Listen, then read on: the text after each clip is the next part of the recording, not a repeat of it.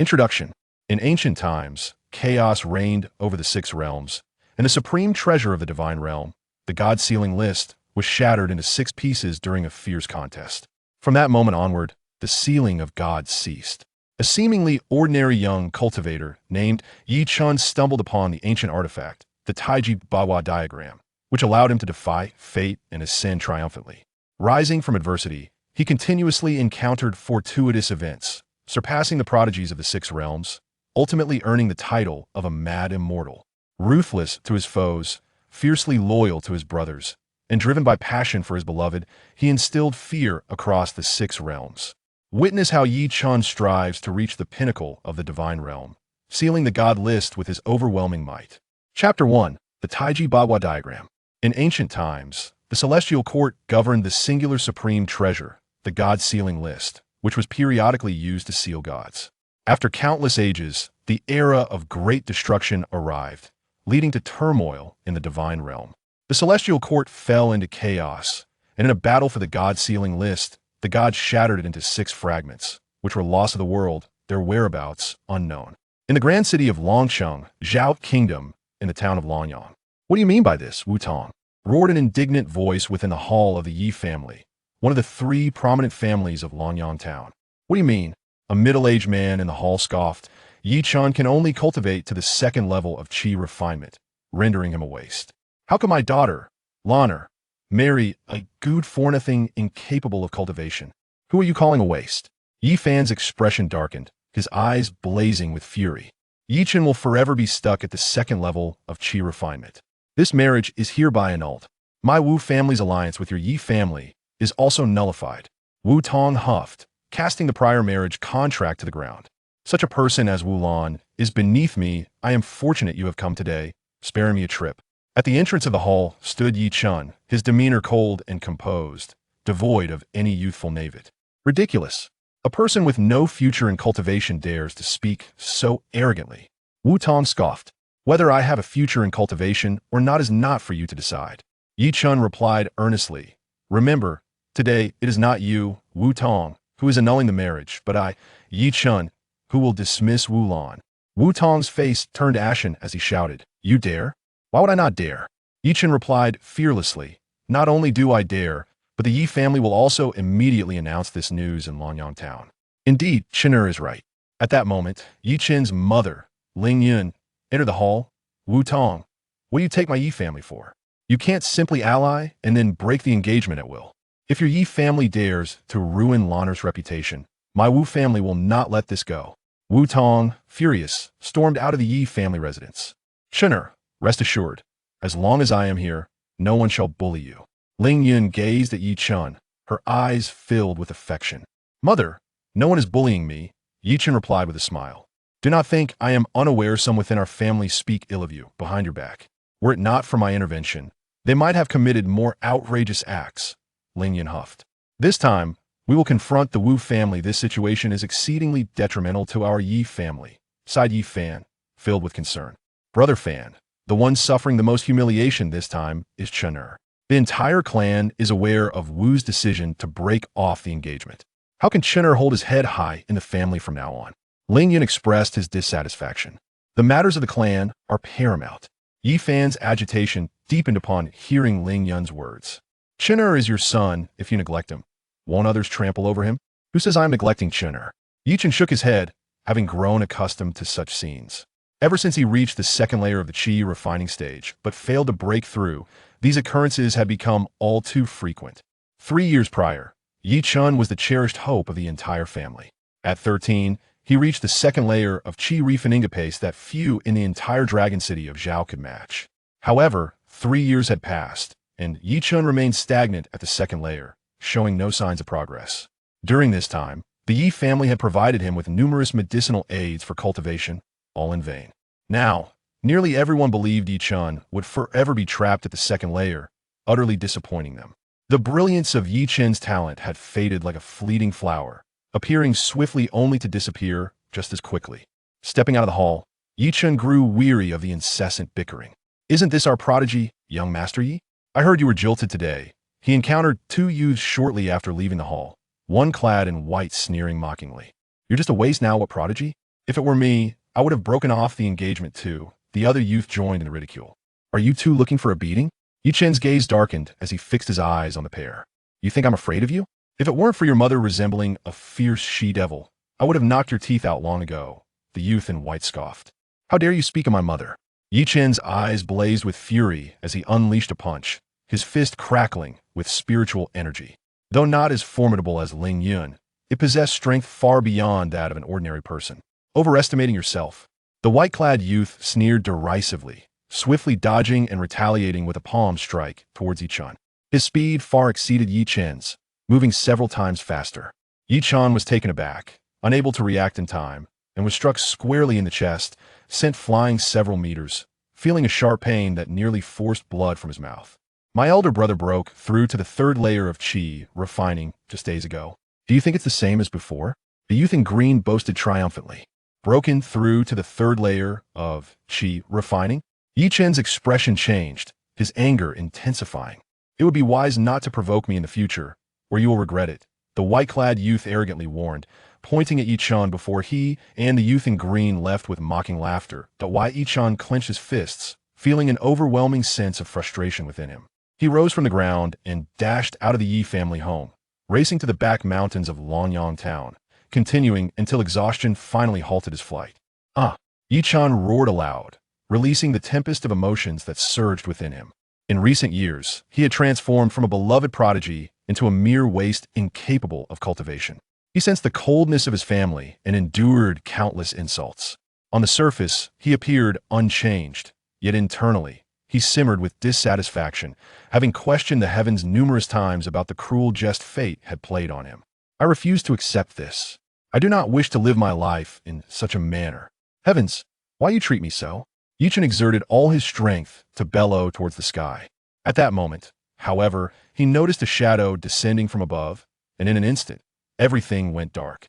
Time passed, though he could not discern how long, until Ye Chen opened his eyes, gazing around in confusion.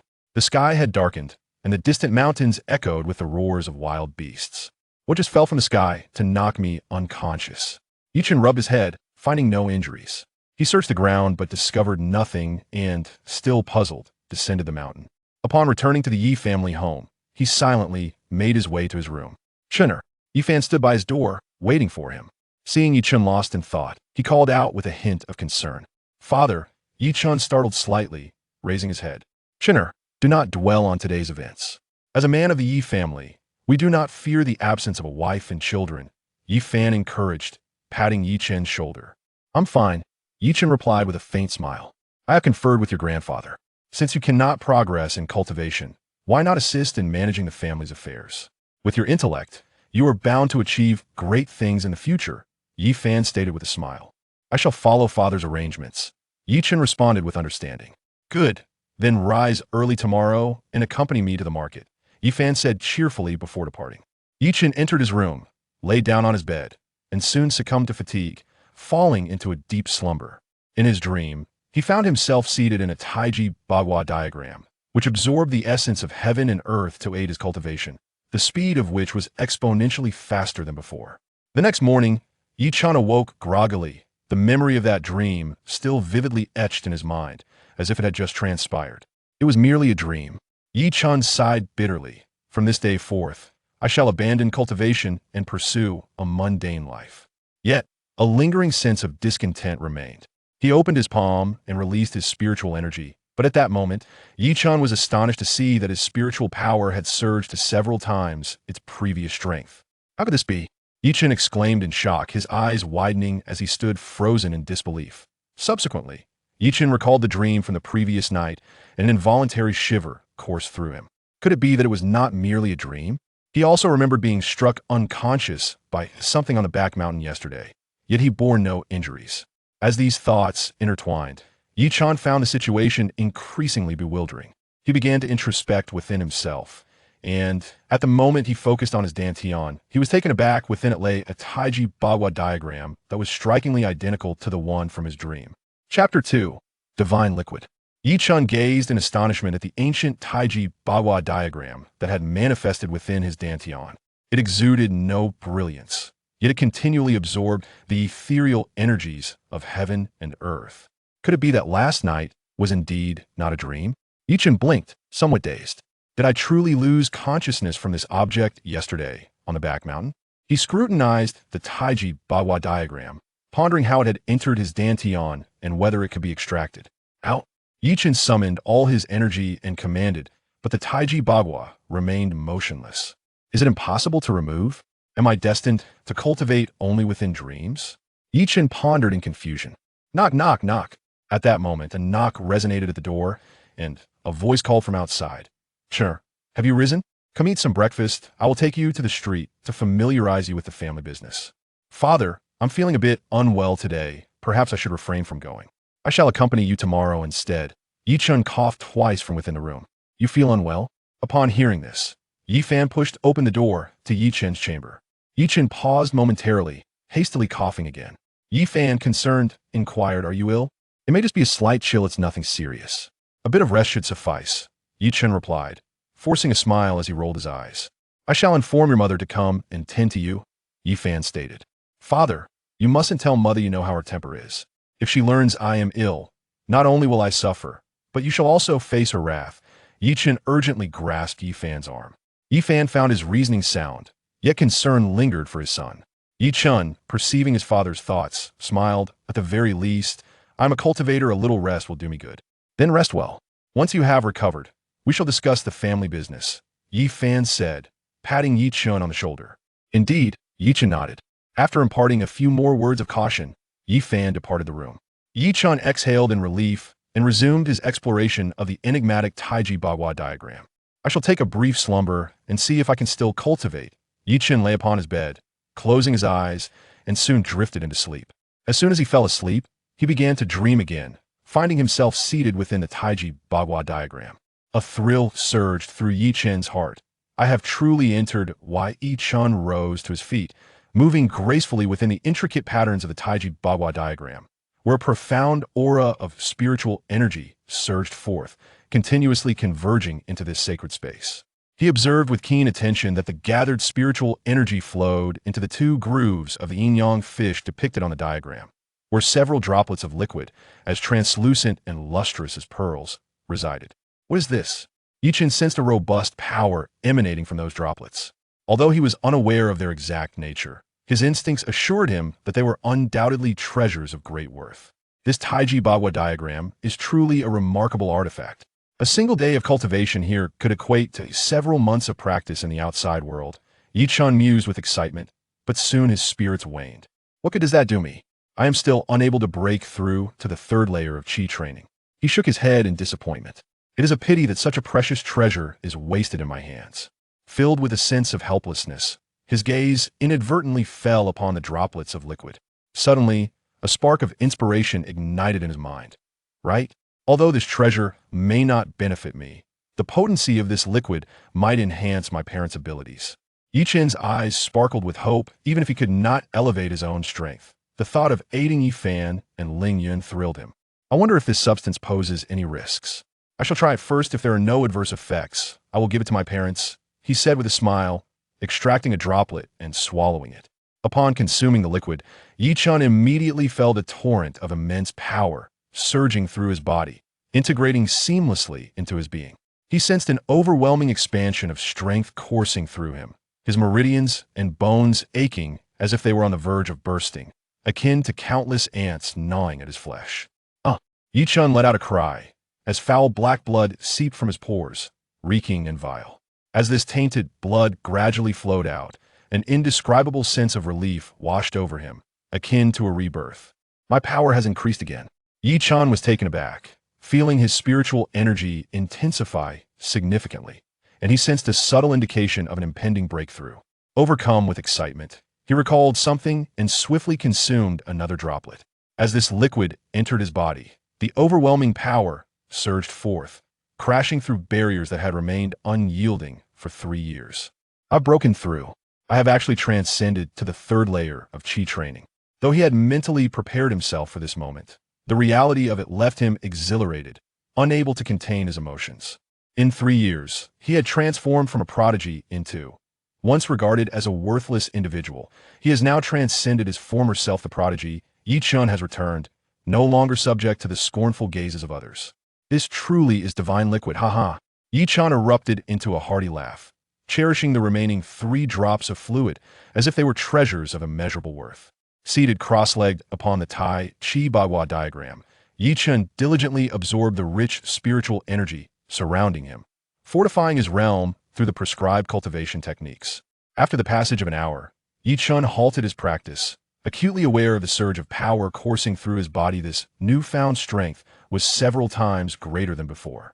Upon awakening from his reverie, Ye Chen found his excitement still uncontainable. He yearned to share this momentous news with Ye Fan and Ling Yun at once. During the past 3 years, Ye Fan and Ling Yun had fretted over him, often due to his frequent quarrels. Now that he had finally broken through, all his worries had dissipated. As Ye Chen pushed open the door and stepped outside, he felt the air was distinctly different, far fresher than it had ever been before. Eager to convey the news of his breakthrough to Ling Yun, he hurried towards Ling Yun's courtyard. At a corner of a long corridor, in his exuberance, Ye Chen failed to notice the white-clad youth and the green-clad youth rounding the bend, resulting in a collision that sent the white-clad youth stumbling backward several steps. Who lacks the sense to watch where they are going? The green-clad youth admonished. Chapter 3. A new beginning. The youth clad in white, named Ye Shi, was the son of Ye Lin, Ye Chen's uncle, and was a few months older than him. The youth dressed in blue was Ye Shi's younger brother, Ye Tian. Useless. Are you blind? Upon seeing Ye Chen, Ye Shi erupted in anger. Who are you calling useless? Ye Chen's expression darkened. I said you were useless. What of it? Are you dissatisfied? Go ahead, hit me. Ye Tian sneered disdainfully. With a loud thud, Ye Chen struck without hesitation, sending Ye Tian flying several yards, caught completely off guard. Coughing up blood, Ye Tian clutched his chest and glared at Ye Chen, roaring, useless. How dare you lay a hand on me? And what if I did? Ye Chen retorted coolly. If you dare touch my brother, I will break your legs today. Ye Shi, protective of his kin, advanced menacingly, intent on punishing Ye Chen. Ye Chen let out a cold snort. His spiritual energy surged, his fists glowing. As he hurled a punch at Ye Shi, startled, Ye Shi realized that Ye Chen's power surpassed his own. The collision forced Ye Shi to stagger backward. Before he could recover from his shock, Ye Chen swiftly appeared before him, delivering another powerful palm strike. With a resounding crash, Ye Shi was propelled several yards, a sharp pain radiating from his chest, leaving him utterly discomfort. Yet, his astonishment grew. Just yesterday, Ye Chen had been defenseless against him, and today, he had surpassed him. Have you broken through to the 3rd level of Qi refinement? Ye Shi gazed at Ye Chen in disbelief. Ye Chen approached Ye Shi, coldly regarding the two brothers, and declared, remember this. If anyone calls me useless again, I won't hesitate to break their legs. And you, Ye Tian, I am your second brother. Should you disrespect me again, it is only natural that I discipline you. Clap. Fueled by fury, Ye Tian opened his mouth to protest. But Ye Chen swiftly struck him across the face, the sound echoing sharply as 5 handprints marked his cheek. Remember, I am your second brother, Ye Chen stated emphatically. Locking eyes with Ye Tian, clutching his swollen face, dared not utter a word in response to Ye Chen's icy gaze. Brother, as sons of the Ye family, I hope we can all contribute positively to our family rather than bully the weak, Ye Chen stated before swiftly departing. Ye Shi stood rooted in place, bewildered. He could not fathom how Ye Chen, who had failed to break through for 3 years, suddenly achieved it overnight. Brother, I will definitely settle this score. Ye Tian muttered coldly, covering his face. You fool. Now that Ye Chen has broken through, the family will undoubtedly value him highly. Can we still act as we did before? Ye Shi scolded vehemently. Mother. Ye Chen rushed into a beautifully adorned courtyard, calling out as he entered. Chenner, what is you in such high spirits? Lin Yun emerged from her room, still possessing an air of grace despite her middle age. Mother, look. Ye Chen did not speak directly. Instead, he opened his palm to release his spiritual energy. A robust force surged forth, shimmering with a radiant glow, completely enveloping Ye Chen's hand. Upon witnessing Ye Chen's spiritual energy, Ling Yun's eyes widened in astonishment, rendered speechless for a moment, before her eyes grew misty. Have you broken through to the 3rd level of Qi training? Indeed. Ye Chen nodded vigorously, seeing the tears of excitement in Ling Yun's eyes. A wave of bittersweet emotion washed over Ye Chen, making his nose tingle. Ling Yun embraced Ye Chen tightly, her heart brimming with joy. Oh, my child, this is truly wonderful. You have finally succeeded.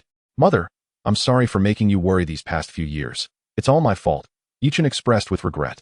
Silly child, this is not your fault. Ling Yun said affectionately, gently stroking Ye Chen's head with a smile of relief. Does your father know about this? I just broke through. He is still unaware, Ye Chen replied with a grin. I shall inform your grandfather. He will surely be overjoyed to hear this, Ling Yun said. Her spirits elevated. After 3 long years, they could finally hold their heads high once more. The news of Ye Chen's breakthrough soon spread throughout the entire Ye family.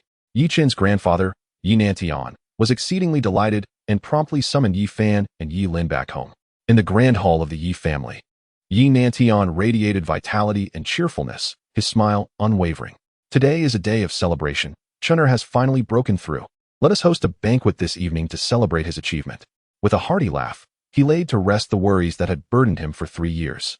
This truly warrants a celebration. Chun'er possesses remarkable talent. If his cultivation were to end here, it would be the greatest loss for our Ye family. Ye Lin remarked with a smile. Chun'er, you will always be the pride of your mother and me, Ye Fan said, his expression calm, yet his heart stirred with excitement. Father, I will strive to continue improving and not disappoint you, Ye Chen declared, his confidence rekindled, reminiscent of the boldness he had 3 years prior. That evening, the entire Ye family gathered together for the banquet. Although they resided in the same courtyard, they rarely dined together except on special occasions. Ye Nantian had always cherished Ye Chen, and now that he had broken through, he was overjoyed and indulged in more wine than usual. At the banquet, the most awkward presence was that of Ye Shi and Ye Lin, who remained silent throughout, with Ye Tian sporting 5 distinct fingerprints on his face. Too fearful to admit it was Ye Chen who had struck him. Ye Shi took the blame upon herself and ultimately faced a scolding from Ye Lin. After the banquet, Ye Chen returned to his room. He opened the window, revealing a bright moon overhead and countless stars adorning the night sky. As he gazed at the celestial scene and reflected on past events, he felt a profound sense of wonder. Taking a deep breath, Ye Chen solemnly declared, From this day forward, this shall be my starting point. My future shall not be confined by this sky. I am determined to soar to the highest heavens. Chapter 4. Humiliation. In the depths of slumber, Ye Chen sat cross-legged within the confines of the Taiji Diagram, engaging in a form of cultivation that far surpassed the pace of his endeavors in the external world. Within just a few hours, he felt as though he had ascended from the initial to the mid-stage of the Qi refinement realm. The swiftness of his progress was beyond mere surprise. It was a profound exhilaration. At this rate, he would soon break through to the 4th layer of the Qi refinement realm. Ye Chen was filled with elation, and he noticed that the divine liquid within the yin-yang fish had increased by yet another drop, totaling 4. Could it be that such divine liquid could be condensed daily? He pondered thoughtfully, stroking his chin. Over the subsequent 2 days, the divine liquid within the yin-yang fish manifested 2 additional drops, leaving Ye Chen both astounded and thrilled. This divine liquid, imbued with potent spiritual energy, would surely aid his grandfather and parents in elevating their realms. After his excitement subsided, Ye Chen nodded resolutely. However, he understood that the secret of the Taiji Diagram must remain concealed. Otherwise, if word were to leak, it could spell disaster for the entire Ye family. Thus, he needed to concoct a plausible explanation for the origin of the divine liquid. Meanwhile, in the grand hall of the Ye family, Ye Fan clutched an invitation. His expression grim. Brother Fan, why do you look so troubled?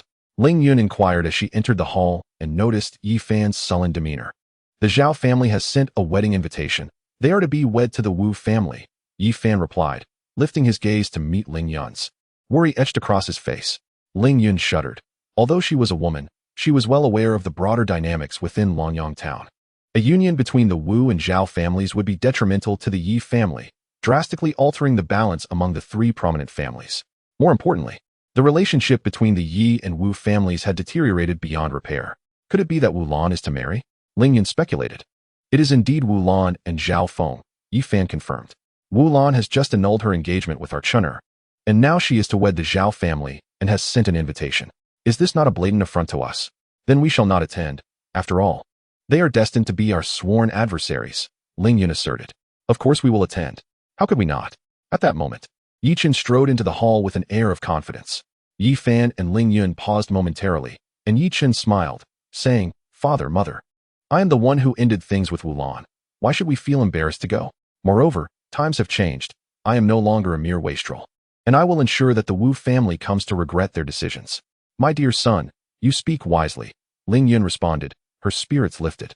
Brother Fan, we shall go, and we must do so with great dignity. We cannot allow the Ye family's reputation to falter. Ye Fan found the sentiment most agreeable, and his mood lightened. The clouds of worry dissipating as he laughed heartily. Indeed, we must go. We cannot let the Ye family's honor be tarnished. Chen, you will accompany me. Let this be an opportunity to demonstrate to all that my son Ye Chen is no fool. The news of the marriage alliance between the Zhao and Wu families has spread throughout Luoyang town, leaving many residents astonished. It was previously rumored that the Wu family had called off their engagement due to Ye Chen's inability to cultivate, leading to significant discord between the two families. Now, so swiftly entering into an alliance with the Zhao family, one must wonder if the Wu and Zhao families are conspiring against the Ye family. This move by the Wu family seems to be a blatant affront to the Ye family, suggesting that the tranquil days in Luoyang town have been disrupted. In 3 days, a spectacle is anticipated. As the townsfolk whispered amongst themselves, the 3 days passed swiftly. On the day of the celebration, the Zhao family was adorned with festive decorations, radiating joy. 3 years prior, when the Ye family and Wu family were engaged, the Ye family had conducted a low-key ceremony. In stark contrast, the Zhao family's ostentatious display felt like a deliberate affront to the Ye family. Invitations were widely distributed, and guests flocked to the Zhao residence, nearly trampling their threshold. Ye Fun and Ye Chen arrived, accompanied by several servants bearing generous gifts, both wearing smiles that belied any semblance of displeasure. This was a stark contrast to the expectations of onlookers. How could the Ye family appear so joyful when the Zhao family was clearly mocking them? Some whispered, speculating that Ye Chen, having been rejected by the Wu family, had come to accept his diminished status. The crowd found the Ye family's demeanor perplexing. Typically, as one of the 3 prominent families in Luoyang town, maintaining face was paramount. Yet, the Ye family's approach seemed to defy conventional reasoning. Zhao and Wu wish to humiliate us. We must not allow them to succeed. Ye Fan reflected, gaining clarity over the past few days. Witnessing the Zhao family's exuberance only fortified his resolve, eliciting no anger from him. Today, it is not the Zhao family that will humiliate us. Rather, we shall ensure that both the Zhao and Wu families are left with no dignity to show. Zhao brother, congratulations. Ye Fan greeted the Zhao family at their doorstep, his demeanor cheerful and devoid of any hint of discontent. Zhao Jin, head of the Zhao family, personally welcomed him, an act meant to showcase the Zhao family's hospitality while also aiming to provoke Ye Fan. Yet, he was taken aback by Ye Fan's jovial demeanor, which was entirely unexpected.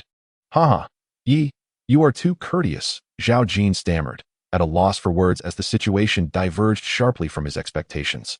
Chen, do not forget to greet Uncle Zhao. Ye Fan chided gently. Hello, Uncle Zhao, Ye Chen replied with a smile.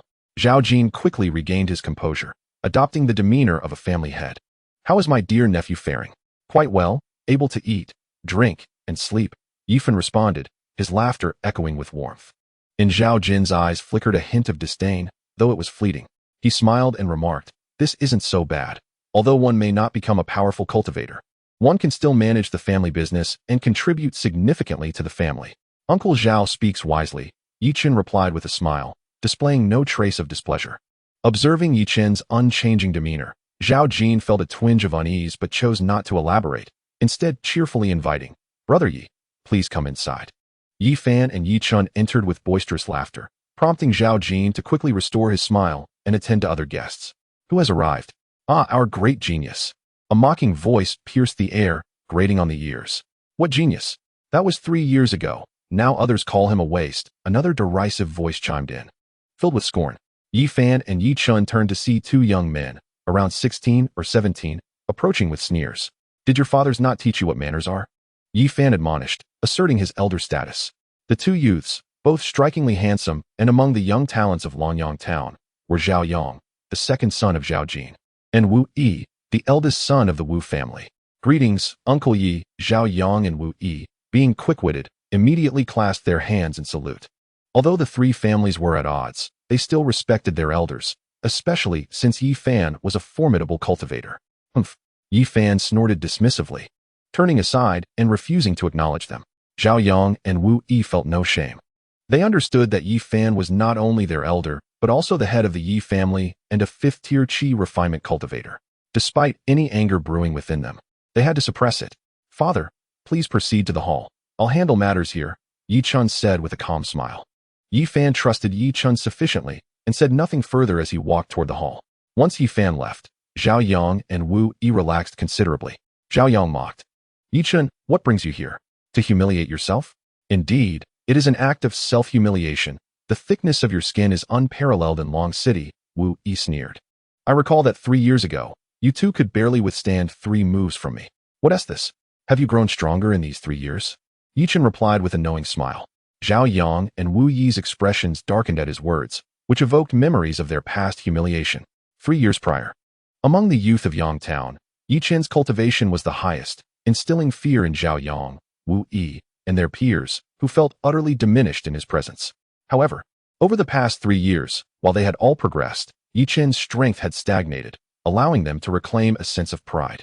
Do you think this is still 3 years ago? What qualifications do you have to speak of the past now? Zhao Yang's expression turned grim. You have been a recluse in your home for 3 years, and we have been unable to settle accounts with you.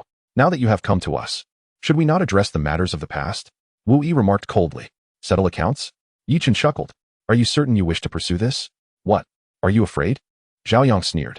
If you lack the courage to act, then at the engagement ceremony, simply proclaim that you are worthless, and we shall consider this matter resolved. Otherwise, unless you remain within the confines of the Yi family, every time you step out, you shall be met with a strike. Such arrogance. Ye Chen scoffed. Since you seek a challenge, I shall oblige you today, just as I did 3 years ago. Ridiculous. We have now ascended to the 3rd level of Qi cultivation. While you, at the 2nd level, dare to speak so boldly. You must not fear the consequences of your words. Wu Yi retorted sharply, channeling his energy as he struck towards Ye Chen. With a swift motion, Ye Chen evaded, causing Wu Yi to strike nothing but air, his expression shifting slightly. Wu Yi, also a practitioner at the 3rd level of Qi cultivation, was not to be underestimated in terms of combat prowess and speed. He quickly adjusted and swung his palm towards Ye Chen once more. This time, Ye Chen did not retreat. Instead, he summoned his energy and countered with a powerful punch. The force of his energy surged forth like 2 brilliant suns, overwhelming Wu Yi with its brilliance. In an instant, Wu Yi felt a tremendous force emanating from Ye Chen's fist, propelling him backward involuntarily, his arms growing numb and trembling. Wu Yi's expression shifted to one of shock as he gazed at Ye Chen, incredulous. How can your energy be so formidable? Have you broken through to the 3rd level of Qi cultivation? Zhao Yang, equally astonished by the scene, was a man of great pride. He summoned his energy and lunged at Ye Chen. Ye Chen met him head-on, unleashing his own energy in a retaliatory strike. At the moment of impact, Zhao Yang felt a force far greater than his own surge forth, knocking him back in an instant. Out! Wu Yi, regaining his composure from the initial shock, bellowed as he summoned a short sword to thrust at Ye Chen. This was a fundamental skill of practitioners, utilizing energy to manipulate objects from a distance. As the short sword lunged towards him, Ye Chen was undeterred. A glint of cold light flickered in his eyes as he drew forth a pitch-black short sword from his sleeve. With a clash, the 2 swords collided, sparks flying. Ye Chen's energy far surpassed that of Wu Yi, thus amplifying the force of his attack, causing Wu Yi's sword to be repelled and clatter to the ground. At that moment, Zhao Yang also produced a short sword, his energy enveloping it, transforming the ordinary weapon into a radiant blade. Ye Chen waved his hand, directing the dark sword to engage with Zhao Yang's, leading to a fierce confrontation.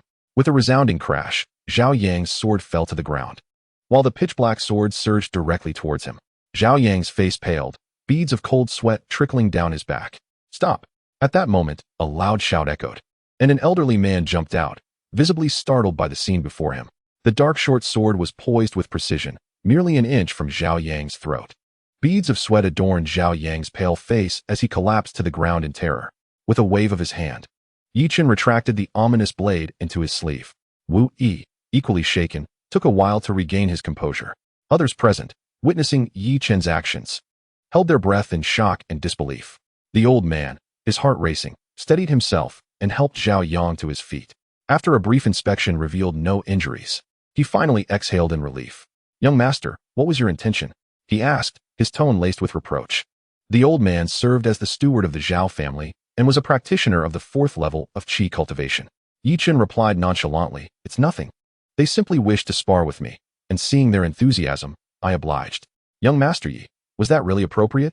If something had gone awry, my young master could have been in grave danger, the steward said, a flicker of anger flashing in his eyes at Ye Chen's nonchalance.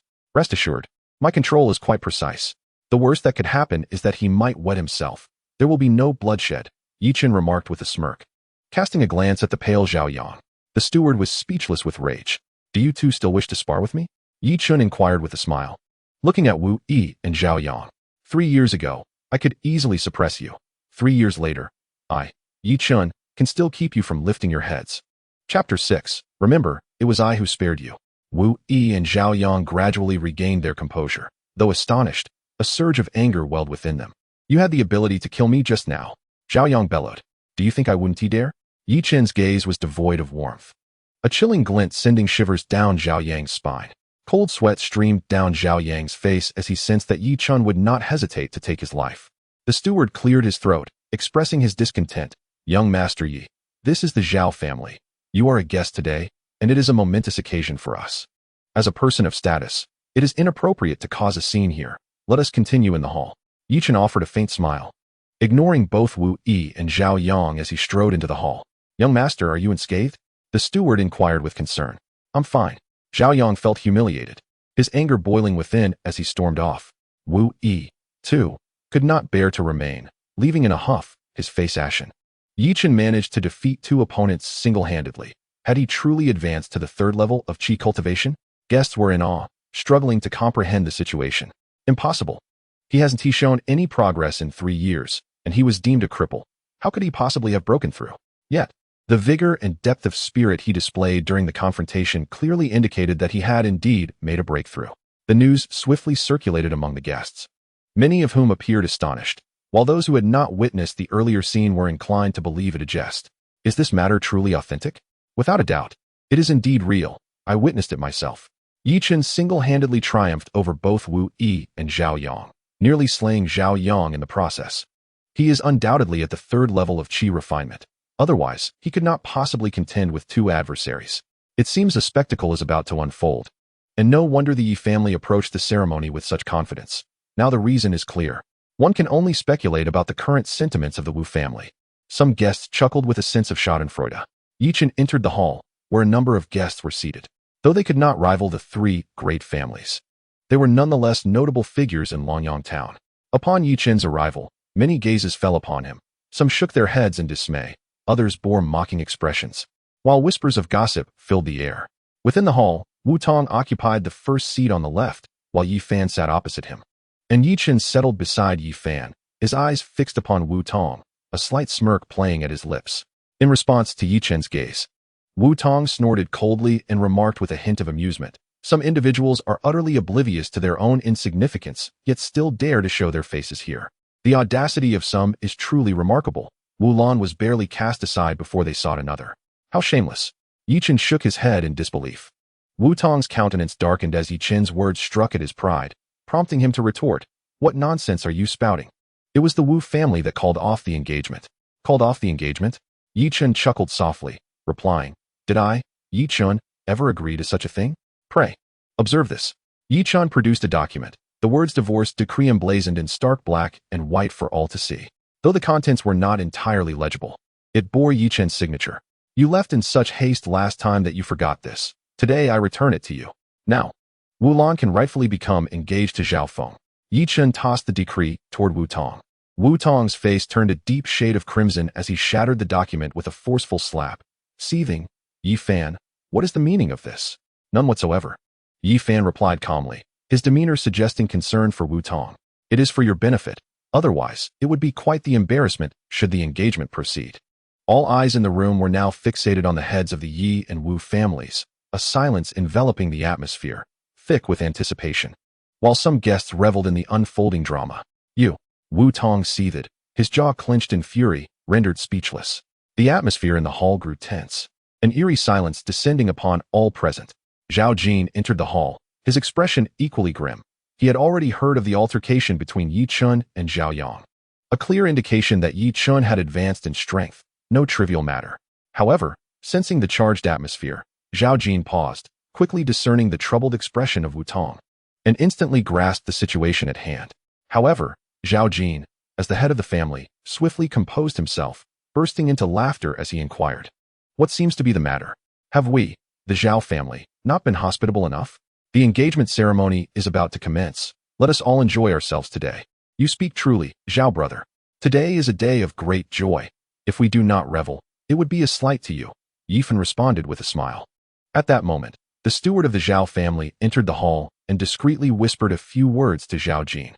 Zhao Jin nodded in acknowledgement, and the elder steward cleared his throat, raising his voice to announce, "The engagement ceremony now begins."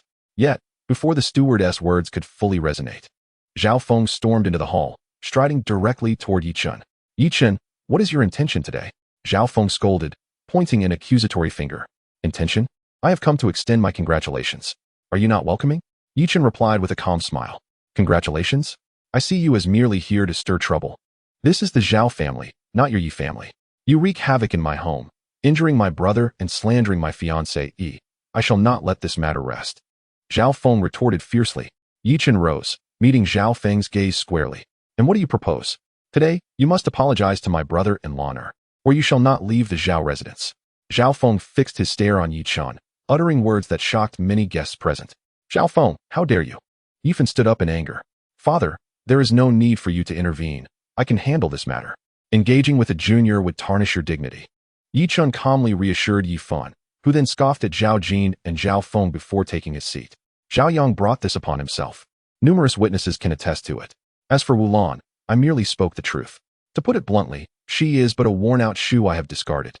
"Now hand it over to you," Ye Chen said, shrugging and smiling generously. "What did you just say?" At that moment, a young woman in a crimson dress approached, her face etched with anger. This was Wulan.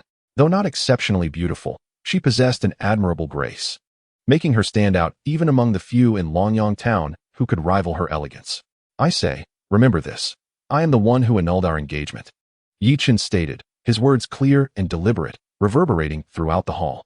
Wu Lan's expression soured, her eyes aflame with fury, while Zhao Feng, unable to contain his rage, thundered, "Ye Chen, if you do not apologize today, you shall have no place here." Chapter 7. A forceful return to the Zhao family hall, which ought to have been filled with jubilant celebration, had instead transformed into a scene of palpable tension and hostility. The guests present held their breath, silently observing the unfolding drama. "Zhao brother, is this how you entertain guests?" Ye Fen expressed his discontent. "Is this how you treat your guests, Ye brother?" Zhao Jin's countenance also shifted, revealing his displeasure. "You have slandered my daughter, which is a disgrace to the Wu family, and you have injured young Master Zhao. Is this the upbringing of your Yi family? Is this your way of conducting yourselves?" Wu Tong rose, finding a topic to counterattack with a mocking tone. "It is certainly preferable to your family's superficiality. At least we conduct ourselves with integrity and a clear conscience." Ye Fen retorted sharply. "Since this is a matter between the younger generation, it would be inappropriate for us elders to intervene. Let them resolve it themselves. And also allow everyone to witness the capabilities of the Yi family's young master," Wu Tong sneered. However, as he spoke, a sudden realization crossed his mind, and his expression shifted as he turned to Zhao Jin. "What did you just say? What do you mean?" Zhao Jin was momentarily taken aback, utterly perplexed by Wu Tong's inquiry. "You mentioned that Ye Chen had defeated Zhao Yang?" Wu Tong finally grasped the situation, staring at Zhao Jin in astonishment. "Not only Zhao Yang, but also your son, Wu Yi, was bested by him." Zhao Jin glared at Ye Chen, letting out a scoff. "What?" Wu Tong's eyes widened in disbelief. He was completely flabbergasted. Wu Yi had broken through to the third layer of Qi refinement 6 months ago, while Ye Chen had only reached the second layer a few days prior. How could he have advanced so rapidly? "It is indeed inappropriate for us to meddle in the affairs of the younger generation. Let them sort it out themselves while we stand by and observe." Ye Fen chuckled lightly at Wu Tong's astonished expression, brimming with confidence in Ye Chen. Wu Tong's complexion darkened once more as he shot a glance at Zhao Jin, who glared back, seething with frustration, wishing to chastise Wu Tong for his foolishness. Yet, at this moment, retreating was not an option, and he could say nothing further. "Are you certain you wish to engage in combat with me?" Ye Chen inquired with a playful smile, directing his gaze at Zhao Feng. "Indeed, if you refuse to apologize, I shall compel you to do so," Zhao Feng declared angrily. Ye Chen replied with a smile. "Since you wish to fight, let us take this outside. I welcome a fair duel with you." Ye Chen strode towards the exit, not even glancing at Wulan. Zhao Feng stormed out to the hall, where numerous guests had gathered to witness the impending duel. Many had missed the earlier confrontation between Ye Chen, Zhao Yang, and Wu Yi, and now they were filled with anticipation, eager to confirm whether Ye Chen had truly achieved a breakthrough. "Do not say I have not given you a chance. I shall allow you 3 strikes," Ye Chen proclaimed, standing with his hands clasped behind his back, a light chuckle escaping his lips. Zhao Feng's anger intensified. This was a blatant insult, an affront to his dignity that he could not tolerate. The energy within his palms surged, robust and dense, signifying his attainment of the mid-stage of the third layer of qi refinement. With a fierce shout, he lunged at Ye Chen, his palms striking downward in rapid succession, the energy transforming into formidable, sword-like blasts. Ye Chen evaded with agile grace, gathering a substantial amount of energy in his palms, which shone brilliantly. After 3 exchanges, he countered with his palms like blades, slicing downwards. It must be noted that Zhao Feng's strength far surpassed that of Zhao Yang and Wu Yi. He was not one to be easily dispatched by Ye Chen. Bang! The two engaged in a fierce battle, their palms colliding, and both were forced to retreat several steps. The spectators were utterly astonished, as cultivators. They all discerned that Ye Chen had not only broken through to the third layer of qi refinement, but had also attained mid-stage proficiency. How could this be possible? Wu Tong's expression grew increasingly grim, utterly incredulous. Another minor breakthrough had occurred. After 3 years, it was indeed a case of profound accumulation leading to sudden emergence. Ye Chen was overwhelmed with excitement. Zhao Jin's countenance darkened. Given the current state of the battle, he felt uncertain about whether Zhao Feng could emerge victorious. Ye Chen unleashed a flurry of powerful punches, each infused with radiant spiritual energy, robust and pure, far exceeding Zhao Feng's own. This prowess stemmed from Ye Chen's training within the Taiji Diagram, which absorbed exceptionally pure spiritual energy, devoid of any impurities, thus rendering it superior to that of others. Zhao Feng, increasingly alarmed, found himself forced to retreat under Ye Chen's formidable assault. Originally, he had believed Ye Chen to be merely at the early stage of the third tier of qi training. But he was astonished to discover that Ye Chen was at the mid-stage, and his spiritual energy was even more substantial than his own. Zhao Feng was nearly out of options. He leaped backward, brandishing a short sword that glimmered like lightning as it charged forward. Ye Chen let out a cold shout, and a pitch-black short sword burst forth from his sleeve, enveloped in dense spiritual energy, colliding powerfully with Zhao Feng's blade. The clash produced a crisp sound as Zhao Feng's sword was repelled. Zhao Feng summoned his spiritual energy once more to propel the short sword forward. But Ye Chen's ebony blade suddenly surged with even greater intensity, shattering Zhao Feng's weapon, which clattered to the ground. Ye Chen's dark sword then surged toward Zhao Feng, causing Zhao Jin's expression to change dramatically, and the onlookers collectively gasped, holding their breath. The black sword halted just an inch from Zhao Feng's forehead, showcasing Ye Chen's remarkable control. Zhao Feng's face turned pale, devoid of any color, a bead of sweat trickling down his forehead, and a gurgling sound emanated from his throat. Zhao Jin exhaled in relief, while the gathered guests also sighed deeply, except for Yi Fun, who remained composed and unperturbed. He knew his son well enough not to worry. You have lost. 3 years ago, you were not my match, and 3 years later, you still are not. No matter the time, I, Ye Chen, can always render you breathless. Ye Chen's voice was not loud, yet it resonated in Zhao Feng and Wu Lan's minds like thunder. Has that genius returned? Many guests swallowed hard, gazing at Ye Chen with incredulity. Wu Tong's face was exceptionally grim. Just as he had called off the engagement, Ye Chen had made a breakthrough. Was this sheer misfortune or mere coincidence? Or perhaps a deliberate act by the Yi family? Regardless, it was clear that any possibility of mending ties between the Wu and Yi families had vanished completely. I wish you both a blissful union. As the guests stood in stunned silence, Ye Chen offered a faint smile and a blessing to Zhao Feng and Wu Lan before turning to leave. Wu Lan appeared dazed, lost in thought, while Zhao Feng was overwhelmed with despair, having suffered a thorough defeat in this battle. Chapter 8. The little which it has been 4 or 5 days since the engagement between Feng and Wu Lan, and the entire Longyang town is still abuzz with discussions about Ye Chen's actions at the Zhao family, which have brought disgrace upon both the Zhao and Wu families. Simultaneously, nearly everyone is awestruck by Ye Chen's formidable prowess. Among the younger generation of affluent heirs in Longyang town, who could possibly rival Ye Chen? The Zhao and Wu families aim to humiliate the Yi family, only to receive several resounding slaps in return. Ye Chen is acutely aware of the current situation in Longyang town, while his actions have provided a momentary sense of vindication. They have also catalyzed an alliance between the Zhao and Wu families to target the Yi family. Thus, he must devise a strategy to strengthen the Yi family, enabling them to withstand the onslaught from the Zhao and Wu clans. It is imperative that his grandfather and parents elevate their realms. Determined, Ye Chen resolves that this matter cannot be delayed any longer. Only when the Yi family collectively enhances their levels will they be unafraid of the Zhao and Wu alliance. He extracts 2 drops of divine liquid from his dreams and dilutes it in clear water, preserving the overall spiritual essence. After meticulously crafting his narrative and finding it satisfactory, he proceeds to the small courtyard where Ye Fan and Ling Yun reside. It is evening, the perfect time for dinner. After enjoying the meal, Ye Chen cheerfully announces, "Father, Mother, I have something to present to you." Ye Fan and Ling Yun exchange curious glances, intrigued by Ye Chen's demeanor. Ye Chen produces 6 bottles of the diluted divine liquid and states, "Father, Mother, the reason I was able to break through to the 3rd level of Qi training is due to these." "What is this?" Ye Fan inquires, astonished. "This is a divine liquid I stumbled upon deep within Longyang Mountain on the day Wu Tong called off the engagement. I was in a rather foul mood and unknowingly ventured deep into the mountains, where I discovered a spring. After tasting its waters, I sensed its profound spiritual energy and realized I had encountered a treasure, thus I collected it all." Continuing with his carefully constructed tale, Ye Chen adds, "After consuming this divine liquid, I experienced a breakthrough. I refrained from sharing this with you earlier, fearing that the news might leak and lead to complications." Ye Fan and Ling Yun gaze at Ye Chen in shock. Ye Fan asks, "Are you truly speaking the truth?" Ye Chen nods vigorously, his expression sincere, betraying no hint of deception.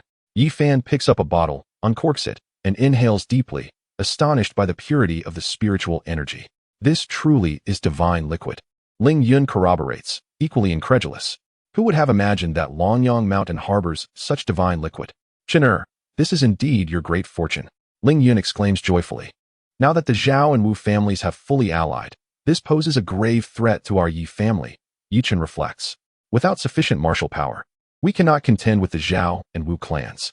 Therefore, grandfather, father, and mother, you must hasten your elevation of realms.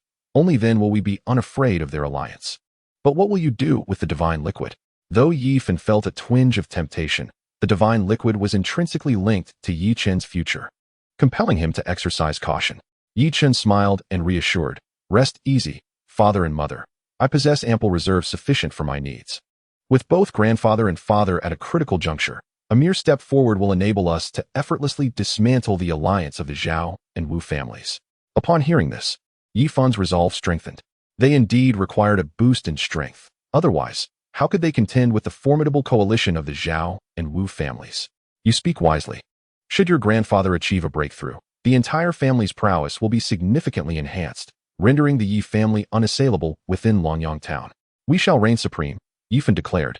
Invigorated by the prospect, he reflected, the reason the 3 families have maintained a precarious equilibrium is due to their comparable martial strength, each unable to displace the others. However, if your grandfather were to succeed, the entire dynamic would irrevocably shift. "Father, you need not conserve the divine liquid on my behalf. I am still youthful and possess ample time for cultivation," Ye Chen replied with a smile, producing 4 additional vials of the divine liquid. Ye Fan's gaze lingered on the 10 vials, his eyes ablaze with fervor. These vials represented not merely divine liquid, but also the promise of transforming the entirety of the Ye family's fortunes. Without hesitation, he accepted the divine liquid and made his way to seek out Ye Nantian. Since that fateful day, Ye Nantian had declared seclusion, forbidding any disturbances until his emergence. Ye Chen exhaled in relief, grateful that no suspicions had arisen. "It is time for me to enhance my own strength," he mused. Upon returning to his chamber, he reclined on his bed and succumbed to slumber. Each night, once asleep, he seamlessly entered the Taiji Diagram for cultivation. Pure spiritual energy streamed into Ye Chen's body, illuminating him with a radiant glow, evoking a sense of solemn majesty. Meanwhile, on the streets of Longyang Town, the sound of a woman's light call and the rhythmic clatter of hooves echoed. A white horse galloped down the thoroughfare, prompting pedestrians to hastily step aside. Upon catching sight of the maiden clad in purple atop the steed, their expressions shifted dramatically, as if confronted by a specter. "Oh no, the little demoness has returned," someone shouted in a frenzy. "How could she be back in less than 3 months? Wasn't she supposed to be gone for half a year? We're doomed. Our good days are at an end." On the streets, whether vendors or shopkeepers, even passers-by wore expressions of despair, as though calamity were imminent. The white horse came to a halt before the Ye family's entrance, and the purple-clad maiden, wielding a whip, strode boldly through the gates, leaving the 2 guards momentarily stunned. "That is the 4th miss. Alas, the 4th miss has returned." The guards trembled simultaneously, their minds flooded with haunting memories of past encounters. As the purple-clad maiden made her way, many servants felt their hearts skip, nearly fainting from the shock. "Elder brother," the purple-clad maiden exclaimed, racing towards Ye Chen's courtyard. In the serene confines of his room, Ye Chen was indulging in a luxurious bath, the water enriched with a divine essence, an epitome of extravagance. Suddenly, he heard someone calling out to him. Before he could fully comprehend the situation, his door was forcefully swung open, and a figure clad in purple swiftly appeared before him. "Ah!" Ye Chen's startled scream echoed throughout the room, nearly shaking the very rafters. "Brother, what are you shouting about?" the purple-clad girl remarked, covering her ears with a disgruntled expression. "What are you doing?" "I'm bathing, and I'm not dressed." "How could you enter without knocking? Do you not realize I'm unclothed?" Ye Chen exclaimed, his eyes wide with disbelief, his words tumbling out incoherently. The girl blinked innocently, unfazed. "It's not like I've never seen you before. Why such a fuss?" Ye Chen's expression darkened as he recalled some embarrassing memories from the past. Memories that brought tears to his eyes. "What brings you back?" he asked, astonished. "I missed you, so I returned," the girl replied, her eyes narrowing into crescent moons, flashing a bright, cheerful smile that revealed her pristine white teeth. "Could you at least let me get dressed first?" Ye Chen pleaded, gazing at her with anticipation. "Go ahead and dress. I'm not stopping you," she retorted casually. Ye Chen's frustration grew. "If you don't step outside, how am I supposed to dress? What's the big deal? If you don't want me to look, then I won't. Who cares?" The girl pouted before casting a dismissive glance at Ye Chen and turning to leave the room. With a wry smile, Ye Chen rose to get dressed and emerged from his room, where the girl eagerly linked her arm with his. "Brother, let us go for a stroll. It's dreadfully boring at grandfather's house, and I feel stifled." This girl was Yi Lin's youngest daughter, named Yi Wen. From a young age, she had shared a close bond with Ye Chen, far more so than with Yi Shi or Yi Tian. The moniker Little, which was closely associated with her, a title stemming from her camaraderie with Ye Chen. In her childhood, she would eagerly follow him around, basking in his strength, which made her peers tremble in fear at the mere mention of the little witch. "Very well, it has been quite some time since I last wandered the streets. But remember, no mischief today, otherwise you'll have to venture out alone in the future," Ye Chen cautioned. "I will behave," Yi Wen promised earnestly. "Who would believe you?" Ye Chen rolled his eyes at her. Yi Wen flashed her bright smile, appearing exceptionally obedient. Ye Chen held a deep affection for her, for in the past 3 years, when others had turned their backs on him, she had remained steadfast, defending him against any ill words. Those who stand by you during your glory may not always be true allies, but those who persist in their kindness during your trials are the ones who genuinely care.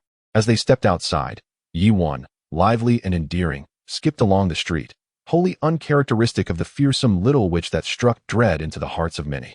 Vendors and shopkeepers along the bustling thoroughfare were cautious and apprehensive, refraining from speaking indiscriminately. Some sweet vendors and sellers of delectable treats eagerly approached her with offerings. "Miss, would you care for a candied hawthorn? It is delightfully sweet and tangy." "Miss, I have just steamed some soup dumplings. Do try them." "Miss, I have the latest little trinkets. Please accept them." After a stroll through the market, Yi Wen found her hands overflowing with goodies, with Ye Chen assisting her in carrying the bounty. The merchants, relieved to see Yi Wen in high spirits, exhaled in relief. Longyang Town boasted 3 main streets, each governed by one of the 3 prominent families, converging at a junction known as the Triangle Area. This public space was not under the jurisdiction of any single family, thus attracting a multitude of vendors, resulting in a vibrant marketplace filled with a plethora of goods at reasonable prices. In their youth, the young scions of the 3 families often frequented this lively locale, where they encountered a trove of peculiar items, some even stumbling upon damaged magical artifacts. As Ye Chen and Yi Wen arrived at the Triangle Area, the cacophony of vendors hawking their wares and the lively banter of passers-by filled the air. It had been a long time since Ye Chen last visited this place, and he couldn't help but smile with nostalgia. Since the 2nd year of his stagnant cultivation, he had seldom ventured out, making visits to such places a distant memory. "I haven't been here in months either," Yi Wen chirped, bouncing around like a cheerful little sparrow. "It's become even more bustling." Sauntering through the Triangle Area, Ye Chen reflected on the black short sword tucked within his sleeve, a treasure he had unearthed here nearly 3 years prior. Though not a magical artifact, its durability surpassed that of ordinary weapons, crafted from superior materials, granting it a notable advantage in combat. In a secluded corner, he spotted a gaunt old man resembling a monkey, lazily leaning against the wall, puffing on a pipe while basking in the sunlight, a look of contentment adorning his face. Ye Chen approached, hoping for a stroke of luck, and was pleasantly surprised to find the old man still there after nearly 3 years. Upon noticing a visitor, the old man perked up, and upon recognizing Ye Chen, his face split into a broad grin. "Young Master Ye, what catches your eye today? Everything is half price." Ye Chen chuckled, surveying the array of items before him. While there were many, none captured his interest at first glance. Shaking his head, he replied, "These items are quite ordinary. Acquiring them would serve little purpose." Upon hearing this, the old man glanced around and, with an air of mystery, said, "Young Master Ye, I possess an item that I acquired 2 years ago, which I have kept hidden out of fear of attracting trouble. Since you, young Master Ye, have graced me with your presence, I will not conceal it any longer. If it catches your eye, I assure you it will be offered to you at half price." Intrigued by the enigmatic tone, Ye Chen smiled and replied, "Then let us see it. If it is truly a treasure, rest assured, I shall not shortchange you." The old man, now filled with joy, quickly retrieved a filthy cloth bag from his bosom. The bag was a dark golden hue, measuring slightly over a foot in length, with an opening of less than a foot in diameter. "Is this the bag in question?" Ye Chen furrowed his brow. "Young Master Ye, this bag is no ordinary one. Although I am unable to discern its exact purpose, I have tested it. It cannot be burned by fire nor cut by a blade. Any common bag would surely turn to ashes when exposed to flames, let alone withstand a knife." Ye Chen, piqued with interest yet skeptical, inquired, "Is that truly the case? If you doubt it, I can demonstrate for you right now," the old man replied, producing a short knife and forcefully dragging it across the bag's surface. Not only did it remain unscathed, but there were no marks left behind. Subsequently, he held it to the fire, and the bag exhibited no reaction whatsoever, proving itself impervious to both blade and flame. Ye Chen stood in stunned silence. This could only be described as a magical artifact, undoubtedly a remarkable treasure. "What is the price of this bag?" he finally asked, regaining his composure. "If the young master desires it, how about a piece of red crystal?" The old man's eyes sparkled with excitement as he quickly suggested. The red crystal, also known as spirit crystal, is an essential resource in the realm of cultivation.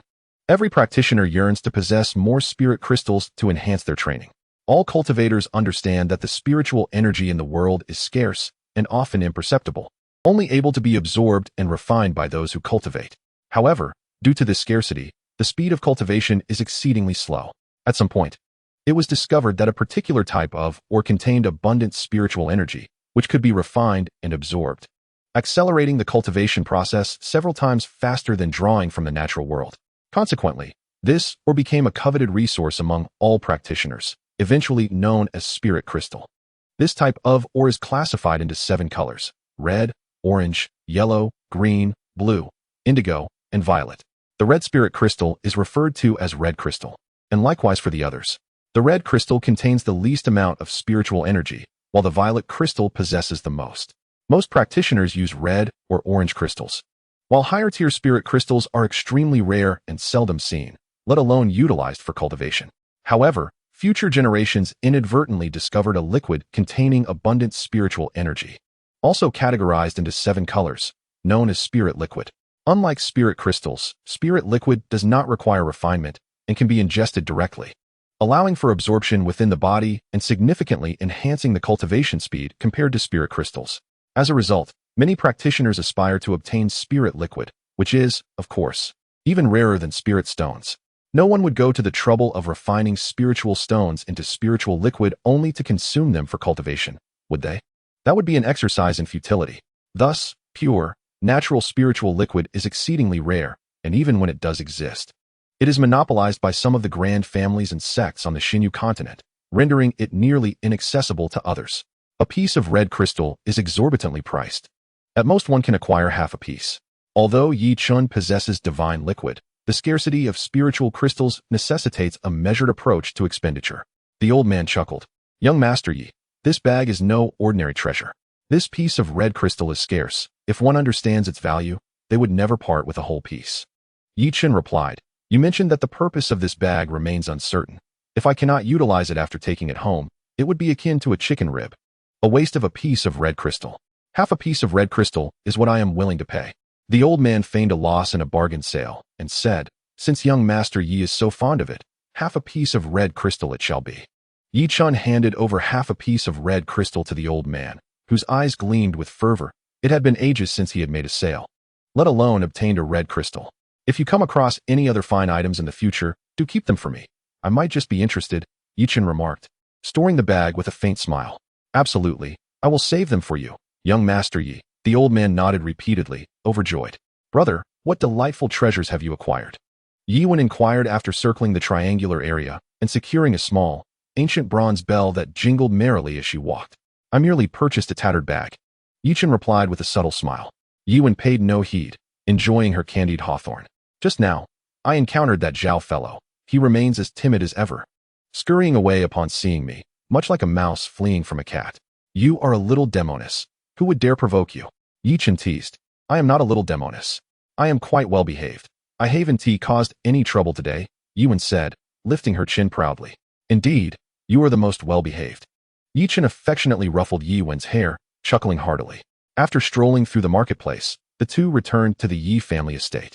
Upon her return, Yi Wen was promptly summoned by a steward, who appeared quite anxious, stating that Yi Lin was looking for her. Ye Chen returned to his room alone. Retrieving the bag he had purchased for further examination, he tested it with a short sword, making several cuts, and even subjected it to flames for half an hour. Yet the bag remained unscathed. It seemed that this bag had an extraordinary origin. Even without additional functions, its defensive capabilities were commendable, impervious to blades and immune to fire. It could undoubtedly withstand typical attacks. Ye Chen nodded thoughtfully.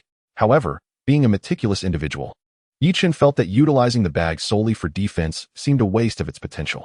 He stepped out of his room and made his way to a pavilion within the estate, the Yi family's library, which housed various texts, many of which provided insights into this world and information on cultivation practices. This pavilion was overseen by a single steward, and direct descendants of the Yi family could freely enter and peruse the volumes, though they were prohibited from removing any materials from the pavilion. This attic is a place that Ye Chen seldom visits. 3 years ago, he was rather complacent and rarely set foot here. During the days when his cultivation stagnated, he came only to seek methods for improvement. Now, Ye Chen realizes that his understanding of this world of cultivation is woefully inadequate. One might say he has been living in ignorance. After all, the Yi family is a lineage of cultivators, possessing resources far superior to those of other practitioners in Longyang Town. Ye Chen perused various materials, familiarizing himself with the fundamental knowledge of the cultivation realm. Among these texts, one chapter specifically discussed a commonly utilized tool among cultivators, the Chinquan bag. While the Chinquan bag is incapable of offensive actions, it possesses an astonishing internal space, appearing merely palm-sized or slightly larger on the surface, yet capable of housing an immense volume within. Generally, a low-tier Chinquan bag contains at least several cubic feet, while a high-tier Chinquan bag could encompass an entire mountain range without issue. Upon reading this, Ye Chen's eyes lit up. Could it be that the cloth bag he acquired was indeed a Chinquan bag? According to the records, to utilize a Chinquan bag, one must first establish ownership by dripping blood upon it. If the previous owner is still alive, one must erase the former mark before re-establishing ownership. Ye Chen hastily closed the book and rushed back to his room. After securing the doors and windows, he retrieved the cloth bag, bit his finger to draw blood, and let a drop fall upon the bag. His heart raced with anticipation as he fixed his gaze on the bag, watching for any changes. The blood vanished upon contact with the fabric, causing Ye Chen's pupils to constrict in excitement. As described in the ancient texts, if the blood merges with the Chinquan bag, it signifies successful ownership, granting him the ability to use it. Focusing his mind, he indeed sensed a space within, albeit only a few cubic feet in size, entirely empty. To think that he had acquired a Chinquan bag for merely half a red crystal was truly a stroke of fortune. Ye Chen was overjoyed, finding it difficult to part with the bag. Despite its lack of offensive capability, the Chinquan bag is an essential item for countless cultivators. Consider the predicament of someone wishing to carry numerous spirit crystals without a Chinquan bag. How would they manage? While small quantities are manageable, larger amounts would be exceedingly troublesome. Chapter 11. The incident with Yi Fan. It seems that fortune has indeed smiled upon me.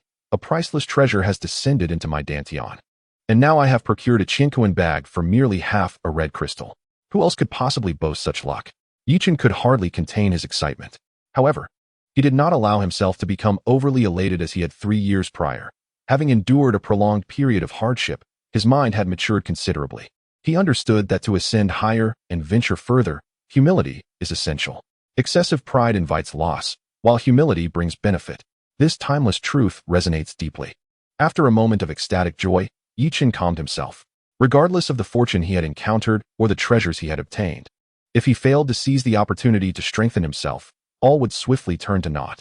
Ye Chen reclined on his bed, poised to drift into the realm of slumber when a sudden thought struck him. Although dreaming could elevate one's cultivation, it seemed rather cumbersome. Surely, one could not rely on sleep for every session of training. Might it be possible to enter that state through sheer consciousness? A spark of inspiration ignited in Ye Chen's eyes as he recalled his experiences with the Chinquan pouch, and he promptly embarked on an experiment. He closed his eyes, focusing his mind on the Taiji Diagram, and astonishingly succeeded in immersing himself within its intricate design, filling him with delight. After several attempts, he mastered the art of entering and exiting at will, thereby alleviating the inconvenience of sleep during his cultivation. My cultivation has reached the mid-stage of the third layer of qi refinement. It is indeed time to ascend to the next level, Ye Chen mused. Previously, he had restrained himself from making rapid progress out of concern for establishing a solid foundation, fearing that hasty advancement might hinder his future endeavors.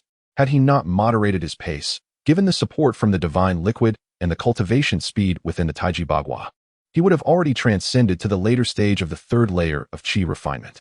However, the transition from the third to the fourth layer represented a significant hurdle, as did the leap between the sixth and seventh layers, and the formidable challenge from the ninth layer to the foundational stage. Thus, Ye Chen was not in a rush to break through. He was laying a robust foundation for future advancements, aiming to surmount the seventh layer and ultimately become a powerful cultivator at the foundational stage. Ye Chen commenced his cultivation, fervently absorbing the dense and pure spiritual energy, fully unleashing his aura as he pressed against the boundaries of the later stage of the third layer. In less than half an hour, his aura swelled, shimmering with a faint glow as he successfully ascended to the later stage of the third layer, significantly enriching his spiritual power. Second young master. The master requests your presence in the hall. Came a knock at the door from a servant. I understand, Ye Chen replied, awakening from his cultivation and making his way to the hall. Upon entering, he found Yi Fan, Ling Yun, and Yi Lin already present. Shortly thereafter, Yi Shi, Yi Tian, and Yuan also arrived. You have all been summoned for an important matter, Yi Fan began, once everyone had gathered. I must journey to Dragon City for approximately 6 or 7 days. With our father in seclusion, I entrust the affairs of the family entirely to you. Ling Yun and my second brother. Rest assured, we will manage everything well, Ling Yun replied solemnly. Yi Fan nodded slightly, then turned to Ye Chen and his siblings. Though you are still young, you will one day oversee the family's enterprises. Thus, I implore you to contribute whenever possible. With our grandfather in seclusion and my absence, do not cause any disturbances. Follow the elders' arrangements meticulously. Should anyone disobey and jeopardize the family's interests, there will be no leniency from me. Ye Chen and his siblings nodded in agreement, acknowledging his words respectfully. After imparting a few more instructions, Yi Fan prepared to depart, receiving a caution from Ling Yun, be careful out there. Indeed, I leave the family in your capable hands. If this venture succeeds, it may pave the way for our Yi family to establish a foothold in Dragon City, Yi Fan stated earnestly. Safe travels, elder brother. Yi Lin wished him well. I am off, Yi Fan replied. Yi Fan mounted his horse, accompanied by several family retainers, and departed with haste. Mother, what is father doing in Longqing? Ye Chen inquired with curiosity. He is negotiating a partnership in Longqing. If successful, the Yi family could expand its enterprises beyond just Longyang Town, Ling Yun explained. Ye Chen nodded in realization. Compared to Longqing, Longyang Town was indeed minuscule. To aspire for greater heights, they could not remain confined to the small boundaries of Longyang Town. During the several days of Yi Fan's absence, Ling Yun and Yi Lin managed the household meticulously, maintaining order even with the mischievous Yi Wan, who complied under Ling Yun's stern supervision. Throughout these days, Ye Chen devoted himself to cultivation, sensing an impending complex situation that the Yi family would inevitably confront. To survive such circumstances, possessing formidable strength was essential. Approximately 7 days later, as Yi Fan had indicated, he was expected to return. However, as night fell on the 7th day, he had still not arrived. Ling Yun stood at the entrance of the Yi residence, gazing down the street with an uneasy heart. Mother, perhaps father has been delayed by unforeseen matters. He may return later. Please do not worry, Ye Chen reassured her. I have been with your father for so long. Our hearts are intertwined. Since this morning, I have felt a heavy sense of foreboding, fearing that something might have happened, Ling Yun replied, grasping Ye Chen's hand. There will be no harm. Ye Chen was about to speak when the sound of galloping hooves echoed through the night. A tall horse rushed toward the Yi residence, with a figure slumped on its back. That is your father's horse. Upon seeing the person on the horse, Ling Yun's heart sank, and she hurried forward, calling out anxiously. Brother Fan. The horse came to a halt, and the figure fell to the ground. Ye Fan, but he was covered in blood and unconscious. Ye Chen was alarmed and quickly lifted Ye Fan, rushing into the house. Quick, fetch a doctor. Where is the doctor? The news of Ye Fan's severe injuries spread throughout the Ye household, instilling shock among all. That night, the retainers were in a flurry of activity. Ye Fan's room was crowded with people, while an elderly doctor examined him. Ling Yun and Ye Chen were filled with worry, their hearts in turmoil. After a thorough examination, the old doctor stroked his beard and shook his head with a grim expression. Ling Yun hastily approached him, asking, "Doctor, how is Brother Fan's condition?" "The head of the family is gravely injured, having lost a significant amount of blood, and his internal organs have also sustained damage," the old doctor replied. "Doctor, how can my father be treated?" Ye Chen, unwilling to hear any further disheartening news, asked with a steely gaze. "To heal the head of the family, some spiritual herbs are required, as ordinary medicine will have no effect," the old doctor said, intimidated by Ye Chen's intensity. "What spiritual herbs are needed? I shall procure them," Ye Chen declared. Purple gold blood lingji, 9-leaf life-extending herb, and golden jade leaf are all spiritual herbs, with the second-tier purple gold blood lingji being the most effective as a medicinal guide, the old doctor explained. Chapter 12. Seeking medicine in the mountains. These are all spiritual herbs, and they are of the second tier, typically unavailable in ordinary apothecaries, unless one ventures to Dragon City. Yi Lin remarked. It remains unclear who has injured Brother Fan. If this is a direct attack against the Yi family, then a trip to Dragon City could prove perilous. Ling Yun's expression was icy, filled with a deep-seated hatred for the one who harmed Ye Fan. It is certain that there are no spiritual herbs in Longyang Town. What shall we do about Brother's injury? Yi Lin inquired anxiously. There may be one place that holds promise, the old doctor recalled suddenly. Where? Everyone's gaze fixed upon the old man. Longyang Mountain, he replied. Longyang Mountain is a branch of Longshan, and deep within its confines dwell magical beasts. Thus, there is a possibility of finding spiritual herbs. Moreover, the depths of Longyang Mountain are rarely traversed by humans, so searching there may yield hope. I shall venture into the mountains to seek the herbs, Ye Chen volunteered. It is far too dangerous to traverse the depths of Longyang Mountain, where magical beasts roam. You cannot go, Ling Yun stated sternly. Mother, father needs your care, and uncle is occupied with managing the family. Only I am suited for this task, Ye Chen insisted. Although Longyang Mountain is home to magical beasts, they are primarily of a lower tier, with the strongest being at the 3rd level of Qi training.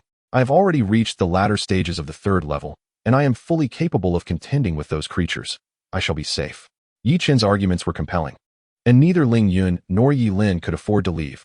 Indeed, he was the only one within the family possessing the strength to delve into the depths of Longyang Mountain. Ling Yun wrestled with her concerns. Rest assured, mother. I will return with the herbs to save father, Ye Chen vowed, grasping Ling Yun's hand. You must exercise caution, Ling Yun admonished. Indeed, time is of the essence. The sooner I find the spiritual herbs, the better. I shall depart immediately. Without delay, Ye Chen cast a glance at the gravely injured and unconscious Ye Fan, instructed the old doctor to sketch the appearance of the spiritual herbs, and hastily set off. Second brother, be careful, Yuan shouted as she ran to the door. Ye Chen had already sprinted far away, arriving at Longyang Mountain, just outside Longyang Town. The mountain was shrouded in darkness, interrupted only by the occasional roar of wild beasts. The outskirts of Longyang Mountain were populated by ordinary creatures, which Ye Chen disregarded, pressing deeper into the wilderness. As he approached the heart of Longyang Mountain, the sky began to brighten, and a hint of dawn appeared on the horizon. Roar! Just then, a robust silver wolf leaped forth before Ye Chen, its fierce countenance and menacing growl directed at him. From the aura exuding from the creature, Ye Chen discerned that it was a magical beast at the 2nd level of Qi training. With a sharp command, Ye Chen drew forth a dark short sword infused with potent spiritual energy from his spatial pouch, aiming it squarely at the wolf's head. Thud! The black blade pierced effortlessly into the wolf's skull, blood gushing forth as it fell limp to the ground. Ye Chen, wielding the short sword, severed the wolf's head to extract the magical crystal within. The demon crystal serves as a reservoir of spiritual energy for the demon beasts, akin to a spiritual crystal, and is utilized for refining and cultivation. After taking the demon crystal, Ye Chen proceeded deeper into the mountains, meticulously searching for spiritual herbs along the way. To the east, the sun had risen, illuminating the sky. The myriad of life within Longyang Mountain seemed to awaken, imbued with a vibrant vitality. Despite his extensive search, Ye Chen could not locate the spiritual herbs described by the old doctor, and his anxiety grew as he ventured further into the mountain's depths. Suddenly, a towering gray bear, measuring nearly 10 feet in height, roared and charged out, intent on devouring the intruding human. Ye Chen swiftly summoned his short sword and struck. The bear, a peak-level practitioner of the second stage of Qi cultivation, was no match for Ye Chen, who dispatched it with a single blow, claiming another demon crystal. However, after moving a short distance, Ye Chen encountered two more beasts, both at the second stage of Qi cultivation. The tiger-wolf beasts roared as they lunged at him, their sharp claws imbued with spiritual power, aiming to eviscerate him. Ye Chen retreated, first unleashing his short sword upon the nearest beast, then channeling dense spiritual energy into his fists to strike the other. With a piercing thrust, the first beast was slain, collapsing lifelessly to the ground. The second beast collided with Ye Chen, whose sturdy form staggered back several paces before he regained his balance. The immense strength of the demon beast astonished him, and he realized that he could not rely solely on brute force. He summoned his short sword once more.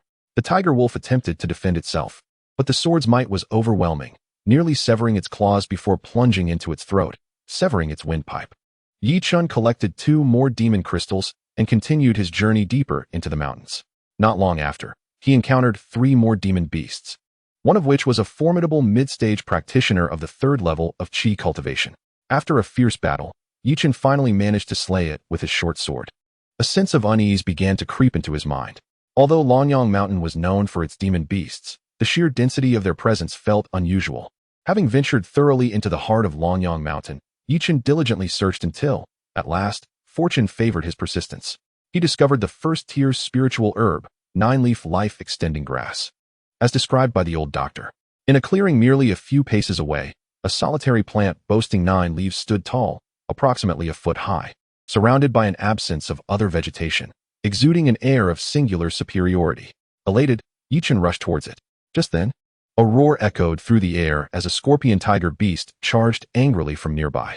The scorpion tiger, with the body of a tiger and the tail of a scorpion, lashed its chain-like tail towards Ye Chen.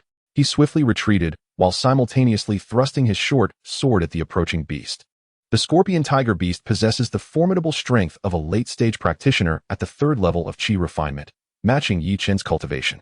For the first time, Ye Chen felt a palpable pressure. Typically, spiritual herbs are guarded by ferocious beasts, solely for their own consumption. It was evident that the 9-leaf life-extending herb was the spiritual herb protected by the scorpion tiger beast. The beast roared, its scorpion tail clashing with Ye Chen's short sword, sparking a flurry of sparks and emitting a crisp sound, as if the tail were forged from indestructible steel. Ye Chen was astonished by the incredible hardness of the scorpion tail. He swiftly adjusted his combat strategy, realizing that he could not engage in direct confrontation with the beast's tail, but must instead strike at its vulnerabilities to achieve victory. The scorpion tail lashed out like lightning, and Ye Chen evaded with great agility, narrowly dodging as the tail smashed into the ground, creating a crater 3 feet in diameter. With a loud shout, Ye Chen began to run swiftly, moving with agility while the tail relentlessly pursued him, leaving behind a series of large pits in the earth.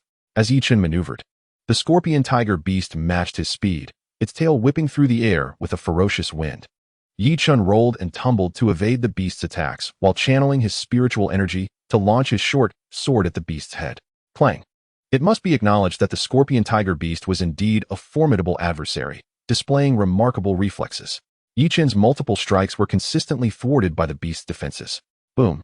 The scorpion tiger beast's tail struck the ground, creating a significant pit, leaving Ye Chen in a disheveled state, covered in dirt.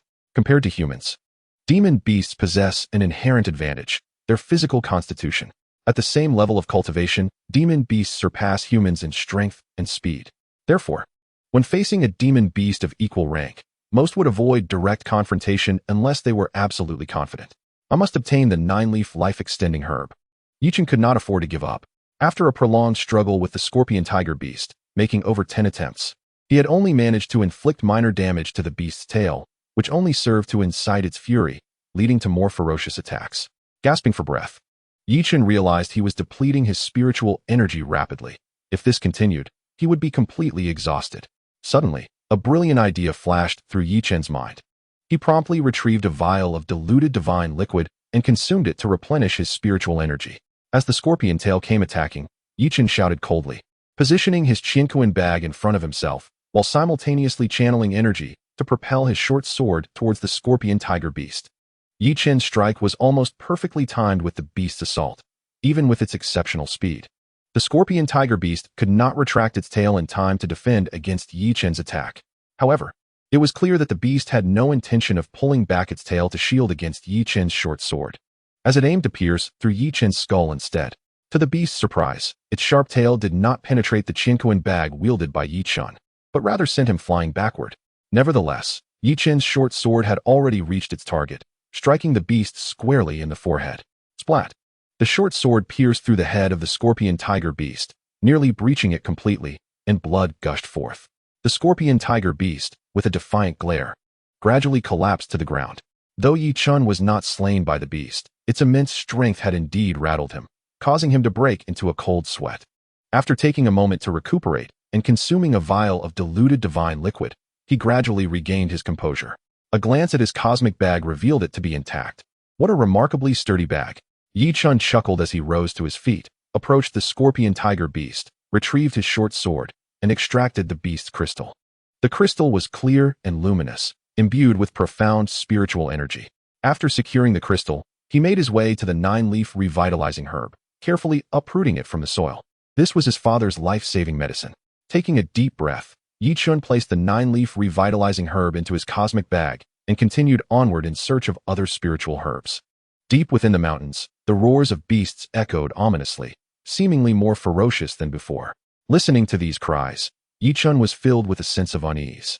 The beasts appeared to be exceptionally restless. What could be the cause of this? He pondered, sensing that further exploration might lead to great peril. Yet, for the sake of his father's injuries, Ye Chen gritted his teeth and pressed on. Retreat was not an option.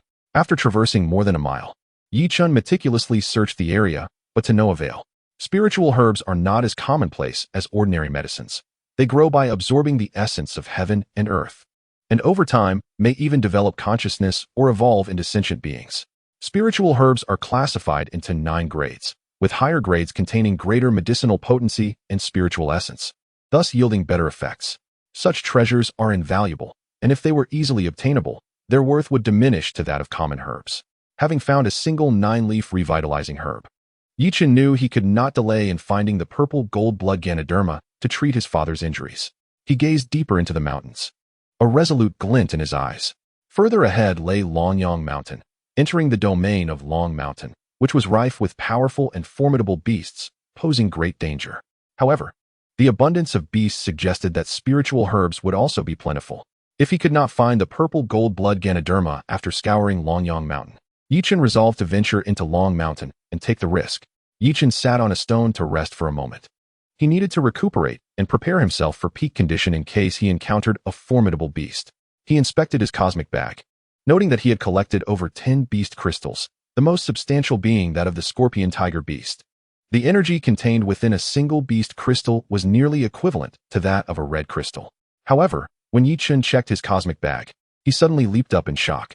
Where are my beast crystals? Where is my 9-leaf revitalizing herb? Bewildered, he scrutinized the contents of the cosmic bag and was taken aback to discover several vials of liquid within, each infused with rich spiritual energy. What is happening? Could it be that all the demon crystals have transformed into liquid? Even the 9-leaf life-prolonging herb has become liquid.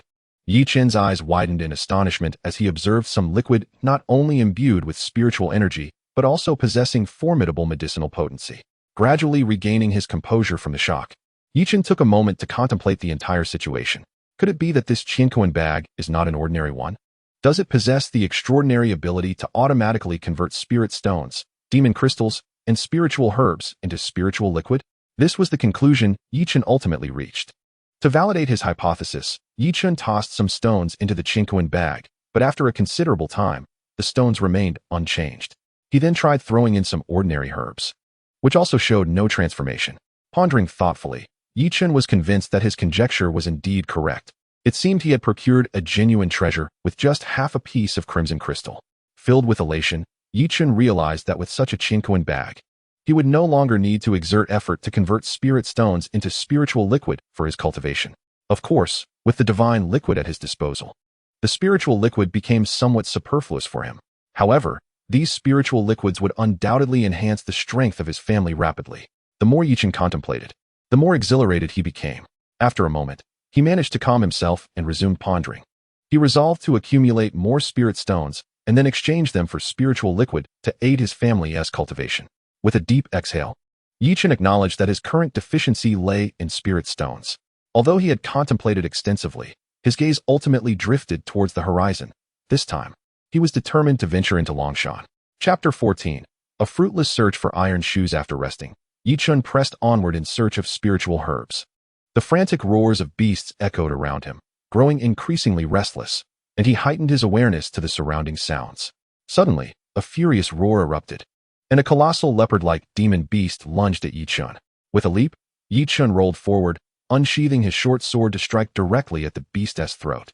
With a swift thrust, the beast was caught off guard, resulting in its throat being pierced, blood gushing forth as its massive body collapsed to the ground. Just as Ye Chen intended to extract the demon crystal, he felt the ground tremble beneath him, as if a legion was galloping in a frenzy. At the same moment, the mountain beasts became increasingly agitated, their howls resonating through the air. What is going on? Ye Chen was alarmed, glancing deeper into the forest, his expression shifting dramatically. He witnessed numerous demon beasts charging towards him, seemingly in a state of panic as if they were being pursued. A quick assessment revealed at least a dozen demon beasts rushing in his direction, each at a minimum of the 3rd level of chi refinement.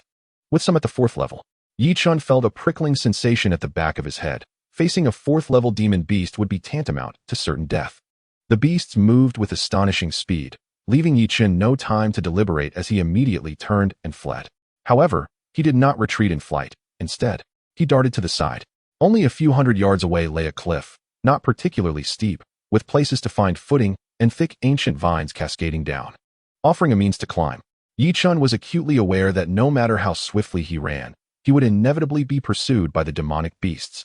Thus, hiding beneath the cliff was his safest option. Channeling his spiritual energy through his feet, Ye Chen arrived at the cliff's edge at remarkable speed. Immediately searching for a secure foothold, it must be said, fortune favored him. Beneath his feet jutted a stone large enough for 2 to occupy, with an ancient vine dangling down below. Without hesitation, Ye Chen descended along the vine to the stone, gripping it firmly with both hands. As the ground trembled violently beneath him, fearing that the stone might give way, below lay an abyss. Falling would surely result in a disastrous fate. Beads of sweat trickled down Ye Chen's forehead as he peered downwards into the unfathomable depths. The roars of beasts echoed incessantly, drawing ever closer. While the ground quaked more violently, Ye Chen deduced that these demonic creatures must be passing through this very spot. Surveying his surroundings, he found himself surrounded by sheer cliffs, leaving him nowhere to gain footing.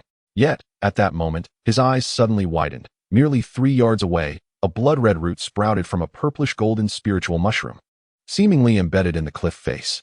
The purple gold bloodlingji. Ye Chen recognized it instantly, elated, murmuring to himself, "I never expected this, having traversed countless miles in vain. I find my treasure effortlessly, haha." This purple gold bloodlingji was a second-tier spiritual herb, undoubtedly coveted by formidable demonic beasts. After the initial exhilaration, a chill ran down Ye Chen's spine as he realized he had trespassed into another's territory.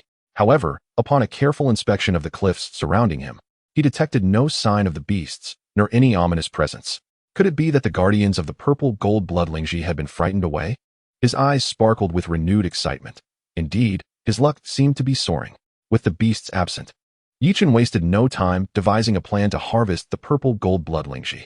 The herb was approximately 3 yards away, a somewhat daunting distance, and lacking any footholds. Swinging over would present too great a risk. After contemplating, Ye Chen began to ascend the ancient vine until he reached the cliff top, positioning himself directly above the purple gold bloodlingji. He then procured another vine, securing it to a sturdy ancient tree, testing its stability before tethering himself to it, and cautiously descended along the cliff face. Releasing his spiritual energy through his palms allowed him a firmer grip. Ye Chen successfully reached the vicinity of the purple gold bloodlingji, suppressing his inner excitement as he drew forth a short sword to begin chiseling into the rock face. It was imperative to safeguard the herb's root, for any mishap could result in the loss of its spiritual essence, thereby diminishing its potency, a waste indeed. Ye Chen cautiously chiseled away at the stone wall, excavating the surrounding rock until he unearthed the precious purple gold bloodlingji along with the stone. At last, he had found it. His father was saved. filled with elation at the sight of the purple gold blood Lingji. He placed it into his Qinquan bag and began to ascend the cliff. Why had everything fallen silent? Upon reaching the top, Ye Chen realized that the entire Longyang mountain had descended into an eerie stillness, devoid of any beastly roars. This profound silence stirred a sense of unease within him. He gazed into the depths of Longyang mountain, where it connected with Longshan, sensing that something within Longshan must have instigated the beast's panic. Ye Chen hesitated.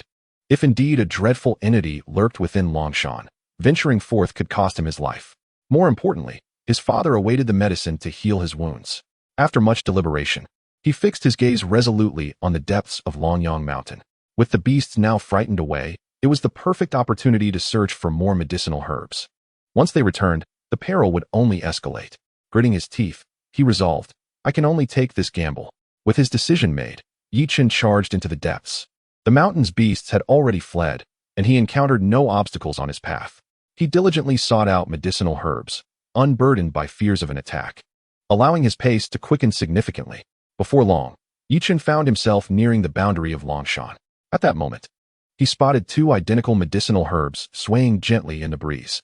Their leaves shimmered a vibrant green, and their stems gleamed gold. Indeed, they were the first-tier herbs known as golden branches and jade leaves, as described by the old physician. To discover two of them was a stroke of fortune. Ye Chen couldn't help but burst into laughter as he began to excavate the golden branches and jade leaves. After securing both herbs in his Qinquan bag, he noticed that the purple gold blood Lingji he had previously collected had transformed into a potent medicinal liquid, exuding a rich aroma. Ahead lay Longshan. It was time to take the plunge. With a deep breath, he sprinted forward without hesitation. Ye Chen crossed from Longyang Mountain into Longshan. The depths of Longyang Mountain could be considered part of Longshan, but not its innermost reaches. He dared not venture too close to the core, instead searching for herbs in the periphery. If he could just find a few more, he could return home. Chapter 15. The heavy-breathing Longshan was incomparable to Longyang Mountain. It stood as the largest mountain range outside Longshan, with numerous branches interwoven in a complex tapestry. In essence, Longshan served as a focal point for many peaks. The beasts that roamed the mountain originated from within Longshan. The weaker ones were expelled to the various branches, while the creatures inhabiting the deeper recesses of Longshan commanded awe and respect from those in the outer realms, who dared not tread even a step into their territory. As for the formidable beasts dwelling in the depths of Longshan, not a soul in Longqing possessed knowledge of their might, nor would anyone dare to intrude upon their domain, not even the lord of Longqing himself. At this moment, the beasts within Longshan inexplicably fled. Seizing the opportunity, Ye Chen ventured into the mountain in search of spiritual herbs. Before long, he stumbled upon two first-tier spiritual herbs. Although unfamiliar to him, he recalled that any plant surrounded by a barren landscape, exuding an air of solitary supremacy, was surely a spiritual herb. After extracting them and placing them into his Qinquan pouch, they were refined into liquid, serving as irrefutable proof of their potency. Longshan, indeed, held a far greater abundance of spiritual herbs than Longyang Mountain. Elated, Ye Chen hastily continued his search. As he delved deeper into Longshan, he faintly discerned a heavy breathing sound. Though barely audible, it conveyed a sense of suffocation, as if something were trapped and struggling to breathe. A flicker of unease stirred within Ye Chen, prompting him to remain cautious and refrain from further exploration. Instead, he focused on searching for spiritual herbs in the vicinity of that oppressive sound. His intent was to gather herbs, not to embark on an adventure, and he planned to return upon finding sufficient specimens. The heavy breathing persisted, initially dismissed as he sought out more herbs. Upon discovering 3 additional first-tier spiritual herbs, he intended to leave when he sensed the breathing had intensified. What could be lurking within? A sudden urge to investigate surged within him, yet he quickly quashed it. He could not afford such recklessness. Should danger arise, not only would his own life be at stake, but his father's as well.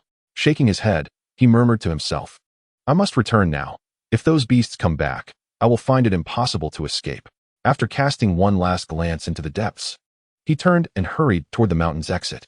This time, he had not only acquired a second-tier purple blood Ganoderma, but also 8 first-tier spiritual herbs, marking a significant triumph. Upon his return to Longyang Mountain, he proceeded with caution, aware that the beasts were heading outward. A direct encounter would spell trouble. To his astonishment, however, he encountered not a single beast and exited Longyang Mountain unscathed. But something felt amiss. There was a metallic scent in the air. As he emerged from Longyang Mountain, a sudden stiffness gripped him, A pungent stench of blood assaulted his senses. Advancing cautiously, he discovered numerous carcasses of beasts, their cores extracted. Among the remains lay human limbs. A gruesome sight. Chinner, second brother, where are you? The distressed voices of his mother and sister, Ye Chen, reached his ears, laden with urgency. Mother, fourth sister. Ye Chen was acutely aware of their worries and promptly called out, signaling that he was still alive. It was the voice of his second brother. He was indeed alive. Upon hearing Ye Chen's voice, Yi Wen's anxious expression dissipated, and she instantly felt a wave of joy. Ling Yun also breathed a sigh of relief and hurried over to reunite with Ye Chen. Chinner, are you all right? Ling Yun carefully scrutinized Ye Chen from head to toe upon seeing him. Second brother, you're not injured, are you? Yi Wen inquired with concern. I am fine. What on earth is happening? Ye Chen asked, bewildered. We are just as perplexed. Suddenly, these demonic beasts surged out of Longyang Mountain to attack Longyang Town. The three prominent families and the cultivators of the town united to slay all these beasts, Ye Wen explained. If I am not mistaken, something must have occurred deep within Longyang Mountain, causing these beasts to lose their rationality. Ling Yun, with his vast experience, pinpointed the crux of the matter. Indeed, it seems some powerful entity within the mountain has unsettled these creatures. Ye Chen recalled the heavy breathing he had sensed from within the mountain and speculated that it might be related. Chinner, I am relieved that you are safe. Ling Yun did not wish to delve further into the matter, for whatever transpired in Longyang Mountain was of little consequence to them. It was not a place they could venture into. I have found the second-tier spirit herb, the purple gold blood spirit grass. There is hope. Ye Chen smiled and nodded. Really? That is wonderful. Ling Yun exclaimed with delight, feeling a tremendous weight lift off his shoulders. To avoid delaying Yi Fan's treatment, Ye Chen and the others said little more and returned home to summon the elderly physician. You truly found the second-tier spirit herb, the purple gold blood spirit grass?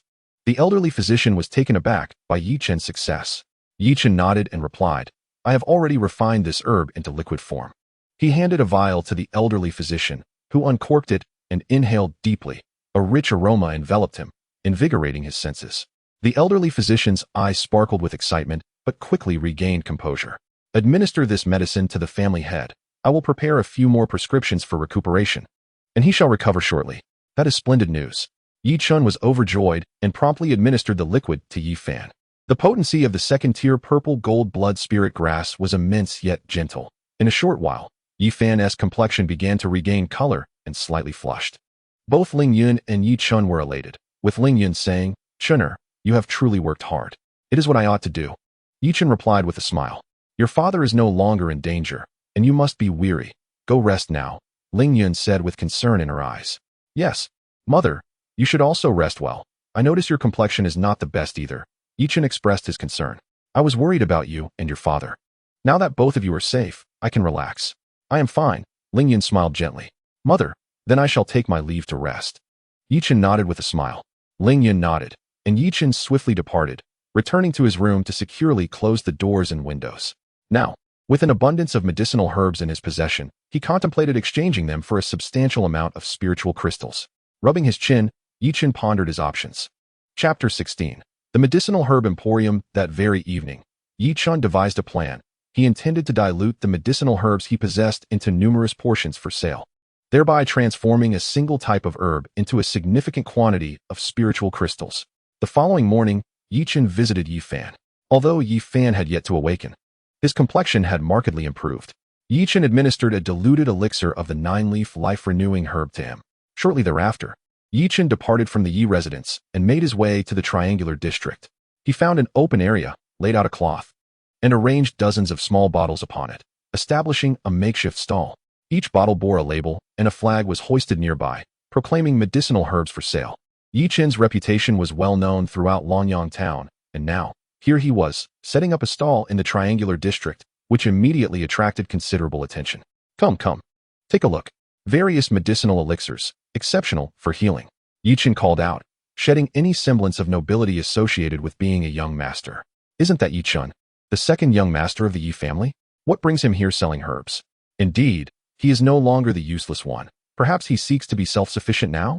Is that truly a medicinal elixir? Ye Chen's enthusiastic calls drew a crowd, many of whom were merely curious onlookers, intrigued by the authenticity of the elixirs he offered. Rest assured, my medicinal elixirs are genuine, fairly priced, and if found counterfeit, I shall pay tenfold. Ye Chen boldly declared to the gathering crowd. I have the 9-leaf life-renewing herb and the golden branch and jade leaf, remarkable healing remedies that far surpass ordinary ones in efficacy. Ye Xiao, why are you selling herbs? A curious onlooker inquired. Well, since I have some spare time, it seems prudent to earn a little, Ye Chen replied with a smile. Are your medicinal herbs truly authentic? A burly man pushed through the crowd, bandaged and clearly injured. Upon seeing the man, Ye Chen's eyes brightened, thinking that business was about to commence. Absolutely genuine. If it proves false, I shall compensate you tenfold.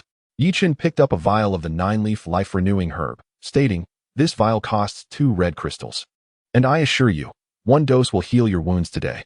If it fails, you may return to claim 20 red crystals. The man hesitated. But since his injuries were inflicted by a beast, ordinary remedies had offered little relief, and delaying further would hinder his affairs. Very well. Since it is sold by Ye Xiao, I trust your honesty. I shall purchase a vial. The man gritted his teeth and produced 2 red crystals. Ye Chen beamed with delight as he handed over a vial of the 9-leaf life-renewing herb, feeling as though his venture had finally commenced. He had refined the 9-leaf life-prolonging herb into a potion, which he subsequently diluted into 5 bottles. However, Ye Chen only presented 5 bottles today, as the rarity of such items elevates their value. Nevertheless, many remained skeptical about the efficacy of Ye Chen's concoctions, resulting in only the burly man purchasing a bottle of the 9-leaf herb, while most others merely observed without making a purchase. Yet, Ye Chen was unperturbed by the slow sales, for he understood the adage that every endeavor begins with difficulty. One cannot expect to achieve great success all at once. By noon, the man who had bought the potion excitedly rushed into the triangular area, having already removed his bandages, and expressed profound gratitude. Young Master Yi, your potion is truly miraculous. My wounds have healed in just half a day. Ye Chen feigned surprise, maintaining an air of expectation, and responded with a smile. Should you find yourself injured again, feel free to seek me out for a discount. The man, full of joy, thanked him profusely. The man's appearance piqued the interest of many, drawing a crowd as they observed the absence of bandages on him. Their curiosity piqued. Your injuries are healed? Someone inquired. Indeed. After taking young Master Ye's potion, I was healed in just half a day. The man replied with hearty laughter. Is it truly that miraculous? Another asked. It's not mere magic. The potions I sell are genuine spiritual herbs, far superior to ordinary medicines in potency. Moreover, they contain spiritual energy that aids in cultivation. Ye Chen explained with a smile. Rest assured, the potions sold by young Master Yi are undoubtedly authentic. The burly man chimed in, promoting Ye Chen's wares enthusiastically. Those who had hesitated earlier were now moved to action. Young Master Yi, I wish to purchase a bottle of golden branch and jade leaf. Young Master Yi, I desire a bottle of 9-leaf life-prolonging herb. Several individuals eagerly stepped forward to make their purchases. One at a time. Please, Ye Chen exclaimed joyfully, slightly overwhelmed by the sudden demand. In less than half an hour, only 1 or 2 bottles remained, as the rest had been sold. These are the last 2 bottles available today. If you wish to purchase, act quickly, Ye Chen called out, emphasizing the urgency. I will take both bottles of the potion. An elderly gentleman approached with a smile. Upon recognition, Ye Chen realized it was none other than the steward of the Zhao family. Adopting a courteous demeanor, Ye Chen replied, that will be 8 crimson crystals for the 2 bottles. Why is it priced at double? Steward Zhao frowned. Having been in business himself, he was well aware of the principle that rarity enhances value. If you find the price excessive, you are under no obligation to purchase. I have never forced anyone to buy, Ye Chen replied with an innocent smile. Steward Zhao, not a fool, understood that Ye Chen was deliberately raising the price. However, he had no alternative and stated, here are 8 crimson crystals. I will take the 2 bottles. Not so fast. The price has now risen to 10 crimson crystals. Ye Chen remarked with a chuckle. How has it increased to 10 crimson crystals? Zhao protested. You hesitated at 8, and as time has passed, the price naturally increases.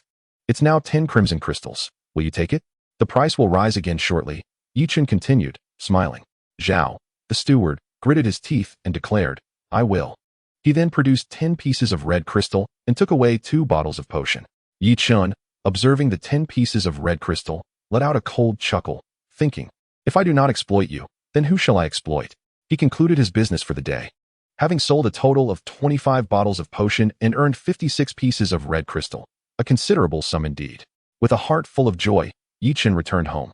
Upon entering, he was summoned to the hall by the old steward of the Yi family, where he found Ling Yun and Yi Lin present. Mother, second uncle. Ye Chen greeted as he stepped into the hall. Did you set up a stall in the triangular district today to sell potions? Ye Lin inquired, furrowing his brow. Indeed. The business was quite good, and I earned 56 pieces of red crystal, Ye Chen replied with a smile. You are a young master of the Ye family. How can you stoop to selling on the streets? If you wish to engage in business, arrangements can be made for you in a shop. This is simply unacceptable, Ye Lin admonished. I see no issue with it. My son is self-reliant, which is far superior to those idle young masters. Moreover, the amount he earned today is equivalent to what one of our family shops would earn in a month, Ling Yun interjected proudly, feeling no discomfort with Ye Chen's endeavors. Dear sister-in-law, while I do not oppose Chener earning his own spiritual crystals, must he truly resort to street vending? A small shop could easily be arranged for him. Providing a steady income, Ye Lin explained. Second uncle, the costs of a shop are high, and my focus is solely on selling spiritual medicines. My inventory is limited. Opening a shop would necessitate sufficient stock and fixed operating hours. However, selling on the street allows for greater flexibility. With no overhead costs and prices that can be adjusted according to demand, Ye Chen argued. The triangular district has a high foot traffic, making it more convenient for my business. As for my identity as a young master, it is of no consequence. Should I, as a young master, only pursue lofty endeavors? If we do not secure spiritual crystals, how shall the Yi family flourish? Mother, I possess a substantial quantity of spiritual liquid, if distributed among our clan members for cultivation. Their progress will surely surpass the rate achieved through refining spiritual crystals. The overall strength of the Yi family must be robust to stand resolute against the other two families, Ye Chen asserted, revealing numerous small vials containing exceptionally pure spiritual liquid, far superior to that produced by human refinement. Both Ling Yun and Ye Lin were taken aback. Ye Lin, astonished, asked, Did you refine all of this? This is a secret, and I cannot disclose it. This is also the purpose of my earning spiritual crystals. If the family members can utilize the spiritual liquid for cultivation, their advancement will undoubtedly accelerate by several times, Ye Chen replied. Second brother. Chener's efforts are for the benefit of the family. As for the secrets he carries, apart from the old master, Brother Fun, you, and I, no one else must know. Otherwise, our family could face dire consequences, Ling Yun cautioned Ye Lin earnestly. Ye Lin nodded gravely, understanding the gravity of the situation without needing further explanation. Although Ling Yun had some reservations about Lin, she was confident that he would never act against the family's interests. Chener, what about the spiritual liquid you have shared with us? What will you use for yourself? Ling Yun inquired with concern. Do you remember the divine liquid I gave to you, mother? Ye Chen responded.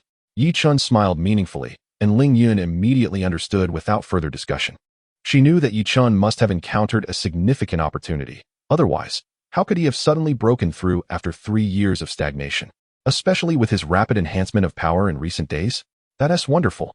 You go ahead and attend to your matters, Ling Yun said with a smile. Once Ye Chen departed, Ling Yun's expression turned serious as she addressed Ye Lin, second brother. Although I may harbor some biases against you, ultimately, we are family. All for the sake of the clan. Chun-Er's fate is intricately tied to the future of the Yi family. Do you acknowledge this? Chun-Er possesses extraordinary talent and is destined to be the pillar of the Yi family, whereas my son, Shi-Er, pales in comparison to him. Ye Lin could not help but concede. Currently, our Yi family faces the impending union of the Zhao and Wu families. With brother Yin in trouble, it is highly likely they are behind it.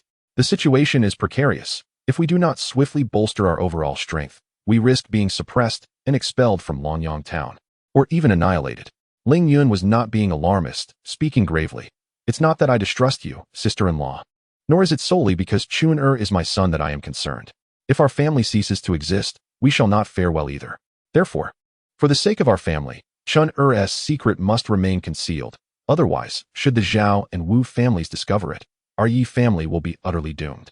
Sister-in-law, rest assured, I comprehend these principles. I, Ye Lin, will not be foolish enough to engage in actions that would lead to the destruction of our clan. As it benefits me not at all, Ye Lin replied earnestly. Good. With your assurance, I find solace, Ling Yun said. Sensing Ye Lin understood the gravity of the situation and knew the necessary course of action. Afterward, Ling Yun entrusted most of the spirit liquid to Ye Lin, who was elated and accepted it without hesitation. Master Zhao, this is the spirit medicine liquid sold by Ye Chen. I have already had it examined at the pharmacy. It is indeed a first-grade spirit medicine liquid, but the potency has diminished, likely due to dilution, the steward Zhao respectfully reported to Zhao Jin. Where did that boy acquire such spirit medicine? Zhao Jin inquired, opening the small vial and sniffing it, frowning in contemplation. During the recent upheaval at Longyang Mountain, many magical beasts were slain, leaving the mountain devoid of them. Could it be that that boy took the opportunity to forage for spirit medicine? The steward suggested. Though there are spirit medicines atop Longyang Mountain, they are exceedingly rare. Is his fortune truly that great? Zhao Jin pondered deeply. Tomorrow, let us gather some people to venture to Longyang Mountain. If Chen can find spirit medicines, I refuse to believe we cannot. Master, your insight is commendable. However, there remains a pressing question. How did Ye Chen manage to refine these spirit medicines into liquid form? This is not something just anyone can accomplish, the steward mused. Prompted by the steward's reminder, Zhao Jin suddenly realized, his brow furrowing. The crux of the matter was whether Ye Chen was operating independently in selling spirit medicines or if it was the Yi family's directive. To refine a first-grade spirit medicine into liquid form, one must possess at least the 5th level of qi refinement. The Yi family has only 4 experts at that level. And with Yi Fan injured, who in the family could spare the time to refine the spirit medicines? That Ye Chen is quite the enigma. For 3 years, he has shown no signs of advancement, yet he has suddenly risen to prominence. There must be something amiss, remarked Butler Zhao coldly. Zhao Jin pondered this and nodded in agreement, a glint of coldness flashing in his eyes as he fixed his gaze upon Ye Chen, determined to uncover the truth. In the Yi family's residence, in Yi Fan's chamber, Ye Chen sighed. Father's complexion has improved significantly, and his wounds are healing. He should awaken soon. Your father's recent attack serves as a reminder for us all. Chener, you must remain vigilant, Ling Yun cautioned. Once father awakens, we will ascertain who has plotted against us. Ye Chen gritted his teeth, his eyes aflame with hatred. Just then, Ye Fan coughed twice, prompting Ye Chen and Ling Yun to rush to his side. Ye Fan's eyelids fluttered before he slowly opened his eyes. His vision initially blurred but gradually sharpening over time. Father, you are awake. Ye Chen exclaimed, filled with joy. Brother Fan, you have finally awakened. Ling Yun added, equally elated. Who is it that attacked you? Ye Chen inquired impatiently as Ye Fan was propped up against the headboard. Ye Fan clenched his fists, a flicker of hatred igniting in his eyes, but he shook his head. We were ambushed 50 miles from Longyang town. The assailants wore masks, obscuring their identities. And they were formidable. Had it not been for Yi Long sacrificing himself to ensure my escape, I might not have returned at all. In the vicinity of Longyang town, there are only 3 bandit factions, and we are well acquainted with their backgrounds. They would never dare to strike at the Yi family, Ling Yun analyzed. It is also impossible that it was the forces from Longcheng. They have no reason to target us. Thus, the Zhao and Wu families are the primary suspects. One cannot rule out the possibility of their collusion with the Zhao and Wu families, Ye Chen remarked, his gaze indifferent, leaving no stone unturned. Chener speaks wisely. Once my injuries have fully healed, I intend to confront those 3 bandit factions. Ye Fan agreed, his voice laced with anger. Father, please focus on your recovery. We shall discuss matters further once you are well, Ye Chen urged with concern. Yunmei, has anything amiss occurred within the family during my recovery? Ye Fan inquired. Your thoughts are solely on the family. When will you take the time to care for yourself and for Chener and me? Ling Yun replied sternly. Ye Fan chuckled awkwardly. As the head of the family, I bear the weight of our clan's prosperity and decline. I must not be negligent. I hope you can understand. Enough of this reasoning. You should concentrate on resting. Everything at home is perfectly normal, Ling Yun huffed. Father, mother, I shan't disturb you any longer. I shall take my leave. Ye Chen said with a mischievous smile, his expression laden with meaning, before he burst out of the room, laughing heartily at the flushed faces of Ye Fan and Ling Yun. This rascal is asking for a beating. Ye Fan chuckled reproachfully. I believe it is you who deserves a beating. Ling Yun shot a glare at Ye Fan. Look at me now. Would you truly have the heart to strike me? Ye Fan held Ling Yun's hand, gazing deeply into her eyes, while she, in turn, blushed shyly. Despite her protestations, Ling Yun found herself leaning against Ye Fan.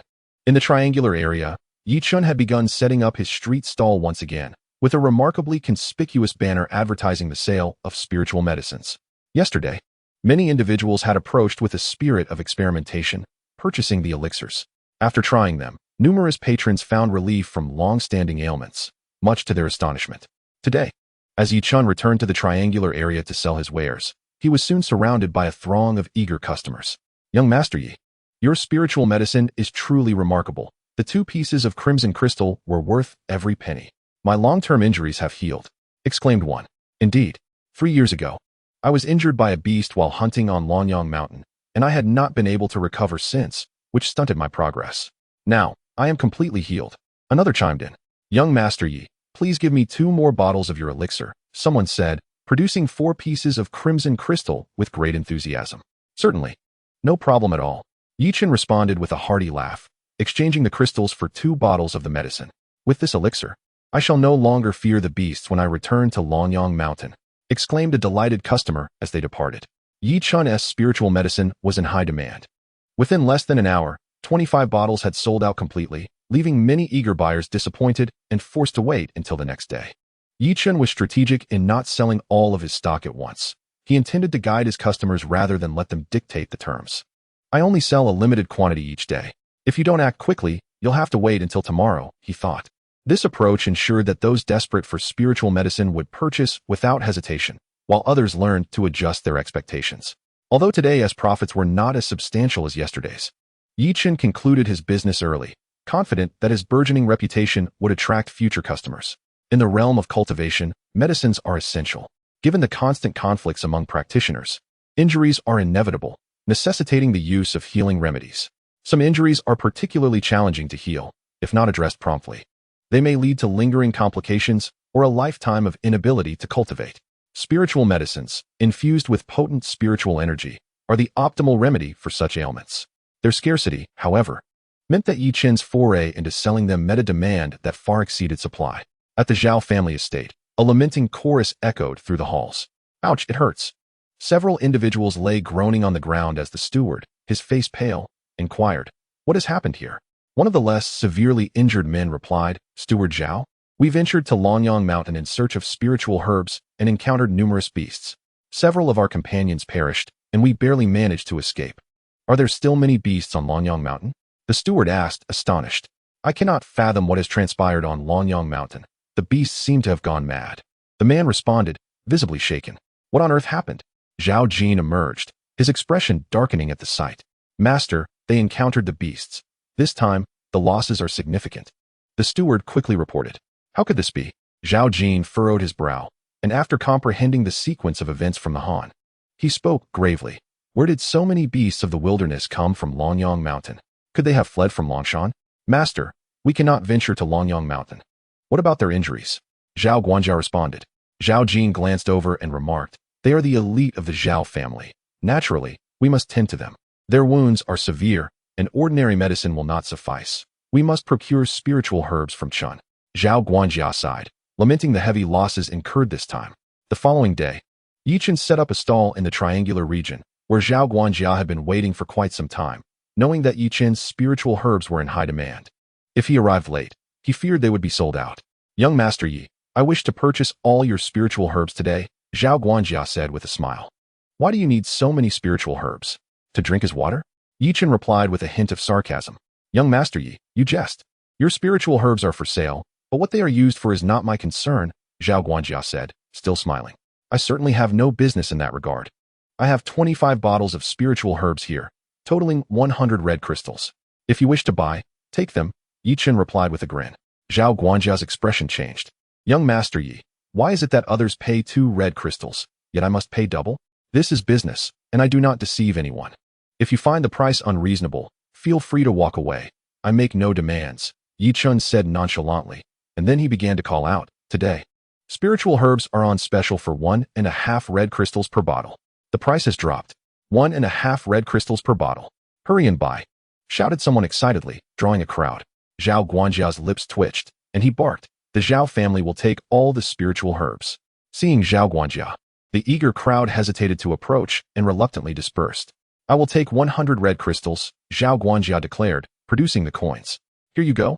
Ye Chen accepted the red crystals and handed over 20 bottles of spiritual herbs. Zhao Guanjia was taken aback. "Why are there only 20 bottles? Was it not 25? You didn't buy earlier and even scared off my customers. Thus, the price has risen. If you do not wish to buy, so be it." Ye Chen shrugged indifferently. "You are indeed shrewd." Zhao Guanjia, in a huff, spent an additional 25 red crystals to acquire the last 5 bottles before storming off. "Who else would I swindle if not you?" Ye Chen chuckled coldly as he began to pack up and head home. Chapter 19. Return to the mountain. The Zhao family is truly despicable. This is clearly a deliberate attack on us. In the hall, Zhao Jin's face turned ashen upon learning they had purchased 25 bottles of spiritual herbs for 125 red crystals. Ye Chen is utterly infuriating. He must be taught a lesson. Zhao Guanjia seethed with anger, reflecting on how, despite his many years, he had been outmaneuvered by a mere youth. Igniting a fire within him. Last time, I failed to extinguish his father. This time, I shall not relent. Zhao Jin's eyes glimmered with a fierce, killing intent. Keep a close watch on that boy. Seize any opportunity to eliminate him. In recent days, Ye Chen ventured out daily to sell medicinal herbs, transforming the crimson crystals he earned into spiritual elixirs within his Qinquan bag. He had amassed nearly half a vat of spiritual liquid. As his supply of medicinal herbs dwindled, it was time to journey to Longyang Mountain in search of more. Observing the mere 10 bottles of herbs left in his Qinquan bag, he resolved to make the trip. However, recalling the ominous heavy breaths emanating from within Longshan, he felt a twinge of hesitation. It was prudent to enhance his cultivation and reach the 4th layer of qi refinement before risking the venture. Ye Chen entered the Taiji 8 oddities diagram and consumed a drop of divine liquid. Waves of spiritual energy surged within him, dense and formidable. He promptly began to refine this energy with his techniques.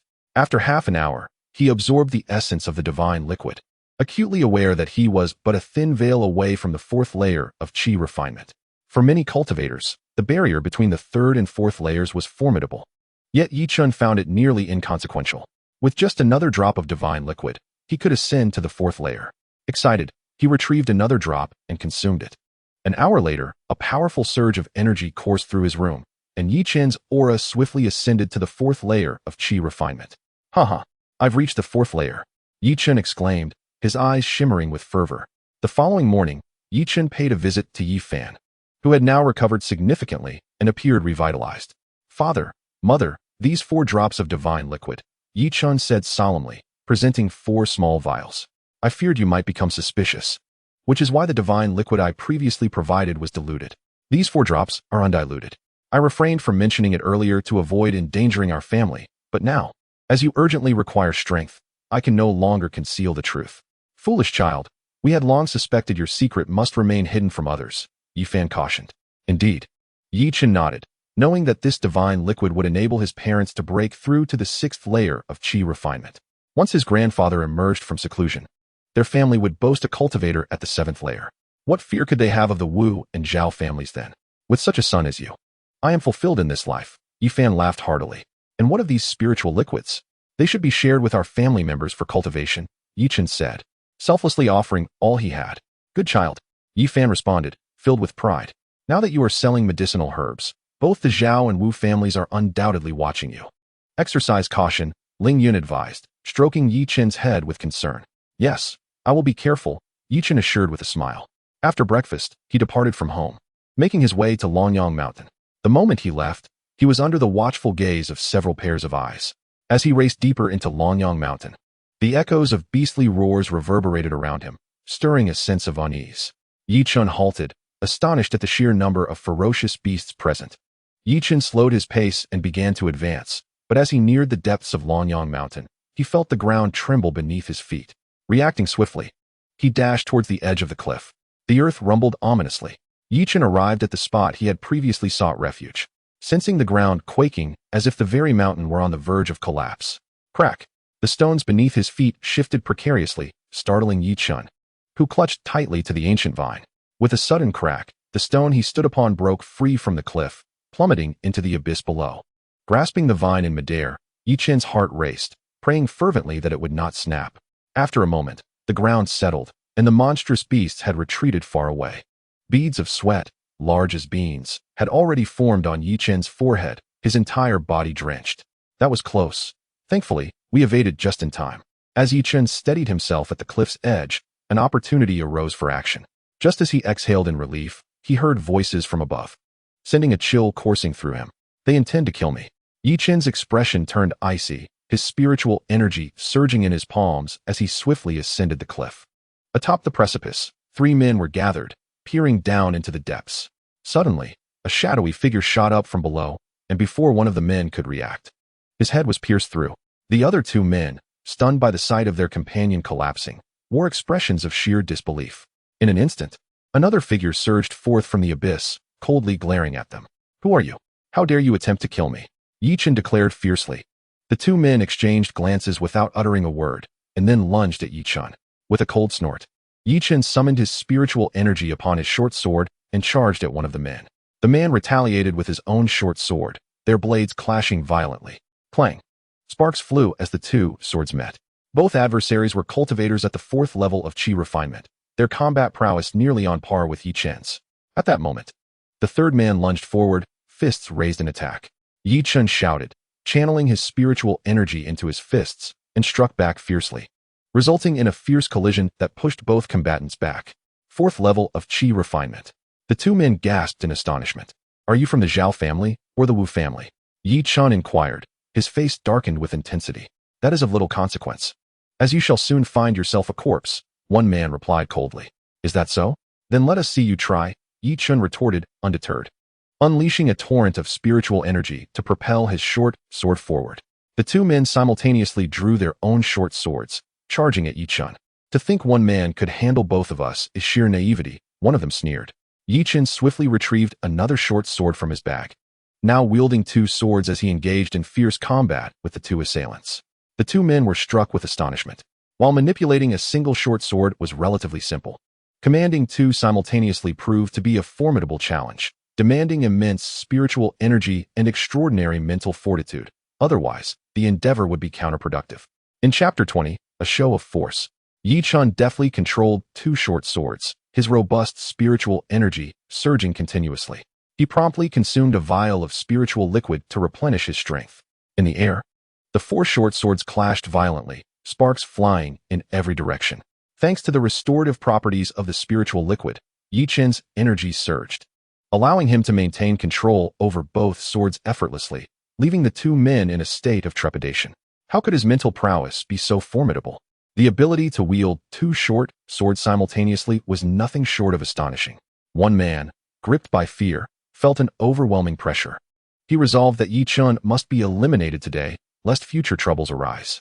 The other man, equally alarmed, harbored a fierce intent to kill, unwilling to let Ye Chen escape. Both sides engaged in a fierce duel, manipulating their short swords with fervor. Although Ye Chen experienced significant energy depletion, the spiritual liquid alleviated his concerns. The 2 men, however, lacked such luxury, unable to replenish their waning spiritual energy. Let us see how long you can endure. Ye Chen barked, downing 2 more vials of spiritual liquid. His energy intensifying, the offensive capability of his swords significantly bolstered. The complexion of the 2 men changed drastically. They had exhausted the majority of their spiritual energy, their attack power dwindling under Ye Chen's relentless onslaught, forcing their swords to retreat. Kill! Ye Chen roared, the dark short sword gleaming with an ominous light, cutting through the air with a menacing force and sending one sword flying, aiming directly for the man's neck. With no means of defense left, the man's head was pierced, blood gushing forth. The remaining man's expression shifted dramatically as Ye Chen directed both short swords towards him. One of his weapons was struck down, losing its luster and clattering to the ground. With a thud, the man fell to his knees, pleading for mercy. Young Master Yi, spare my life. Ye Chen halted the swords before him, the man's complexion pale, beads of sweat cascading down his face, his body trembling uncontrollably. Are you from the Zhao family or the Wu family? Ye Chen demanded. We are from the Zhao family, the man replied, unable to withhold the truth. Why did you attempt to kill me? We were merely following orders. Young Master Yi, please spare us. Following orders? A cold smile curled upon Ye Chen's lips, a glint of murderous intent flashing in his eyes as both short swords lunged forward in unison.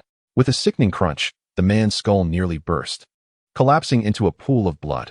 Ye Chen surveyed the 3 lifeless bodies sprawled on the ground, his gaze cold and piercing. Zhao family, have you finally revealed your hand? He severed the heads from the corpses, storing them in his spatial bag before hastening deeper into Lonyang Mountain. The demon beasts had vacated the area, presenting yet another prime opportunity. Ye Chen delved deep into the heart of Lonyang Mountain and discovered a first-tier spiritual herb. After a moment of contemplation, he cast his gaze upon the Dragon Mountain and proceeded towards it. The heavy sound of breathing echoed once more, causing his heart to race with trepidation. He pondered, could this ominous breath be intrinsically linked to the recent upheaval of the demonic beasts? Ye Chen was acutely aware of his limitations, given his current strength. It would be foolish to venture further into the unknown, and there was no pressing need to take such risks. He steadied his mind and gradually advanced deeper into the mountain, though the oppressive breathing unsettled him. He reassured himself that as long as he did not venture into the innermost depths, danger would be averted. Then, he beheld a second-tier spiritual herb, the purple tualan. His eyes sparkled with delight at the sight of a vividly blooming purple flower, its fragrance wafting through the air and refreshing his spirit. Overjoyed, Ye Chen quickly excavated the herb. If not for the absence of demonic beasts, acquiring such a second-tier spiritual herb would have been inconceivable. After a thorough search of the surroundings, he only managed to find one additional first-tier spiritual herb, and no further treasures awaited him. Listening to the heavy breaths and gazing into the depths, he shook his head slightly before hastening towards the mountainous exit. Upon reaching the outskirts of Longyang Mountain, he stumbled upon a multitude of corpses, both of demonic beasts and humans, causing a chill to run down his spine. It was evident that the demonic beasts had surged forth from the mountain once again. Upon entering Longyang town, Ye Chen made his way directly to the Zhao family estate. He tossed 3 severed heads at the entrance, then departed without a backward glance. The guards stationed at the Zhao family's gate were taken aback, their faces paling as they rushed into the courtyard. Inside the Zhao family hall, the 3 heads lay on the ground, inscribed with a chilling message, "It is not so simple to kill me."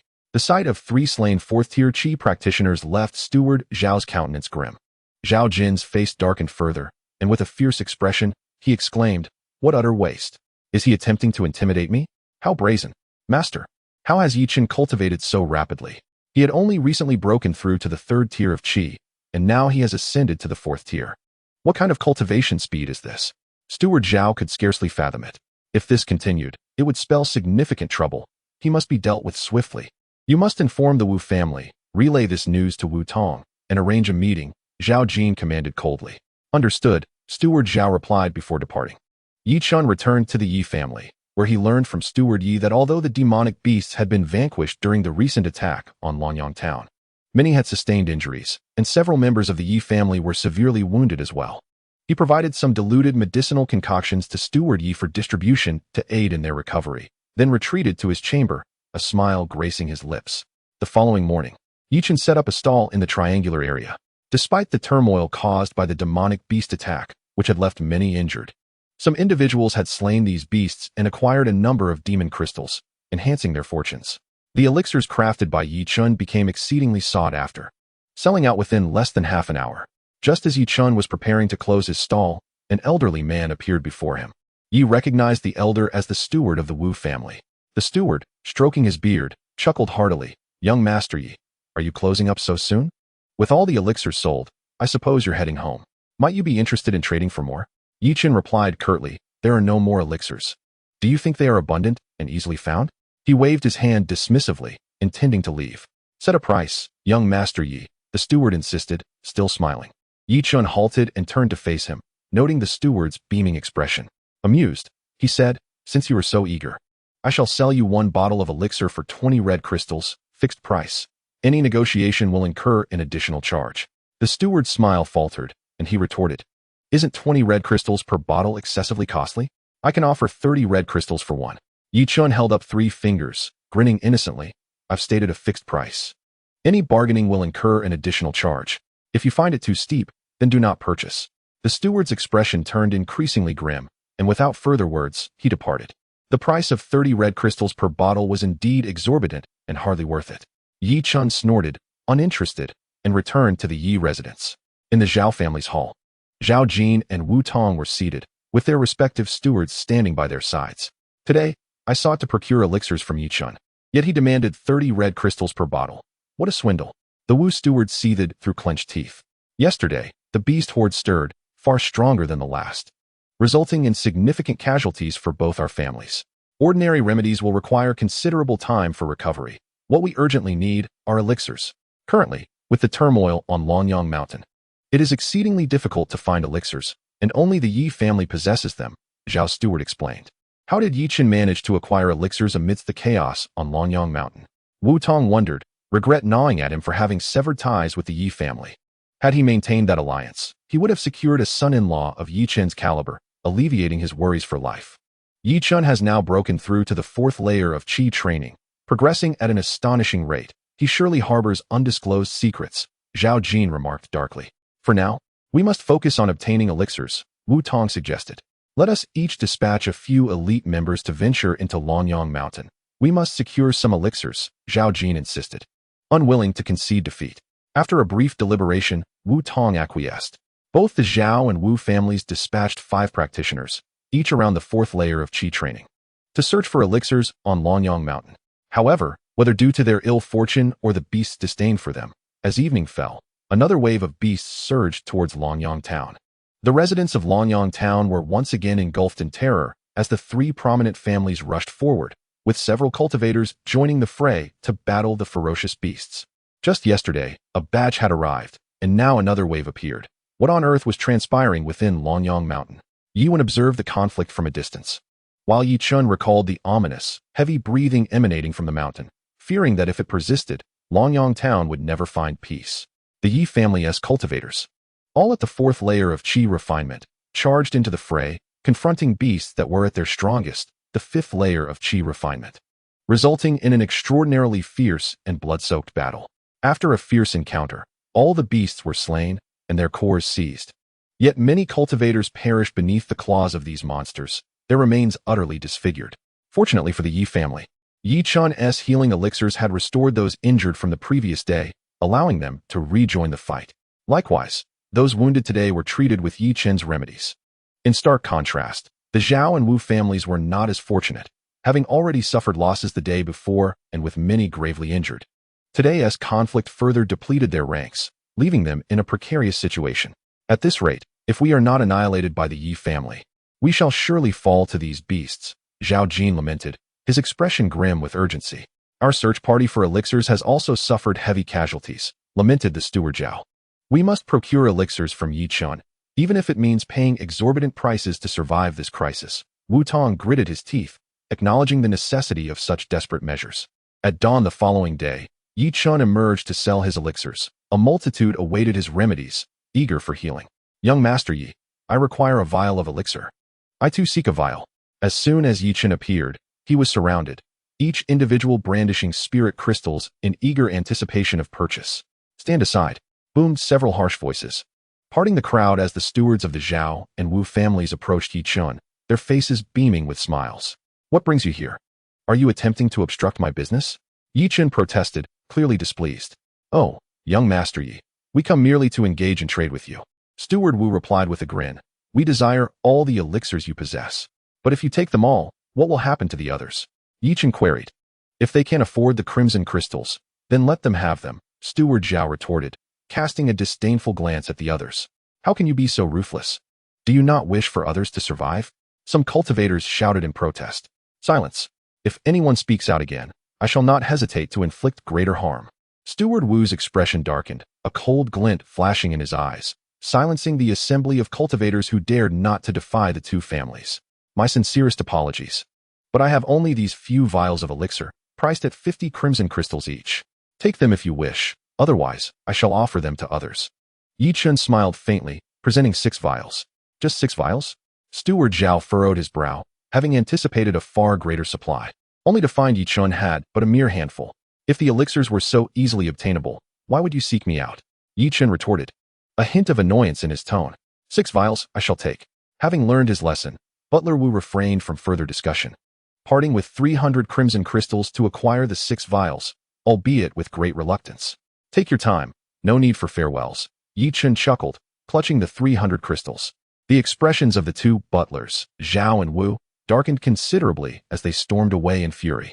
Once the 2 esteemed butlers departed, Ye Chen resumed his stall, unveiling over a dozen vials of elixirs, exclaiming, This is all for today, so act swiftly, for once they are gone, they are gone. I want one. I want one. The cultivators swiftly reacted, rushing toward him in a frenzy. How infuriating.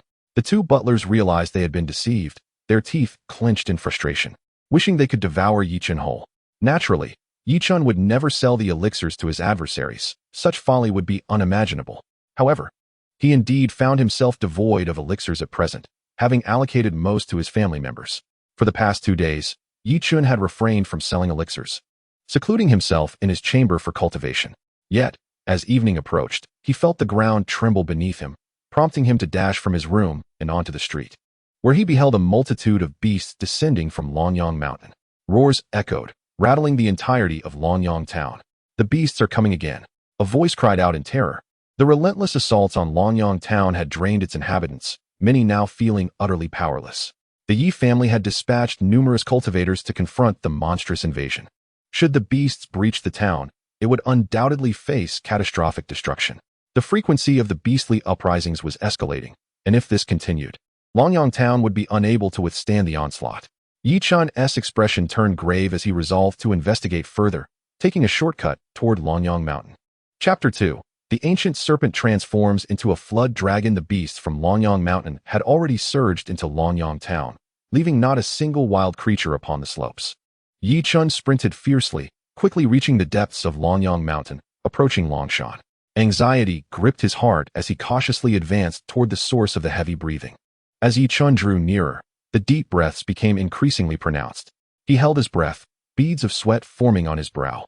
He had long surpassed the bounds he had previously traversed, and after about a kilometer, he distinctly felt a formidable pressure weighing down upon him. As if something were pressing heavily on his body, rendering his steps laborious. A surge of alarm coursed through him, yet he pressed on, gritting his teeth in determination. Throughout his journey, he remained vigilant for elixirs, successfully locating for specimens along the way. Indeed, the interior of Longshan was rich with elixirs, filling Ye Chen with elation. Gasping for breath, Ye Chen felt the heavy and hurried sounds of respiration seemingly right before him, as though something were pressing down upon it, rendering it labored. To his delight, he discovered a second-tier spirit herb, the ancient serpent mandrake, lying on the ground, adorned with a singular crimson fruit. Not long after, he stumbled upon another second-tier spirit herb, the three-leaf magnolia, which sent his heart racing with exhilaration. Such rare treasures, finding two at once was truly astonishing. These herbs were sufficient to concoct a copious amount of elixir, filling Ye Chen with unrestrained joy. As he continued onward for about a mile, the pressure around him intensified, stifling his spiritual energy, making it difficult to unleash. Ye Chen sensed that the source of the heavy breathing was alarmingly close. Suddenly, in a swift motion, he concealed himself beneath a massive rock, holding his breath. We have confirmed our intel. The ancient serpent resides atop Dragon Mountain, and it is currently in the process of transforming into a flood dragon. This is its moment of vulnerability. We must strike now to slay it, a grave voice declared. That serpent is quite elusive, having evaded us for so long. At last, we may complete our mission, another added. The serpent is a treasure trove in itself, particularly its blood, which can aid in breaking through shackles and elevating one's realm. It cannot be far ahead. We must act swiftly. For if the people of Zixia sect arrive, we may find ourselves in a predicament, the cold voice warned. Ye Chen's heart sank as he grasped the gravity of the situation. An ancient serpent? On the verge of transformation? His heart raced as he recalled passages from his family's tome, which spoke of serpents transforming into flood dragons, and eventually into true dragons after enduring 9 tribulations. The metamorphosis from serpent to flood dragon required at least 500 years of cultivation, alongside immense fortuity. Otherwise, the serpent would remain forever untransformed. Wang Long, you and your companions are quite swift, came a voice. Lin Feng, isn't your nose quite adept as well? That ancient serpent belongs to us at Zixia sect. It remains to be seen if you possess the fortune to claim it. While Ye Chen stood in astonishment, voices erupted nearby, leading to a fierce skirmish among a group of over 10 individuals, each displaying formidable prowess, powers beyond Ye Chen's discernment. Were they all here for the ancient serpent? He observed furtively. The battle ahead was intense, with flying swords transforming into brilliant streaks of light, wielding tremendous force. Trees and rocks shattered upon impact. Those were magical artifacts.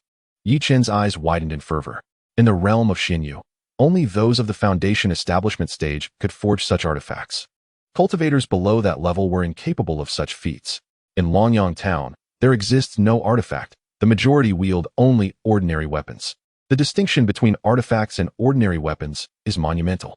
Artifacts are meticulously crafted by foundational realm experts, capable of absorbing spiritual energy and wielding immense power, far surpassing that of mere ordinary weapons. Those individuals armed with artifacts undoubtedly possess significant backgrounds. Ye Chen calmed his mind and observed intently. He was exceedingly cautious, for should he be discovered, it would spell certain doom. The battle raged fiercely, with fire dragons soaring and water spheres launching, resulting in violent collisions and explosions that made Ye Chen's heart race. Amidst the chaos, many fell, their lives extinguished amidst pools of blood. Both sides were evenly matched, teetering on the brink of mutual destruction. Wang Long, Continuing this conflict benefits neither of us. Why not divide the ancient serpent instead? Lin Feng proposed, his eyes glinting with cunning. Do you think I would trust you? Today, the ancient serpent belongs solely to my falling sunset sect. Wang Long retorted coldly, renewing his assault. The two factions clashed once more, embroiled in a brutal melee. Ultimately, both Wang Long and Lin Feng suffered grievous injuries from each other's attacks. The remaining combatants lay incapacitated, either dead or too wounded to rise. Struggling to regain their footing, Lin Feng and Wang Long realized that whoever eliminated the other would claim the ancient serpent. Ye Chen's gaze fixated on the artifacts, observing the nearly defeated combatants, his fists clenched in contemplation. This presented a golden opportunity. Acquiring these artifacts would exponentially enhance the Yi family's strength, rendering them nearly unmatched among their peers. Just a moment longer, Ye Chen's heart raced. This was a chance that required a bold risk. As the saying goes, fortune favors the bold. Lin Feng and Wang Long summoned their last reserves of spiritual energy, directing their flying swords at one another. In a flash, Lin Feng's speed proved superior. Before Wang Long's sword could strike, Lin Feng's blade pierced through Wang Long's skull. In that instant, Lin Feng dodged, allowing Wang Long's sword to graze his chest, leaving behind a mere scar. Huh, Wang Long, you dare to challenge me. Yet you remain cold. Lin Feng laughed triumphantly as he beheld the fallen Wang Long. On Wang Long's side, 2 or 3 others remained. Their faces twisted in fury as they summoned their strength to launch a final assault against Lin Feng. On Lin Feng's side, only 2 remained, both charging forth to fight to the bitter end. Ultimately, all but Lin Feng succumbed, leaving him as the sole survivor. With only one adversary left, Ye Chen's heart raced even more fervently. Gritting his teeth, he charged from behind a massive rock, simultaneously converging his spiritual energy to propel his short sword toward Lin Feng. Chapter 23. The treasure seizure. Ye Chen's gaze was piercing as the short sword transformed into a streak of light, hurtling toward Lin Feng, who sensed an overwhelming aura of lethal intent, his expression shifting in alarm. Lin Feng retaliated with his flying sword aimed at Ye Chen. But Ye Chen had anticipated this counterattack, unleashing his dark short sword in response. Simultaneously wielding 2 flying swords, Lin Feng's expression shifted drastically as Ye Chen's blade surged forth like lightning, leaving him no time for contemplation. Bang! The first of Ye Chen's short swords collided with Lin Feng's flying sword, shattering it to pieces. A sudden shock coursed through Ye Chen's heart as he realized the stark distinction between magical artifacts and mundane weapons. His resolve intensified. He must vanquish Lin Feng and seize these flying swords. As Lin Feng's flying sword clashed with Ye Chen's short sword, the latter was already within a mere yard of Lin Feng. Lin Feng, exerting every ounce of his strength, swiftly dodged, yet Ye Chen's short sword left a long, crimson gash across Lin Feng's face. A sense of dread washed over Ye Chen. Having failed this attempt, he now faced monumental peril. Instinctively, he darted away, simultaneously consuming 2 vials of spiritual liquid to replenish his energy. You dare to ambush me? You are doomed, Lin Feng bellowed. Taken aback by the audacity of this young upstart, who will perish remains uncertain. You are depleted of spiritual energy. How do you intend to kill me? Ye Chen retorted fearlessly. Who are you? Once I slay you, I shall annihilate your entire clan. Lin Feng's gaze turned icy, radiating an unsettling aura. You shall not have that opportunity. Ye Chen swiftly maneuvered, grasping the nearest flying sword, channeling his spiritual energy into the dark blade aimed at Lin Feng. Offense serves as the best defense. Foolish child, you seek death. Lin Feng's eyes bulged with fury, despite his injuries and depleting energy. His superior cultivation level instilled him with confidence to eliminate Ye Chen. After unleashing his short sword, Ye Chen lunged for another flying sword, seizing it in hand, his energy surging as he wielded 2 flying swords simultaneously. The audacity of controlling 3 flying swords? Lin Feng was taken aback. The clash ensued. Although the short sword was resilient, it proved inadequate against the flying swords. As it shattered, the 2 flying swords Ye Chen commanded surged forth, the potency of his strikes amplified by the 2 swigs of spiritual liquid he had consumed. Indeed, magical artifacts demanded an extraordinary amount of energy. Ye Chen was astounded that, without the elixirs, he could scarcely manage to manipulate 2 artifacts concurrently. Bang! Lin Feng's flying sword met one of Ye Chen's swords in a spectacular explosion of sparks. At that moment, the other flying sword lunged at Lin Feng, whose pupils constricted as he attempted to evade. However, gravely injured and with scant energy remaining, his movements were markedly slower. His attempt to dodge was insufficient. The flying sword pierced his chest, In that instant, Lin Feng's attention wavered from the sword. It was deflected away, but Ye Chen's sword charged at him once more, and Lin Feng's pupils constricted in horror as the blade loomed larger before him. Thud! Blood erupted as a deep gash opened in Lin Feng's throat, crimson spraying forth. Lin Feng clutched his throat, his eyes filled with a mixture of reluctance and terror as he gazed at Ye Chen, his body gradually collapsing to the ground. Observing Lin Feng's fall, Ye Chen too sank to the earth, only then realizing that he was drenched from head to toe. A wave of apprehension washed over him. Had he failed, it would have been his life at stake. Fortune favors the bold. Regaining his composure, Ye Chen's gaze grew resolute. He rose and collected all the flying swords, 10 in total. Furthermore, each of the 13 individuals bore a Qianquan pouch. Ye Chen gathered all the pouches, marked them with his blood, and began to examine their contents. To his astonishment, he discovered a wealth of spiritual crystals within. Who were these individuals to possess such vast riches? Each pouch contained hundreds of red crystals, and Lin Feng's and Wang Long's pouches held 3 orange crystals each, leaving Ye Chen breathless. Generally, one could only cultivate with red crystals. Encountering orange crystals was a rarity beyond belief. In all of Long City, perhaps only the Lord's Manor might possess such treasures, while no other family would. What is this? Ye Chen's curiosity was piqued as he noticed a scroll within Lin Feng's pouch and eagerly drew it out for inspection. Wind walking technique. Upon opening it, he was filled with exhilaration. This was a spell. In the realm of cultivation, physical combat and the wielding of flying swords are regarded as the most rudimentary fighting methods. Spells, however, harness the forces of nature, unleashing formidable attacks far superior to mere swords. The fire dragon and water sphere previously conjured by Lin Feng and Wang Long were spells indeed. Yet, casting spells demands immense spiritual energy, which is why cultivators seldom resort to them unless they possess ample reserves. As Ye Chen contemplated his bountiful haul, he felt increasingly convinced that his daring venture had been worthwhile. For 1,600 red crystals and 6 orange crystals, what a windfall! Unable to contain his excitement, he burst into laughter. Once his exhilaration subsided, Ye Chen recalled the ancient serpent from Lin Feng and his cohorts.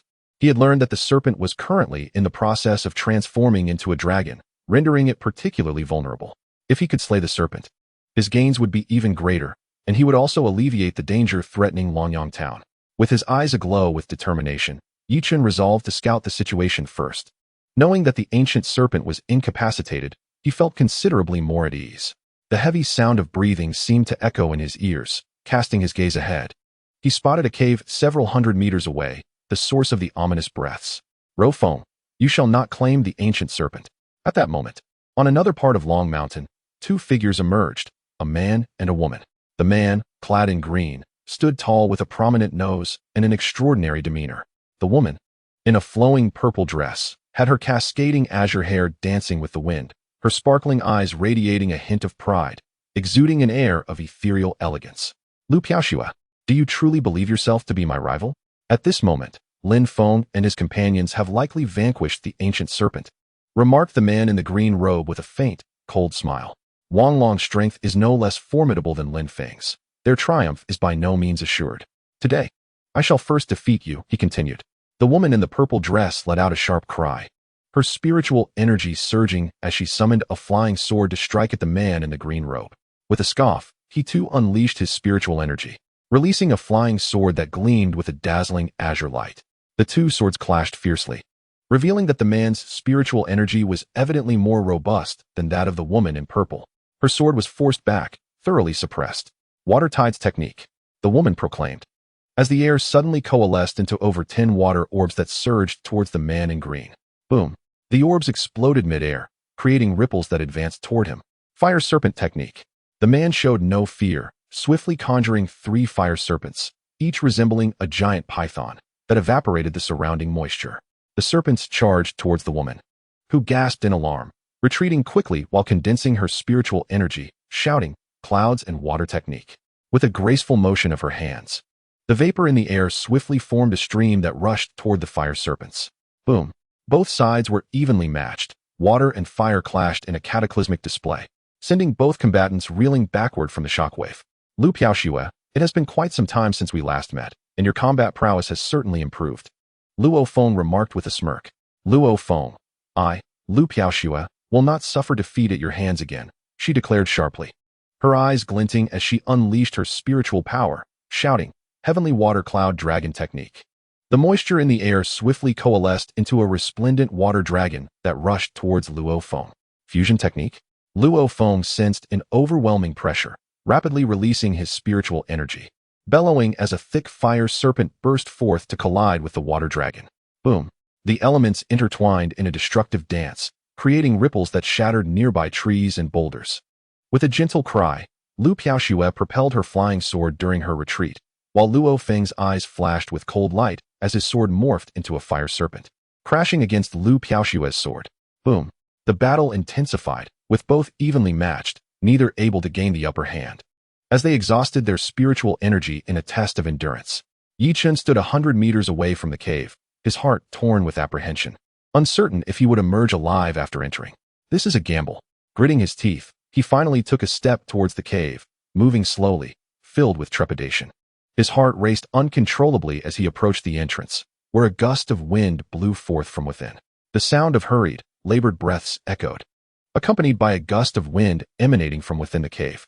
Ye Chen felt a surge of trepidation. Was this wind a manifestation of the ancient serpent's breath? What immense power must it possess? With a pounding heart, Ye Chen cautiously advanced into the cave, his palm pulsating with spiritual energy, ever ready to strike.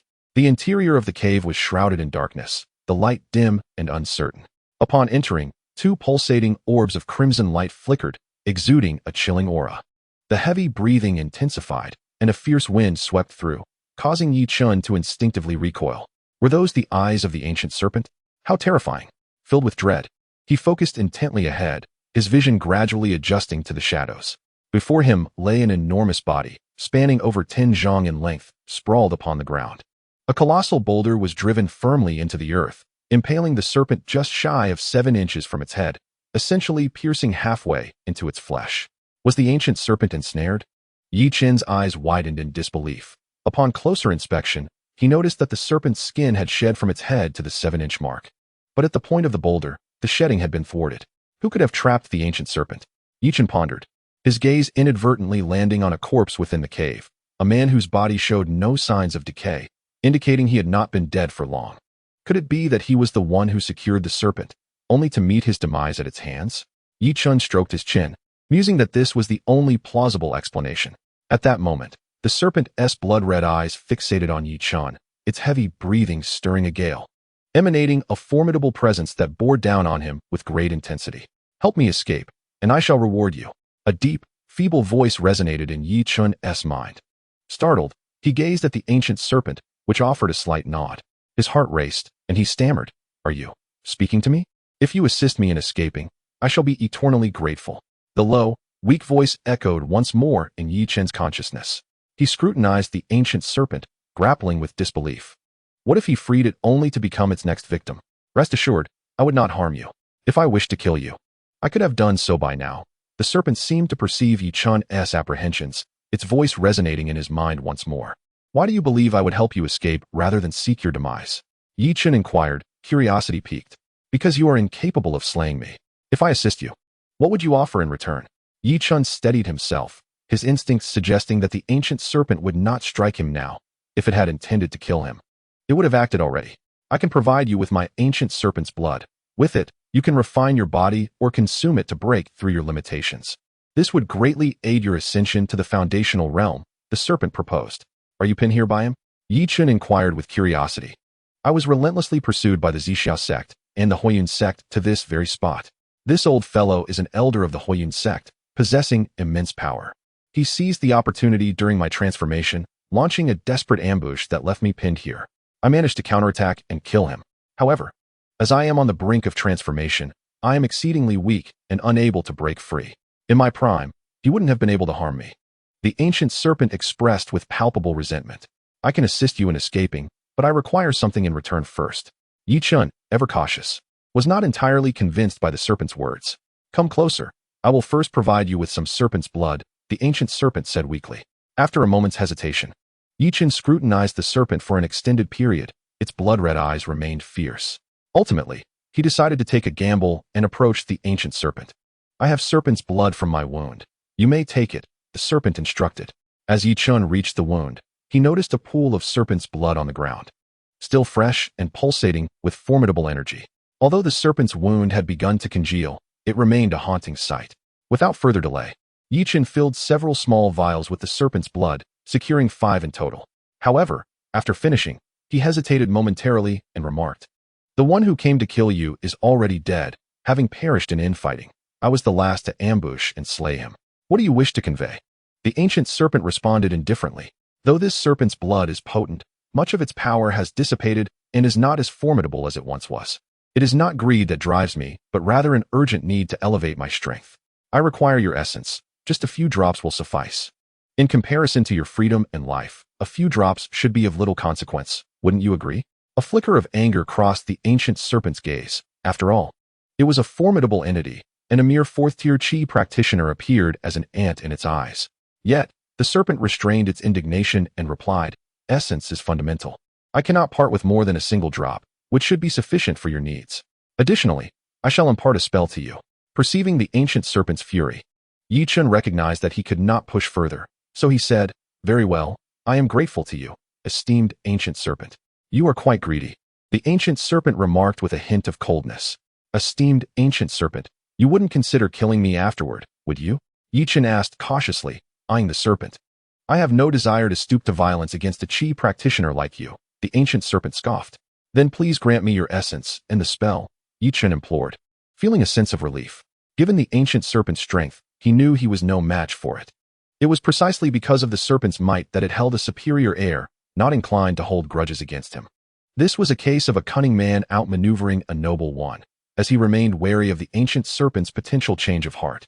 With a huff, the ancient serpent opened its gaping maw and expelled a scroll. Ye Chen unfurled it to find 3 grand characters inscribed: Tung Shi Shu, Rising Serpent Technique. Following this, a blood droplet the size of a dragon's eye emerged from the serpent's mouth, emanating a dense aura, imbued with exceptionally rich and pure power. "Esteemed ancient serpent, how may I assist you in your escape?" Ye Chen exclaimed, overwhelmed with joy as he hastily collected the essence. "All that remains is to shatter this massive stone," Ye Chen remarked, gazing at the colossal boulder that encased the ancient serpent. The stone was so immense that it required the combined strength of 3 individuals to encircle it. After a meticulous examination, Ye Chen spoke to the ancient serpent, "Esteemed elder, my current prowess is limited, and my understanding of techniques is rudimentary. Thus, I must proceed with caution. Please be patient with me. Let us begin." The ancient serpent responded in a calm and indifferent tone, as if these matters were of little consequence to it. Ye Chen steadied his resolve, channeling his spiritual energy, while simultaneously commanding 3 flying swords to strike the boulder. Is it truly possible for one at the 4th level of chi refinement to manipulate 3 flying swords at once? The ancient serpent marveled in astonishment at Ye Chen's capabilities. It was well aware that most cultivators could only wield a single sword. Controlling multiple swords was not merely a matter of spiritual power, but also a reflection of one's mental fortitude. A lack of mental strength would render it impossible to wield more than one sword effectively, regardless of the quantity of spiritual energy available. Furthermore, in the heat of battle, one's surroundings could easily be overlooked, leading to perilous predicaments. With a resounding crash, the 3 swords collided with the boulder, sending debris flying. Ye Chen summoned the swords once more, striking the boulder again. A loud thud echoed as a sizable cavity appeared within the stone. After consuming 3 bottles of spiritual liquid to replenish his energy, Ye Chen unleashed the swords yet again upon the boulder. The crack widened with each assault. In total, Ye Chen struck the boulder 5 times before it finally shattered. A portion of the stone collapsed, and fearing that it might fall upon the ancient serpent, Ye Chen deftly redirected the swords to alter the trajectory of the falling debris, ensuring the serpent's safety. "Ancient elder, do attempt to free yourself," Ye Chen advised as he stepped back. The ancient serpent let out a fierce roar, its massive body swaying violently, causing the cavern to tremble as if it were on the verge of collapse. Ye Chen quickly retreated, despite the serpent's weakened state. It summoned every ounce of strength to gradually expel the stone embedded within its body. With a sudden thrust, the boulder was expelled, tearing at the serpent's wounds and causing its blood to spill forth, eliciting a deafening cry of agony. What transpired? Both Luo Feng and Lu Piaoxue, engaged in a fierce battle, were momentarily taken aback. "Huh, it must be Lin Feng dealing with the ancient serpent," Luo Feng exclaimed, laughter bubbling forth as confidence surged within him. "How ridiculous! Perhaps it is Wang Long at play," Lu Piaoxue remarked. her expression darkening with concern as the ferocity of their combat intensified. Both of their energies were nearing depletion, and Luo Feng's gaze turned cold, a sinister smile creeping across his face. Since you wish for death, Lu Piaoxue, I shall gladly oblige. Producing a radiant medicinal pill, Luo Feng watched as Lu Piaoxue's countenance transformed in alarm. He ingested the pill, and his spiritual energy surged back, instantly restoring him to peak condition. A recovery pill. Lu Piaoxue gasped, her heart racing with trepidation. The revitalizing elixir allows one to restore their spiritual power to its peak state.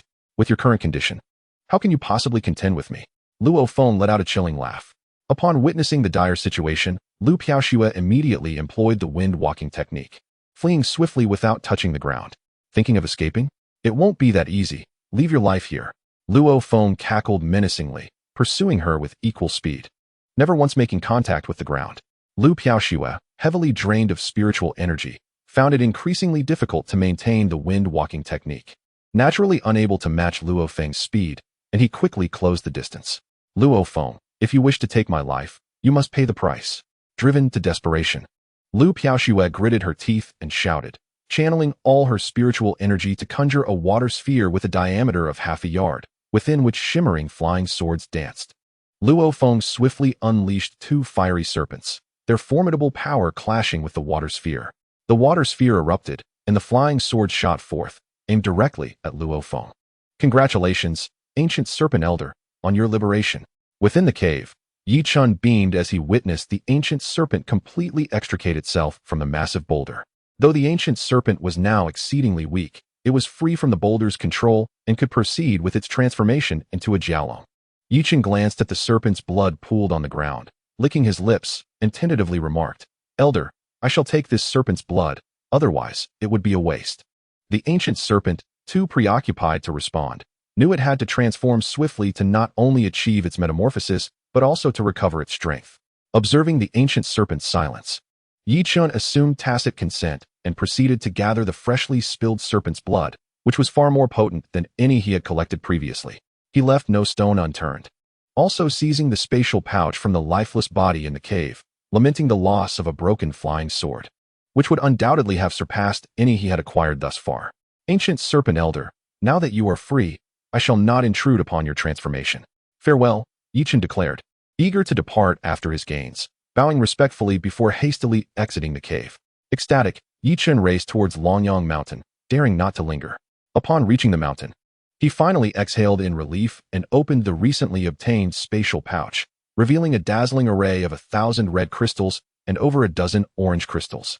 What a windfall this is. Ye Chen couldn't help but burst into laughter.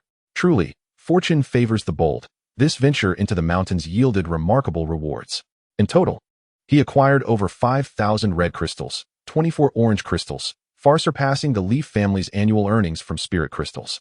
More importantly, he obtained 13 flying swords, 12 vials of serpent's blood, a drop of ancient serpent's essence, and 2 spells. These were the most valuable treasures. With such assets, how could the Leaf family fear a coalition of the Wu family? Given the recent beast attack on Longyang town, the Zhao and Wu families must have suffered significantly, leaving them without the means to compete with the Leaf family.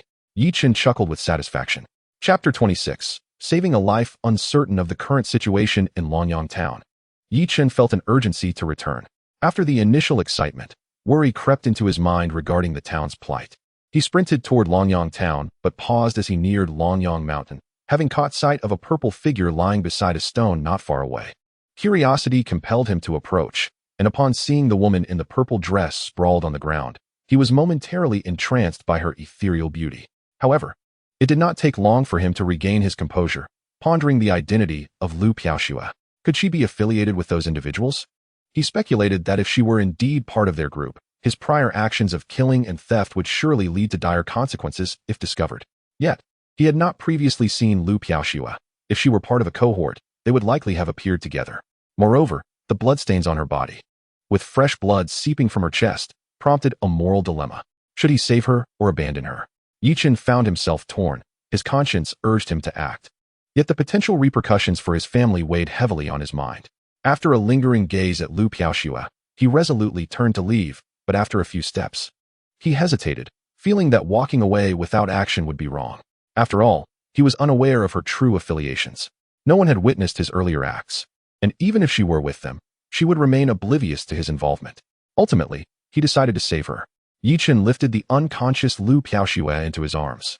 She was surprisingly light, and as he gazed upon her nearly flawless visage, his heart raced with an unexpected thrill.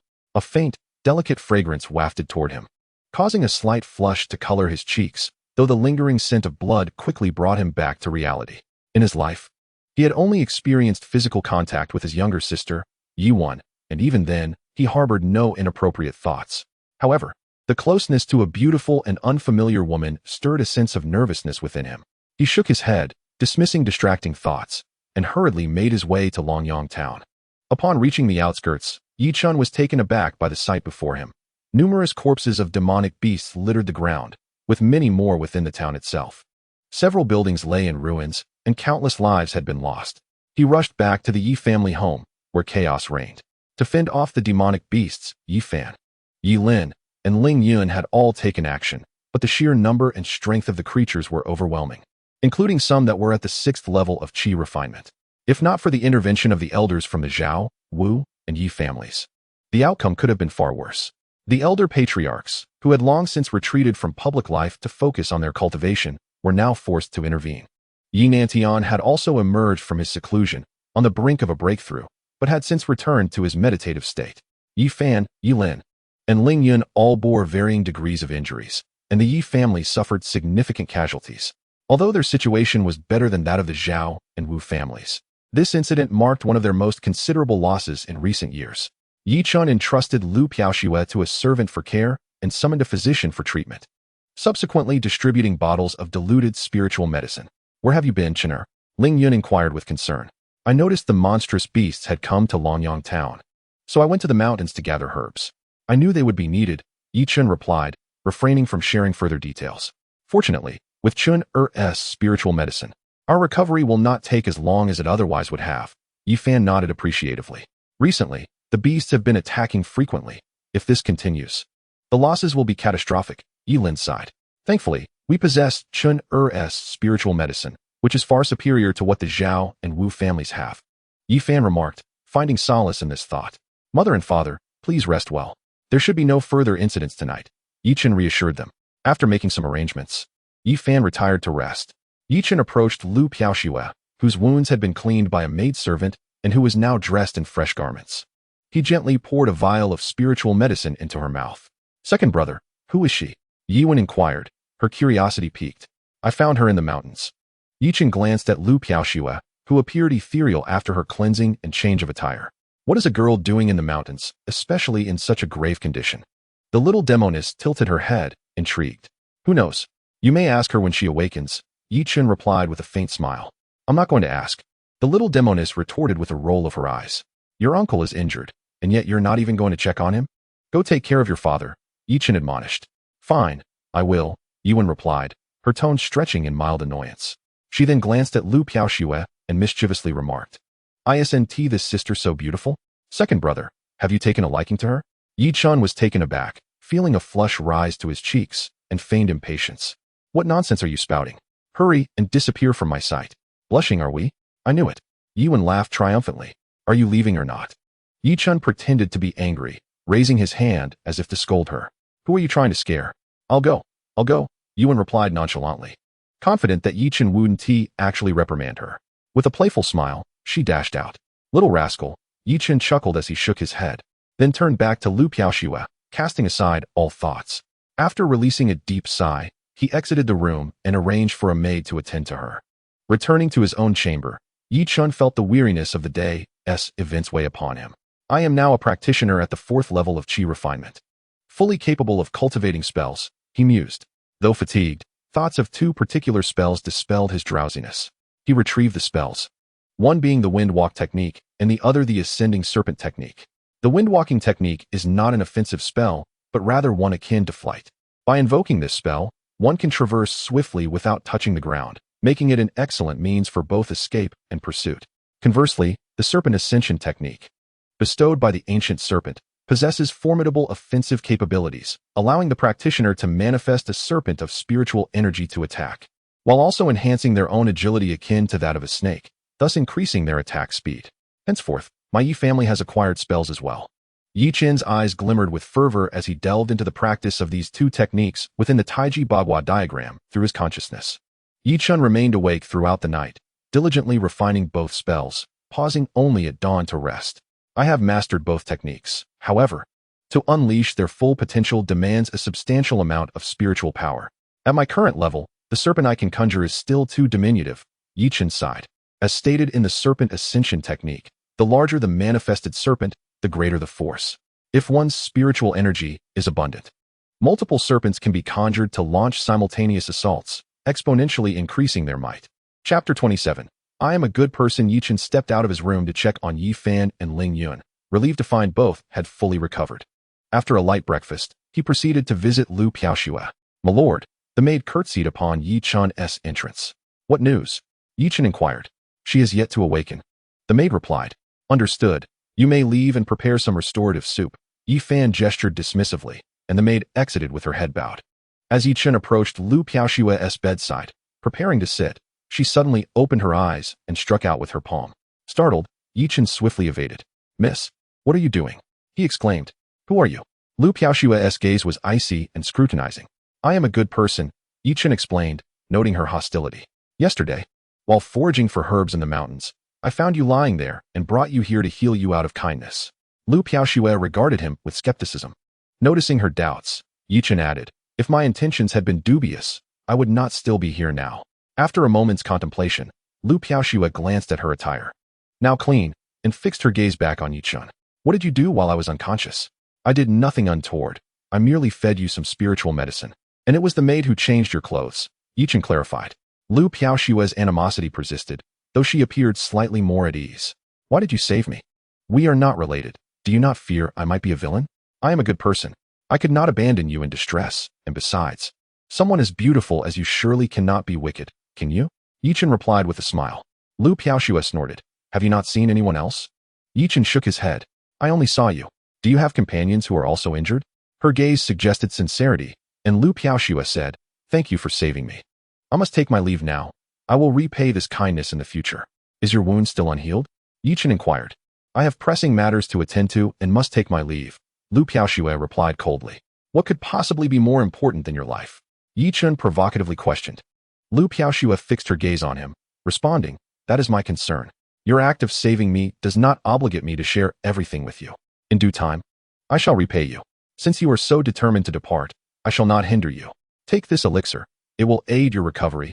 Ye Chen sighed helplessly, producing a small vial of spirit medicine. Lu Piaoxue accepted it without refusal, expressing her gratitude before swiftly departing. Allow me to escort you out, Ye Chen called after her, leading Lu Piaoxue to the entrance of the Yi family residence. As he watched her fade into the bustling street, he sighed and shook his head, lamenting that he did not even know her name. Brother, has the beautiful sister left? Ye Wen appeared beside him unexpectedly, wearing a knowing smile. Ye Chen shot her a glare and walked into the Yi household.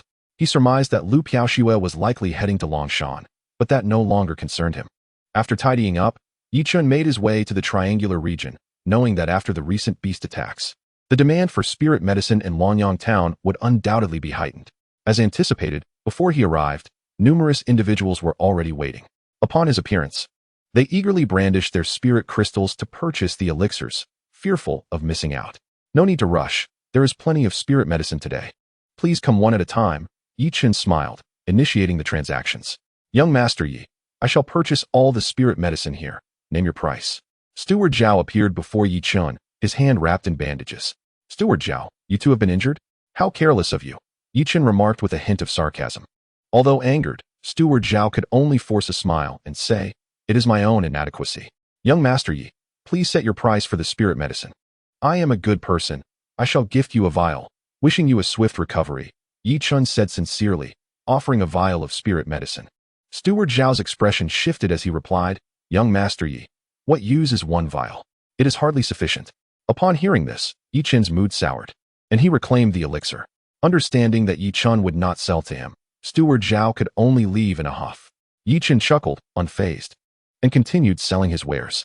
In the Zhao family hall, Steward Zhao returned empty-handed. Zhao Jin was in a fit of rage, smashing chairs and shattering cups, seething with fury. Following the two beast attacks, the Zhao and Wu families had lost a significant portion of their living forces, and those remaining were diminished as well. If Ye Chen refuses to sell to us, we shall go to Longcheng. Wu Tong clenched his fists, harboring a deep-seated hatred for Ye Chen. Zhao Jin's eyes darkened with malice as he declared, I will destroy the Yi family. I want that little brat Ye Chen to kneel before me and beg for mercy. We are currently suffering tremendous losses, and the Yi family will undoubtedly seize this opportunity to suppress us. We must hasten to Longcheng. Wu Tong's expression was grim. Let us depart for Longcheng at once. Zhao Jin exclaimed, his anger palpable. Ye Chen, having made a substantial profit today, was packing his belongings in preparation to return home. On his way back to the Yi residence, he encountered Lu Piaoxue lying on the ground. Miss. Ye Chen hurriedly helped her up. Lu Piaoxue's complexion was ashen, devoid of any color, and she bore a grievous wound that was shockingly visible, blood oozing incessantly from it. Ye Chen was alarmed and swiftly carried Lu Piaoxue into the Yi household. Someone, come quickly, he shouted, drawing the attention of many. What has happened? Ling Yun emerged, astonished to see Ye Chen cradling an injured young woman. Mother, let us discuss this inside. As they moved, Ye Chen added, please fetch a doctor, a female one. The commotion stirred the Yi family into action. A physician soon attended to Lu Piaoxue's wound, and upon witnessing its severity, he trembled in disbelief. Unable to fathom how she had managed to survive such an injury. Chen'er, what transpired? Ling Yun inquired. Once Lu Piaoxue's injury was treated and she had consumed a healing elixir, Ye Chen sighed and recounted the events. Mother, you won't blame me for bringing her back without permission, will you? Ye Chen asked. How could I? To neglect a girl in such a critical state would be utterly heartless, Ling Yun replied, casting a glance at Lu Piaoxue. Why has this sister been injured again? Yi Wen rushed over upon hearing the news. She must have been attacked by a beast, Ye Chen replied calmly. Now that she has taken the healing elixir, she is no longer in mortal danger, but she requires a period of rest. Chapter 28. Serpent's blood tempering. How could the injury be so severe? Once everyone had departed, Ye Chen pondered Lu Piaoxue's wounds. He resolved to investigate the matter at Longyang Mountain. Upon arriving at Longyang Mountain, he found it eerily silent. Not a single beast's roar to be heard. The entire mountain was shrouded in an oppressive atmosphere. As he traversed the path, he detected no traces of any beasts. Arriving easily at Long Mountain, which too was hauntingly quiet, the heavy breathing that had once resonated now vanished. As Ye Chen approached within hundreds of meters of the cave entrance, he sensed a formidable pressure weighing upon him, almost rendering him breathless. Alarmed, he stood frozen when suddenly the cave erupted, stones flying in all directions, the entire Long Mountain trembling as the ground fissured beneath him. A thunderous roar erupted from the cave, deafening in its intensity. In the next moment, a colossal figure burst forth from the cavern. Has the ancient serpent successfully transformed into a flood dragon? Ye Chen gasped, his eyes shimmering with envy as he beheld the massive form soaring through the air. He yearned to traverse the skies, aspiring to become a powerful being that gazes down upon all living creatures. At this moment, Ye Chen felt utterly insignificant, akin to an ant when compared to the ancient serpent. The serpent had transformed into a flood dragon, soaring through the heavens with an even more formidable presence, enveloping the entirety of Dragon Mountain. All the beasts within Dragon Mountain bowed in submission, trembling in fear. The commotion within Dragon Mountain inevitably stirred Dragon City, where many were alarmed and bewildered, catching a distant glimpse of a lengthy figure soaring above Dragon Mountain. Is that a dragon? Someone shouted in the city. No, it is a flood dragon. The entire city erupted in excitement. Remarkably, there was a flood dragon residing within the Lord's estate of Dragon Mountain. A middle-aged man stood with his hands clasped behind his back, exuding an air of authority as he gazed apprehensively at the sky above Dragon Mountain. Meanwhile, Ye Chen looked up and watched as the ancient serpent spiraled before taking flight into the sky. He stood in a daze, only coming to his senses after a long while, roused by the roar of beasts. Realizing the serpent had departed, he understood that without its oppressive presence, the beasts would undoubtedly go wild. If the serpent had not left, it would have been unable to. Ye Chen summoned all his strength to activate the wind technique, swiftly making his way toward Longyang Mountain. Upon entering the vicinity of Longyang Mountain, he finally breathed a sigh of relief. And only after exiting the mountain did he feel completely at ease. As he walked into Longyang, he furrowed his brow in contemplation, utterly perplexed about how Lu Piaoxue had sustained her injuries. The beasts within Longyang Mountain had been intimidated into submission by the serpent's might. So how could they have launched an attack? Was it possible that she had been harmed by the ancient serpent? Ye Chen's pupils constricted, and he inhaled sharply. During its metamorphosis, the serpent was exceedingly weak, particularly in the critical moments following its transformation. Although the serpent had long since undergone its mutation, it had been unable to complete it due to being pinned down. After enduring for so long, once the serpent broke free, it completed its transformation almost overnight. Despite its frailty post-transformation, the serpent's power remained formidable, and Lu Piaoxue, having arrived at the cave to find the serpent weakened, attempted to strike it down. Though the serpent was weakened, it was still powerful, and Lu Piaoxue, whose injuries had yet to heal, was injured in the encounter and barely managed to escape with her life. Fortunately, she had received spiritual medicine from Ye Chen, otherwise, she would have been beyond rescue. The ancient serpent, too weak to pursue, had allowed her to flee. By the time Ye Chen arrived, the serpent had nearly fully recovered. Ye Chen returned to the Ye family and, after checking on Lu Piaoxue's condition in her room, retreated to his own chamber to cultivate. He decided to use the serpent's blood to refine his body. Pouring some of the blood into clear water, it instantly transformed into a boiling crimson hue, infused with potent energy.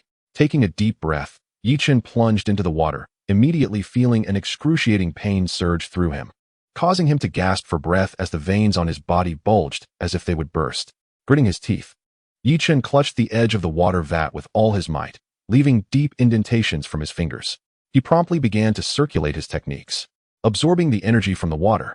The power of the serpent's blood was fierce, and the process of absorption was excruciatingly painful. Yet, it was simultaneously a process of bodily refinement. As Ye Chen absorbed the energy, it felt akin to countless fine needles piercing into his body, darting around and ultimately embedding themselves within his bones. This was an immense torment, a form of torture that evoked a sensation of living hell. Yet, Ye Chen understood with utmost clarity that if he wished to become stronger, to excel beyond his peers, he must endure this arduous process. For the body is the foundation of a person. Without a robust physique, no matter how high one's realm or how profound one's spiritual power, invincibility remains elusive. A sufficiently powerful body can withstand any assault, granting a monumental advantage in combat. Furthermore, within the realm of cultivation, there exist practitioners dedicated to refining the physical form, known as body refiners, who employ techniques termed body refinement arts. In numerous cultivation families or sects, various methods are employed to temper the bodies of exceptional kin or disciples, utilizing elixirs or other means. When physical cultivation reaches its zenith, one becomes impervious to blades and unyielding, instilling fearlessness against any attack, wielding strength capable of shattering the earth and fracturing the heavens. Consider, at such a stage, even if others possess abundant spiritual power and elevated realms, what significance does it hold if they cannot breach the defenses of a fortified body? The mightiest of assaults would be rendered futile, enduring immense pain. Ye Chen's gaze remained resolute, devoid of any hint of retreat.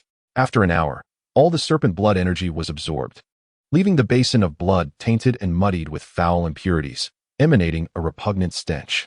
Having endured inhuman suffering and expelled these impurities, Ye Chen felt a significant lightness throughout his body, a profound sense of comfort. These impurities represented the detritus within him. The first step of body refinement was to purge such toxins. With daily tempering, though he may not reach extraordinary heights, he would certainly surpass the average physique. Ye Chen was filled with joy. Suddenly, the door swung open, and Ye Wen entered, immediately assaulted by an unbearable stench, covering her nose and frowning. "What is that horrid smell?" Ye Chen, visibly vexed, replied sternly, "Why can't you ever learn to knock?" After hastily stepping outside to inhale fresh air, Ye Wen regarded Ye Chen's room with trepidation, saying, "Who knew you would take a bath in such disgusting substances during the day?" Chapter 29. The suppression begins. Ye Chen swiftly closed the door, donned his attire, and stepped out, retorting, "Rest assured, I will make sure you experience this foul substance as well."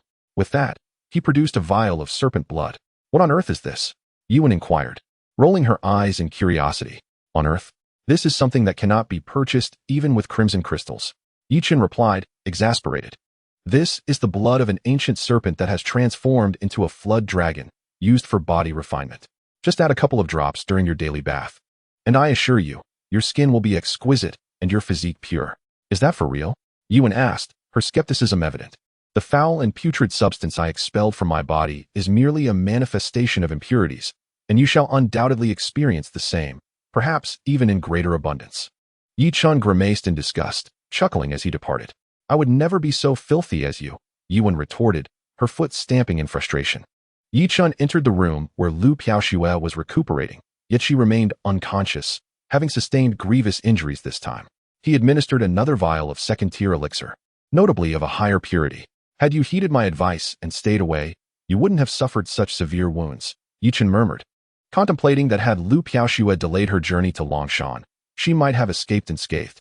In the Yi family hall, Yi Nantian and his sons were broad smiles, with a glimmer of brilliance in Yi Nanshan's eyes, exuding a commanding presence. Congratulations, father, on your successful breakthrough to the 7th layer of Qi refinement. Yi Lin exclaimed with excitement. Haha, I have been trapped at the 6th layer for decades, never imagining I would achieve a breakthrough. All thanks to Chinner, Yi Nantian replied.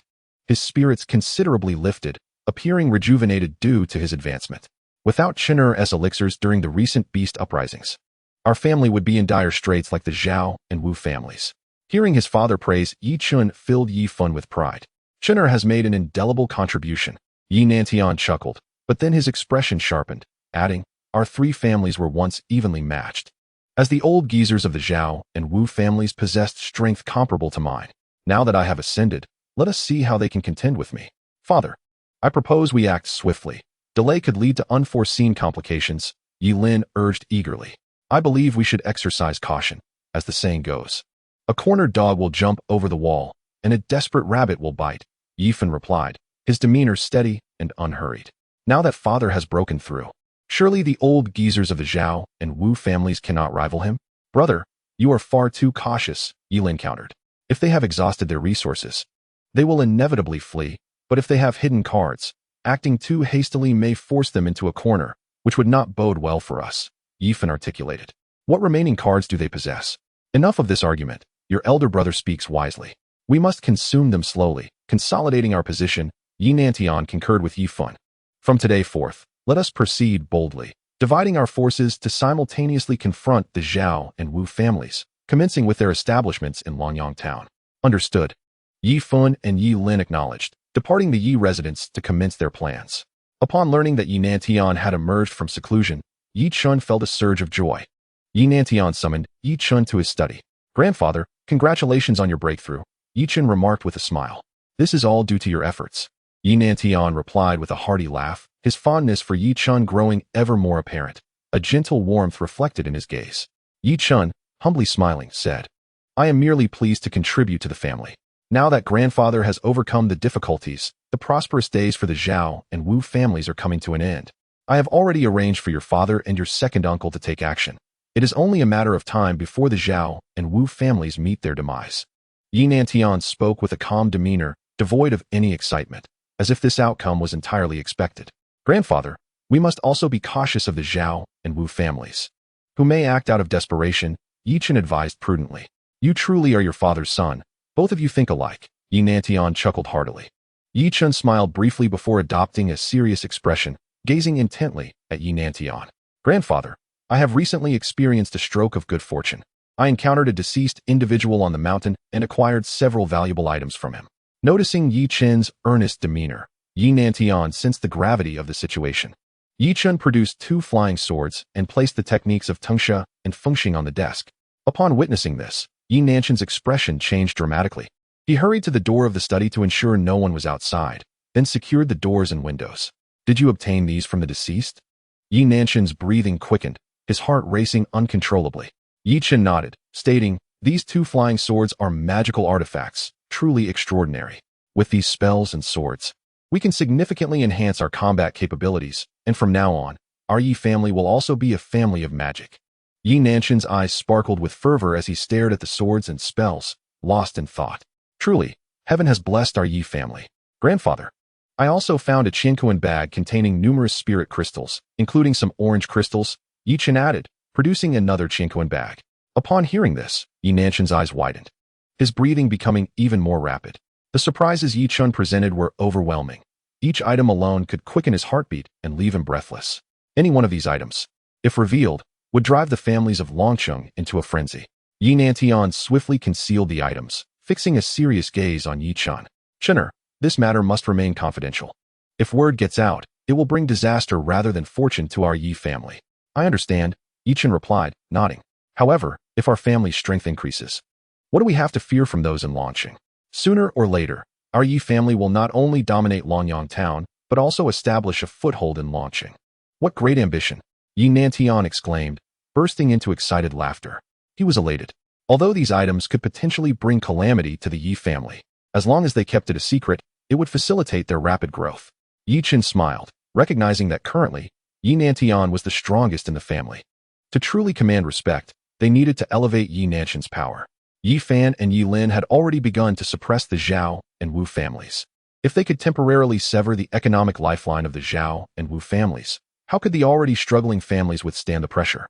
In the Zhao family hall, Zhao Guanjiao reported with a grim expression, the Yi family has already made their move. Today, several of our shops were disrupted by them, and some of our people were injured. Our Wu family shops have also suffered setbacks, came the reply. Wu, the steward, wore a grim expression and remarked, for now, we must await the return of the family head. At that time, we shall collaborate with the patriarch of Long City and see how the Yi family continues to act so arrogantly. Chapter 30. Annexation in the Grand Hall of the Yi family. Yi Nantian, Yi Fun, Yi Lin, and Ye Chen were gathered. Yi Fun and Yi Lin were reporting on the day's activities. The Zhao and Wu families currently lack any means of resistance. I believe it is time to initiate our annexation, or perhaps even directly seize their lands, Yi Lin declared, rubbing his hands in anticipation. Why are Zhao Jin and Wu Tong not responding at all? Yi Fan frowned, perplexed. The Zhao and Wu families are unusually quiet. In the past, they would never have allowed such a situation to unfold. Now, what can the Zhao and Wu families use to contend with us? Naturally, they can only retreat. Yi Lin replied with a smug smile. I suggest we attempt to occupy the territories of the Zhao and Wu families. If they remain unresponsive, we shall continue our conquest and absorb their assets, Ye Chen said with a calm smile. Chun'er's suggestion holds merit. If the Zhao and Wu families do react, we need not worry. This gradual annexation will allow us to remain vigilant against any potential retaliation. Yi Nantian nodded in agreement. I believe we should also probe their vulnerabilities to gauge their reaction. If they remain silent, we should strike decisively and completely engulf them, Ye Chen said with a cold smile. Yi Nantian's eyes brightened, and he laughed heartily. Chun'er, that is an excellent plan. Let us proceed with this resolution. We shall divide our forces into 3 groups to seize the assets of the Zhao and Wu families. Understood, Yi Fun and Yi Lin replied excitedly, preparing to take action. Yi Fun, Yi Lin, and the steward divided into 3 teams. Yi Lin and the steward forcefully annexed the weaker assets of the Zhao and Wu families, while Yi Fan launched a surprise attack directly targeting their vital interests. For both the Zhao and Wu families, the most significant industries were the apothecaries and blacksmith shops, which yielded substantial profits annually.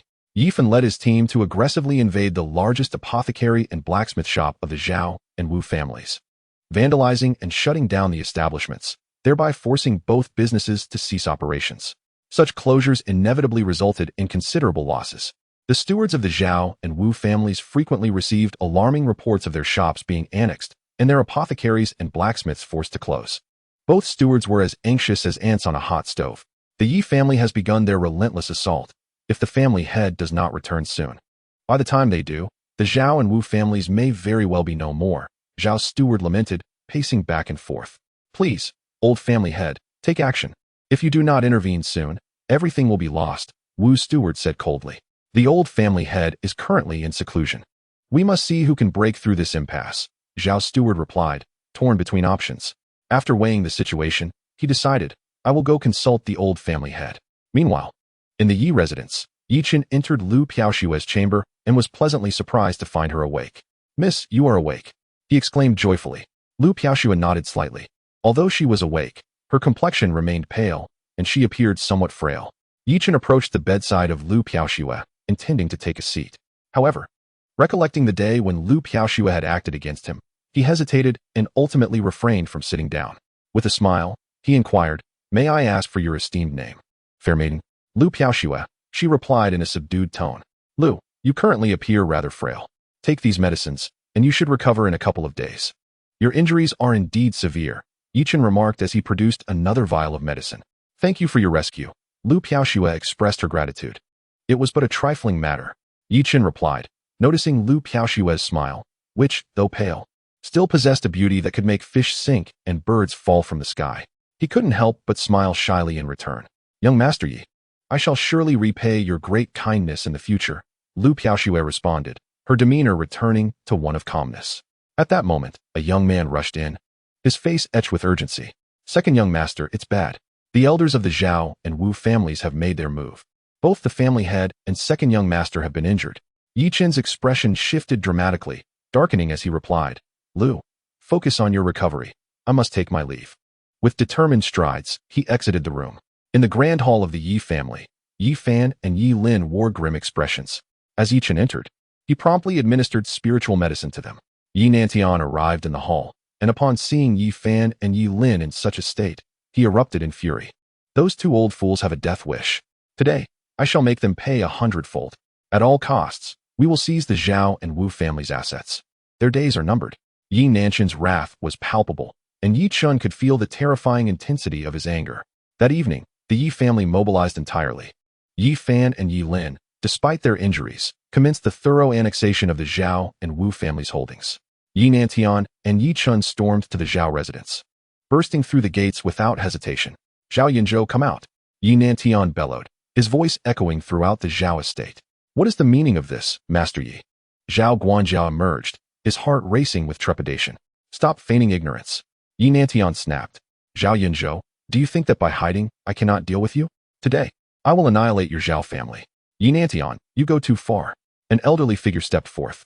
The old man's eyes were sharp, and his gait steady, exuding an air of pressure. You accuse me of going too far, Zhao Yunzhou? You have truly lost all sense of shame, resorting to violence against the younger generation. Yi Nantian retorted disdainfully. I had intended to let you live a bit longer, but since you are so eager to meet your end, I shall gladly assist you. Yi Nantian, it remains uncertain who will meet their end today. A cold, ancient voice interjected as a figure clad in purple emerged, his eyes shimmering with a chilling light. Upon seeing the purple-clad elder, Yi Nantian showed no fear. Instead, he smirked. You arrived just in time, sparing me the trip to the Wu family. The purple-clad elder was none other than Gu, the patriarch of the Wu family, a peak practitioner at the 6th level of Qi cultivation, just a step away from ascending to the 7th level. However, the divide between the 6th and 7th levels was a formidable barrier, one that was difficult to cross, especially without the proper techniques. Thus, the patriarchs of the Yi, Wu, and Zhao families have been trapped in this realm for decades without any breakthrough. Yi Nantian, your arrogance knows no bounds. Wu Ji's cold light burst forth. This is bad. Our shop has been forcibly occupied by the Yi family. At that moment, a man from the Zhao family rushed in, shouting urgently. What? Zhao Butler exclaimed in alarm. Zhao Yunzhou and Wu Ji's expressions darkened simultaneously as they fixed their gaze upon Yi Nantian and Ye Chen. Ye Chen's lips curled into a slight smirk as he declared, everything has already been decided.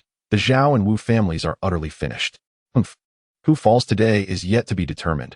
None of you shall leave here alive. Wu Gu ground his teeth, his eyes filled with murderous intent. Chapter 31, A Turn of Events. Haha. Yi Nantian laughed heartily. Then his expression turned grave. Zhao Yunzhou, Wu Gu, you are truly foolish. Even if you two join forces, you are no match for me. As he spoke, he unleashed his spiritual energy, emanating an exceptionally robust aura. Zhao Yunzhou and Wu Gu felt the intensity of Yi Nantian's presence, their faces paling in shock. You have actually broken through to the 7th level of Qi refinement. Zhao Yunzhou gasped, his eyes wide in disbelief. Wu Ji's expression turned ashen. Although the gap between the peak of the 6th level and the 7th level was but a step, it was a vast chasm. And two peak 6th level practitioners could never hope to contend with a 7th level one. Today marks the end of the Zhao and Wu families. Yi Nantian's spiritual energy surged in his palm, and a flying sword shot forth instantaneously. Though Zhao Yunzhou and Wu Gu were alarmed, they knew they had to give their all if they wished to survive. Otherwise, they would stand no chance against Yi Nantian. Zhao Butler, Wu Butler. Surround and kill that brat. Wu Gu glared at Ye Chen with malice. Capturing Ye Chen was their only chance to seize the initiative. Zhao Butler and Wu Butler sprang into action, both being practitioners at the 4th level of Qi refinement, immediately flanking Ye Chen. Grandfather, do not worry about the enemies. These two cannot harm me, Ye Chen said with a serene smile. Good. Yi Nantian had complete faith in Ye Chen, equipped with magical artifacts and spells. Even the peak of the 4th level of Qi refinement would not stand a chance against him.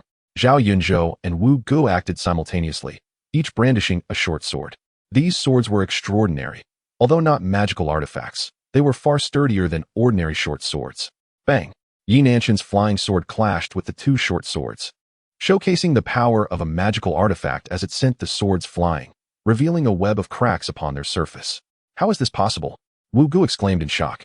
Is this a magical artifact? Zhao Yunzhou's eyes widened, and he gasped in astonishment. Now that you know, prepare to pay with your lives. Ye Nanshan's eyes brimmed with murderous intent. He could not afford to let Zhao Yunzhou and Wu Gu escape, for if word got out, the Yi family could face dire consequences. Zhao Yunzhou and Wu Ji's expressions shifted dramatically as they promptly dispersed, unwilling to confront Ye Nantian head-on. On the other side, Ye Chen found himself besieged by Steward Zhao and Steward Wu. A disdainful smirk graced Ye Chen's lips as he felt the surge of spiritual energy in his palm.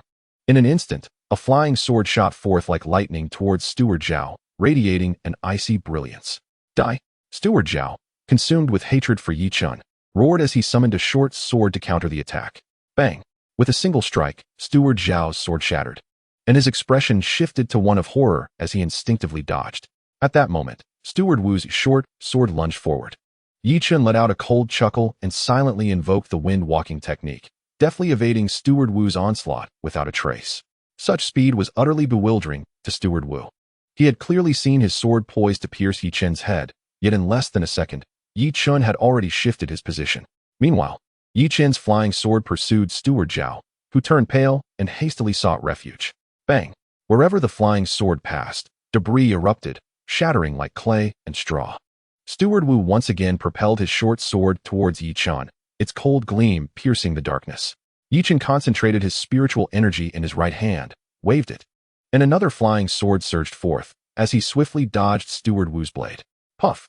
The flying sword, imbued with a chilling light, pierced Steward Wu's throat, splattering blood across the ground. Steward Wu's eyes widened in terror as he collapsed. Ye Chen lightly scoffed and directed the flying sword towards Steward Zhao. Surrounded by the twin assaults of the flying swords, Steward Zhao found himself with no avenue for escape. Puff! Both swords simultaneously pierced through Steward Zhao's chest, and he fell, defeated and devoid of life. Zhao Yunzhou and Wu Gu, engaged in fierce combat with Ye Nantian, were utterly shocked to witness the swift demise of the two stewards. Yet, under Ye Nanshan's relentless assault, they were forced to retreat, merely dodging the onslaught. Puff! Ye Nanshan's flying sword penetrated Zhao Yunzhou's arm, blood spilling forth. At that moment, Ye Nantian activated the wind-walking technique, his body blurring as he delivered a powerful punch to Wu Gu. Bang! Wu Gu was sent flying, spitting blood as he crashed into a stone pillar, shattering it upon impact. Puff! Wu Gu coughed up more blood, his complexion pale, nearly bereft of fighting spirit. Ye Nantian, do you truly intend to annihilate us? Zhao Yunzhou gritted his teeth, clutching his injured arm. If the roles were reversed today, would you not seek to eliminate me? Ye Nanshan's eyes glinted with murderous intent as he summoned his sword, directing it towards Zhao Yunzhou. I will fight you to the bitter end. Zhao Yunzhou roared, channeling his entire spiritual energy to confront Ye Nantian in a final stand. Stop! A booming voice suddenly echoed from the entrance, accompanied by a short sword that flew forth, colliding with Ye Nanshan's flying sword. The impact fractured the sword and altered its trajectory, causing it to graze past Zhao Yunzhou and pierce a nearby stone pillar. Both Ye Nantian and Ye Chen turned their gazes towards the entrance. Zhao Jin and Wu Tong stood at the entrance, their expressions grim. Accompanying them was a middle-aged man clad in a golden robe, his demeanor haughty as he surveyed the entire courtyard with a swift glance. The sight of the two fallen stewards and the injured elderly gentleman filled Zhao Jin and Wu Tong with trepidation. Had they arrived even a moment later, the two elderly men would undoubtedly have met their demise. Both Ye Nantian and Ye Chen's gazes fixated on the man in the golden robe, who exuded an extraordinary presence. Clearly not an ordinary individual. Ye Nantian, your audacity knows no bounds. Zhao Jin exclaimed in fury, rushing to support Zhao Yunzhou, while Wu Tong hastily aided Wu Gu, equally enraged. How laughable! Did you not wish to annihilate the Yi family? What significance do your words hold now? Ye Nantian shot a glance at the man in the golden robe, and then turned his attention back to Zhao Jin, scoffing disdainfully. Dream on if you think our Wu family will be subjugated. Wu Tong retorted coldly, then respectfully addressed the man in the golden robe.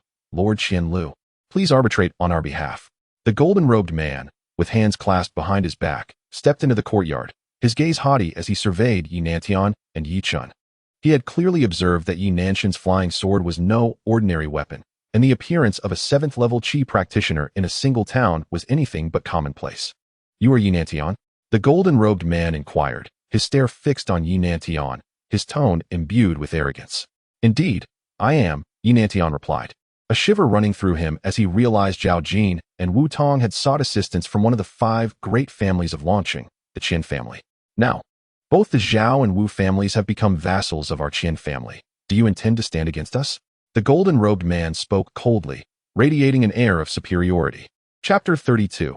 Driven to desperation, a chill ran down Ye Nanshan's spine as he glanced at Zhao Jin and Wu Tong, astonished that the Zhao and Wu families had allied with the Qin family for their own preservation.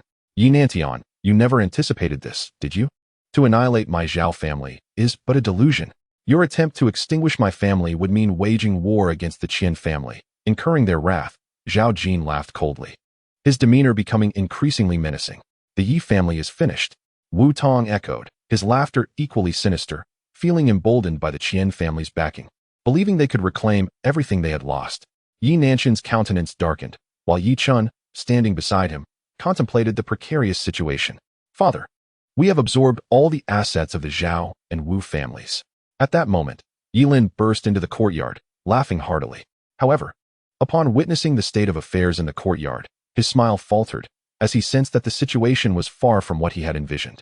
Zhao Jin and Wu Tong, upon hearing that their family's assets had been entirely consumed, were expressions of dismay.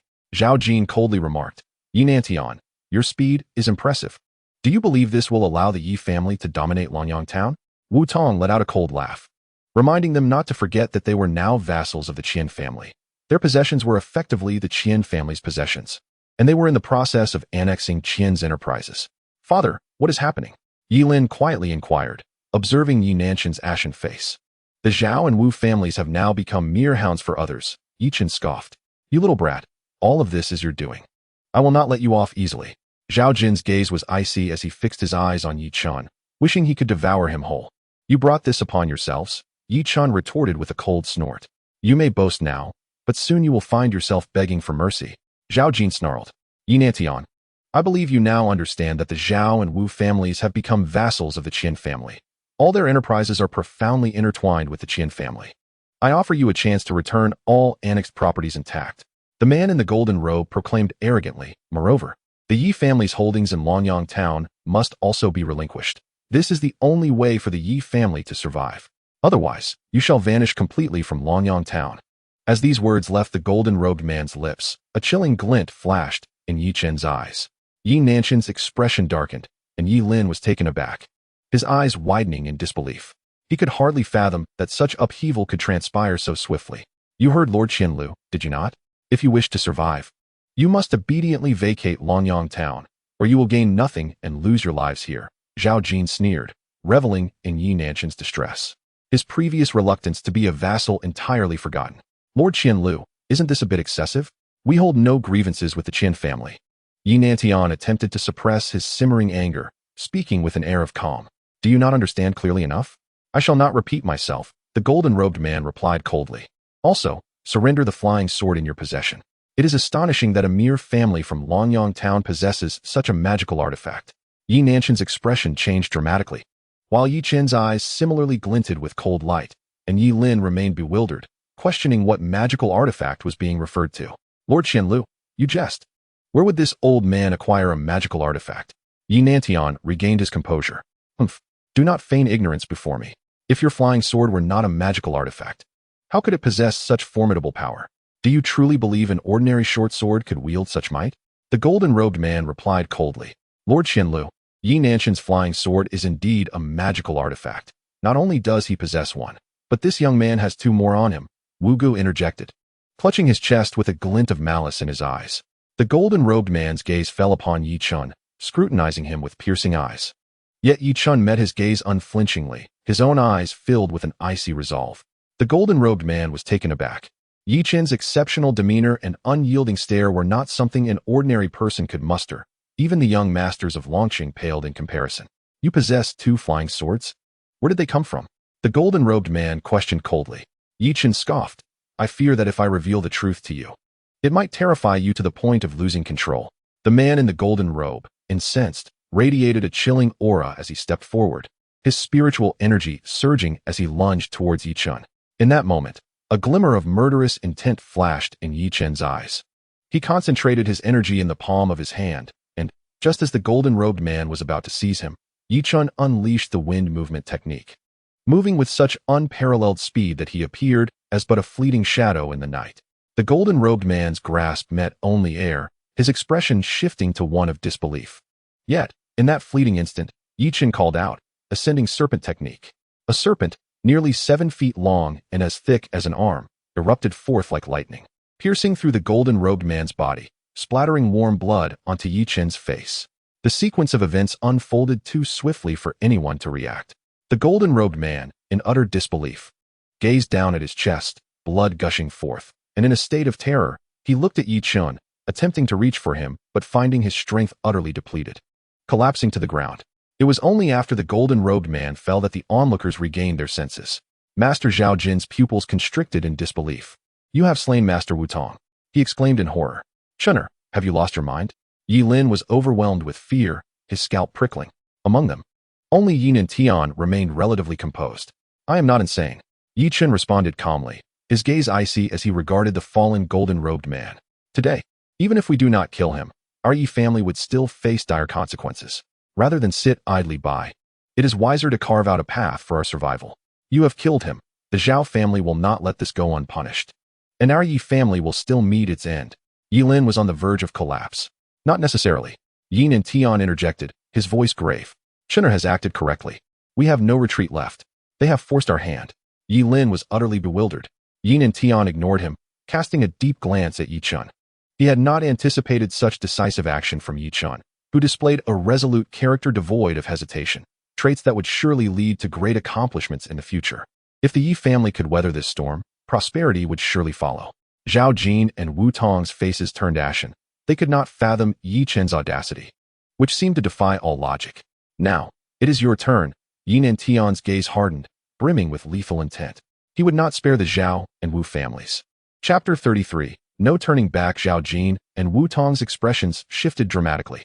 They had initially believed that summoning the members of the Zhao family would suppress the Yi family, perhaps even annihilate it entirely. They had never anticipated Ye Chen's decisiveness, nor that the Yi family would resort to such extreme measures against Master Zhao. Their last glimmer of hope shattered in that moment. "You have killed Master Zhao. The Zhao family will not rest until they have their vengeance. Even if you slay us, the Yi family will inevitably meet its demise." Zhao Jin's eyes grew wild, realizing that all was irrevocably lost. "Rest assured, my Yi family shall thrive, and we will one day penetrate Dragon City. What is the Zhao family, if not beneath our feet?" Ye Chen emanated an overwhelming aura, one that rendered the atmosphere suffocating. The Zhao and Wu clans had succumbed to utter despair. Yi Nanshan's eyes brimmed with murderous intent. With a decisive wave of his hand, a flying sword shot forth like a bolt of lightning, piercing through Wu Ji's skull in an instant, blood gushing from his brow, his eyes forever wide open in death. "Father!" Wu Tong cried out in terror, his face splattered with scorching blood. Yi Nantian acted with unwavering resolve, showing no mercy. For the lives of hundreds within the Yi family were at stake. Hesitation or compassion was not an option. With a gurgling sound, the anguished and terrified Wu Tong expelled blood from his chest as a flying sword erupted from within him, and both father and son collapsed together. Zhao Jin's complexion turned ashen, devoid of color. In that moment, Yi Nantian appeared to him as a demon, a terrifying specter. "We three families are locked in a struggle where it is either your demise or mine. Today marks my breakthrough. Had it not been me, any one of us could have fallen, and it would have been the Yi family lying amidst the blood. This is fate. From the onset of our conflict, this day was destined to arrive." Yi Nanshan's voice was as frigid as ice, sending chills down the spine. The flying sword, merciless and stained crimson, glimmered ominously under the moonlight. Zhao Jin lay unwillingly on the ground, while Yunzhou trembled, ultimately succumbing to despair, closing his eyes. "Yi Nantian, I shall await you in the realm of the dead. There we shall settle our scores." With a sickening sound, Zhao Yunzhou's throat was pierced, and Yi Nantian murmured, "In the realm of the dead, you shall not be my equal." Even as Zhao Yunzhou fell, Yi Lin's scalp tingled with dread. Ye Chen regarded him with a cold indifference, stating, "We have no path of retreat. We must strike decisively and completely." "Second brother, you have greatly disappointed me," Yi Nantian remarked, his gaze fixed on Yi Lin, who, as the second son of the Ye family, paled in comparison to the mere youth, Ye Chen, an utter letdown. Yi Lin looked up at Yi Nantian, confusion and shock etched upon his face. Yi Nanshan's unwavering stare pierced him as he commanded, "Leave none of the Zhao family alive." This proclamation was gruesome yet unavoidable. One must act in self-interest, for otherwise, nature would exact its vengeance.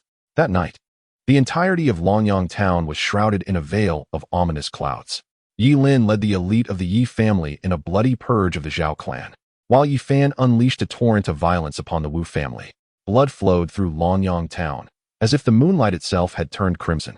In the span of a single night, the long-standing balance of power in Longyang town was irrevocably shattered, with the Yi family emerging as the sole cultivators, claiming dominion over the entire town. By dawn, life in Longyang town continued as if the horrors of the previous night had never transpired. People went about their daily routines, oblivious to the bloodshed that had transpired. In the Yi family's hall, Zhao Feng and Wu Lan were nowhere to be found, their bodies unaccounted for during the collection of corpses. The steward's expression was grim, acutely aware that a grave situation had unfolded. Within the hall, Yi Nantian, Yi Fan, Yi Lin, and Ye Chen sat in silence, the atmosphere heavy with tension. After the steward's report, no further words were spoken. Yi Lin had yet to recover from the events of last night. Everything had transpired so unexpectedly. In his heart, he had always believed that the Yi family could never contend with the Chen family. Although Yi Fan had not witnessed the occurrences in the Zhao family's courtyard firsthand, he wholeheartedly agreed with Ye Chen's perspective, deeming it a necessary course of action. There was no need to concern themselves with Zhao Feng and Wu Lan. They had undoubtedly fled to Longqing. At present, the Yi family found themselves with no avenue for retreat. They could either await their annihilation at the hands of the Qian family or hasten to strengthen themselves to stand against them. Ye Chen was the first to speak. "How shall we contend with the Qian family?" Yi Lin fixed his gaze upon Ye Chen. "How shall we contend with the Qian family? Since matters have escalated to this point, I shall not conceal the truth from father and second uncle any longer." Rising from his seat, Ye Chen glanced at Yi Nantian and declared, "I have had a remarkable encounter on Longyang Mountain, acquiring 13 magical artifacts, 2 tomes of spells, 5 or 6,000 red crystals, and over 10 orange crystals. This is the foundation upon which our Yi family now stands." Amidst the astonished gazes of those present, Ye Chen looked at Yi Lin and asked, "Second uncle, do you believe this is sufficient?" Yi Lin was utterly taken aback, and even Yi Nantian, who was somewhat aware of the situation, was once again astonished. He could not fathom that Ye Chen possessed 13 magical artifacts. Moreover, all of the spiritual crystals can be transformed into spiritual liquid. Ye Chen added with a smile, "Are these resources not enough for us to rapidly grow strong? What do we have to fear from the Qian family in Longqing? Their strongest members are merely at the pinnacle of the 8th level of Qi training. I have ample means to elevate our own to that level within a month." A tightness gripped Yi Nanshan's heart. He crushed the armrest of his chair, his eyes wide with disbelief, his chest heaving violently. Furthermore, father, second uncle, mother's strength, as well as that of Steward Yi, can all be elevated by a significant margin. Yi Chen's words fell like a heavy bombshell, rendering Yi Fan, Yi Lin, and others speechless in disbelief.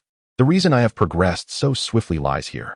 Our family faces a dire crisis. We must enhance our overall strength to stand unafraid against any family in Longqing." Yi Chen's impassioned speech ignited a fervor in Yi Nantian and Yi Fan. Even Steward Yi clenched his fists, eager to take decisive action. After a moment of excitement, Yi Fan calmed himself. He had been the head of the family for many years, and his experience had rendered him meticulous and composed. Furrowing his brow, Yi Fan remarked, "The primary concern is that if the Qian family learns of young Master Qianlu's death, they will undoubtedly rush to retaliate. We do not have the luxury of time." Yi Nantian sighed, appearing somewhat resigned. Yi Fan's words fell like a bucket of cold water, extinguishing all hope. Ye Chen smiled and replied, "From Longqing to Longyang town, even at a relentless pace, it will take a day. As long as we have a glimmer of hope, we must not give up. Furthermore, I do not believe the Long family will dispatch their strongest members. This is our window of opportunity." Yi Nantian gazed at Ye Chen with profound admiration, a flicker of hope igniting in his eyes. "You speak wisely, Chener. As long as there exists a glimmer of hope, we must strive forward. Even if the Qian family were to besiege our doorstep today, we shall resist." Chapter 34. Urgency. Presently, the Yi family found themselves cornered, with no option but to fight back desperately in order to transform peril into safety. On that day, Ye Chen had cast all the thousands of spirit crystals he had recently acquired into the Qinquan bag, transmuting them into spirit liquid, enough to fill a large vat, thick and rich with potent spiritual energy. Simultaneously, Ye Chen extracted a considerable portion of the divine liquid from the Taiji Diagram, yielding 20 drops, each imbued with spiritual power far exceeding that of the spirit liquid refined from scarlet crystals. He distributed these resources, ensuring that each member could transcend a significant boundary. Most critically, if Ye Nantian could advance to the 8th layer of the Qi refining realm, the Yi family would have no fear of the Qian family. Yi Fun, Yi Lin, and Ling Yun were all currently at the 5th layer of the Qi refining realm, with Yi Fun and Ling Yun having previously utilized the divine liquid, placing them at the pinnacle of the 5th layer. Barring unforeseen circumstances, a breakthrough to the 6th layer should pose no challenge. Furthermore, Yi Wen, Yi Shi, Yi Tian, and the butler received both the divine and spirit liquids for their cultivation, and under Yi Nanshan's command, they all entered seclusion to refine their skills. The Yi family had wholly immersed itself in a frenzied training mode, delegating the management of their affairs to their most trusted individuals. Though the situation was exceedingly urgent, the Yi family maintained a facade of calmness. Ye Chen made his way to Lu Piaoshua's chamber, where he found her health significantly improved. "Miss Lu, you appear much better. I believe that it won't be long before you recover fully. Taking this spirit medicine will hasten your healing," Ye Chen said with a smile, handing her a vial of elixir. Lu Piaoshua confidently consumed the spirit medicine, while Ye Chen observed her with a faint smile, though it bore an unnatural quality, hinting at an underlying concern. "Is something troubling you, young Master Yi?" Lu Piaoshua, perceptive as she was, sensed his unease. Ye Chen scratched his head, at a loss for words. After a moment's thought, he awkwardly confessed, "Miss Lu, I did not intend to drive you away. The Yi family is currently facing some troubles that might inadvertently affect you." Ye Chen found it difficult to articulate his thoughts, yet Lu Piaoshua, unfazed, replied with a knowing smile, "I understand. You fear that I may be implicated, hence your desire for me to leave the Yi family? I do not wish to dismiss you, Miss Lu," Ye Chen stammered, caught in an embarrassing moment as she chuckled at his awkwardness. It was the first time he had witnessed such a smile from her, and he was instantly captivated, unable to tear his gaze away, rendering Lu Piaoshua somewhat bashful. "Humph. Men are all the same," Lu Piaoshua scoffed playfully, tossing a pillow at him. Snapping back to reality, Ye Chen caught the pillow, feeling somewhat awkward. "Miss Lu, I still have 2 vials of spirit medicine here. If you take one each day, your injuries should heal soon. If I do not leave, will you still wish to expel me?" Lu Piaoshua inquired, looking at Ye Chen. Ye Chen was taken aback and said, "Miss Lu, if you do not leave, it may bring you trouble. We do not possess enough confidence to resolve this crisis. I only ask you, if I choose to stay, will you force me to leave?" Lu Piaoshua fixed her gaze upon Ye Chen, her tone assertive, clearly eager for an answer. "No," Ye Chen replied with unwavering certainty. "That's good then. I shall not go anywhere. Until I am fully healed, I will not depart." After stating this, Lu Piaoshua turned away from Ye Chen, lying on the bed and beginning to rest. "Miss Lu, I wish to rest now. Please close the door on your way out," she said, turning her back to him. Ye Chen sighed softly, feeling helpless as he exited the room and gently closed the door behind him. Lu Piaoshua turned back, observing the silhouette of Ye Chen at the doorway, lost in her thoughts. In Longcheng, at the Qian family hall, Zhao Feng and Wu Lan stood in disarray. Seated within the hall was a middle-aged man clad in purple, exuding an air of nobility and possessing an extraordinary demeanor. "You are from the Zhao and Wu families of Longyang Town? How have you ended up in such a state?" the middle-aged man inquired, frowning. "Master Qian, you must take a stand for us. The Yi family has revolted. They have ruthlessly slain Master Qian Lu and have bloodied our Zhao and Wu families, monopolizing Longyang Town. We barely managed to escape," Zhao Feng implored, kneeling before the middle-aged man. This man was Qian Tianmao, the head of the Qian family. Upon hearing this, Qian Tianmao's expression darkened instantly, as if shrouded by a looming storm. Master Qian Lu was his cousin and a pivotal figure within the Qian family. "Are you speaking the truth?" Qian Tianmao's tone turned icy, akin to frost in the depths of winter. "Every word is true. The Yi family is indeed heinous," Zhao Feng denounced vehemently. Qian Tianmao, seething with rage, bellowed, "Summon the 2nd and 3rd elders immediately." Shortly thereafter, 2 middle-aged men entered the hall, resembling Qian Tianmao closely. They were Qian Tianya and Qian Tianxiu, his brothers. "Eldest brother, what is the matter?" Qian Tianxiu asked, glancing at Zhao Feng and Wu Lan. "Immediately lead men into Longyang Town and annihilate the Yi family. They have killed Lu." Qian Tianmao's voice was cold, his eyes filled with murderous intent. "What?" Both Qian Tianya and Qian Tianxiu were taken aback. Qian Tianxiu exclaimed. They truly seek death. How dare the insignificant Ye family lay hands on our Qian family? I shall wash the Ye family in blood. Let us inform our uncle and allow him to handle this, Qian Tianya interjected. Upon hearing this, Qian Tianma exchanged a glance with Qian Tianya and nodded slightly, saying, Second brother, go tell our uncle. Understood, Qian Tianya affirmed. Before long, furious roars echoed from a courtyard, where an elder clad in brown radiated a menacing aura.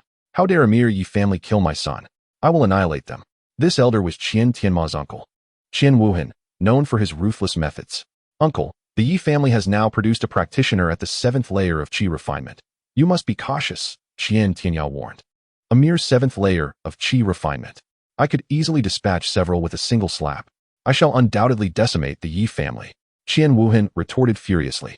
Uncle, my elder brother mentioned that if you seize Longyang town, it will fall under your dominion, Qian Tianya stated. Qian Wuhan's heart stirred.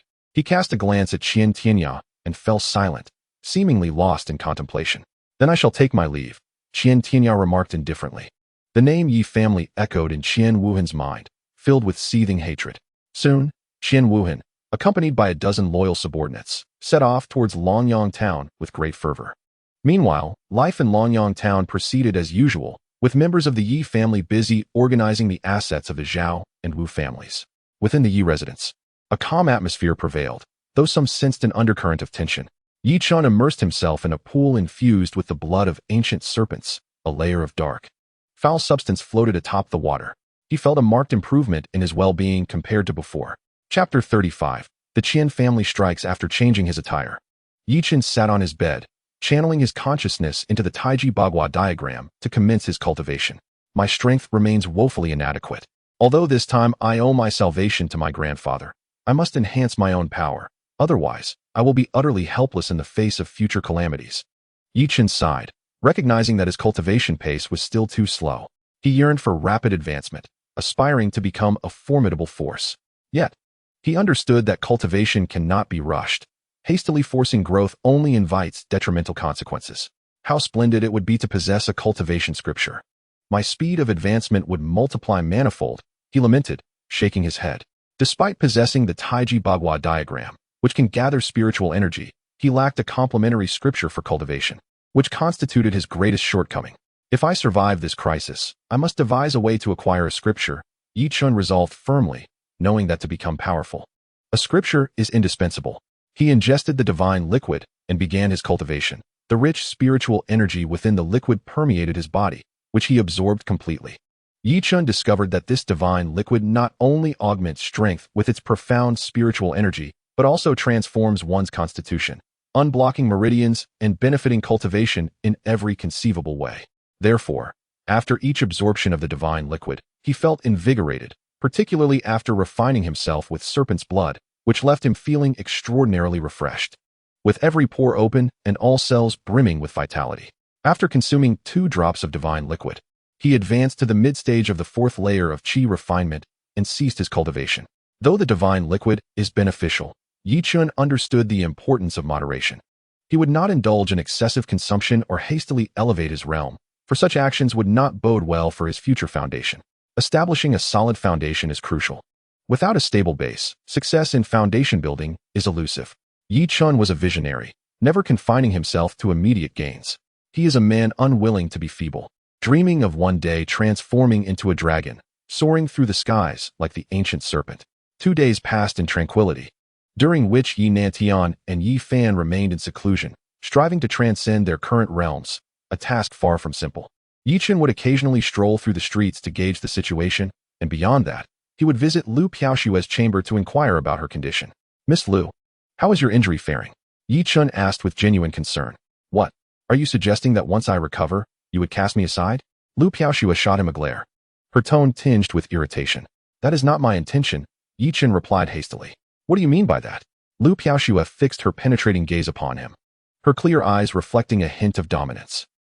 Since there's nothing pressing, I shall take my leave, Ye Chen thought to himself, realizing he could retaliate against others, yet found himself utterly powerless before Lu Piaoshue, retreating at every turn.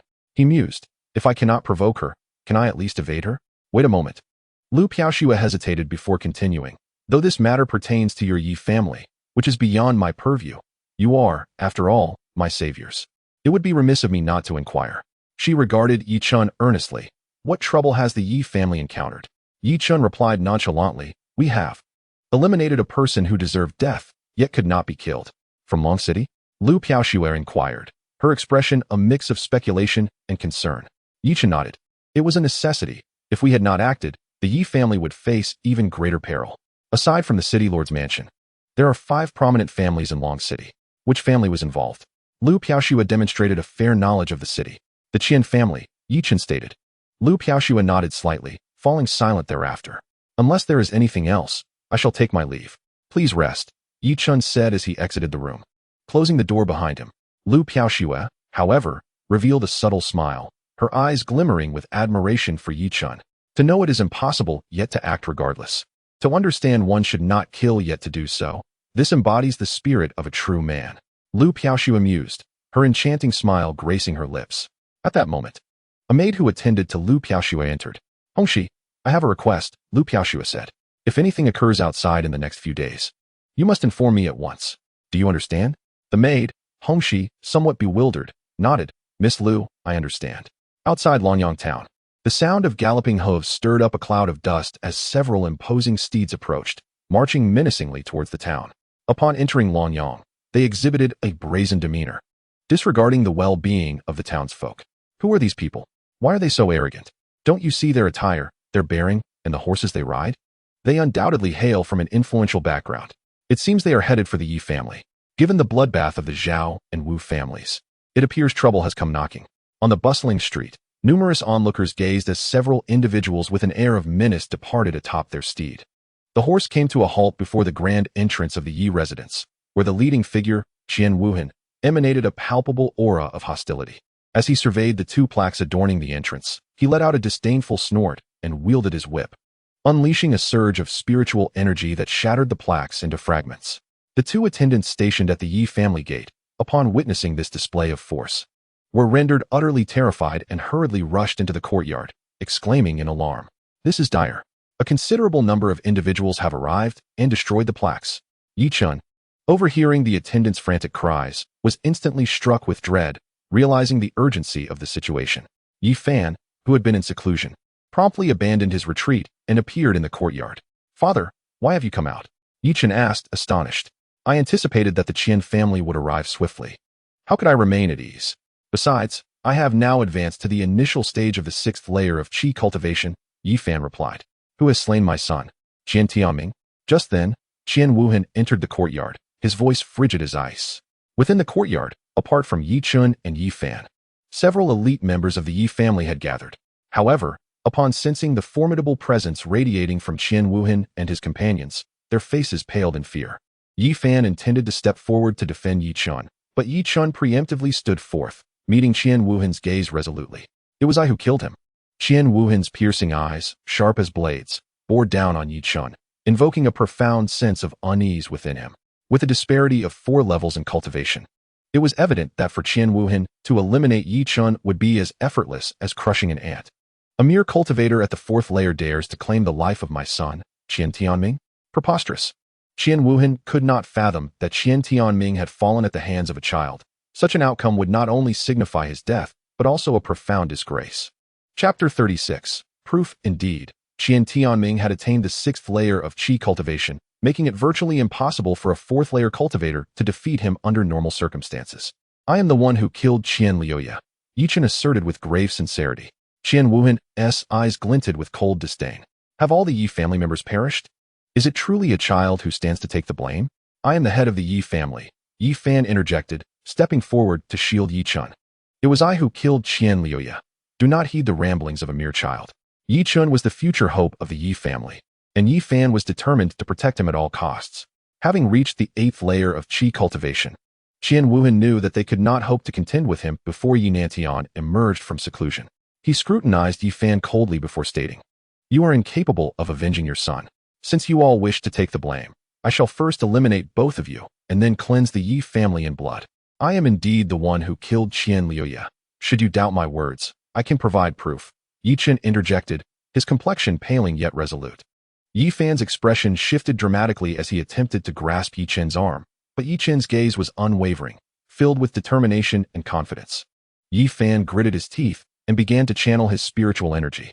If Ye Chen were to face even the slightest danger, he would risk everything to protect him. In Qian Wuhan's mind, the destruction of the Ye family was merely a matter of his word. Yet, he found himself intrigued. What capabilities could this young boy, Ye Chen, possess to slay Qian Tianming?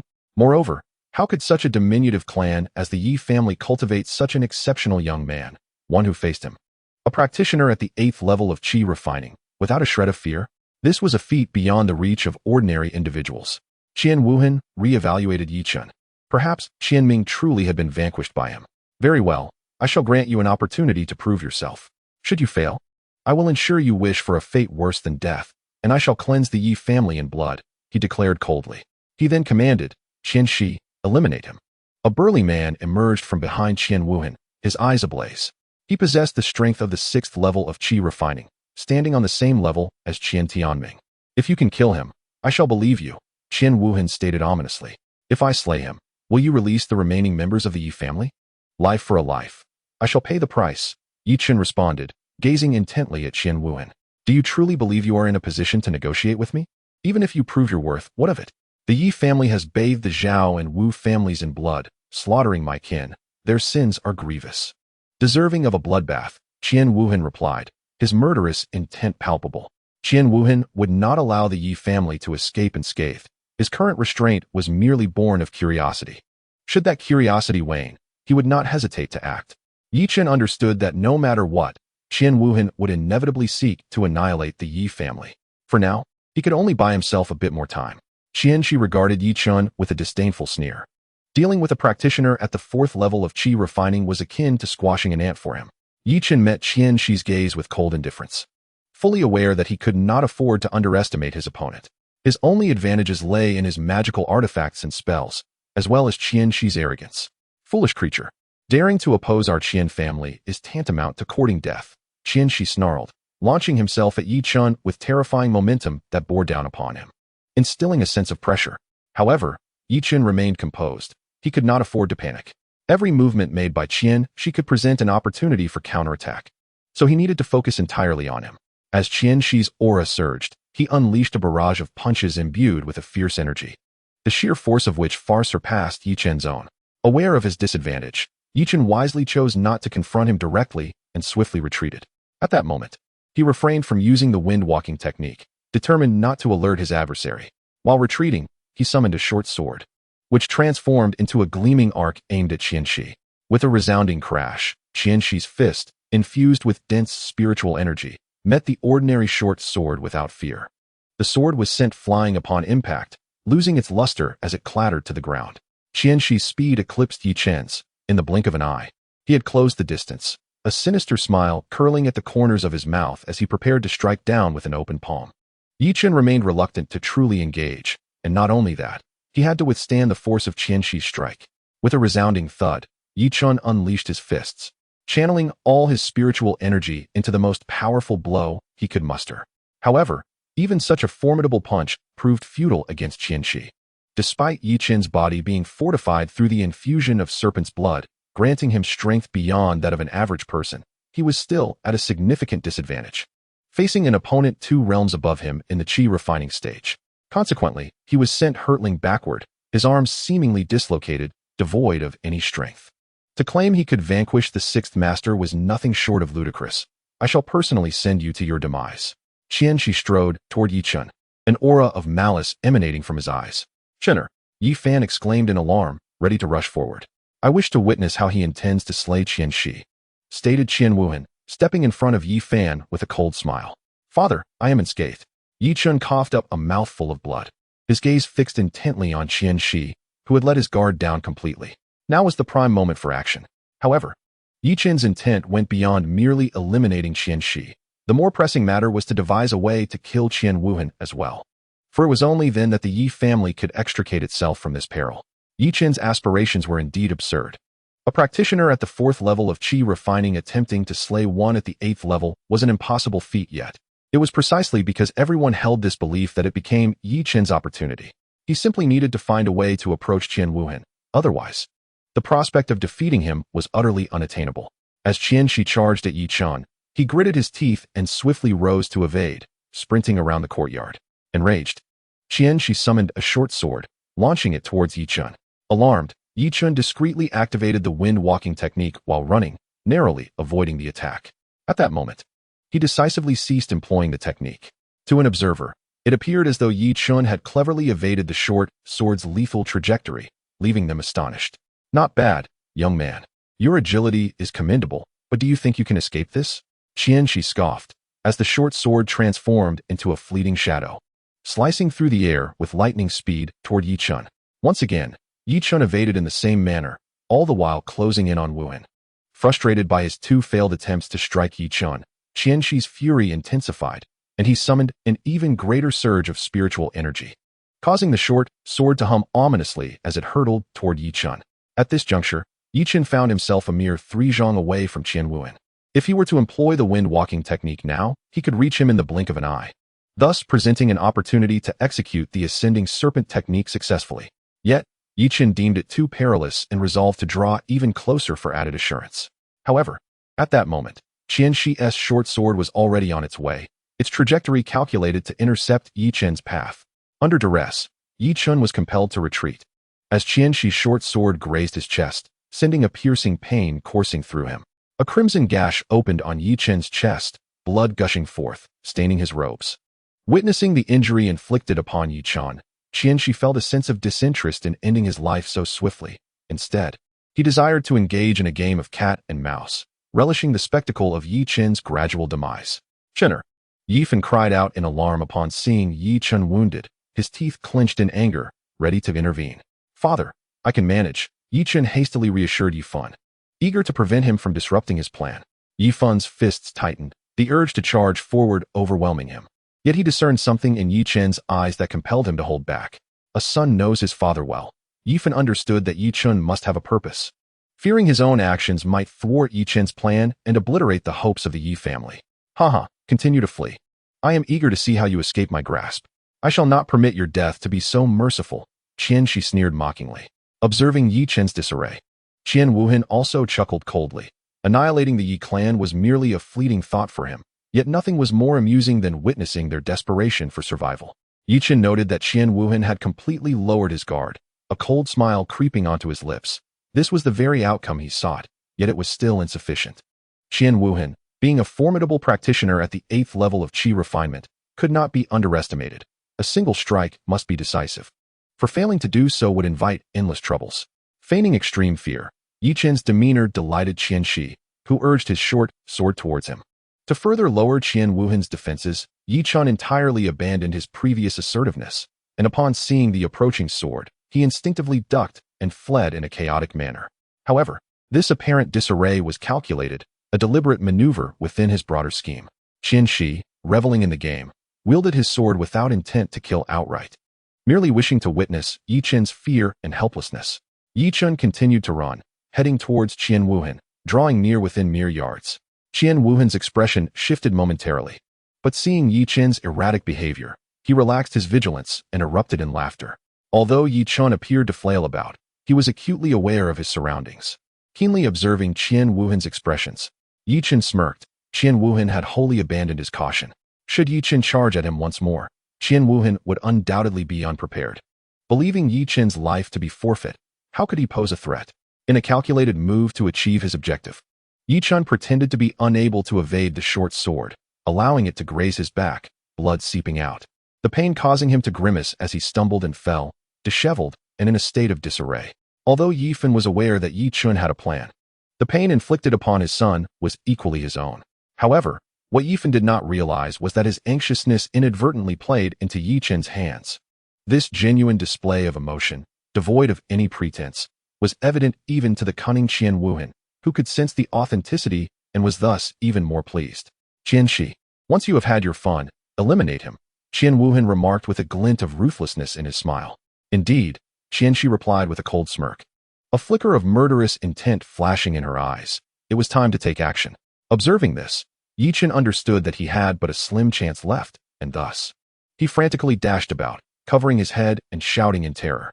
The members of the Qian family erupted in laughter, mocking him for daring to claim he could kill the 6th master. he was courting death. The naive often fearlessly confront the tiger. And he perhaps remained unaware of the formidable strength of a cultivator at the 6th level of Qi refinement. By the time he regretted his recklessness, it was far too late. Qian Wuhan's followers sneered incessantly, and Qian Wuhan found great satisfaction in Ye Chen's current antics. Relishing the prospect of playing with his prey before delivering the fatal blow, for such sport brought him delight and allowed for the release of pent-up resentment. Unbeknownst to anyone, Ye Chen had dashed closer to Qian Wuhan than before, and Qian Wuhan stood there, coldly scoffing, utterly unguarded.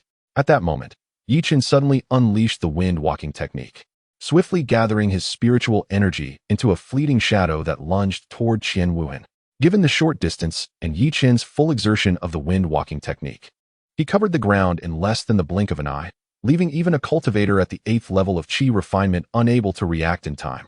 With a surge of murderous intent in his eyes, Ye Chen concentrated all his spiritual power into his hand and shouted the words Tongue Shi technique in a voice only he could hear. A flash of light surged forth, piercing directly through Qian Wuhan's chest. Blood erupted from Qian Wuhan's back, splattering onto the face of a powerful member of the Qian family, who stood there, stunned and utterly dumbfounded. The entire sequence of events transpired with astonishing rapidity. Mere moments ago, Ye Chen had been frantically fleeing in fear, and now, blood was gushing from Qian Wuhan's back. The laughter of the onlookers abruptly ceased as they stared in disbelief at Qian Wuhan, even forgetting to strike down Ye Chen. It was only then that Qian Wuhan felt a searing pain.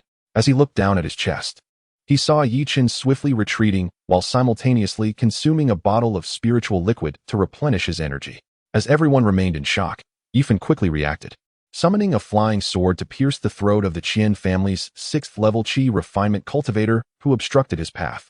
In that instant, the Qian family finally grasped the gravity of the situation. Master Wuhan, the Qian family members rushed in, surrounding him as he collapsed weakly. It was only when Qian Wuhan gazed into Ye Chen's eyes, filled with a chilling murderous intent, that he realized the entire encounter had been a ruse, meticulously orchestrated by Ye Chen to ensure his demise. At this moment, Qian Wuhan comprehended the terrifying nature of Ye Chen. Despite being merely a teenager, he possessed such cunning and was unyielding in his pursuit of goals. Qian Wuhan felt an overwhelming resentment within him. However, it was too late for regrets. Ye Chen's strike had pierced his heart, and he sensed his breath slipping away. Though he harbored a deep-seated unwillingness to die, fury radiated from his gaze. And with a trembling voice, he weakly proclaimed, "Damn it, I will kill you." Qian Shi's complexion turned pale, realizing that the current predicament was largely of his own making. Even if he were to slay Ye Chen, he would face severe repercussions within the Qian family. Chapter 38. The terrifying threat. Dare to kill my son? I shall annihilate you first. Ye Chen charged forth, utilizing the wind walk technique, moving several times faster than Qian Shi. In the blink of an eye, he stood before Qian Shi. Qian Shi was taken aback as Ye Chen's eyes glimmered with murderous intent. A serpent, nearly 10 feet long and as thick as a thigh, surged forth, instantly burrowing into Qian Shi's body and creating a gaping hole. With a splatter of blood, Qian Shi stared in disbelief at his own form, succumbing to terror as he collapsed to the ground, devoid of life. Qian Wuhan's eyes widened in shock. He could scarcely believe that a small family from Longyang town possessed such sorcery. Today, none of you shall escape. Ye Chen's killing intent was palpable. Ye Chen had risked his life to eliminate Qian Wuhan, who had now lost his combat capability. Ye Chen would not spare those remaining. Even if you wield sorcery, you cannot slay us all. One of the Qian family's Qi refining 6th layer experts sneered menacingly. Kill them. Dismember that boy. Qian Wuhan, weak and trembling with hatred, pointed feebly at Ye Chen. Though our Yi family may be but a small clan, we are not so easily intimidated. At that moment, Ling Yun emerged, exuding an icy aura. Indeed, none of you shall return alive today. Ye Chen charged forth as well, his eyes ablaze with murderous resolve. Having all reached the Qi refining 6th layer, along with their magical artifacts and spells, they were more than capable of eliminating the remaining 6 Qi refining 6th layer members brought by Qian Wuhan. 3 Qi refining 6th layers. Qian Wuhan was astounded. In a small town, a single Qi refining 6th layer expert was already a top-tier existence. Yet 3 had emerged now. This defied logic. It was only fitting that the Qian family had overstepped their bounds and meddled in the affairs of Longyang town. Ye Chen regarded Qian Wuhan with a cold stare. Qian Wuhan, gazing at the youthful figure before him, felt an inexplicable fear rising within. Just a boy. Yet he displayed such cunning and audacity, qualities even the peers from Long City could scarcely exhibit. He felt Ye Chen was truly formidable, should he grow stronger. He would undoubtedly become a figure of great influence in the entire Long City. If it weren't for my negligence, I would have exterminated your entire clan today. Qian Wuhan's voice was hoarse and feeble. Do you truly believe you can contend with the Qian family? One day, we shall surpass the Qian family and completely eradicate their presence from Longqing, taking their place. Ye Chen, brimming with vigor, spoke with unwavering conviction. How laughable it is, indeed. That you, Ye Chen coldly remarked, now that you have nowhere to flee, do you still dare to speak so brazenly? Do you not find it absurd? Without further ado, Yi Lin bellowed, summoning his flying sword to strike down a member of the Qian family. The Qian family members, not to be outdone, shouted fiercely as they brandished their short swords. Simultaneously, Yi Fan and Ling Yun unleashed their flying swords in a coordinated assault. Despite the presence of a few peak practitioners among the Qian family, the trio wielded magical artifacts and spells that more than compensated for any disparity in strength. With a resounding clash, the flying sword met the short sword, which shattered instantly, leaving the Qian family members in shock. Magical artifacts. How could this be? In that fleeting moment, the faces of the Qian family turned ashen, their short swords utterly destroyed. How could a mere small family possess such artifacts and spells? Panic set in among the Qian family as they began to retreat, sensing the dire straits they found themselves in. Yi Fan and his companions ignored their astonishment. Employing the windwalk technique and propelling their flying swords forward, simultaneously casting the soaring serpent technique. The air was filled with cries of anguish as one member had his head pierced, while another fell victim to the serpent's lethal strike, succumbing to the loss of life. The tide of battle turned overwhelmingly in favor of Yi Fan and his companions, leaving the remaining members of the Qian family in a state of utter disarray. In a desperate attempt to escape, they found their way blocked by Yi Fan, who executed the soaring serpent technique, piercing the chest of a peak practitioner. Ling Yun swiftly followed suit, cutting through one man's neck with his flying sword, while Yi Lin drove his sword into another's chest. The final foe met with a gruesome demise as the soaring serpent technique obliterated his head. All 7 members of the Qian family at the 6th level of Qi training were annihilated, leaving only Qian Wuhan to cling to life. The previously precarious situation of the Yi family was swiftly resolved. Qian Wuhan, pale and trembling with fear, gazed at the Yi family members. Realizing that this visit was indeed his demise, he began to suspect that Qian Tianma had orchestrated this encounter, fully aware of the Yi family's capabilities, intending to use them to eliminate him. I refuse to accept this. Qian Wuhan gritted his teeth, trembling all over as he spat out a mouthful of blood. Dying with unfulfilled grievances, Yi Fan surveyed the battlefield littered with corpses and sighed in relief, stating, "Dispose of these bodies, and let no word of today's events escape." Yes, the Yi family members present were left in a state of disbelief, unable to fathom the dramatic turn of events that had led them to slay a formidable practitioner at the 8th level of Qi training. "Chener, are you unscathed?" Ling Yun asked, anxiously examining Ye Chen for injuries. Ye Chen smiled dismissively. "It's merely superficial wounds. I'm fine. It was far too dangerous. Had you been even slightly careless, your life could have been at stake. You must not act so recklessly in the future," Yi Fan admonished sternly. Although Ye Chen's actions were deliberate, the earlier scene was undeniably perilous. Had things gone awry, the consequences could have been dire. Ye Chen smiled faintly and remarked, "I understand. There shall be no next time." With the current crisis momentarily resolved, Yi Lin expressed concern, fearing that the Qian family would retaliate fiercely. Considering they had lost a practitioner at the 8th level of Qi training, along with 7 others at the 6th level, a substantial blow indeed. Now that we are cornered, there is no need to dwell on it further. We shall confront any challenges that arise. As long as Father can break through to the 8th level of Qi training, we need not fear the Qian family, Yi Fan stated coldly.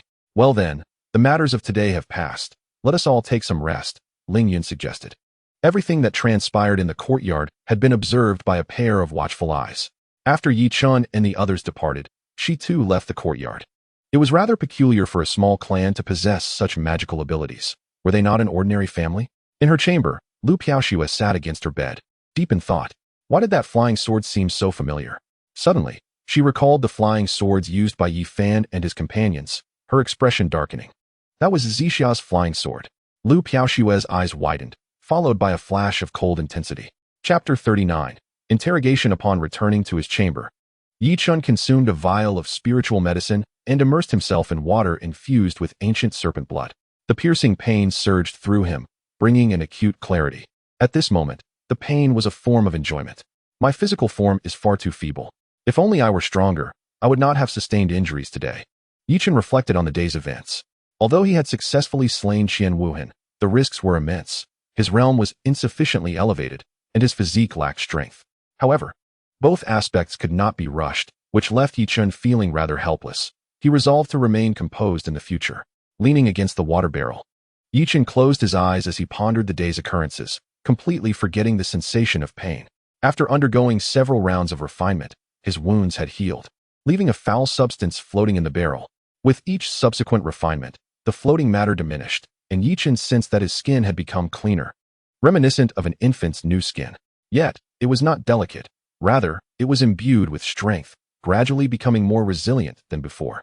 Seated on his bed, Ye Chen's consciousness entered the Taiji Diagram to commence his cultivation, remaining engrossed until dawn. Upon awakening, he opened his eyes, stretched languidly, and unlatched the window, relishing the invigorating sensation throughout his body. After stepping outside and enjoying breakfast, he brought a portion to visit Lu Piaoxue. "Miss Lu, have you risen?" Ye Chen knocked on the door and inquired. "Come in," a voice replied, neither warm nor cold. Pushing the door open, Ye Chen entered with a smile, placing the breakfast on the table. "Miss Lu, do partake in some breakfast. It is quite delectable." Lu Piaoxue cast a glance at Ye Chen and said, "Come here. I have something to ask you." Ye Chen felt a sense of curiosity but did not dwell on it, approaching Lu Piaoxue's bedside. After a moment of hesitation, he seated himself. "What is it, Miss Lu?" Ye Chen inquired with a smile. "Do you regret killing Qian Tianming?" Lu Piaoxue fixed her gaze on Ye Chen as she questioned him. Ye Chen was taken aback, wondering how she knew that the person he had killed was Qian Tianming. Noticing the astonishment on Ye Chen's face, Lu Piaoxue continued, "I witnessed everything that transpired yesterday." Upon hearing this, Ye Chen relaxed slightly and replied, "If I had not killed Qian Tianming, the consequences could have been far graver. Therefore, I had no choice but to eliminate him, even if it meant becoming an enemy of the Qian family. But the Qian family is immensely powerful. How do you plan to contend with them?" Lu Piaoxue remarked. "Even if the Yi family possesses spells and magical artifacts, what difference would that make? The Qian family is not so easily toppled. One must understand that to be among the 5 great families of Longsheng, they must possess considerable foundation." Ye Chen pondered Lu Piaoxue's words deeply. At that moment, a glint of cold light flashed in Lu Piaoxue's eyes as she swiftly drew a flying sword from beneath her blanket, positioning it against Ye Chen's neck. Startled, Ye Chen questioned, "Miss Lu, what are you doing?" Lu Piaoxue seemed to transform into another person, her expression icy as she coldly demanded, "Speak. From where did you acquire your flying sword and wind-walking technique?" Ye Chen felt a shiver run down his spine as he comprehended the situation. Lu Piaoxue must have recognized the flying sword they had used the day before. Alarmed, he quickly searched for a way to respond. "Miss Lu, please calm down," he implored, steadying himself. "Do not waste my time. Tell me quickly, or I shall slice your head off with my sword." Lu Piaoxue's eyes glinted with murderous intent. "I will tell you," Ye Chen replied hastily. "I found it on Longyang Mountain, or rather, within Longshan." "Found it?" Lu Piaoxue raised an eyebrow. Ye Chen stole a glance at her, realizing she was unaware of the events that had transpired that day. He explained, "On the day I rescued you, there was a disturbance caused by the demonic beasts, and Longyang Mountain was deserted. I went there to gather herbs and inadvertently ventured close to Longshan, which is rich in spiritual herbs. At that time, there were no demonic beasts in Longshan, so I entered. Later, I witnessed 2 groups engaged in a fierce battle, both sides fighting to the death until they ultimately perished together. I took their belongings afterward." Lu Piaoxue studied Ye Chen with skepticism, aware of his cunning nature. "You are not lying?" she asked with a cold snort. "I speak only the truth. Are these individuals connected to you?" Ye Chen probed cautiously. "Did you not kill anyone?" Lu Piaoxue scrutinized him, clearly not believing that those individuals would perish together. "I truly did not kill anyone. I personally witnessed 2 individuals, one named Wang Long and the other Lin Feng, both gravely injuring each other, ultimately driving their flying swords toward one another, leading to their mutual demise." Ye Chen stated earnestly. At this, Lu Piaoxue's expression shifted slightly.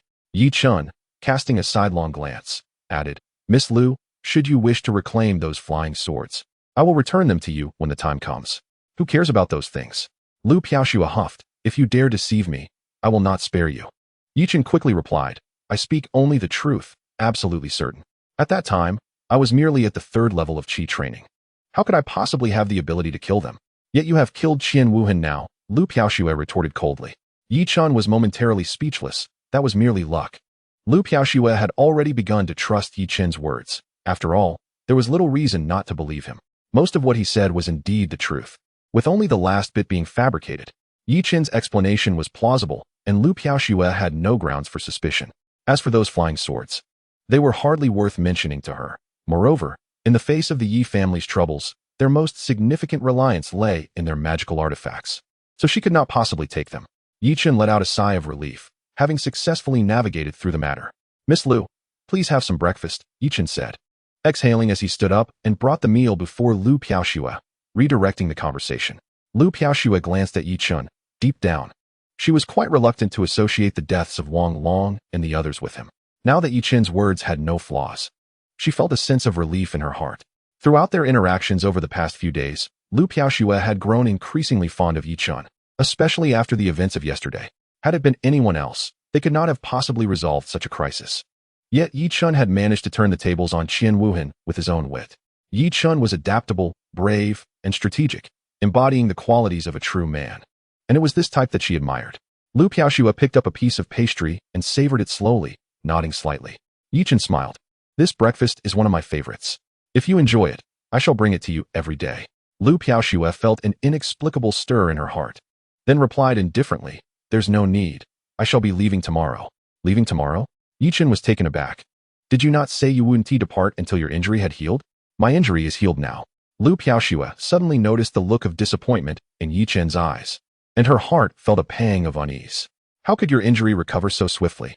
Ye Chen felt a wave of disappointment wash over him, unsure of what to say, feeling as though he had broken a promise, and lapsed into silence. Lu Piaoxue paused for a moment, then rolled her eyes. "Do you not wish for my recovery?" "Of course." Ye Chen glanced at Lu Piaoxue, sighed, and said softly, "Miss Lu, please rest well. I have matters to attend to." Ye Chen exited the room, seemingly unable to face Lu Piaoxue. Lu Piaoxue sighed deeply, feeling an inexplicable sadness within her. "I leave only to help you," she finally lamented, appearing somewhat helpless. After Ye Chen left Lu Piaoxue's room, he walked alone down the corridor, feeling a heavy gloom and an indescribable sense of loss. What does she have to do with me? Why should I feel this way? Perhaps I even killed her companion. It is better that she leaves. Ye Chen muttered to himself. Is it truly better that she departs? Ye Chen shook his head, striving to dismiss these thoughts as he stepped onto the street to inspect the reorganized industries of the Zhao and Wu families. Thus, the morning passed. Upon returning to his room, he secluded himself to commence his cultivation. Seated cross-legged within the Taiji Diagram, he found himself unable to settle into his practice. Ultimately, he relinquished his efforts and approached the window, lost in contemplation.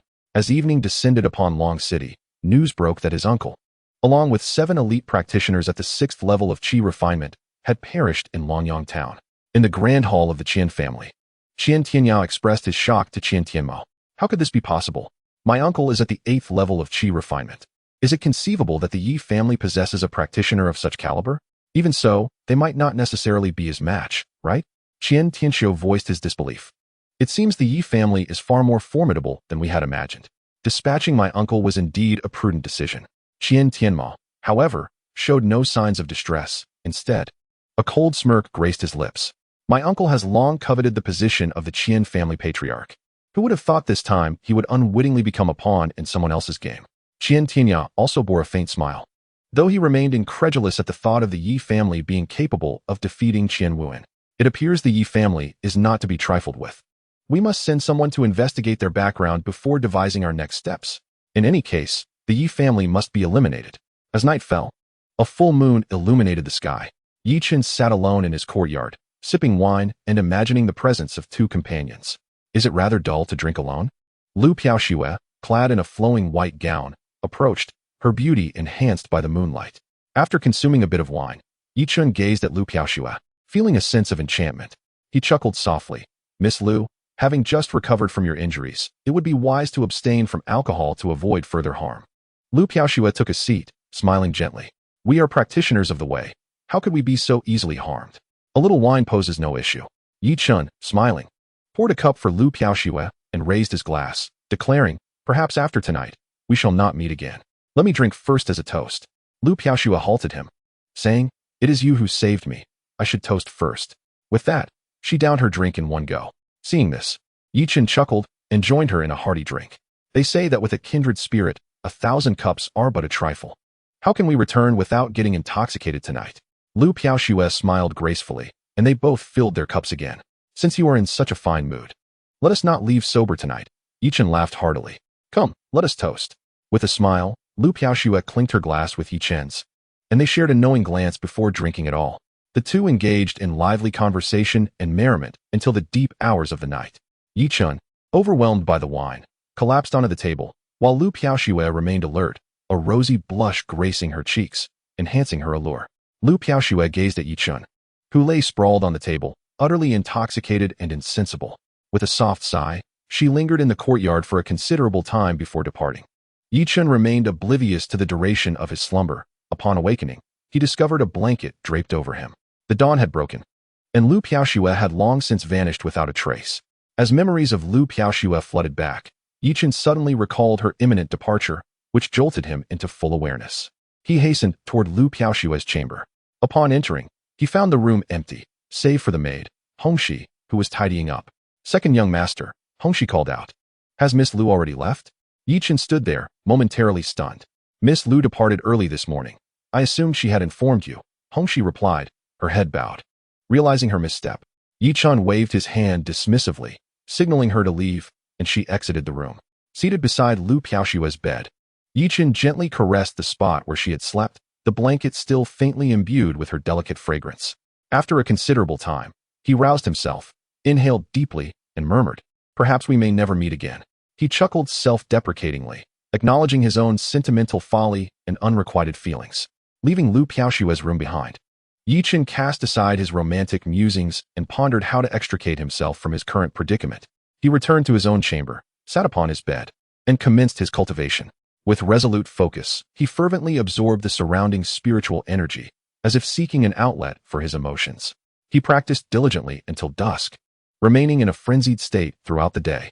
Through this rigorous training, Ye Chen successfully ascended to the pinnacle of the 4th level of qi refinement.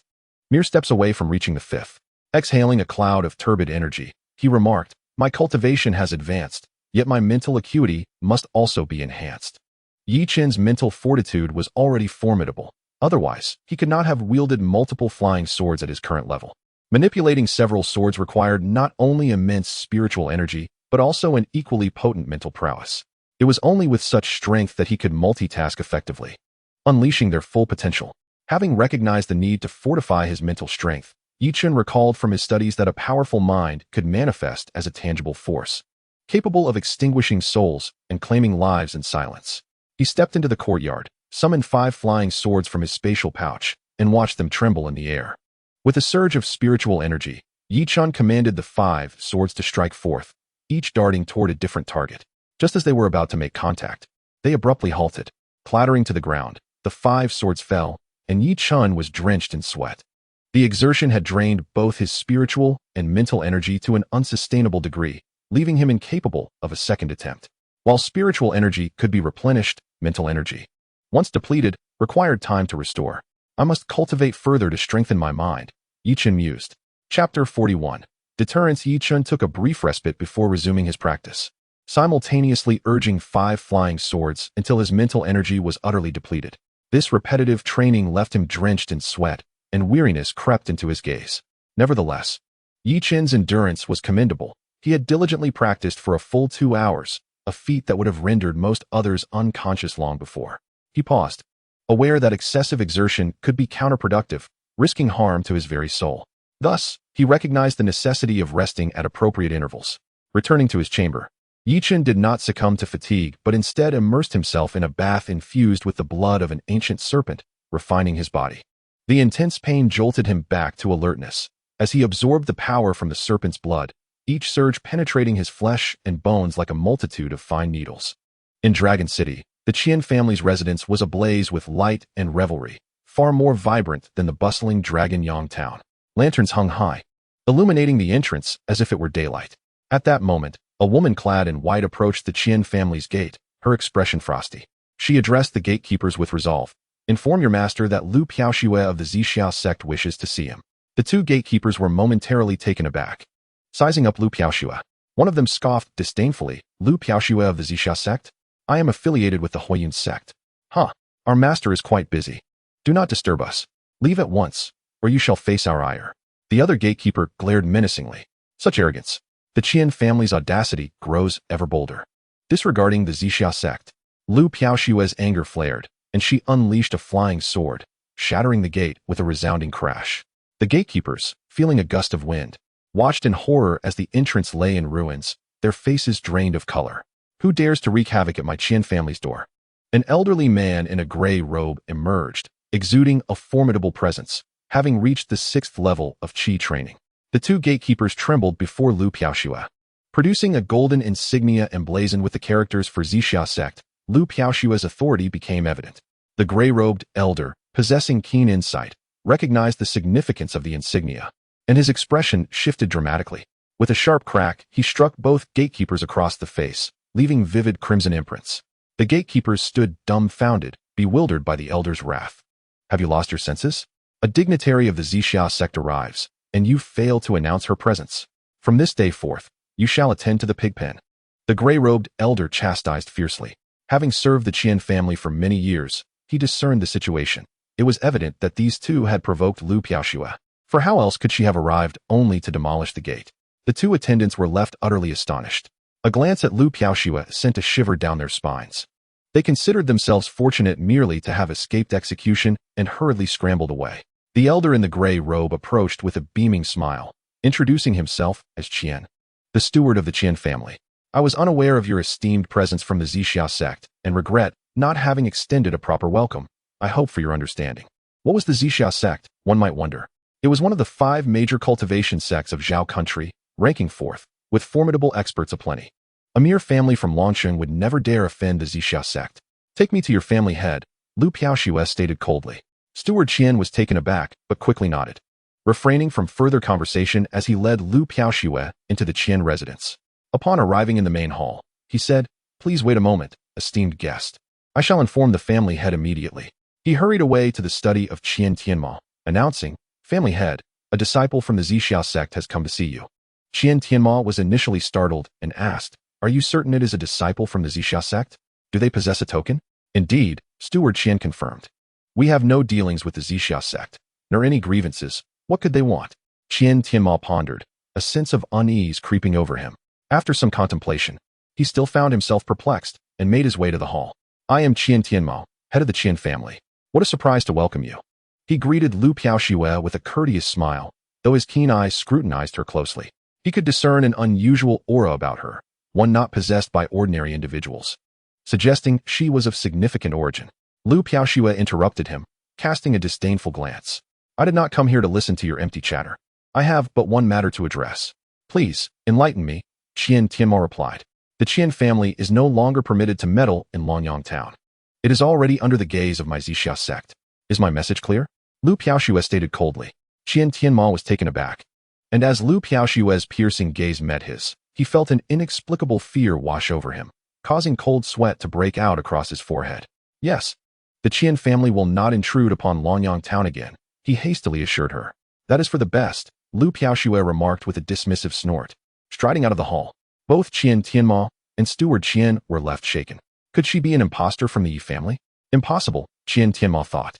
Such a presence could not be feigned. He inhaled deeply, falling into contemplation. It appeared that either the Zixia sect was genuinely interested in Longyang town, or Lu Piaoxue had ties to the Yi family. Why would the Zixia sect be interested in Longyang town? What does it possess that warrants such attention? Steward Qian queried. His brow furrowed. Nonsense. It must be that she has connections with the Yi family, seeking to protect them, Qian Tianma retorted. What shall we do? We cannot afford to offend the Zixia sect, Steward Qian replied. Still secretly investigating the Yi family, we shall speak later. Although Qian Tianma appeared calm on the surface, he was still intimidated by Lu Piaoxue's imposing presence. After leaving the Qian family, Lu Piaoxue glanced back and sighed. "Chun, I can only assist you this far. The rest depends on your own efforts." In Longyang town, at the Yi family residence, Ye Chen emerged from the foul water, feeling invigorated. After donning his attire, he seated himself on the bed and commenced his meditation. "I must elevate my realm once more. The Qian family may launch a large-scale attack at any moment, and the Yi family must endure this crisis." With resolute determination in his eyes, Ye Chen delved deeply into his cultivation. Chapter 42.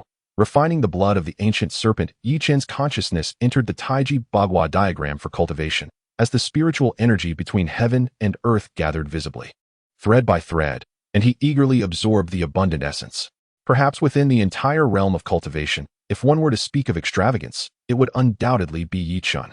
Even disciples of major sects might not be able to absorb spiritual energy, as Ye Chen did. The spiritual energy in the world was rather scarce. Almost everyone relied on spirit crystals for their cultivation, with only the impoverished daring to absorb the natural essence. However, was Ye Chen truly impoverished? If he were, there would be no wealthy individuals in the world. Regrettably, Ye Chen lacked the scriptures for cultivation. Otherwise, with such a rich source of spiritual energy, he could ascend to great heights effortlessly. But presently, he was constrained, unable to do so without guidance from the scriptures. Even if he raised his realm through divine liquid, without comprehension, his overall combat prowess would still falter in comparison to his peers. Ye Chen increasingly recognized the significance of scriptures, yet they were exceedingly rare. Even the Lord's mansion of Longqing might not possess them. Only those cultivation sects would have scriptures, for to establish a sect, one must have scriptures to pass down. Otherwise, how could one strengthen the sect and ensure its legacy? One of the primary reasons many entered sects was for the scriptures. Once obtained, the path of cultivation would be illuminated, leaving no room for confusion. It seemed that Miss Lu was indeed a member of a sect. The image of Lu Piaoxue unexpectedly surfaced in Ye Chen's mind. He sighed and shook his head, casting aside such chaotic thoughts, and focused intently on his cultivation. Ye Chen isolated himself in his room, cultivating for 2 consecutive days. The spiritual energy he absorbed during this time was equivalent to what he had gathered over the years. Logically, Ye Chen should have smoothly broken through to the 5th layer of qi refinement, but he purposely restrained himself. Without scriptures, he could only stabilize his realm by suppressing his own aura, preventing stagnation in his progress. Let us utilize this drop of ancient serpent's blood for cultivation. Ye Chen took out the small vial containing the serpent's blood and inhaled deeply. The ancient serpent's essence is infused with formidable power and remnants of the serpent's profound insights, offering immense benefits for cultivation. It can directly facilitate the breakthrough to the 5th layer of qi refinement without inducing adverse effects. However, the potency of this essence is overwhelming, making it impossible for Ye Chen to absorb it all at once. He must dilute it and absorb it gradually. Ye Chen procured ample fresh water and added drops of the ancient serpent's essence, causing the water to boil instantly, turning a vivid crimson, pulsating with an immense force. Could it be too intense? Observing the swirling, blood-red liquid, Ye Chen swallowed hard, feeling a shiver run down his spine. He resolved to regard it as a trial for his physical body. Gritting his teeth and steeling his resolve, he ultimately disrobed and plunged into the vat. Upon entering the water, Ye Chen was immediately engulfed by an intense heat that seemed capable of melting his very skin. Clenching his teeth, he activated his cultivation techniques, enduring the excruciating pain as he began to absorb the essence's power. Although he had prepared himself adequately, the agony surpassed his expectations. There was no possibility of retreat. As long as this torment did not claim his life, he would persist. This was not merely a cultivation endeavor. It was also a test of his will and a refinement of his mental fortitude. The dense and vigorous power of the ancient serpent's essence surged within Ye Chen, threatening to dissolve his flesh in its searing heat, painting his body a fiery red. He grimaced in agony, his facial muscles contorting in a grotesque expression. I must endure. I cannot falter. Each word was nearly forced through clenched teeth. Crimson tendrils of power penetrated through Ye Chen's pores, igniting every nerve within him. His veins bulged, muscles tensed, as he bore an unimaginable level of suffering that would be insufferable even for a peak practitioner at the 4th layer of qi refinement, regardless of their willpower. After a time, his consciousness began to blur, and he gradually succumbed to unconsciousness. As he drifted into oblivion, the Taiji Diagram within his dantian suddenly radiated with brilliant light, pulsating with divine energy, absorbing the power of the ancient serpent's essence. The essence flowed ceaselessly through Ye Chen's body, drawn in by the Taiji Diagram. Following the absorption, the diagram's brilliance intensified, and the silhouettes of 2 yin-yang fish alongside their corresponding trigrams emerged. At that moment, a searing light filled Ye Chen's room, and a colossal phantom of the Taiji Diagram hovered within, continually revolving. The blood-infused water in the vat gradually transformed into clear water, and subsequently, an unprecedentedly foul stench erupted from within Ye Chen's body, expelling impurities like never before. At this moment, the Taiji Diagram, which had been suspended in Ye Chen's room, completely vanished, retreating into Ye Chen's dantian. Within his dantian, the Taiji Diagram regained its former state, continuously absorbing the ethereal energies of heaven and earth. Time slipped away, and Ye Chen gradually awoke from a daze. He shook his head and glanced at the murky, repugnant substance in the water tank, nearly retching at the sight. How utterly revolting, Ye Chen thought to himself, feeling an overwhelming sense of disgust. Even during his first body tempering, he had never encountered anything so vile. Hastily, he leaped out of the tank and replaced the foul water with clean water, thoroughly cleansing it inside and out. Wait, have I broken through? During his cleansing, Ye Chen suddenly realized that he had ascended to the 5th layer of the qi refining stage. He felt an inexplicable bewilderment, having lost consciousness. How had he absorbed the power of the ancient serpent's blood? What had transpired? Ye Chen felt as perplexed as a monk unable to grasp the situation. He examined himself inside and out, discovering that his physique was purer than before, endowed with an extraordinary strength surpassing his peers. He scrutinized the Taiji Diagram, harboring doubts about its influence on his circumstances. Since acquiring the diagram, Ye Chen's fate had irrevocably altered, leaving no room for skepticism. Yet, since its inception in his possession, it had only performed one function: to condense the ethereal energies of heaven and earth, without any further activity. After much contemplation, Ye Chen could not fathom the situation and ultimately decided to dismiss it, content in the knowledge that it bore no ill effects. This smooth breakthrough, though somewhat enigmatic, uplifted his spirits immensely. Chapter 43. Confusion at dawn. Ye Chen stepped outside. Feeling invigorated and eager for a stroll, he meandered onto the bustling streets. Despite the early hour, shops began to open, and though the street was not crowded, the sounds of vendors filled the air, dispelling any sense of desolation. 3 days had passed. Logically, the Qian family should have received word by now, yet there was no sign of activity. As he walked, Ye Chen pondered the situation. Unbeknownst to him, in these few days, the comings and goings of individuals from the Yi family had been meticulously recorded, even noting which shop in Longyang town was enjoying the most prosperous business. In Long City, within the Qian family's hall, a middle-aged man respectfully addressed Qian Tianma, "Master, our recent investigations have yielded some insights." "Pray tell," Qian Tianma replied, raising an eyebrow, his interest piqued. The middle-aged man continued with reverence. Longyang town originally housed 3 prominent families, the Zhao, Wu, and Yi clans, upheld by the old patriarchs over the decades. The 3 families maintained a delicate balance of power, each nearly equal in strength. A few years ago, a prodigy named Ye Chen emerged from the Yi family, standing as the foremost among his peers in Longyang town. However, since he reached the pinnacle of the 2nd layer of the qi refining stage 3 years ago, there has been no further progress. Upon hearing this, Qian Tianma felt a slight stir of intrigue. Breaking through to the pinnacle of the 2nd layer 3 years prior was indeed a commendable pace. 3 years ago, the younger generations of the prominent families in Longsheng had only just attained the 3rd layer of qi refinement. However, it is essential to recognize that the foundational strength of the 5 great families in Longsheng far surpasses that of the families in Longyang town. To elaborate, Qian Tianma has grown increasingly intrigued by Ye Chen. Despite Ye Chen's stagnation in cultivation for 3 years, this year he not only broke through to the 3rd layer of qi refinement, but has, in a remarkably short span, ascended to the 4th layer. The middle-aged man was astounded upon hearing this. Such rapid progress in cultivation is indeed astonishing for a minor family. Since then, with Ye Chen's sudden rise, there have been frequent outbreaks of beastly disturbances within Longyang Mountain. Coincidentally, Ye Chen possesses a considerable quantity of spiritual herbs, all in liquid form. Spiritual herb extracts? Qian Tianma was even more astonished. Even within the Qian family, spiritual herbs are scarce, and none are in liquid form. To refine spiritual herbs into extracts, one must be at least at the 5th layer of qi refinement. Otherwise, the resulting liquid would not only lack purity, but also lose much of its medicinal potency during the refining process. Thus, it is generally avoided unless absolutely necessary. Indeed, Ye Chen has an abundance of extracts and has even sold a significant amount for crimson crystals. Although the Yi family suffered casualties due to the beastly disturbances, the loss of spiritual herbs was negligible, while the Zhao and Wu families were nearly decimated. The middle-aged man continued, stating that later, Ye Chen's grandfather, Yi Nantian, broke through to the 7th layer of qi refinement, which led to the subsequent events involving the Zhao and Wu families. Upon hearing this, Qian Tianma fell silent, his brow furrowed in contemplation, while the middle-aged man dared not speak further, waiting patiently. It was evident that Ye Chen posed a significant threat, necessitating a thorough investigation.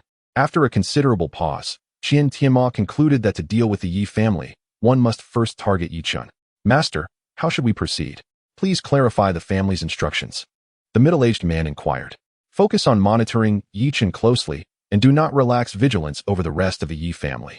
Additionally, investigate if there are any powerful allies supporting the Ye family or if any suspicious individuals have recently emerged, particularly a woman, Qian Tianma instructed sternly. Understood. I will attend to it immediately, the middle-aged man replied, bowing respectfully before preparing to depart. Wait, Qian Tianma called out, his expression cold and imbued with a sinister intent. If the opportunity arises, eliminate Ye Chen and bring his body back intact. Remember, it must be done discreetly. Any oversight will result in severe consequences. Noticing Qian Tianma's palpable concern, the middle-aged man took the matter seriously, assuring him, I will ensure it is handled properly. Go. Qian Tianma gestured dismissively, and the middle-aged man exited the hall. Ye Chen, oh Ye Chen, Qian Tianma muttered to himself, a glimmer of murderous intent in his eyes. He sensed that Ye Chen would become a formidable threat in the future and must be eradicated now, lest he become too powerful to confront later. Although Lu Piao had once intimidated Qian Tianma in the name of the Zixia sect, as the saying goes, where there are policies from above, there are countermeasures below. If direct methods fail, then one must resort to covert actions. In summary, an irreconcilable conflict has arisen between the Qian and Ye families. If the Ye family is not dealt with, Qian Tianma will never find peace. In Qian Tianma's mind, once Ye Chen is eliminated, the Ye family will not be able to persist for long without intervention from the Qian family. The crux of the matter lies in Qian Tianma's concern regarding whether Ye Chen harbors any unspeakable secrets. In Longyang town, Ye Chen felt an unsettling dissonance. How could the Qian family remain utterly silent? This thought troubled him. Uncle Yi Mao, discreetly head to Longqing and investigate the movements of the Qian family. Report back to me promptly, Ye Chen instructed a middle-aged man. Rest assured, second young master, I will handle it well, Yi Mao replied. Having witnessed Ye Chen's prowess in defeating Qian Wuhan, which earned him genuine respect for the young master, Ye Chen nodded, saying, recently, my father and the others are in seclusion for cultivation, and housekeeper Yi has yet to emerge. I entrust the family matters to you, Uncle Yi Mao. Second young master. You flatter us. We are all members of the Yi family, and will wholeheartedly serve our clan, Yi Mao said with a smile. Ye Chen returned the smile, saying, I appreciate your efforts. Delighted by this acknowledgement, Yi Mao quickly replied, I shall get to work. After Yi Mao exited the hall, Ye Chen sat in contemplation, furrowing his brow. Following Ye Chen's directives, Yi Mao quietly departed Longyang town with two companions, heading straight for Longqing. 3 days later, the Qian family still showed no signs of activity, nor had they sent anyone to investigate. That evening, Yi Mao and his companions returned to Longyang town, weary from their journey. In the Yi family hall, Yi Mao reported the information he had gathered in Longqing. The Qian family remained as inactive as ever, without any indication of an impending attack on Longyang town, as if they were unaware of Qian Wuhan's demise. Strange, exceedingly strange, Ye Chen remarked, furrowing his brow. What could this mean? Does the Qian family truly not know of Qian Wuhan's death, or are they simply choosing not to seek vengeance? Yi Mao was equally perplexed and contemplated suggesting that perhaps the Qian family was afraid, though he found it hard to believe himself. Regardless of the Qian family's silence, we must remain vigilant. Inform the subordinates to stay alert, paying close attention to unfamiliar faces.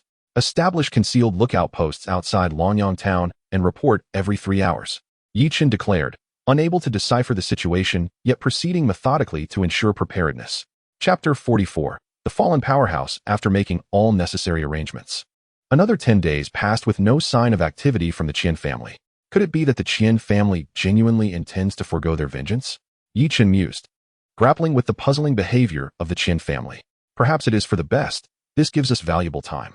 Considering the timeline, my grandfather should be on the verge of a breakthrough, Ye Chen thought, nodding slightly. With a sigh, the tension that had gripped him began to ease. Ye Chen gazed at the sky, basking in the splendid sunshine that graced the day. An impulse to venture to Longyang Mountain for training suddenly blossomed within him. Having reached the 5th layer of qi refinement, he had engaged in combat infrequently to cultivate formidable combat prowess.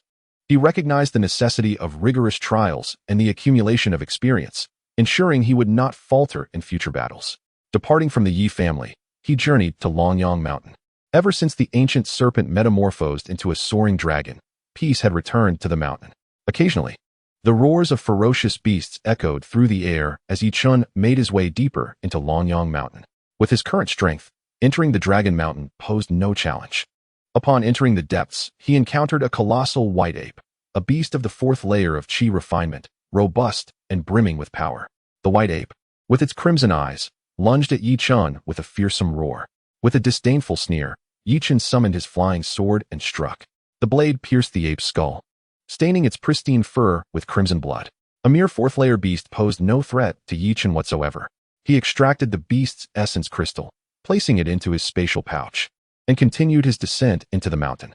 Throughout his journey, the mightiest beasts he faced were all of the fourth layer, each swiftly dispatched by his hand.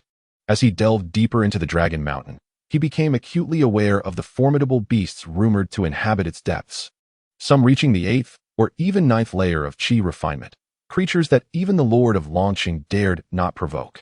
Ye Chen proceeded with utmost caution, but it wasn't long before he was confronted by a towering black bear, its height reaching an impressive 10 feet.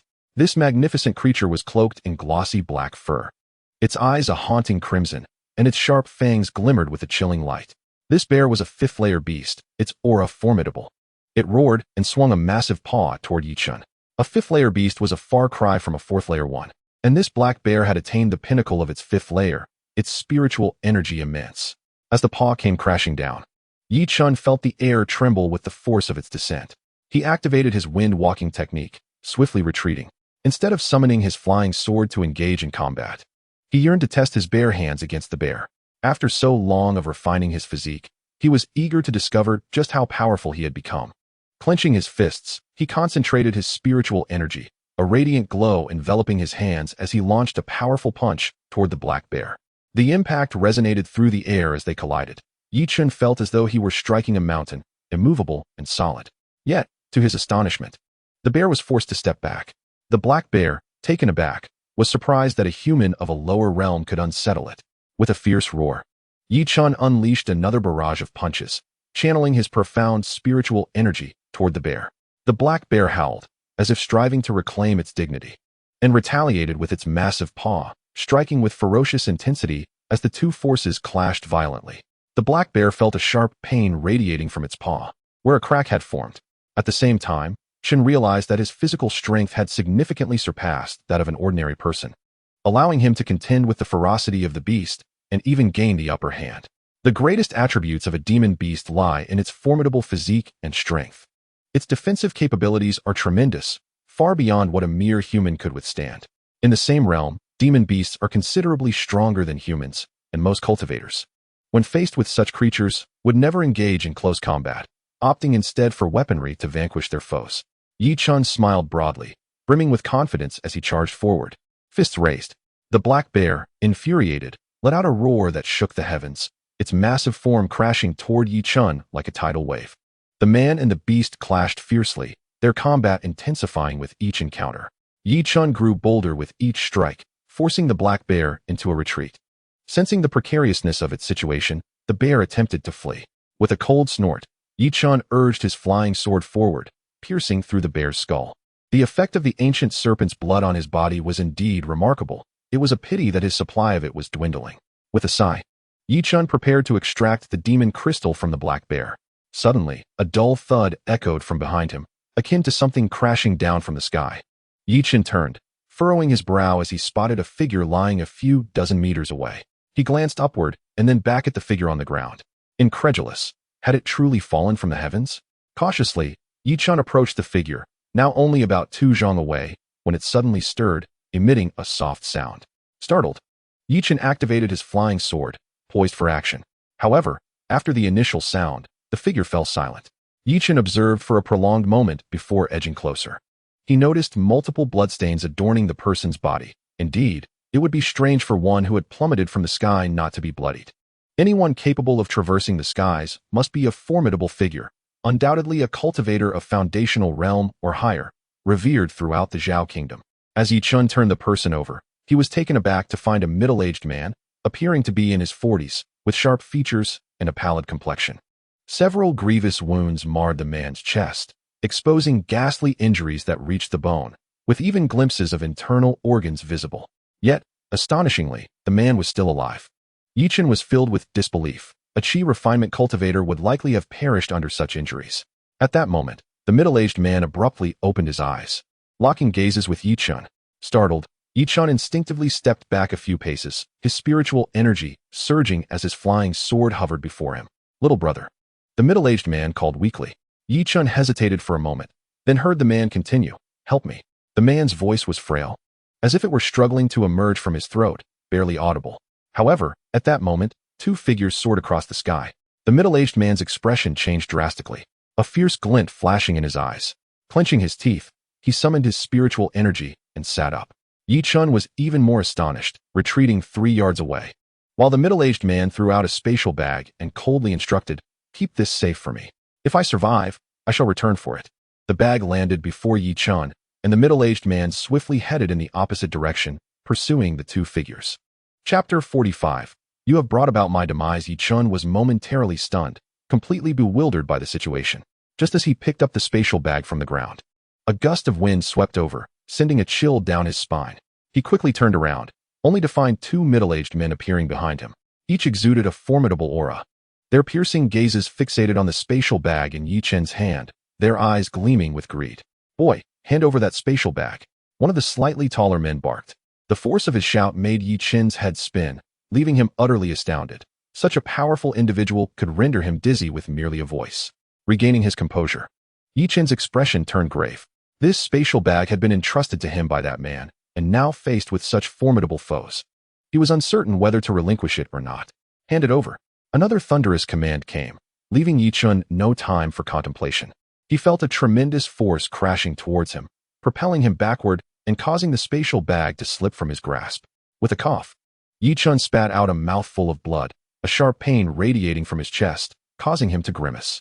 The two middle-aged men seized the spatial bag and immediately began erasing its seal, thoroughly inspecting its contents. How could it be empty? One of the men in blue robes exclaimed, his face paling. The tall middle-aged man fixed his gaze on Ye Chen, demanding, "Where is the person who gave you that spatial bag?" Realizing they were searching for something and that it was likely contained within the bag, Ye Chen quickly understood he had been used. The man had evidently intended to use the spatial bag to lure these two, buying himself time to escape. Ye Chen felt a surge of anger rising within him. He had foolishly considered protecting the spatial bag as an act of trust. Now, it seemed utterly naive.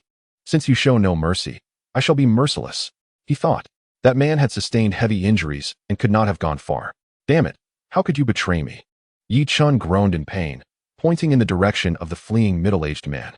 The two men exchanged glances, recognizing that Ye Chen was clearly unaware of the situation, and chose not to hold it against him, swiftly pursuing the man who had escaped.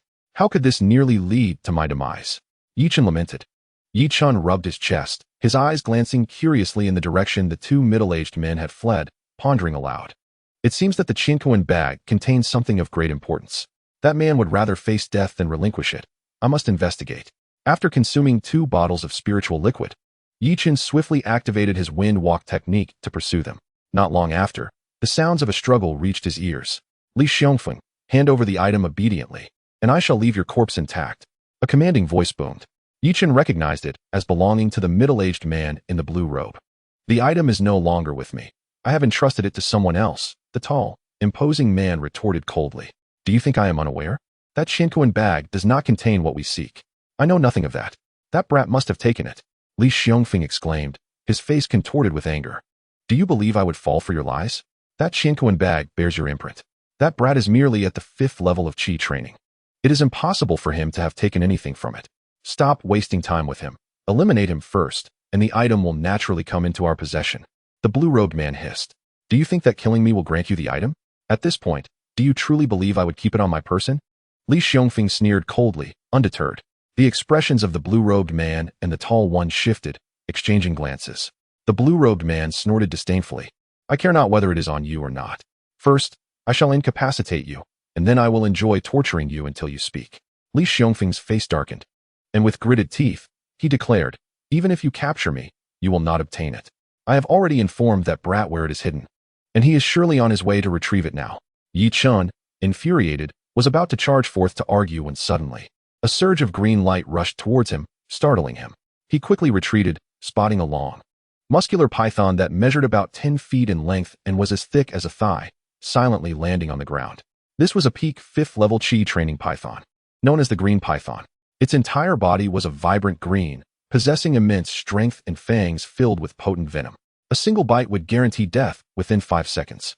Moreover, the venom was corrosive. Mere contact could swiftly erode flesh and penetrate bone marrow, leaving one severely impaired even if they survived.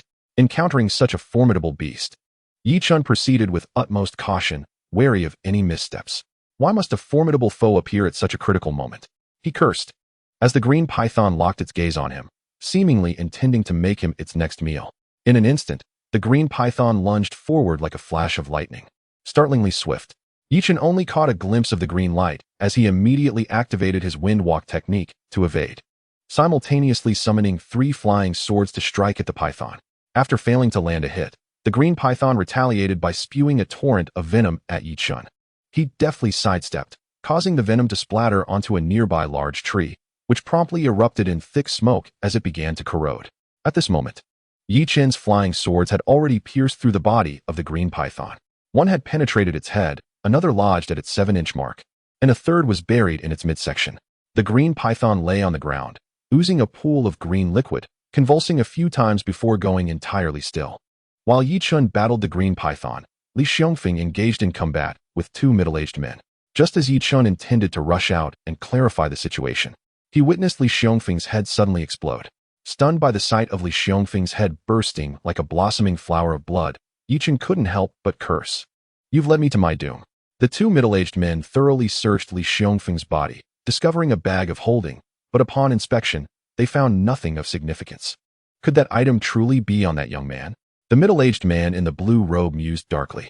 "Go find that brat," commanded the taller man, his expression frigid, as if he wished to devour Ye Chen. He felt humiliated, deceived by an ant at the 5th level of Qi training. It's over. Ye Chen realized that even if he attempted to explain himself now, there would be no evidence to support his claims. And thus he immediately activated his wind-walking technique to flee. The 2 middle-aged men, however, moved with even greater speed, swiftly spotting Ye Chen's figure and bellowing, "You brat, stop! Hand over what you have." Chapter 16. The Taiji Diagram reveals its might. Ye Chen was startled by their shouts. They had discovered him in no time. Without a backward glance, he poured all his effort into his wind-walking technique to escape. "I want to see where you think you're going," the blue-robed man coldly retorted. The strength of the 2 middle-aged men undoubtedly surpassed the 9th level of Qi training. Even without employing any spells, they could soar through the air, a feat achievable only by those above the foundation establishment stage. Their speed was astonishing, and they quickly closed in on Ye Chen. Such incredible speed. Ye Chen was filled with dread as he downed a vial of spiritual liquid, feeling the surge of energy as he gritted his teeth and charged forward. However, the 2 middle-aged men were simply too fast, no matter how hard Ye Chen tried. Escape was beyond his grasp. The tall middle-aged man leaped forward, blocking Ye Chen's path. Ye Chen's expression shifted dramatically as he halted, surrounded from both sides. "Now tell me, where's the item?" the tall man demanded, his gaze icy. "What item?" Ye Chen replied helplessly. Misfortune had befallen him. "Still playing dumb? You deceived me before, and it's truly infuriating. Where's the item Li Xiongfeng gave you? If you refuse to speak, I will kill you on the spot." The blue-robed man shouted angrily. "I genuinely do not know what you are referring to. That scoundrel did not give me anything. He merely handed me a bag. I stand no chance against you. There is no reason for me to lie." Ye Chen protested. "You won't shed tears until you see the coffin." The blue-robed man dismissed him. Knowing that whatever was not found on Li Xiongfeng must surely be on Ye Chen, he swiftly appeared before him. Before Ye Chen could react, he felt himself lifted off the ground, a searing pain radiating from his chest. Uffed. Ye Chen was propelled several feet away, spitting out a mouthful of fresh blood, his chest ablaze with excruciating pain. The mere force of that single strike was unbearable for him, and terror gripped his heart. He understood that even if he truly had nothing to offer today, these 2 would not spare him. At that moment, as he beheld the 2 middle-aged men, a flicker of murderous intent ignited in his eyes. "Care to speak now?" The towering middle-aged man scoffed coldly. Ye Chen coughed up blood, the agony in his chest making it arduous to utter a word, yet he feebly managed, I will speak." His voice was so frail that it was nearly inaudible from a distance. The man clad in blue sneered and stepped closer, demanding, "Speak quickly, or I shall ensure you are obliterated. Not only that, but the nearby towns will also find no peace." A surge of hatred coursed through Ye Chen, yet he composed himself, suppressing it with great effort. and weakly murmured, "The item. The item." "What?" The faintness of Ye Chen's voice was barely discernible, prompting the blue-robed man to lean in closer. In that moment, as Ye Chen's voice became hoarse and faint, the blue-robed man regretted delivering such a brutal blow. With the blue-robed man's south ear perilously close, Ye Chen's eyes flared with murderous intent. He suddenly bit down on the man's ear while releasing the spiritual energy that had coalesced within his palm, unleashing a serpent-like strike. Ye Chen's sudden assault caught both the blue-robed man and the towering man completely off guard. "Ah!" the blue-robed man screamed. Then blood gushed from his back as his chest was pierced by a gaping wound. With a thunderous crash, he retaliated with a furious palm, sending Ye Chen sprawling, who then coughed up blood and fainted on the spot, the blue-robed man's severed ear landing beside him. With a splatter, the blue-robed man knelt on the ground, filled with venomous rage. "Junior brother, are you all right?" The towering man rushed to support him, utterly unprepared for Ye Chen's counterattack. "I will kill him. I will kill him," the blue-robed man roared, unable to suppress another spurt of blood. The towering man, seething with fury, advanced toward Ye Chen, his face a mask of lethal intent. Realizing that since Ye Chen had struck, he would never divulge the location of the item. "I shall take his life with my own hands." Though the blue-robed man had suffered a grievous wound, his cultivation still prevented him from claiming Ye Chen's life outright. Gazing at his injured ear, bloodshot eyes filled with rage, he summoned his spiritual power and struck down upon Ye Chen. However, at that very moment, Ye Chen's dantian glimmered with light, and a Taiji Diagram erupted from within him. With a resounding crash, the blue-robed man's palm collided with the Taiji Diagram, yet it remained utterly unmoved.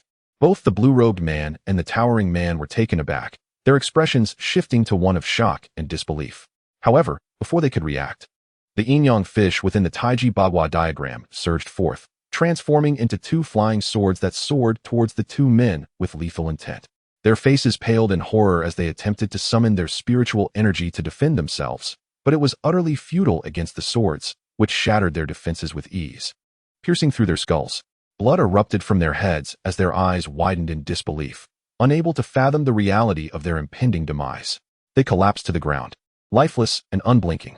The Taiji Diagram enveloped Ye Chen, and the divine liquid within it flowed into his being, causing him to radiate a soft, ethereal glow. Suddenly, a faint sigh emanated from the diagram, its tone weak and almost fragile. Moments later, the diagram melded into Ye Chen's dantian, yet the luminescence surrounding him persisted. As the divine liquid continued to mend his injuries.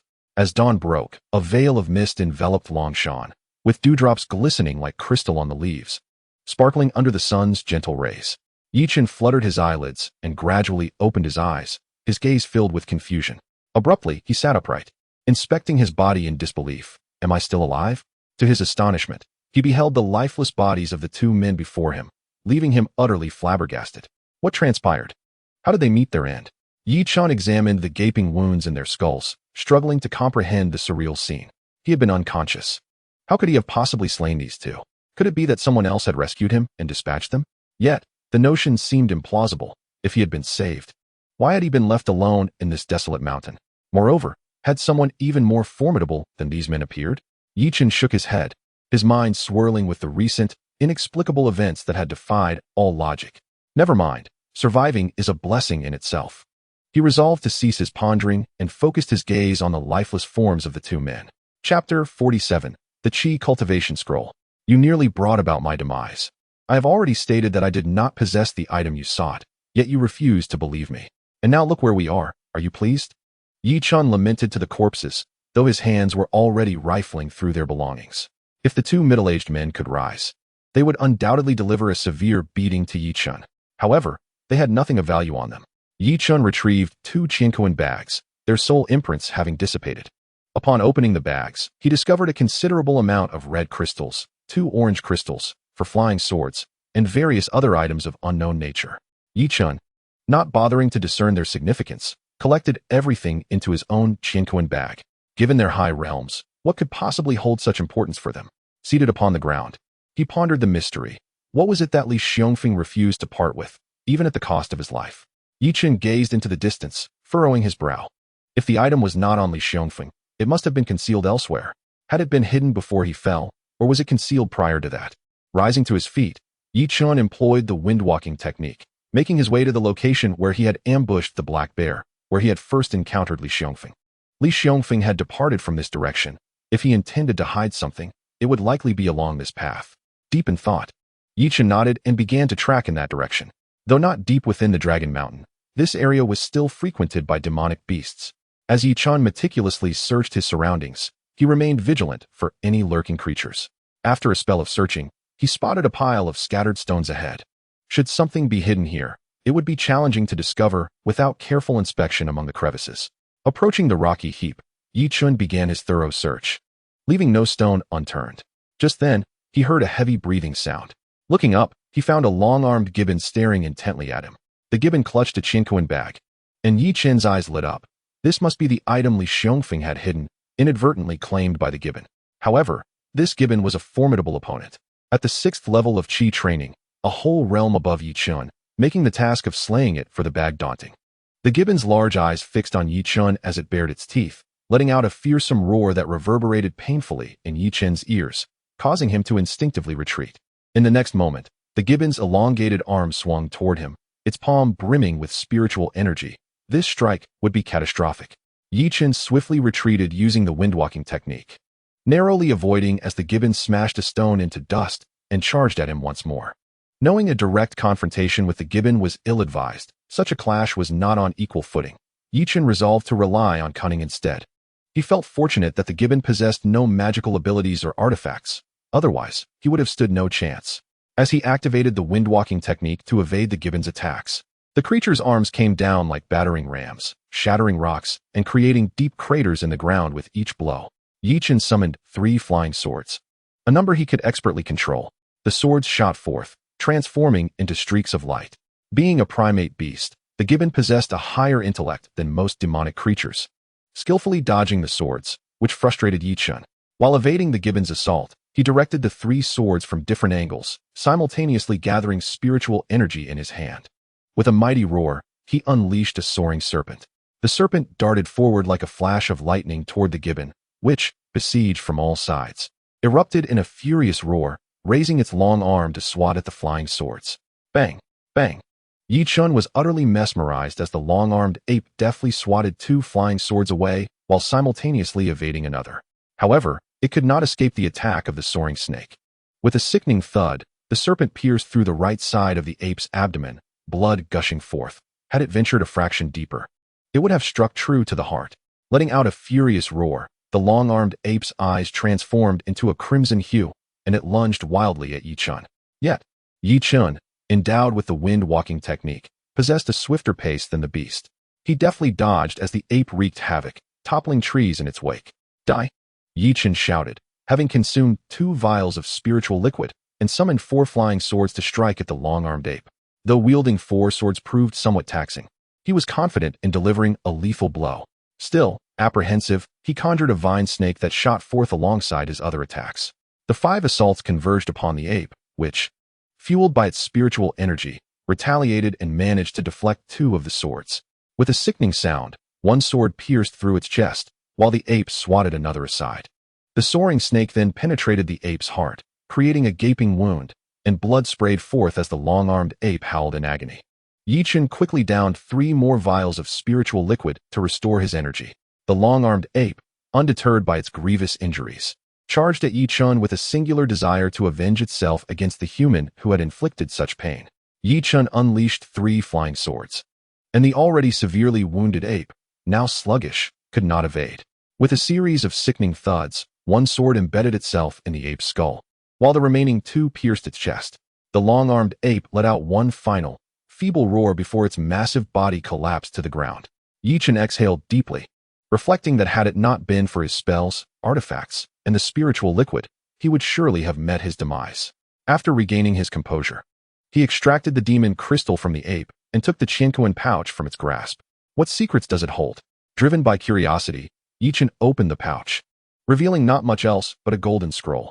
He paused, taking out the scroll and unrolling it, and was immediately struck by 3 large characters that made his heart race. Qi Refinement Scroll.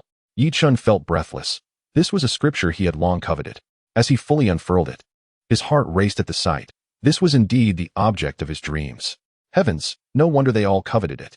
Ye Chen hastily tucked the scripture away. his excitement still overwhelming, the impact of this discovery too significant to fully grasp. After a considerable time, Ye Chen gradually calmed himself, raising an eyebrow in contemplation. This is a Qi refinement scroll. Given their strength, they should have been practicing a foundation establishment scroll instead. Could this scripture be extraordinary? Yet, he shook his head, dismissing that notion. Even if those three individuals are formidable cultivators at the foundation establishment stage, what they require is the foundation establishment scroll. However, such a Qi cultivation scroll is indeed a treasure, capable of sustaining an entire sect. Thus it is only natural that they would strive to seize it with all their might.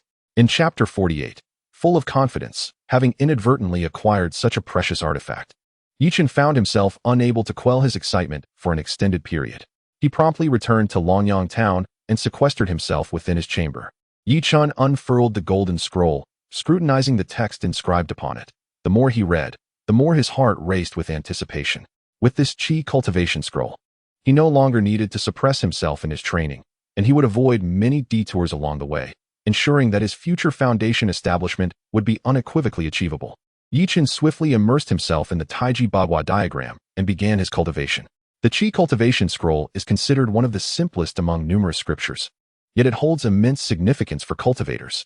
The Qi cultivation realm serves as a foundational stage. Should one's base prove unstable, achieving foundation establishment becomes exceedingly challenging. Therefore, every cultivator requires a Qi cultivation scroll for their practice. As long as one is not endowed with atrocious talent, they will inevitably reach foundation establishment. Following the instructions of the Qi cultivation scroll, Ye Chen practiced diligently, and within merely half an hour, he started to sense the advantages of possessing the scripture. If he continued training in this manner, it would not be long before he could achieve foundation establishment. Filled with joy, Ye Chen recognized that with the divine liquid and an abundance of spiritual liquid at his disposal, he had no concerns regarding resources. Coupled with the Qi cultivation scroll, his cultivation speed could be described as meteoric. As time flowed gently, half a month passed. During this period, Ye Chen devoted himself entirely to the Qi cultivation scroll. However, he did not experience any breakthroughs and continued to suppress his own energy. Ye Chen was recultivating. Having traversed through the scriptures from the 1st to the 5th level of Qi cultivation, solidifying his realm.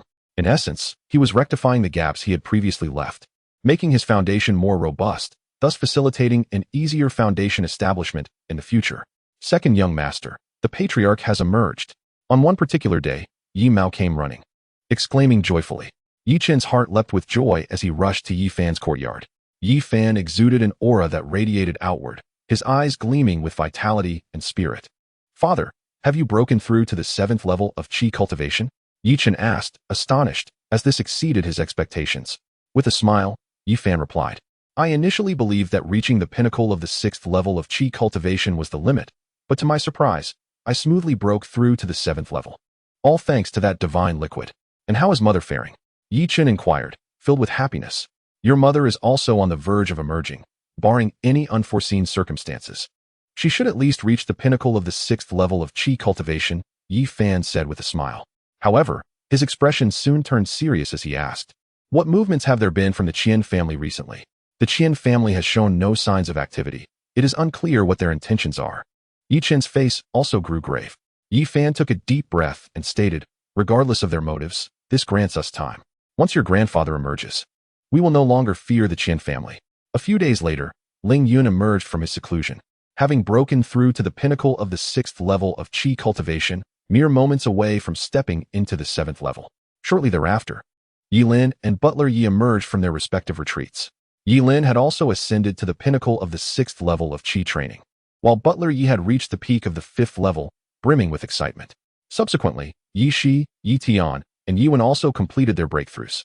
Even Yi Tian, the one with the least strength among them, had advanced to the pinnacle of the 3rd level of Qi training, while Yi Shi attained the 4th level. And Yi Wen reached the peak of the 4th level, her physique radiating a crystalline glow, a clear testament to the effects of the ancient serpent body refinement. Approximately 10 days later, Yin and Tian emerged from his retreat, stirring the entire Yi family. In the grand hall, Yin and Tian exuded a powerful aura, his presence commanding. With a pair of eyes that sparkled like gold, he appeared significantly younger, his posture upright, exuding an air of authority without the need for anger. Yin and Tian had successfully stepped into the 8th level of Qi training, wielding formidable power. in the entirety of Long City. The strongest among the 5 great families were also at the pinnacle of the 8th level. Now, with one of their own at this level, and possessing magical artifacts and spells, the Ye family held considerable confidence, unperturbed by the 5 great families. At that moment, Ye Fun, Ye Lin, and Ye Chen were all present in the hall. Now that father has broken through to the 8th level, the crisis facing our Ye family has finally been alleviated. Ye Lin exclaimed with a hearty laugh. The Qian family had fallen silent, which was indeed peculiar. However, this was a different time. The Ye family no longer feared the Qian family. Not only that, but they also aimed to penetrate Long City and secure a place for themselves. Yin and Tian's eyes sparkled with determination, his aura formidable. We will undoubtedly make our mark in Long City, but not just yet. We must possess adequate strength to contend with the 5 great families. Ye Chen interjected. Chener, do you have a good plan? Yin and Tian expressed profound trust in Ye Chen. First, we must solidify Longyang town, ensuring it flourishes, and then establish a route for trade into Long City. We need a foothold before proceeding. Ye Chen seemed to have contemplated this thoroughly. Yin and Tian stroked his beard and nodded. Indeed, we must adopt a cautious approach. We cannot rush in, for the 5 great families of Long City have deep-rooted foundations and are not easily dealt with. Grandfather, there is another matter of utmost importance I must convey to you, Ye Chen said with a grave expression. Upon noticing Ye Chen's serious demeanor, Yin and Tian understood the gravity of the matter and instructed, everyone, come to my secret chamber. Ye Fun and Ye Lin exchanged glances. Then followed Yin and Tian into the secret chamber. This chamber, where Yin and Tian had secluded himself, was modest in size but resembled a hall. Yin and Tian took a seat and inquired, Chener, what is so important? Ye Chen glanced at Ye Fun and Ye Lin, then solemnly stated, Grandson happened upon a Qi training scripture a month ago in Dragon Mountain. The moment these words left Ye Chen's lips, the atmosphere in the secret chamber froze entirely. Even the sound of breathing ceased as 3 pairs of astonished eyes fixated on Ye Chen. What did you say? Yin and Tian, having reached such a level of cultivation, was undoubtedly thrown into a state of disarray. Ye Chen recounted the entire sequence of events, and when it came to the demise of the 2 formidable beings, he could only attribute it to their mutual conflict. Such a twist of fate. A single volume of Qi cultivation scripture could sustain an entire sect. How fortunate it is that the Ye family could acquire such a treasure. Does this signify that our family is destined for greatness? Ye Lin trembled with excitement. Yi Nantian and Ye Fan also gasped in disbelief, finding it hard to accept. This matter must remain a secret, apart from the 4 of us and Ling Yun. No one else should be privy to it.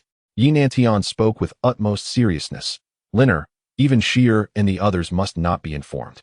If this information leaks, it would spell doom rather than prosperity for the Yi family. Chapter 49. Encircling the city with a small town, Yi Lin understood the gravity of the situation for the Yi family. Although Yi Shi, Yi Tian, and Yi Wen were his children, their lack of Ye Chen's composure rendered them unfit to be informed at this time. I will guard this secret with my life, he vowed, his demeanor earnest and resolute. Yi Nantian nodded. Once our Yi family establishes itself as a prominent force in Longqing, all relatives of the Yi lineage will be able to practice the scriptures. Ye Chen transcribed several copies of the Qi cultivation volume and distributed them to Yi Nantian and the others. Upon receiving the scriptures, their hands trembled with anticipation. They had never dared to dream of such a day. With these scriptures, establishing a solid foundation will no longer be a challenge. However, it is imperative to lay a strong groundwork first.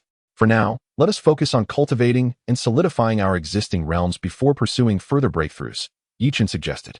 You speak wisely, Chener.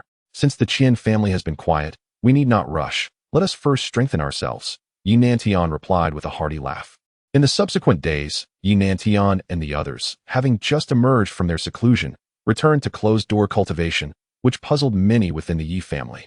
However, all were aware that Yi Nantian had broken through to the 8th level of Qi cultivation, allowing them to breathe a sigh of relief.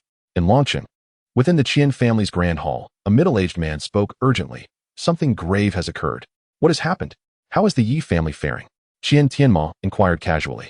Yi Nantian has broken through to the 8th level of Qi cultivation. Yi Fan, the head of the Yi family, has also ascended to the 7th level, resulting in a significant enhancement of the family's overall strength, the middle-aged man reported. What? Qian Tianma could no longer maintain his composure. How long has it been since Yi Nantian broke through to the 7th level? And now he has reached the 8th level? This pace is utterly astonishing. A sense of unease crept into Qian Tianma's mind. This news sent ripples throughout Longyang town, as whispers of their continued seclusion spread. The middle-aged man's face darkened. Investigate thoroughly. The Ye family must be hiding something. Qian Tianma bellowed, his expression ominous. The middle-aged man promptly exited the hall, leaving Qian Tianma with a cold expression, lost in contemplation. The rapid ascent of the Ye family certainly hinted at deeper connections. Could it be related to the Zixia sect? A shadow of unease deepened in Qian Tianma's heart. A month later, Ye Nantian and the others emerged from their seclusion, their spirits markedly transformed, their presence exuding even greater strength than before. During this month, Ling Yun had achieved a breakthrough to the 7th level of qi refinement, ascending to new heights. In the Ye family hall, Ye Chen cast a nearly lifeless individual onto the floor, prompting gasps of astonishment from Ye Nantian and the others. Grandfather, this person has been spying on our Ye family. I have inquired. He is from the Qian family, and there are many of his kin still present in Longyang town, Ye Chen stated coldly. Ye Nanshan's countenance darkened as he retorted, what is the Qian family's true intention? By opposing them, we are destined for extermination. The man, stubborn in his resolve, shouted defiantly. Father, allow me to interrogate him. I will ensure he divulges everything. Yi Lin stood up, determination in his voice. Very well, it is entrusted to you. Additionally, locate all other members of the Qian family, Yi Nantian commanded. Understood. Yi Lin, known for his ruthless demeanor, showed no mercy towards his enemies and extracted all confessions from the man within a single night. The following night, the Yi family launched a sweeping operation, eliminating all of the Qian family's operatives in Longyang town. Has the Qian family been warned by a female disciple of the Zixia sect? Is that why they dare not confront us openly? Yi Nantian pondered, astonished by the revelation. Upon hearing this, Ye Chen's heart raced, and the image of Lu Piaoxue flashed in his mind. He mused, could it be Piaoxue? Is she a disciple of the Zixia sect? How can this be possible when we have no ties to them? Yi Lin queried, perplexed. Ye Fen glanced at Ye Chen, seemingly arriving at a similar conclusion. After all, Ye Chen had brought back a woman, likely connected to this matter. Regardless, as long as the Qian family refrained from overt hostility, the Yi family could act freely. Ye Fen shifted the conversation. Indeed, this presents us with a splendid opportunity. Chenner, what are your thoughts? Yi Nantian inquired, a smile gracing his face. My suggestion is to proceed in 2 phases, Ye Chen articulated. First, we must unify the nearby towns around Longyang, encircling the city. Secondly, we should infiltrate Longqing with our pharmacy, establishing a foothold there to facilitate future expansion. Ye Chen laid out his plan methodically. This plan is commendable. Once we secure the surrounding towns, our strength will burgeon, closing the gap in manpower, resources, and combat power with the 5 great families. This will provide us the leverage to penetrate Longqing, Yi Nantian remarked, visibly pleased. Leave the task of unifying the nearby towns to me. I will accomplish it in the shortest time possible, Yi Lin declared, brimming with enthusiasm. Yi Nantian pondered for a moment and said, Funner, you possess a level-headed approach to your endeavors. I entrust you with the matter concerning Long City. Liner, you shall attend to the neighboring towns. Remember, our purpose is not to engage in slaughter. We must cultivate a workforce to strengthen the Yi family. Do you understand? Yes, father. Both Yi Fen and Yi Lin replied as they rose. Grandfather, I wish to accompany father to Long City, Ye Chen interjected. Long City is perilous. The Qian family still watches us closely. You cannot afford to take such risks, Ye Fen stated solemnly. Father, I can assist in establishing the Yi family's interests in Long City, Ye Chen declared confidently. Ye Fen hesitated, and Yi Nantian smiled, saying, since Chun'er has such confidence, let him accompany you. It would also be a good opportunity for him to broaden his horizons. However, do ensure your safety. We cannot afford any mishaps. Indeed, even if I encounter trouble, I will ensure Chun'er remains unharmed, Ye Fen affirmed resolutely. Ye Chen was filled with excitement. He had long wished to see Long City, to witness its grandeur firsthand. The following day, Yi Lin departed from the Yi family with a considerable number of elite members, heading straight to Longtian town. Adjacent to Longyang town, Ye Chen accompanied Yi Fen as they prepared to journey to Long City. At the entrance of the Yi residence, Ling Yun expressed her deep concern, saying, Chun'er, as you venture to Long City for the first time, be sure to exercise caution. There are times to endure. Do not seek to be a fleeting hero, do you understand? I understand. Mother, you need not worry, Ye Chen nodded reassuringly. I will take good care of Chun'er. Have faith in him. Besides, you are aware of Chun'er's capabilities, Ye Fen comforted her. If anything happens to Chun'er, do not return to see me, Ling Yun warned sternly. Yi Fen's face darkened as he replied, all right, we shall take our leave. Mother, fourth sister, I am off. Ye Chen said as he mounted his horse and waved goodbye. Second brother, take care, Yuan waved, watching Ye Chen depart until he and his companions vanished from sight. Long City, one of the 7 major cities of the Zhao Kingdom, is notably the least esteemed among them. Within Long City, aside from the imposing city lord's mansion, there exist 5 prominent families. These 5 families have divided the entirety of Long City among themselves. Although the lord's mansion does not occupy any territory, the annual offerings of spiritual crystals and other resources from the 5 families surpass those of any single family. Each of the 5 families governs independently, each presided over by formidable experts at the 8th level of Qi refinement. It is rumored that some patriarchs are on the verge of breaking through to the 9th level. The 5 families stand as the titans of Long City, wielding considerable influence both within the city and in the surrounding towns, disregarding all but the city lord's mansion. Ye Fun and Ye Chen, accompanied by a party of 7, arrived at the gates of Long City, weary from their journey, just as the sun began to set. Is this Long City? It truly surpasses Longyang Town by countless measures. Ye Chen gazed at the towering city walls, his heart brimming with excitement. Long City, among the 7 major cities of the Zhao Kingdom, is regarded as the weakest. Its towering walls, reaching a height of 4 zhang, are constructed of blue bricks, and the city towers exude an air of grandeur, resonating with the echoes of antiquity. Legend has it that Long City boasts a history spanning several millennia, standing proudly on this land since the establishment of the Zhao Kingdom by its first sovereign.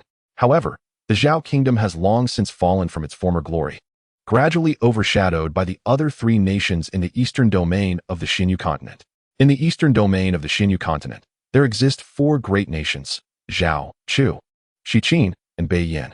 These nations have historically engaged in frequent warfare, yet now, although an uneasy peace prevails, undercurrents of tension persist, with small skirmishes occurring regularly.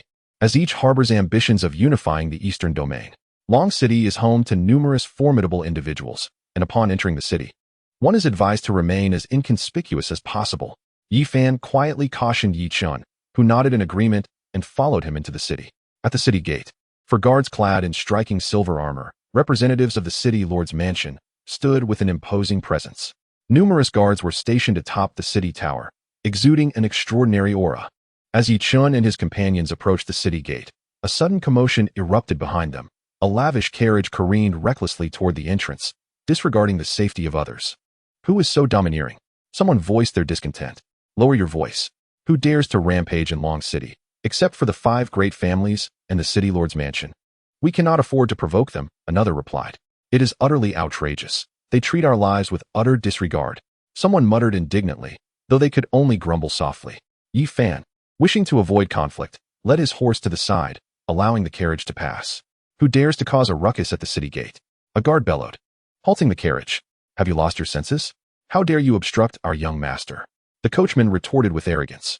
You 5 great families have become increasingly audacious.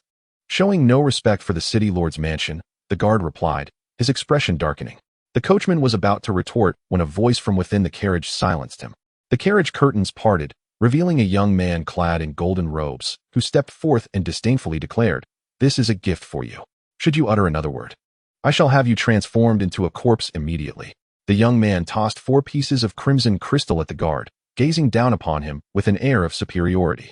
The guard's expression soured, yet the golden-robed youth erupted into a derisive laugh as the carriage proceeded into Long City, leaving the guards feeling utterly humiliated.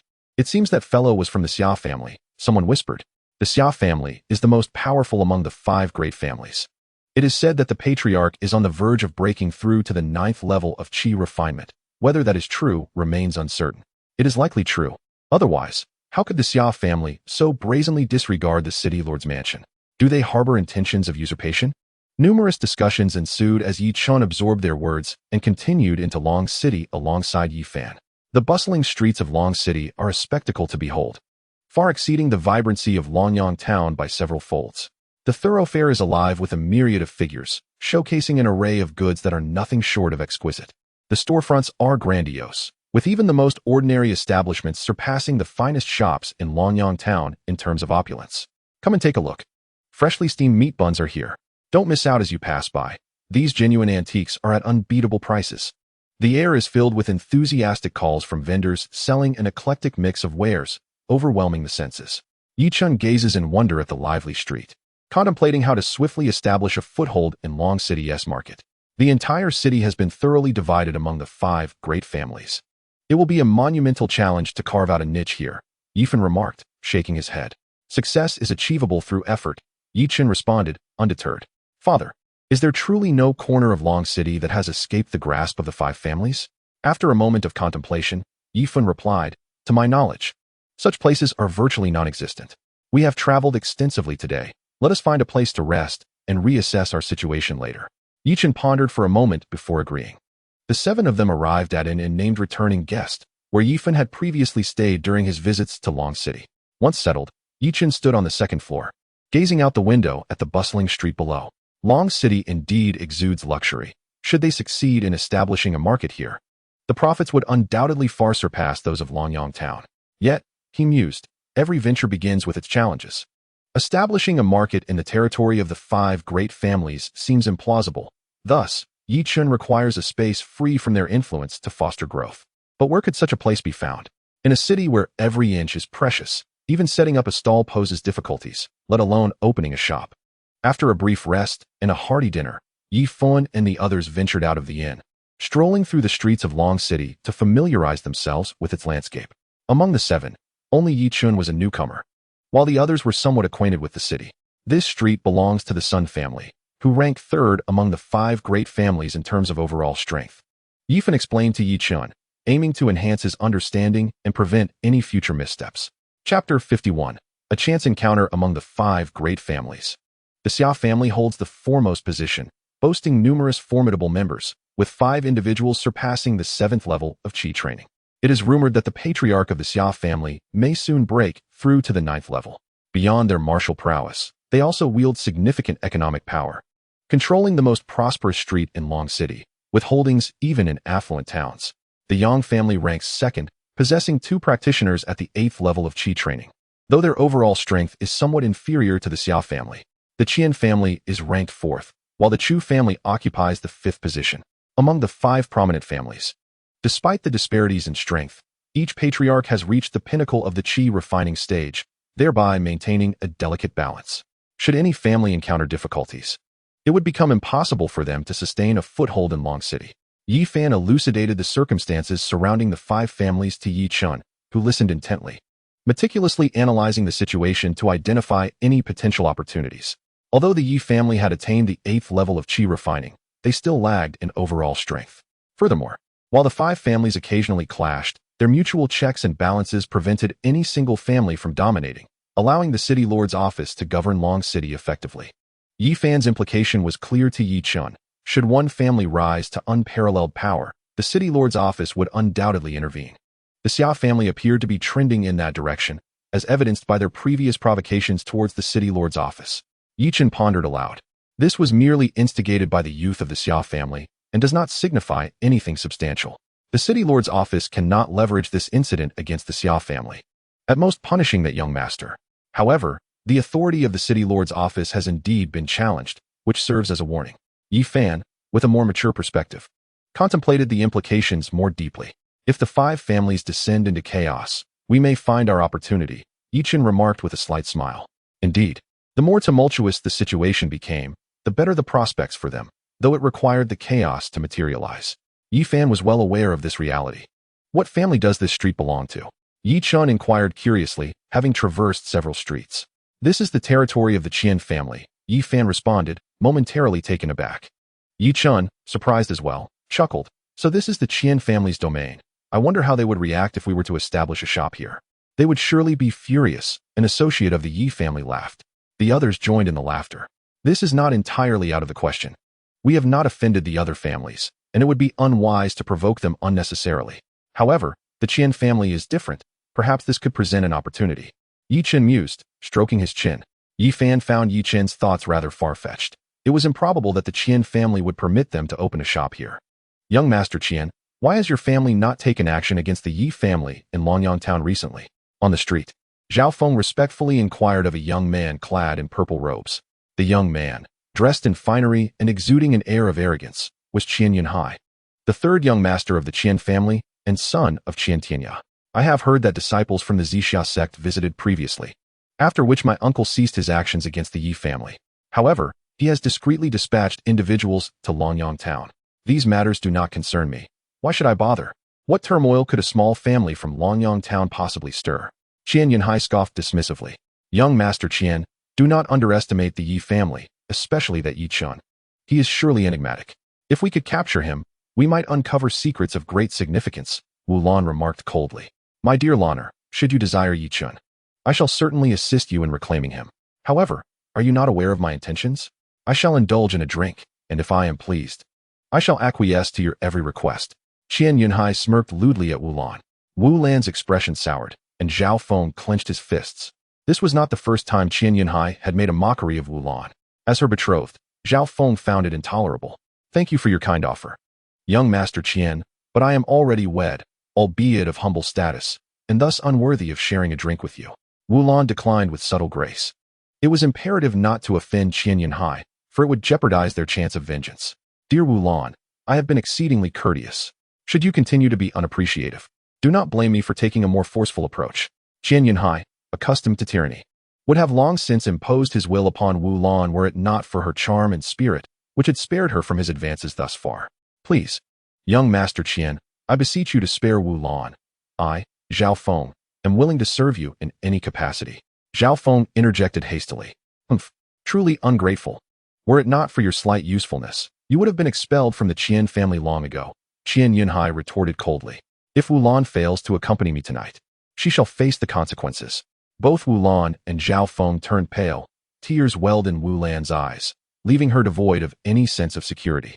Zhao Feng felt equally frustrated, unable to protect the woman he cherished. He felt unworthy of being called a man. Lanner, if it becomes unbearable, let us depart from the Qian family. We can seek revenge without them in our future, Zhao Feng said through gritted teeth. It is better to endure. Leaving the Qian family would complicate our quest for retribution, Wu Lan replied, biting her lip and wiping her tears, her gaze hardening with resolve. Zhao Feng's heart ached for her, yet he felt powerless. They followed behind Qian Yunhai, subservient, merely seeking the opportunity for vengeance. The streets were bustling with activity, a testament to why the Qian family was one of the 5 prominent families. As Ye Chen walked down the street, he was enveloped by opulence. Although the Qian family ranked 4th, it resembled a colossal elephant, difficult to provoke. Is that you, Ye Chen from Longyang town? Qian Yunhai approached, looking down upon him with an air of superiority. Ye Chen surveyed his surroundings, suddenly halting as he noticed Zhao Feng, who shared a look of disbelief, his eyes widening with fury. Ye Chen, Zhao Feng ground his teeth, barely managing to force the name through clenched jaws. Wu Lan also spotted Ye Chen, her eyes filled with hatred and a desire for vengeance, wishing nothing more than to tear him apart. Young Master Qian, that individual is Ye Chen. I cannot believe they have arrived in Longqing. Zhao Feng managed through his rage, addressing Qian Yunhai.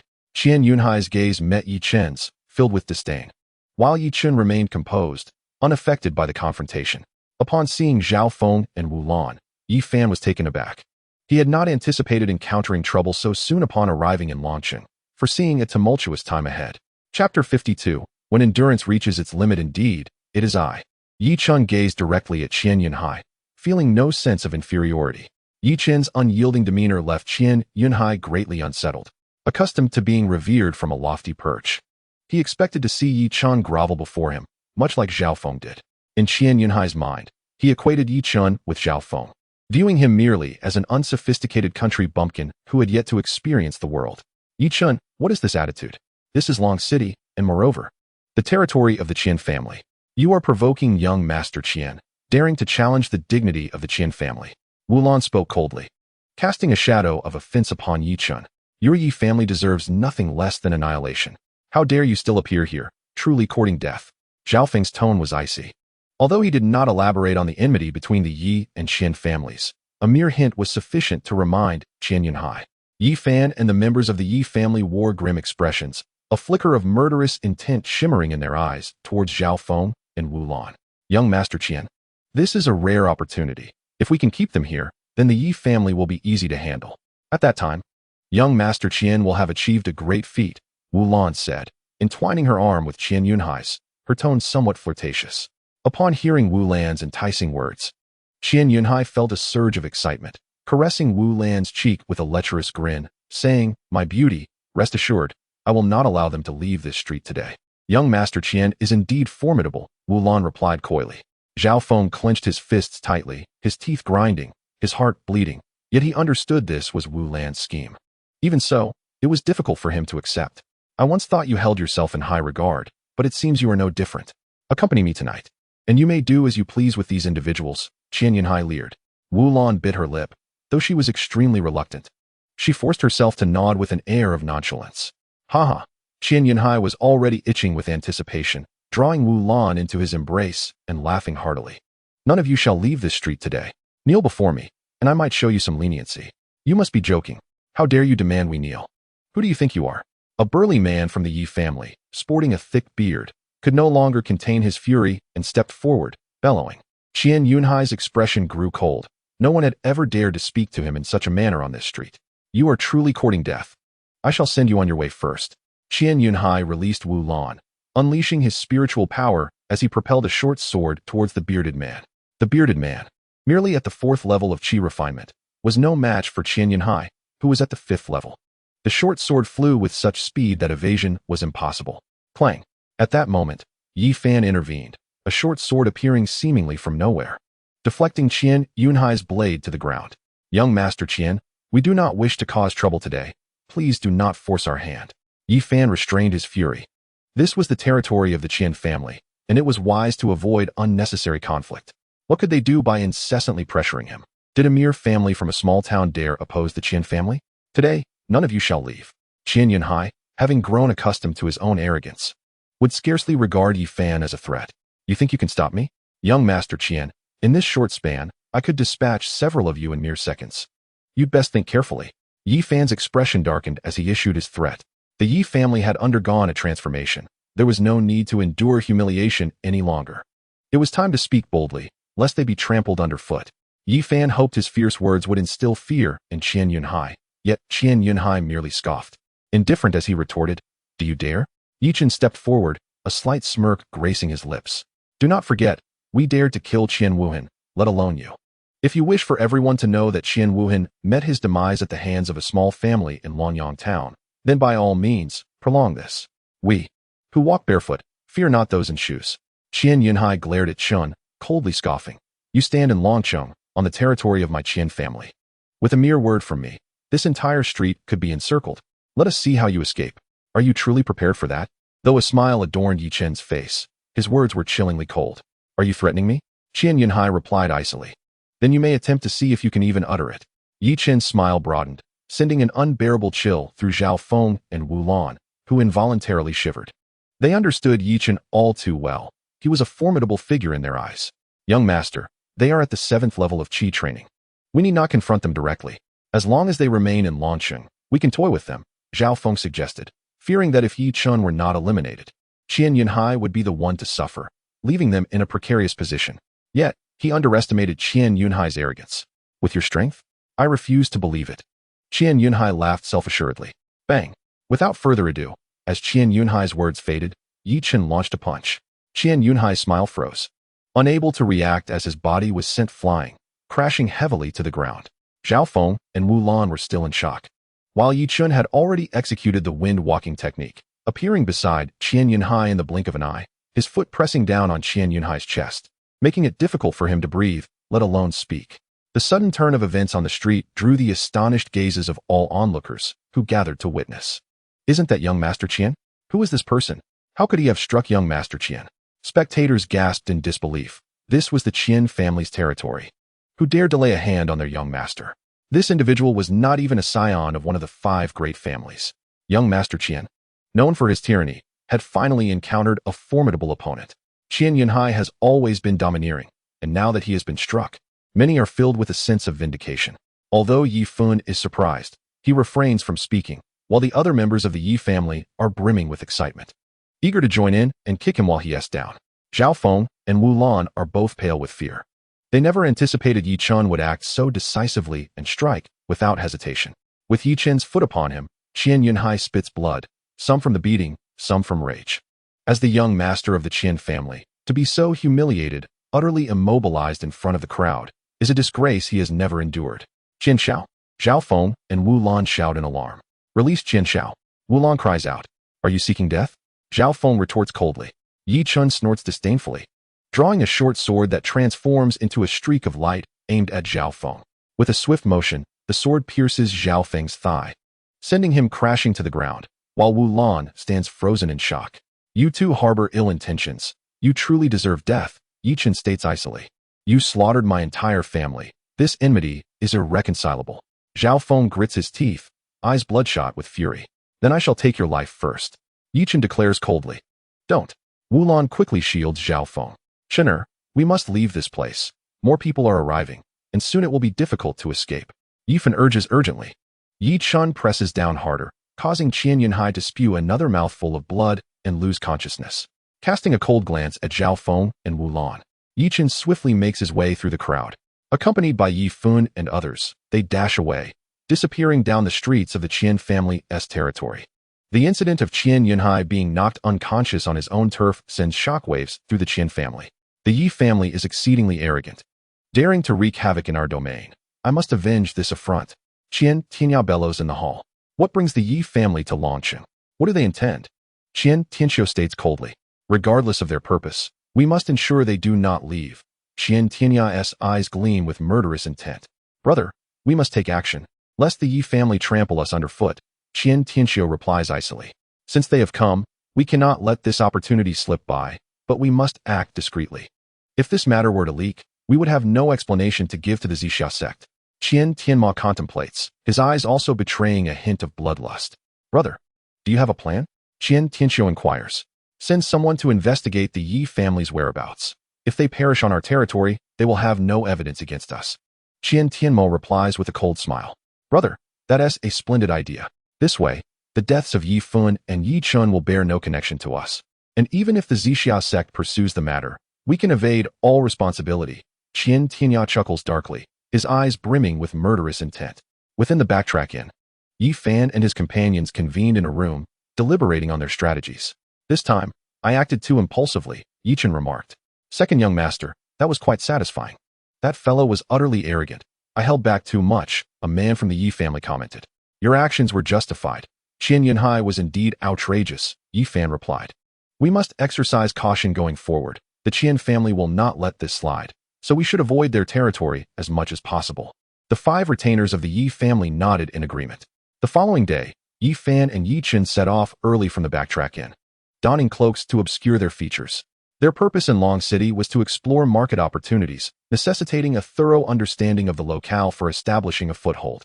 They spent the entire morning traversing Long City, with Ye Chen absorbing a wealth of information, committing everything he observed to memory. Upon returning to the inn, they gathered in a room.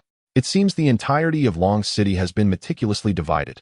Penetrating this market will be exceedingly challenging, one of the Yi retainers remarked. Ye Chen pondered for a moment before responding. There is one place we could consider a potential opening. What location do you propose? Yi Fan inquired. Tianlong Market. Ye Chen replied. Tianlong Market? Yi Fan furrowed his brow. Tianlong Market bears a striking resemblance to the triangular area of Longyang Town. Situated within the territories of the 5 prominent families, it is a public venue where anyone can conduct business without paying fees to the families. Although establishing a storefront requires leasing from the city lord's office, which entails considerable costs that most cannot afford. Consequently, the shops within Tianlong Market are rented by the 5 families, while those unable to afford a lease set up stalls to sell their wares. The goods traded in Tianlong Market predominantly consist of cultivation-related items, ranging from damaged magical artifacts to various peculiar treasures, though most are mere illusions. However, a small fraction is genuine, relying on luck for discovery. In pursuit of market opportunities, Yi Fan and Ye Chen divided their efforts. Yi Fan took 2 retainers to reconnect with previously allied shops, while Ye Chen, accompanied by 3 companions, ventured to Tianlong Market. Tianlong Market is a street with an independent entrance, prominently displaying the 4 characters Tianlong Market. Upon entering, Ye Chen and his group were immediately greeted by a cacophony of shouts distinct from other streets. Come one, come all. Behold the treasures of cultivation at bargain prices. I offer elixirs that heal all manner of ailments. Freshly crafted pills, available for only 1 red crystal. On this day, the bustling atmosphere of Tianlong Market far surpassed that of the corner area in Longyang Town. Setting up a stall to sell spiritual herbs here would likely yield greater profits than an entire shop in Longyang Town. Ye Chen pondered, stroking his chin. Within Tianlong Market, an array of goods dazzled the eye, and the street thronged with people, creating a vibrant scene. Some of the street vendors were experiencing booming business, amassing considerable amounts of spiritual crystals. As Ye Chen and his companion strolled through Tianlong Market, he observed that nearly all the shops had been rented, occupied by both the 5 prominent families and others. With a plan forming in his mind, he leisurely meandered among the various stalls, hoping to stumble upon some hidden treasures. Feel free to explore and find something you fancy. I shall cover the expenses, Ye Chen said with a smile. The 3 attendants were momentarily taken aback, but Ye Chen reassured them, "Rest assured, I have a clear idea. Since we are here, we might as well enjoy the experience." Encouraged by his words, the attendants began to browse, selecting items that caught their fancy. Ye Chen paid for their chosen goods. Yet he himself found nothing of particular satisfaction and ultimately departed from Tianlong Market feeling somewhat dejected. "Young master, it is getting late. We should return," one of the attendants advised cautiously. Ye Chen nodded in agreement, not lingering any longer, and they retraced their steps back to the returning guest inn. Chapter 54. Ambush. By this time, dusk had approached, casting a dim light as Ye Chen and his 3 companions exited Tianlong Market. "Second master, Ye Chen has left Tianlong Market. To return to the returning guest inn, they must traverse this route." A middle-aged man reported respectfully from a private room on the 2nd floor of a tavern to Qian Tianya. Qian Tianya took a sip of his drink, his expression cold and his eyes glinting with murderous intent. "Have the arrangements been made? Under no circumstances must that boy escape today. Do not worry, everything is in place. Once Ye Chen enters this path, he will be unable to flee," the middle-aged man replied with a sinister smirk. At this moment, Ye Chen and his 3 attendants were unknowingly drawing closer to danger, having already entered the territory of the Chu family. A short walk down this relatively deserted path would lead them into the domain of the Sun family. As the 4 hurried along the road, a sudden whoosh pierced the air, and an arrow shot toward Ye Chen's head. His face changed dramatically as he swiftly dodged to the side. "It's an ambush," Ye Chen shouted, and the other 3 attendants immediately reacted, forming a triangular formation to shield him as they hastened forward. Whoosh, whoosh, whoosh. At that moment, multiple arrows rained down upon them, and the 3 attendants brandished their short swords, clashing against the arrows and fending off the barrage. However, this was far from over. More arrows followed, causing the attendants' faces to pale in fear. Ye Chen's expression darkened as he bellowed, "Do not concern yourselves with me. Break through immediately." Ye Chen simultaneously summoned 3 flying swords, propelling them swiftly forward while quietly employing the windwalking technique, transforming himself into a mere shadow. The 3 servants of the Ye family desperately attempted to flee, but the onslaught of sword shadows was overwhelming, and they were all struck by arrows. Thud! One servant was pierced by 5 arrows, collapsing to the ground with an arrow lodged in his forehead. The other 2 sprinted away, but ultimately their injuries slowed them, leaving their bodies riddled with arrows as they fell. "Young master, run!" one servant, still clinging to life, shouted before succumbing entirely. Upon witnessing the demise of his 3 attendants, Ye Chen's eyes turned crimson with rage. He urged his short sword forward, charging towards the direction from which the arrows had come, slaying a man wielding a crossbow. This was an open area, devoid of any hiding spots, which is precisely why the Qian family had chosen this location to ambush Ye Chen, leaving him with no escape. Ye Chen raced forward, only to encounter several masked assailants armed with crossbows at the intersection, and 2 formidable practitioners of the 6th layer of Qi refinement blocking his path ahead. The entire route was obstructed, trapping Ye Chen with no means of retreat. He glanced at the buildings nearby and dashed towards them. "What a foolhardy move," scoffed one of the masked cultivators at the entrance. Ye Chen entered the building, which was filled with numerous archers. To onlookers, his entrance seemed like an invitation to death, yet for Ye Chen, it was his sole chance of survival. He summoned his 3 flying swords, swiftly dispatching 3 masked archers. The remaining archers unleashed a volley of bolts, but Ye Chen deftly evaded them, utilizing the pillars of the building as cover. Simultaneously, the 3 flying swords emerged from 3 different angles, effortlessly slicing through the throats of 6 adversaries. Clatter! The crossbows fell to the ground as the 6 were eliminated. The remaining archers, pale-faced, continued to fire bolts in Ye Chen's direction. With a sudden motion, Ye Chen activated the windwalking technique, reaching unprecedented speeds. The archers were caught off guard, and he had already taken refuge beneath another pillar, where his 3 flying swords surged forth once more. Thud! Thud! None could evade the onslaught of the 3 flying swords. Blood sprayed forth as the crossbows clattered to the ground. With all the archers on this floor neutralized, Ye Chen let out a slight sigh of relief and ascended 2 more levels. Thud, thud. At that moment, the floor trembled, alerting many both above and below to his presence, as they sought to encircle him within the building. You cannot escape. The entire building is surrounded. Today, you shall not evade our grasp, declared a 6th-layer Qi refinement practitioner coldly. Ye Chen remained silent, surveying the layout of the building, utilizing the windwalking technique. He swiftly approached the window, casting a fleeting glance before vanishing once more. At that moment, several crossbow bolts pursued him, embedding themselves in the window frame. How can his speed be so extraordinary? There is indeed something amiss, one of the masked figures remarked icily. What does it matter how fast he is? As long as he cannot fly, he shall not escape this building. Another masked figure scoffed. We must not let our guard down. If an accident occurs, we will bear the consequences. Archers, tighten the encirclement and shoot continuously. A masked man at the 6th level of Qi issued the command, and all archers advanced towards the direction where Ye Chen had just appeared. Ye Chen hid beside a large pillar, having caught a fleeting glimpse of another street outside the window. If he could reach the thoroughfare, he could slip away amidst the chaos. However, the building was too tall, and jumping directly down would likely result in injury. Now surrounded, with so many archers aimed at him, he would surely be shot to pieces. Ye Chen surveyed the surroundings.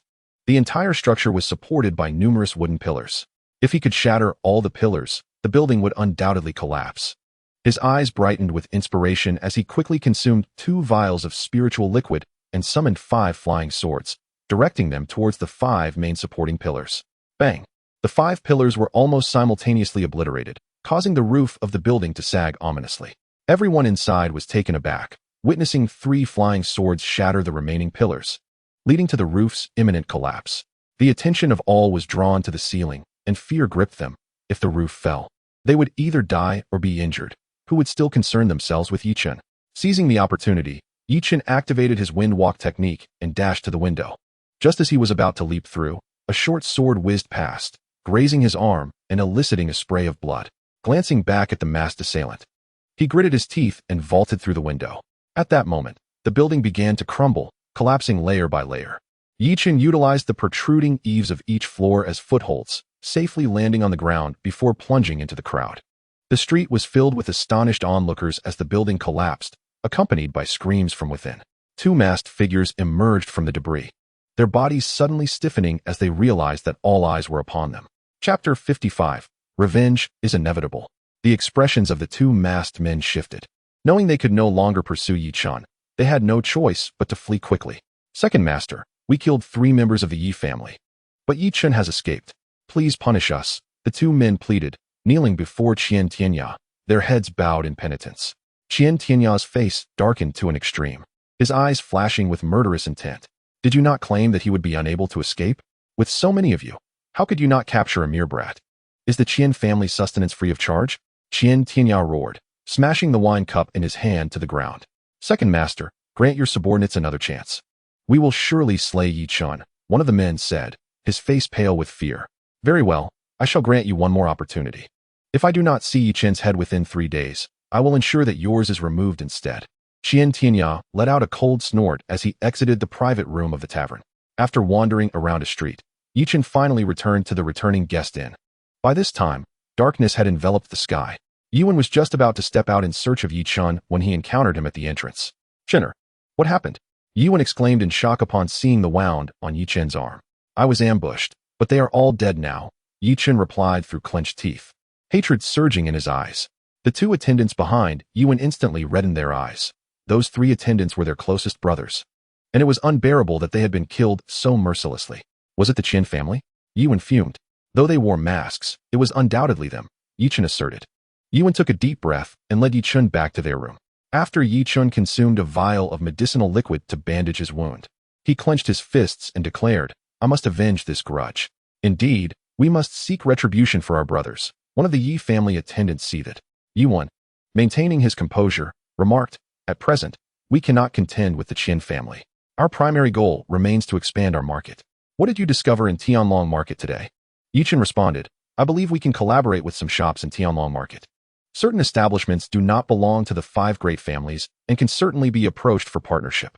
Ye Chen learned that the rents in Tianlong Market were exorbitant, making it unsustainable without significant backing. If a shop's revenue barely covered the rent, it would struggle to survive. That's a commendable idea. I will head to Tianlong Market in the next few days to negotiate and expedite this matter. Yuan concurred, adding a cautionary note. Be vigilant in the meantime, and avoid sparsely populated areas. Understood. Ye Chen nodded, though he remained troubled deep within. That night, as Ye Chen sat on his bed contemplating revenge, he realized that had it not been for his good fortune, he might not have escaped with his life. If you wish to kill me, I will ensure you pay the price. Ye Chen's voice was icy as he entered into his cultivation. The following day, Yuan accompanied an attendant to Tianlong Market while dispatching another attendant back to Longyang Town to reinforce their numbers. After awakening from his training, Ye Chen had breakfast at the inn, then took a stroll through the bustling streets before heading towards the city gate. As Ye Chen exited the city, two pairs of eyes were fixed upon him, glinting with murderous intent. What is he doing leaving the city alone? Is he planning to abandon Long City? It's even better that he has left. It will be much easier to eliminate him. After departing the city, Ye Chen made his way directly to Longshan. Now at the 5th level of the Qi refinement realm, his combat prowess far exceeded that of an ordinary practitioner at the same level. And as long as he did not venture too deeply into Longshan, he would not encounter formidable beasts. Entering Longshan, he gradually approached the depths, searching for spiritual herbs. Two figures stealthily followed him into the mountains. Those were the two men who had sought forgiveness at the tavern. What is he doing in Longshan? One of the men in a black cloak wondered aloud. Regardless of his intentions, we shall eliminate him directly. Should he escape once more, we will return to the second master with our heads held low. Another man clad in a brown robe snorted coldly and charged at Ye Chen. Sensing an aura of death, Ye Chen's heart quivered as a short sword flashed towards him like a specter. Instinctively, he evaded, gliding sideways and narrowly escaping the strike. Ye Chen, today there is no place for you to flee. The brown-robed man bellowed.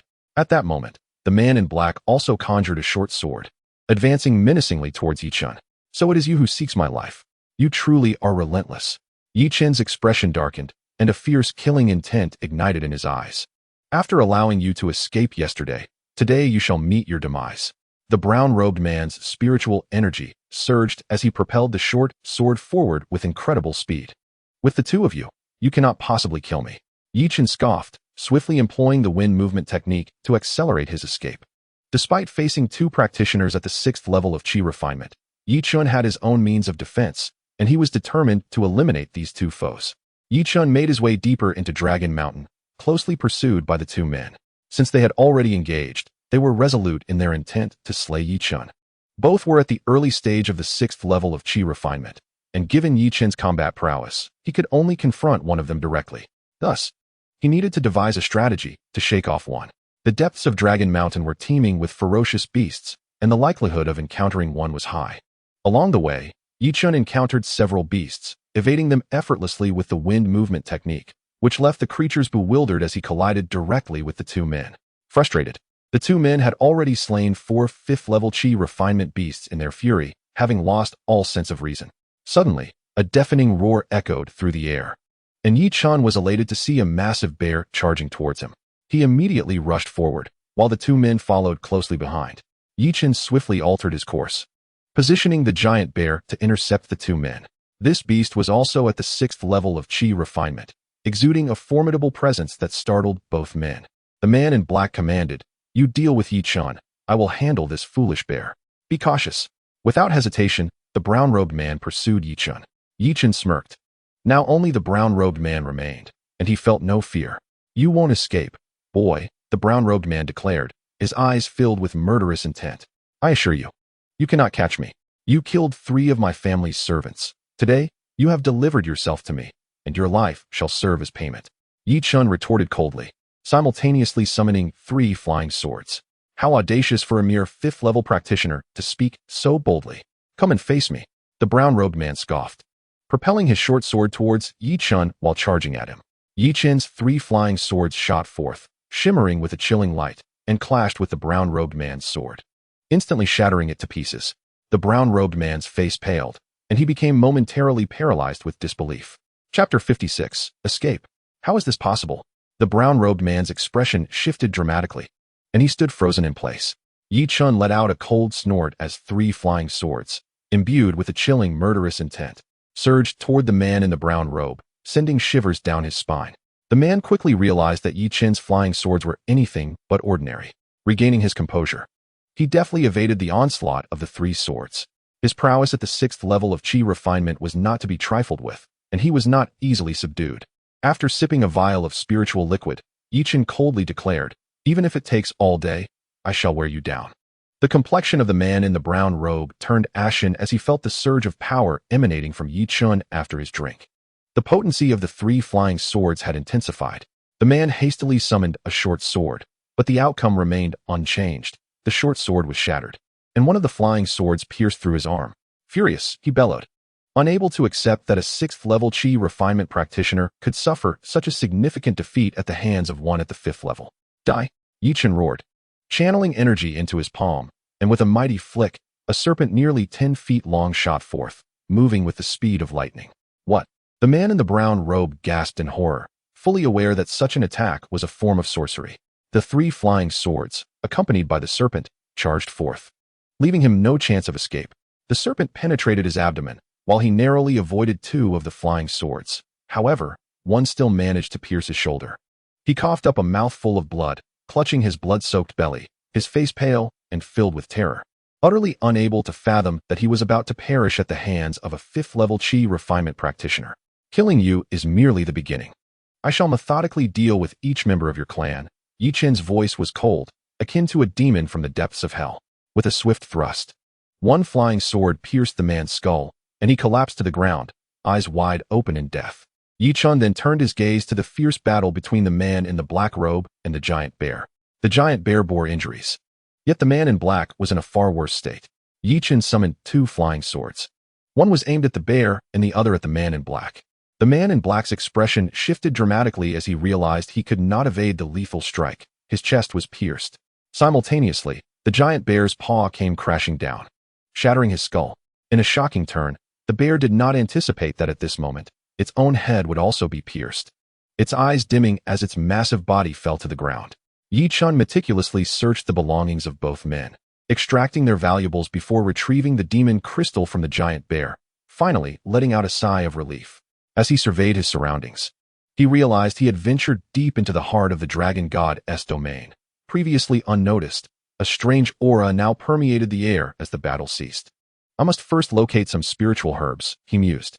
Now that he had arrived in this place, it would be remiss not to gather some herbs to take back. Ye Chen began his search, discovering that the spiritual herbs within Dragon Mountain were plentiful, and before long, he stumbled upon a second-grade healing herb, a valuable remedy for injuries. Ye Chen felt an unsettling presence within Longshan, a vague sense of unease gnawing at his heart. He began to search the periphery for spiritual herbs. Suddenly, a thunderous roar reverberated throughout Longshan, causing his heart to skip a beat. Instinctively, he quickened his pace, disregarding the spiritual herbs, and fled toward the mountain's edge. The roar seemed to close in on him, and a chill ran down his spine. Glancing back, his eyes widened in terror. A shadowy figure lunged towards him. Cold sweat broke out over Ye Chen's body. What kind of beast was this, moving with such astonishing speed? He hastily activated the windwalking technique, reaching his utmost velocity. Yet the shadow continued to pursue him relentlessly. Ye Chen's spiritual energy waned significantly, and after consuming 2 bottles of spiritual liquid, he managed to maintain the windwalking technique. His mind was consumed by a singular thought: escape. The roar echoed ominously behind him, seeming perilously close. Why was it relentlessly chasing him? Ye Chen pondered, recalling the 2 second-tier spiritual herbs he had obtained. One of them must be linked to this beast. Suddenly, a searing pain shot through his back, prompting him to look back and discover that the shadow was now mere inches away. The beast's claws had grazed his back. In a panic, he gulped down 2 more bottles of spiritual liquid, accelerating once more. He had reached his limit, but the creature's speed was simply unfathomable. Ye Chen summoned 2 flying swords, launching them at the shadow, but they were too swift to connect, wasting his spiritual energy in vain. I refuse to be caught. He gritted his teeth, fleeing desperately. Nearing the exit of Longshan, he could hardly believe that this beast would follow him out of Longshan and into Long City. With a furious roar, the creature seemed to sense its impending exit from Longshan, and it surged forward once more, raking its claws across Ye Chen's back. Despite the excruciating pain, he burst out of Longshan, and after pursuing him for a short distance, the beast came to a halt. Turning back, Ye Chen beheld a leopard demon adorned with 9 black stripes, known as the 9-striped cloud dragon leopard, a creature renowned for its terrifying speed among its kind. He let out a sigh of relief, although the leopard exuded the aura of a seventh-layer qi refining realm. It seemed to recognize the danger of Long City and thus paused, its eyes ablaze with fury as it let out a final roar before retreating back into Longshan. Ye Chen breathed a sigh of relief, though the throbbing pain in his back caused beads of sweat to trickle down his forehead. After consuming a bottle of medicinal liquid and changing into clean attire outside the city, he entered Long City. Upon returning to the inn of the returning customer, he found Ye Fen waiting for him. "Father, how did the negotiations go?" Ye Chen asked nonchalantly. Ye Fen bore a smile, and Ye Chen sensed that there was hope. "After negotiating with several stores, at long last, a pharmacy agreed to our proposal.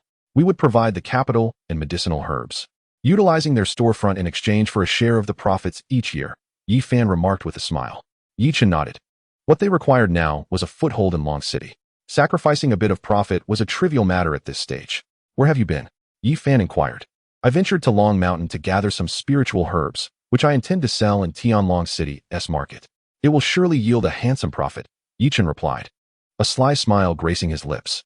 "How audacious to venture into the perilous Long City with so many eyes watching us." Ye Fen thought of rebuking Ye Chen, but found himself at a loss for words, merely glaring at him.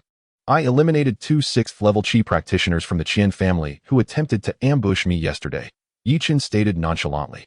Ye Fen gasped in shock, his expression turning anxious as he scrutinized Ye Chen. "You weren't injured, were you?" "Not at all," Ye Chen chuckled. "In fact, I acquired 2 second-tier spiritual herbs.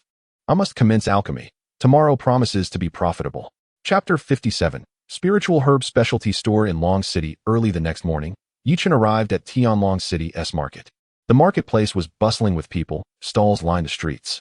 And Ye Chen found a vacant spot in a corner where he raised a grand banner that read, "Spiritual Herb Specialty Store in Long City." The banner was striking, drawing a curious crowd as soon as it was displayed. Ye Chen arranged 25 bottles of diluted spiritual herbs upon a blue cloth and began to call out, "Step right up, behold genuine spiritual herbs. Don't let this opportunity pass you by. Healers for the wounded, preventative measures for the healthy. Are these truly authentic spiritual herbs?" A voice inquired immediately. Even in Tianlong City's market, one rarely encountered vendors of spiritual herbs, making Ye Chen's sudden appearance all the more intriguing. "Did you notice that banner?" Ye Chen pointed at the flag. "I did. What of it?" "The key lies in the words specialty store. You may inquire in Longyang town whether my spiritual herbs are genuine," Ye Chen assured, thumping his chest. "Who would travel so far just to buy medicine?" Another voice chimed in. "How do you sell these spiritual herbs?" "Flat rate. 5 red crystals per bottle. No haggling. No discounts. Absolutely authentic. If you find no effect, I will reimburse you 10 red crystals," Ye Chen guaranteed. As the crowd swelled, intrigue mounted. Many were skeptical, assuming Ye Chen was merely a charlatan peddling fake remedies. "Is this even a store, considering its size?" Someone scoffed. "A fly, no matter how small, is still a piece of meat. The essence lies not in the size of the store, but in the authenticity of the goods I offer." Ye Chen replied with a grin. "If you doubt me, I shall let you smell." He uncorked a bottle of spiritual herb, swirling it before the crowd, releasing a fragrant aroma that was truly enchanting. "What a rich fragrance. This is far superior to ordinary remedies," someone marveled. "Indeed, this is genuine spiritual herb," Ye Chen asserted proudly. Ye Chen revealed a subtle, cunning smile. Although everyone believed that Ye Chen's medicine was commendable, none took the initiative to purchase it. It was hardly surprising, as they were all in good health. What need had they for such a remedy? Who dared to brazenly encroach upon my business? At that moment, a rough voice boomed as a burly man pushed his way in, followed by several lackeys. The crowd instinctively parted. They were well aware of who this man was, having frequented this establishment for some time. Ye Chen regarded the group with a fearless demeanor and remarked, "Gentlemen, are you here to sell medicine? 5 pieces of crimson crystal per bottle. I'd rather not buy your nonsense. Get lost quickly. This is my territory." The burly man bellowed imperiously. "People may leave, but the medicine stays. Consider it your punishment," one of the lackeys sneered. "We are all in the business world. Harmony breeds prosperity. Why make things difficult for one another?" Ye Chen maintained his cheerful countenance. "Young brother, this is your first visit, isn't it? This man is not to be trifled with. He has connections with the Qian family and reigns supreme in this area," a kind-hearted young man cautioned. Ye Chen merely smiled, unfazed by the warning. The young man could only shake his head and depart. "In Tianlong City, if you wish to set up a stall and sell medicine, you must obtain my consent and pay a protection fee. Otherwise, you should depart as far as you can," the burly man scoffed. "And what if I refuse to leave?" Ye Chen inquired, a slight smirk curling at the corners of his mouth. Refuse? We shall see how tough your bones are. Break his arms and legs. The burly man ordered, his lackeys sneering as they advanced. All were cultivators, having reached the 3rd level of chi training, a commendable achievement for most. With a cold snort, Ye Chen acted before they could strike, delivering a punch that sent one flying. The remaining assailants were left aghast, unable to react as the others were also sent screaming through the air. The burly man's expression shifted, darkening as he growled, "Just wait, I'll have you dismembered." Before he could make a move, a sword had already sliced across the burly man's neck, blood gushing forth, sealing his fate. He felt a chilling sensation at his throat. While everyone present gaped in shock, having missed how Ye Chen had executed such a swift strike. Ye Chen stepped forward, his fists crashing into the burly man's chest, sending his formidable frame flying several yards away. Amidst the astonishment of the onlookers, Ye Chen approached the fallen man, who was now filled with dread and had lost all of his earlier bravado. "My elder brother is a steward of the Qian family. Do not act recklessly, or you will find yourself in dire straits," the burly man stammered weakly. "Go back and inform your brother that my surname is Ye," Ye Chen declared, placing his foot firmly on the man's chest, nearly knocking the wind out of him. "Why, yes. The man nodded frantically. "Additionally, you all seem injured. I possess spiritual medicine. Each of you may take a bottle. I assure you, your wounds will heal swiftly," Ye Chen said, a sly smile gracing his lips as he handed each person a vial of medicine. The burly man and his companions wore expressions of bewilderment. Was Ye Chen truly so benevolent? After having struck them, he was now offering to heal their wounds? The others stood in a daze, a sense of confusion washing over them. "What? Are you afraid of poisoning us?" Ye Chen retorted with irritation. The burly man hastily consumed the healing potion, and his followers dared not refuse. Upon drinking, the man immediately felt a surge of medicinal energy coursing through his body, and moments later, the pain in his chest dissipated. "My chest no longer hurts. This truly is a miraculous potion," exclaimed the accompanying men, their faces lighting up with delight. The burly man, noticing that the blood from his neck had ceased, looked at Ye Chen in astonishment. "What are you staring at? Is my healing elixir genuine?" Ye Chen smiled faintly.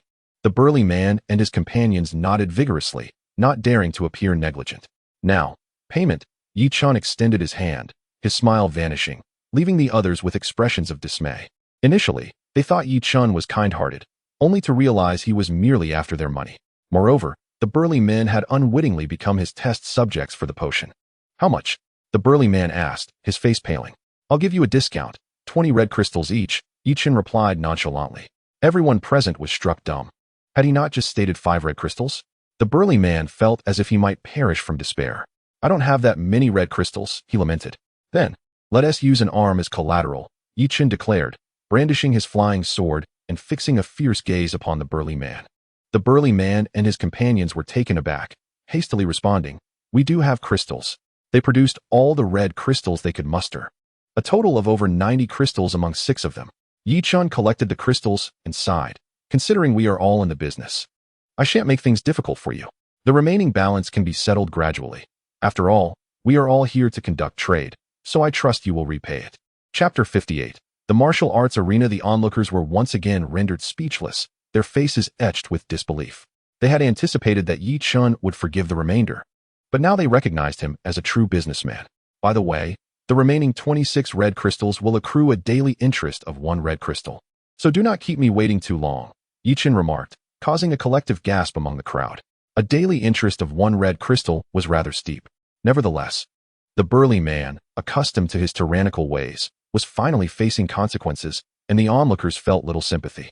"What do you think?" Ye Chen inquired, casually grooming his fingernails. "Very well," the burly man gritted his teeth, his facial muscles twitching. "Then be gone. Do not disrupt my business," Ye Chen huffed, returning to his stall and resuming his sales pitch, as if nothing had transpired. The burly man shot Ye Chen a furious glare before retreating with his companions, their pride thoroughly wounded. "Is your healing potion genuine?" Many had seemingly forgotten the earlier incident, their curiosity now piqued by Ye Chen's elixirs. "Of course it is genuine. 5 red crystals per vial, with only 25 vials available each day. Act quickly if you wish to purchase." Ye Chen resumed his enthusiastic call. "I'll take a vial." At that moment, a middle-aged man cast aside 5 pieces of crimson crystal. Ye Chen glanced at the man, whose face bore numerous bruises and appeared somewhat pale, indicating he had likely sustained internal injuries of considerable severity. This was a vial of spiritual medicine. Ye Chen tossed the medicine to the man using the same method. What is your attitude? The middle-aged man retorted with dissatisfaction. If you want it, take it. If not, then forget it. Ye Chen, however, was not inclined to display any patience. The middle-aged man, infuriated, recognized that this was not the time to confront Ye Chen and promptly picked up the spiritual medicine, consuming it in one gulp. I'll remember you. The middle-aged man glared at Ye Chen after drinking the medicine. Make sure to visit often. Ye Chen chuckled lightly. The onlookers cast him disapproving glances, wondering why he harbored such malicious intentions. Before long, another man, visibly injured, approached Ye Chen seeking to purchase spiritual medicine. Within less than an hour, 4 or 5 individuals had arrived, all bearing serious injuries. Ye Chen was puzzled, wondering if there was a brawl occurring nearby. Hey, what is going on with those who just bought your medicine? Ye Chen inquired of a young man sitting next to him who was engaged in antique trading. The young man glanced at him and replied, You're not from Long City, are you? Ye Chen nodded. The young man leaned closer and explained. Long City has a martial arena managed by the 5 prominent families on a rotating basis. There are daily duels, and the victorious party claims all the wealth, and sometimes the lives, of the defeated. Such a place exists? Ye Chen exclaimed in astonishment. It's also a means for the 5 families to amass wealth. Many people place bets at the martial arena, and if they predict correctly, they can win a considerable sum, the young man continued. Sometimes, if there are no challengers, the 5 families send their own fighters to compete, and the victor receives a significant amount of crimson crystal, which attracts many cultivators to participate in the matches. Those individuals you saw likely just finished a duel. Is that so? Ye Chen stroked his chin, suddenly intrigued by the prospect of visiting this martial arena. Your spiritual medicine would surely sell well there. The young man remarked with a smile. Ye Chen concurred, laughing. Where is the martial arena located? Just behind the Tianlong market. Everyone in Long City knows of it. The young man replied. Thanks. Ye Chen tossed a vial of medicine to the young man, gathered his belongings, and departed. The young man's eyes sparkled at the sight of the medicine. After inquiring for directions, Ye Chen arrived at the exterior of the martial arena, which was a rather grand building adorned with the words martial arena prominently displayed at the entrance, through which numerous individuals were entering and exiting. I was so close to winning 10 pieces of crimson crystal just now. Damn it, that guy must have been cursed. How could he lose? One spectator lamented. There's definitely something fishy going on here. Don't forget, this year, the Xia family is managing the martial arena, even if they tamper with the outcomes. What can be done? Both parties are willing participants, another cultivator responded, shaking his head in resignation. Ye Chen overheard snippets of their conversation as he stepped into the martial arena. To gain entry, one must first pay a fee of 1 crimson crystal. Ye Chen mused to himself about the 5 prominent families, adept at amassing wealth, as he was required to pay a fee in red crystal just to enter. After paying the fee, he stepped inside, only to be greeted by a cacophony of shouts. Hit him. Act quickly. Why are you so foolish? Upon entering the combat arena, a circular space surrounded by spectators, he noticed a throng of individuals fervently waving their fists, their faces flushed with excitement. In the center of the arena, 2 combatants were engaged in a fierce battle, both appearing weary, each striving to outlast the other. Ye Chen surveyed the surroundings, his gaze fixating on the fighters in the center, his eyes gleaming with realization. This was indeed a lucrative venue for earning spirit crystals. His spiritual herbs would surely find a market here. He meandered through the arena, taking note of the terrain, and observed several bouts, discerning the exit routes of the duelists post-combat, thus formulating a plan. Losing interest in the duels, he departed the arena, and as he approached the Dragon City market, he planted a grand banner, showcasing his spiritual herbs, patiently awaiting prospective buyers like a fisherman anticipating a catch. Before long, a battered man approached, glancing at the inscription on the banner and then at Ye Chen. Hey, do your herbs actually work? Absolutely effective. Just the other day, several individuals purchased my herbs. Ye Chen replied with a smile. No wonder that fellow Wang Meng recovered so swiftly, the man muttered. How much do you sell your herbs for? 10 red crystals per vial. No haggling. Ye Chen maintained his innocent demeanor. 10 red crystals is too steep. Can you lower the price? If you seek something cheaper, visit the Dragon City market for the ordinary goods. What I offer is genuine second-tier spiritual herbs, Ye Chen replied nonchalantly. After a moment's hesitation, weighing his options, the man conceded, fine, I'll buy it. If it doesn't work, I'll make sure to break your bones. He produced 10 red crystals, and Ye Chen handed him the vial. Rest assured, if it proves ineffective, you needn't even threaten me. I wouldn't retaliate even if you were to kill me. Do come again, and remember to leave a good review. Ye Chen beamed with a grin. The man, listening to Ye Chen's words, was filled with a desire to retaliate violently. Shortly thereafter, another injured man approached, directly addressing Ye Chen. "Are you the one who sold spiritual herbs to that fellow Lindong?" "Who is Lindong?" Ye Chen asked, feigning innocence. The man was at a loss for words. "How much do you sell your herbs for?" 12 red crystals per vial. "I trust you've seen the results?" Ye Chen confidently smiled. After a brief moment of contemplation, the man recalled Lindong's swift victory after consuming the herb, leading him to resolutely part with 12 red crystals for a vial. "Do come again," Ye Chen said, teasingly. The man shot Ye Chen an irritated glare before heading off to the combat arena. Business here was indeed thriving. He barely had enough herbs to meet the demand, indicating a forthcoming trip to Dragon Mountain. Ye Chen leisurely leaned against a stone, awaiting customers. "Hey, give me a bottle of elixir," a non-injured man grumbled. Ye Chen glanced at him and replied indifferently, 13 spirit crystals per bottle. "Wasn't it 12 just a moment ago? How has it suddenly become 13? The man, evidently informed of Ye Chen's elixir's price and efficacy by another, was taken aback. "Times change. Do you want it or not? If not, the price will increase again shortly." Ye Chen responded nonchalantly. "You looking for a fight? Believe me, I could easily take all your elixirs by force. I'm being courteous by even considering a purchase." The man growled menacingly. "Do you not believe that you might soon require an elixir, and at a higher price?" Ye Chen maintained his indifferent demeanor. "I think you're just itching for a beating." The man roared, swinging his fist at Ye Chen. In a flash, Ye Chen dodged the punch, moving like lightning, and retaliated with a swift kick. The man's expression changed drastically as he realized he could not evade the blow. Despite being at the peak of the 4th level of Qi training, he was no match for Ye Chen. Thud! The man was sent sprawling 2 yards away. Clutching his chest in pain, Ye Chen approached him, holding a bottle of elixir, stating, "I already warned you. You will soon need this elixir. If you don't want it, it's now 20 red crystals per bottle.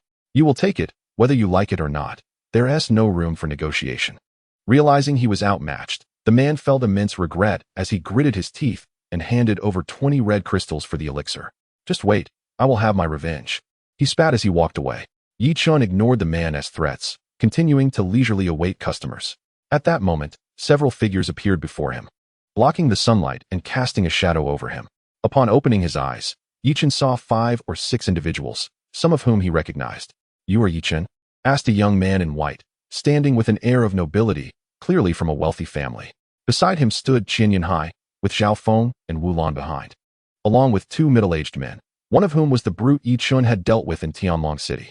Recognizing these individuals, Ye Chen deduced that the young man in white must be a scion of the Qian family, especially given Qian Yunhai's position, which indicated the young man's status was superior.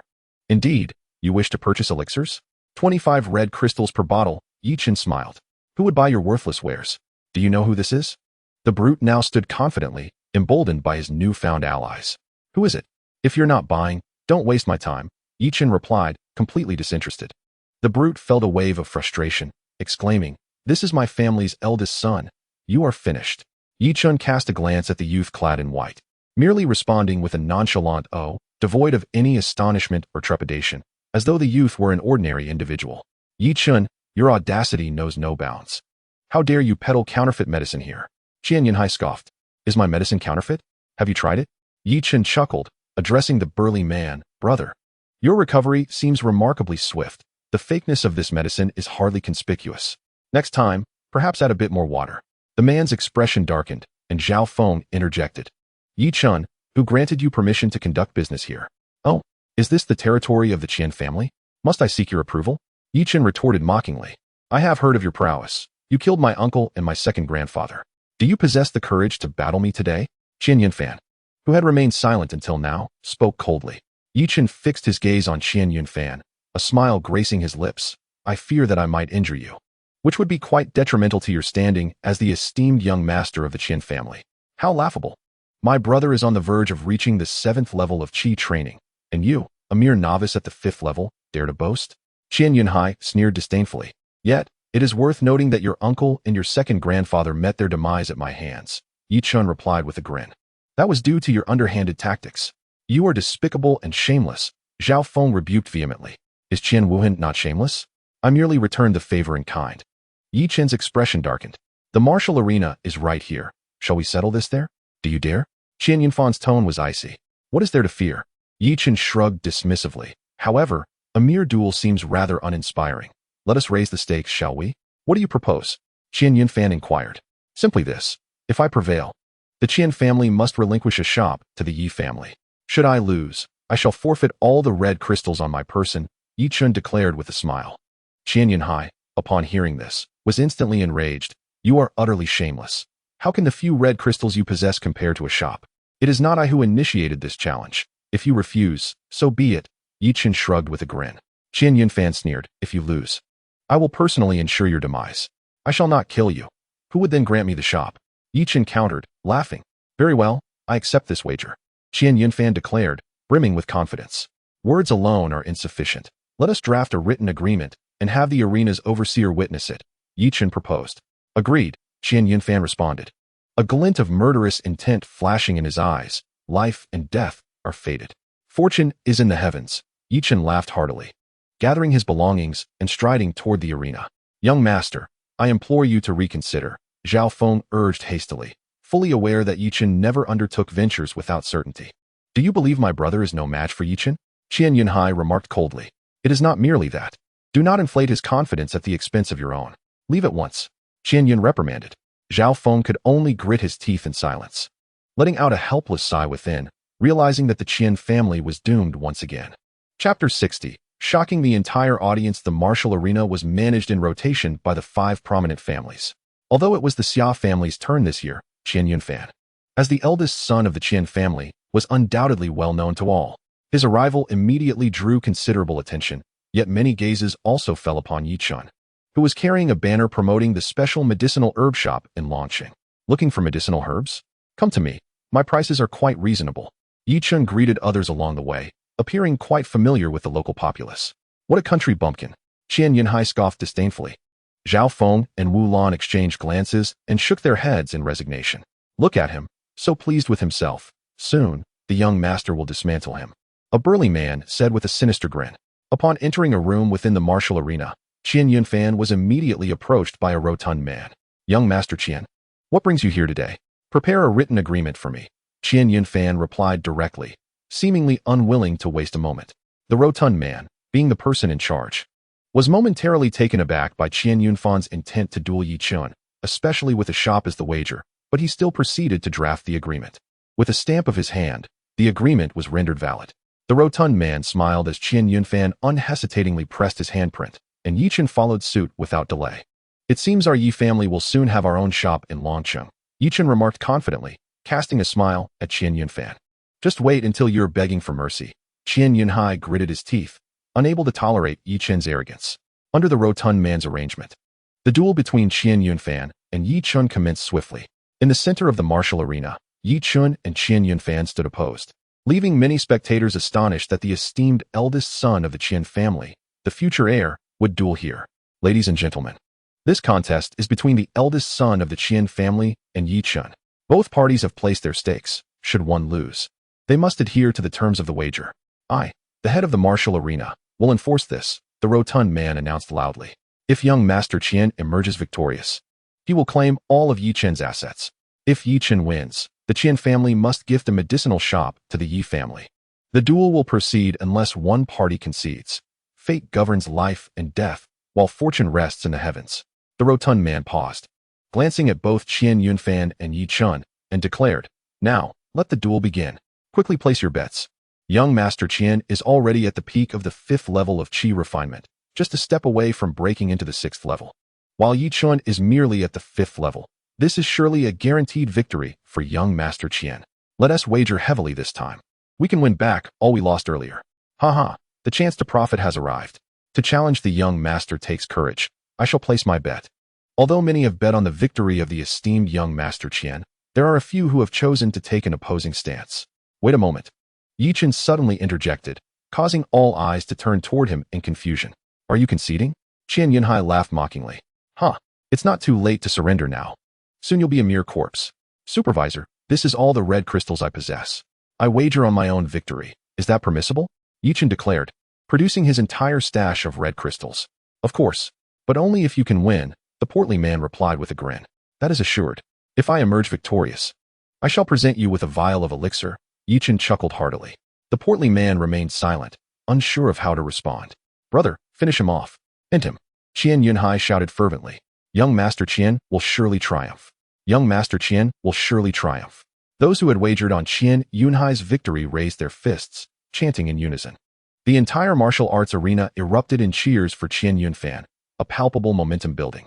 Despite the fervor, Ye Chen maintained his serene smile, determined to astonish everyone and make them regret their choices. Come forth, Ye Chen said with a subtle smile, releasing his spiritual energy that surged towards Qian Yunfan. He had no intention of employing magical artifacts or spells, for the multitude of onlookers could complicate matters if his techniques were revealed. Ye Chen summoned an ordinary short sword to strike at Qian Yunfan.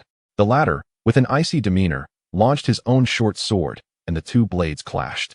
Given that the swords were of identical material, the outcome hinged on the potency of their spiritual energy.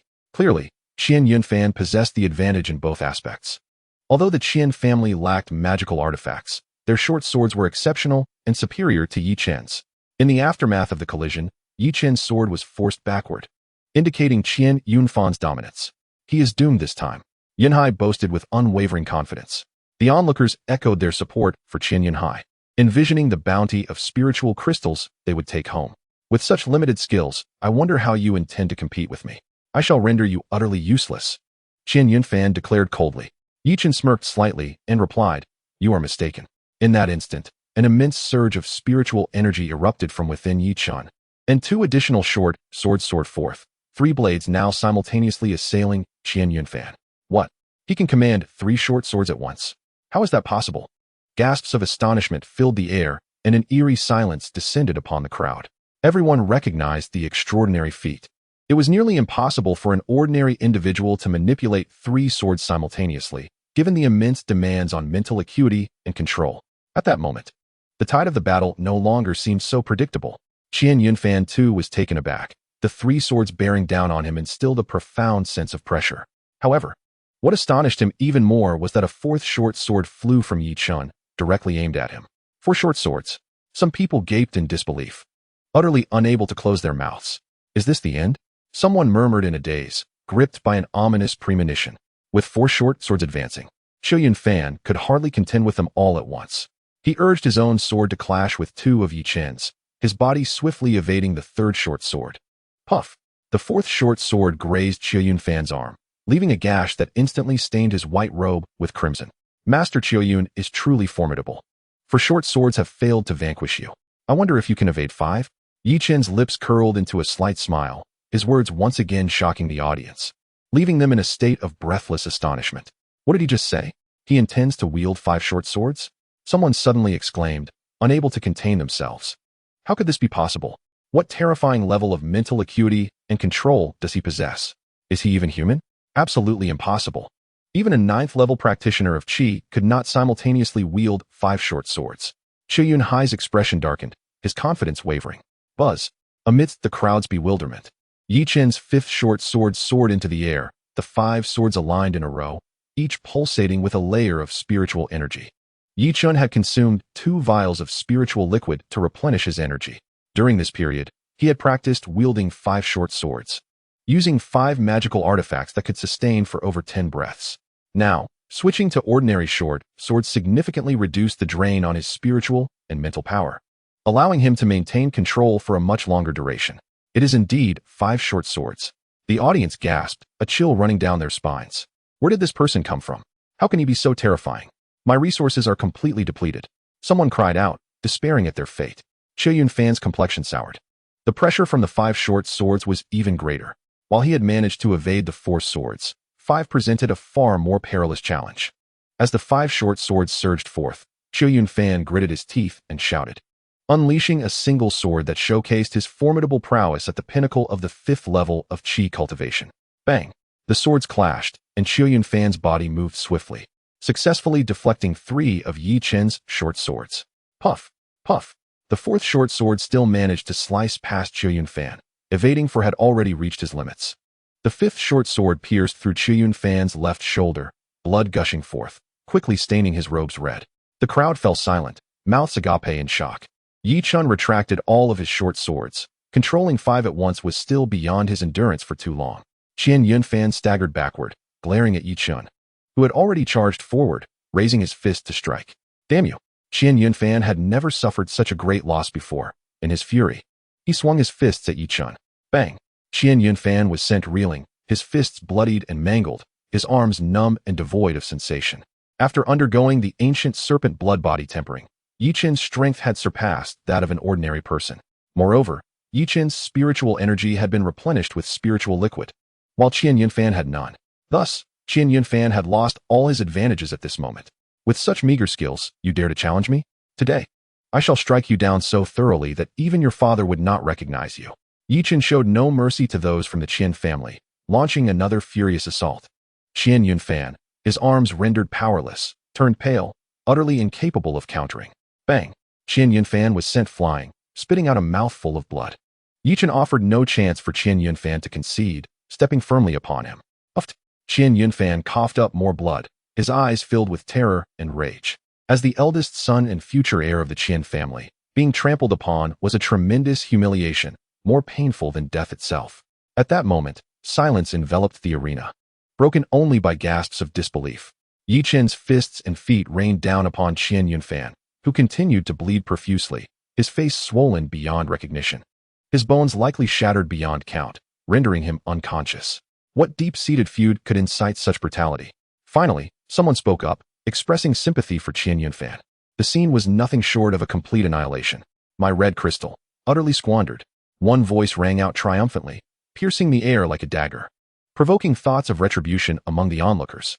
However, upon witnessing the conditions of the combatants, laughter erupted, dispelling any intent of violence. The voice belonged to an old man clad in coarse linen, appearing somewhat unkempt, yet no one dared to confront him. Stop! Please stop!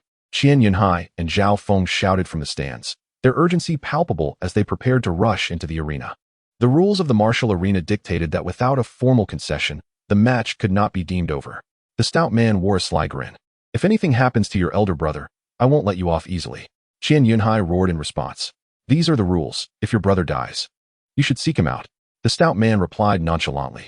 Being from the Xia family, he had little regard for Qian Yunfan's fate, even if Qian Yunfan perished. The Qian family could not protest. Furthermore, for the Xia family, his death would be preferable. Once Ye Chen had reduced Qian Yunfan to a state where even his parents would not recognize him, he finally ceased his assault. This is too cruel, too brutal. What enmity could warrant such violence? Some spectators remarked, unable to bear the sight. Ye Chen turned to the stout man and asked, Does this mean I have won? Qian Yunfan is not dead. Although the plump man felt a tinge of disappointment, he still smiled and said, Of course, in this contest, Ye Chen is the victor. His face was beaming with joy, for Ye Chen had helped the martial arts arena earn a substantial amount of red crystals. Upon the announcement of this outcome, many in the arena contemplated despair, wishing they could take their frustration out on Ye Chen.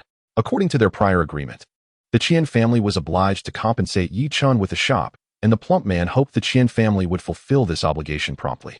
Qian Yunhai he addressed, who wore a grim expression, his fists tightly clenched, filled with an intense desire to see Ye Chen suffer. I hope to receive what I seek by tomorrow, understood? Ye Chen scoffed as he walked past Qian Yunhai, holding the written agreement. You wait and see. I will ensure you don't have it easy. Qian Yunhai shouted in anger. Ye Chen chuckled, replying, Perhaps you should check whether Qian Yunfan is alive or dead. Given my temper, I wonder if I may have been a bit too harsh. What did he look like again? I seem to have forgotten. With that, Ye Chen contemplated as he left. While Qian Yunhai hurriedly rushed toward the martial arts arena, Ye Chen, bearing his banner, approached to collect his winnings, which totaled 360 red crystals, principal and interest combined. Just as he was about to leave, a scruffy old man approached him, revealing a mouthful of yellowed teeth, one of which was missing, and grinned. You are quite the talented young lad. You've made this old man a tidy profit. Ha. Upon noticing the old man's attire, which indicated he must have some significance to have entered the arena, Ye Chen smiled and said, I must thank you for your trust, elder. Your gratitude lacks sincerity. Treat me to a drink, and that would show true appreciation. The old man was quite forward, and while Ye Chen had merely been polite, the elder showed no hesitation. Chapter 62. The alchemist Ye Chen, though somewhat vexed, found the old man rather likable, especially since he was one of the few who supported him amidst the naysayers. Very well, it's a rare day of joy. I shall treat the elder to a drink. Ye Chen laughed heartily. Thus, the old man and the young one exited the martial arts arena together, and many observed the jovial exchange between them, amused at their apparent familiarity. I wondered how that old codger could place a bet on Ye Chen. Turns out they've known each other all along. Had I known that brat was with the old man, I would have bet on Ye Chen myself. What a stroke of bad luck. What a farce this Qian family heir is. Disheartened, many left the arena, having lost all their funds and unable to remain. Ye Chen and the old man arrived at a nearby tavern, which belonged to the Yang family. Waiter, bring me 2 roasted chickens, 2 pounds of beef, and 2 jars of your finest wine. The elder called out before even sitting down. The waiter, upon seeing the old man's disheveled appearance, expressed disdain. What beggar is this? Coming here to eat and drink? It seems there are plenty of people with dogged eyes around these days. The old man was not pleased and scoffed. Do you see? He has just defeated the illustrious son of 1,000 families in the martial arena and won a shop, along with a substantial sum. The waiter regarded Ye Chen with skepticism, but Ye Chen casually tossed a piece of crimson crystal onto the table and said, as per the elder's suggestion, bring forth the wine and dishes promptly. Of course, the waiter responded, his demeanor instantly transforming as he hurried off to prepare. Truly, one should not underestimate others. The old man huffed and settled into his seat.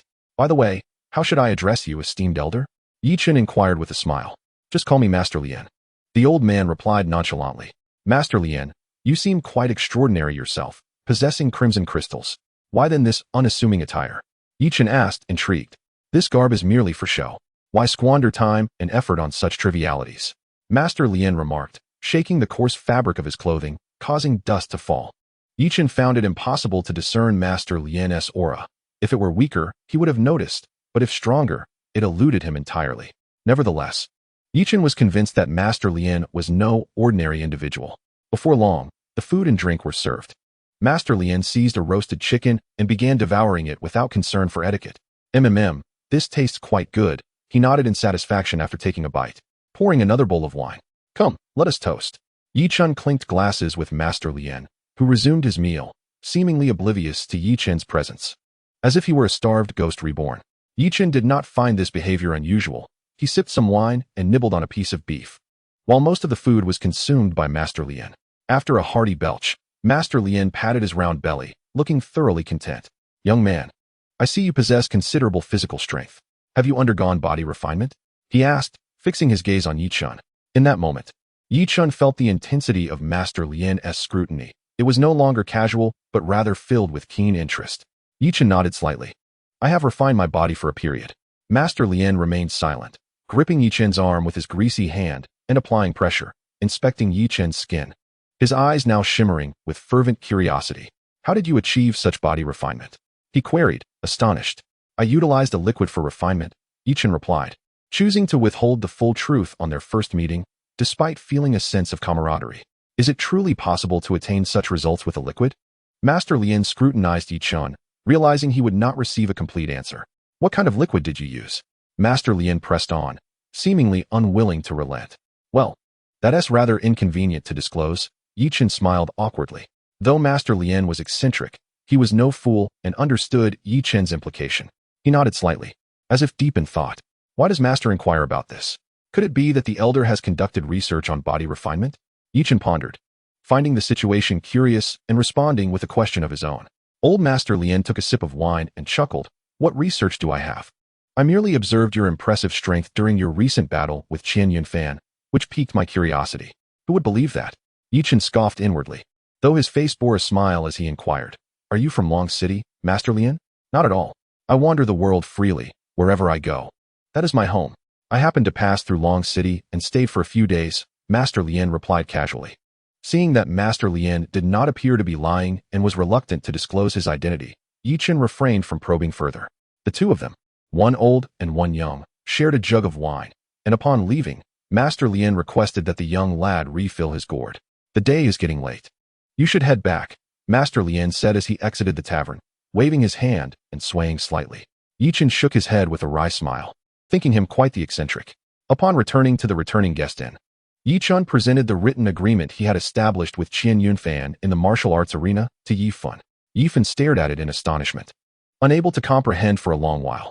Will the Qian family really agree to this? He asked incredulously. Whether they agree or not, they must comply. The martial arts arena is managed by the Xia family, who certainly cannot tolerate the Qian family's success.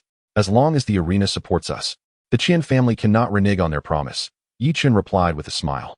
However, Even if the Qian family concedes, it is likely to be the worst of terms. Ye Chen lamented. Even if it is poor, it is still better than having nothing. As long as we have a foothold, we have the opportunity for survival. I previously mentioned that if we conduct business legitimately within the Qian family's territory, I wonder how they would feel about that, Ye Chen remarked. You truly are remarkable, young master, exclaimed a servant of the Ye family, full of admiration. Today, a letter arrived from your grandfather. Your second uncle has secured 2 small towns, significantly strengthening our Ye family. Additionally, your grandfather may come to Long City in a few days to oversee matters personally, Ye Chen informed him. Grandfather is coming to Long City? Ye Chen asked, somewhat taken aback. He knows about your recent ambush and is somewhat anxious, hence his decision to come in person. Ye Chen explained. We can handle things here perfectly well. Grandfather should focus on enhancing his strength. Ye Chen disagreed.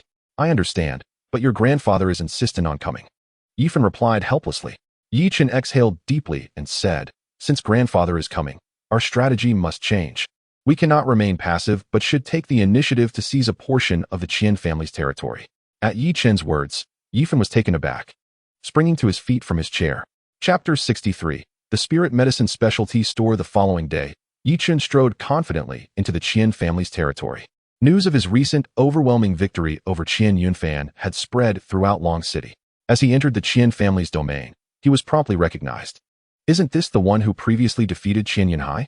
And now he has bested Qian Yunfan as well? He is clearly positioning himself against the Qian family, someone whispered. Many were murmuring amongst themselves, sensing that Ye Chen was no ordinary individual. Otherwise, he would not dare to oppose the Qian family. Ye Chen arrived at the entrance of the Qian family mansion, clutching the agreement he had established the previous day. I am here to claim the shop, he declared boldly at the gates of the Qian household. Qian Tianma was immediately engulfed in fury, wishing he could rend Ye Chen to pieces. Qian Yunfan lay senseless, having lost not only the shop, but also his dignity. This defeat was not merely against Qian Yunfan. It was a humiliation for the entire Qian family. Give him the worst shop and let him be gone at once. Qian Tianma bellowed, suppressing his rage.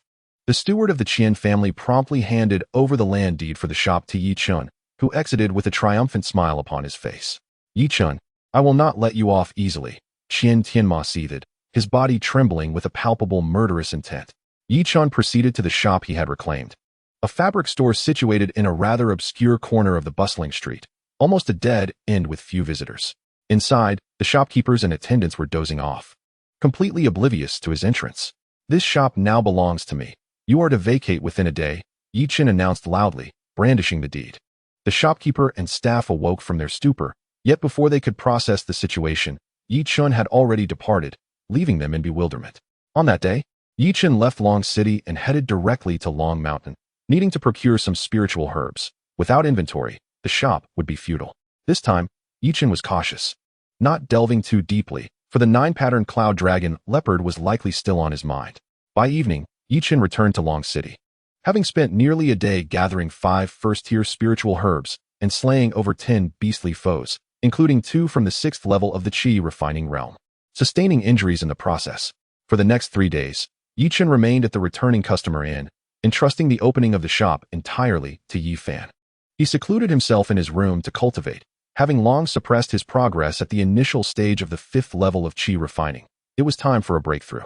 On the 3rd day, Ye Chen successfully advanced to the mid-stage of the 5th level, his aura and spiritual energy significantly more robust. At this juncture, Ye Chen felt confident in his ability to easily contend with the peak of the 5th level of Qi refining. Emerging from his chamber, Ye Chen visited Ye Fan. Ye Fan had dispatched over 10 elite personnel from the Ye family to Long City, and after 3 days, the shop was nearly ready for opening. Father, the shop will open tomorrow. This is our first step in establishing ourselves in Long City, Ye Chen said with a confident smile. Ye Fan replied, the Qian family will undoubtedly not allow us to conduct business smoothly on their territory. Trouble is certain to ensue. Then let us see just how capable they truly are. Ye Chen retorted, a glimmer of cold light flashing in his eyes. The following morning, a shop named Spiritual Herb Specialty opened its doors on the Qian family's territory. In order to increase awareness of his establishment, Ye Fan invited a dragon and lion dance troupe to perform, captivating a considerable audience. The name Lingyao Specialty Store was intriguing, sparking curiosity among many about whether genuine elixirs were sold here. On the inaugural day, patrons purchasing elixirs could enjoy a 50% discount, valid for this day only. Please, come in and take a look, Ye Fan greeted the onlookers with a respectful bow. Many were inclined to enter, yet a group soon arrived, blocking the entrance and loudly commanding the crowd to disperse. Recognizing them as members of the Chen family, many promptly retreated. Ye Fan's expression darkened. Trouble on the very first day of business was unwelcome. "What are you doing?" he demanded angrily. "Nothing much. We merely came to take a look," sneered a middle-aged man leading the group. "Guests are welcome. Please come inside," Ye Chen interjected, stepping out of the store with a smile, displaying no sign of anger. After a brief hesitation, the leader scoffed. "Brothers, let us go in and see what counterfeit medicines they have." The group stormed inside, while onlookers murmured, "To offend the Chen family and expect to do business in their territory is simply impossible. I doubt this place will remain open for long." Many held little faith in the store's ability to thrive among the Chen family's domain. Suddenly, loud crashes echoed from within the shop, followed by several figures being flung onto the street. "Give each of them a vial of medicine, priced at 30 pieces of red crystal each. Those without will lose an arm. Let this mark our grand opening," Ye Chen stated coldly. "Understood," Ye Mao nodded. "We are from the Chen family. Do you intend to continue here?" The middle-aged man bellowed. "That one talks too much. Let us take both his arms," Ye Chen replied, retreating into the store. Soon, agonizing cries erupted, only to vanish shortly thereafter, leaving the entrance impeccably tidy. "What shall we do with those few?" Ye Mao inquired upon rejoining Ye Chen. "Dispose of them at the Chen family's doorstep," Ye Chen replied indifferently. "Understood." Ye Mao exited the shop. "Trouble on the very first day? I suspect they will return." Unwilling to relent, Ye Fan lamented. "Let them come. I wish to see just how many from the Chen family are willing to fight," Ye Chen replied, firmly believing in the adage of an eye for an eye. "This cannot be a long-term solution. We cannot afford to cease operations," Ye Fan countered. Ye Chen recognized the unsustainability of this approach, but believed it to be the only feasible response to the Chen family for now. "Congratulations, congratulations." A hearty laughter resonated from the entrance at that moment. "Where did this beggar come from?" "Leave quickly," a servant of the Ye family exclaimed irritably. "A group of troublemakers just arrived, and now another beggar shows up. It's truly unfortunate." Upon recognizing the old alchemist, Ye Chen immediately stood up and said, "Please do not be disrespectful."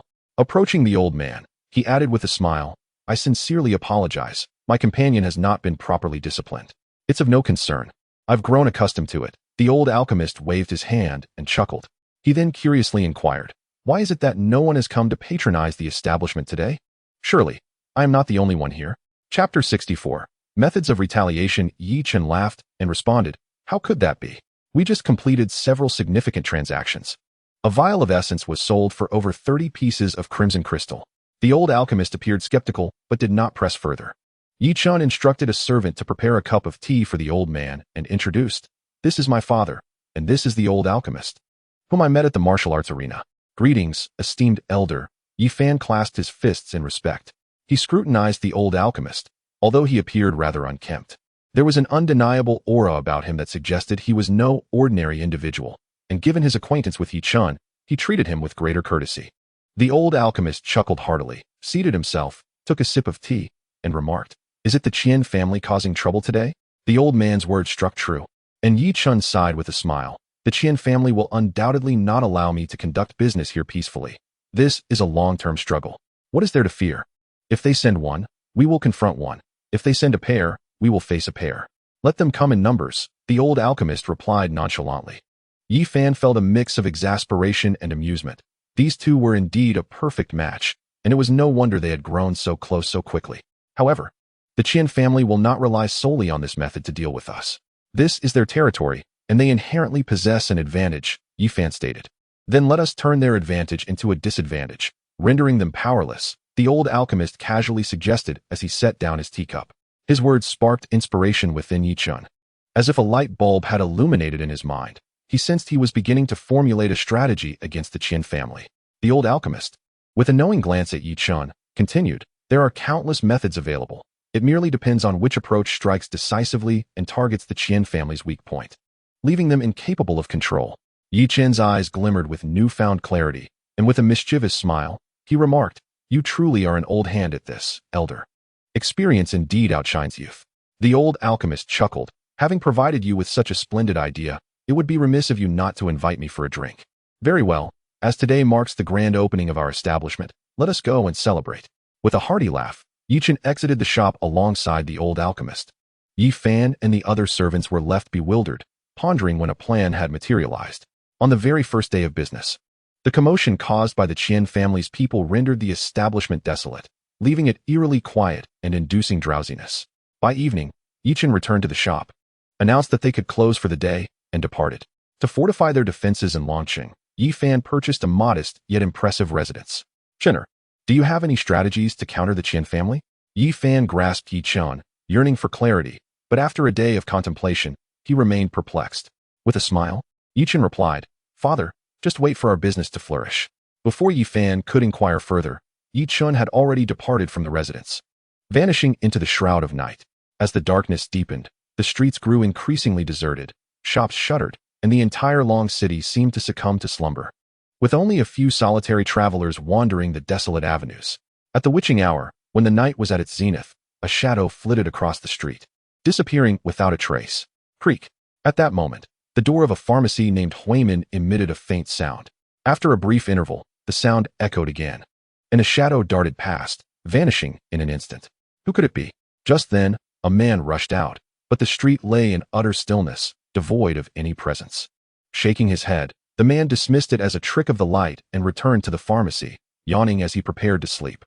Not long after, the shadow reemerged, swiftly slipping into a forge called Tianbing. Moments later, the shadow exited, and the night remained eerily quiet, as if nothing had transpired. The following morning, the Huimin pharmacy erupted in chaos.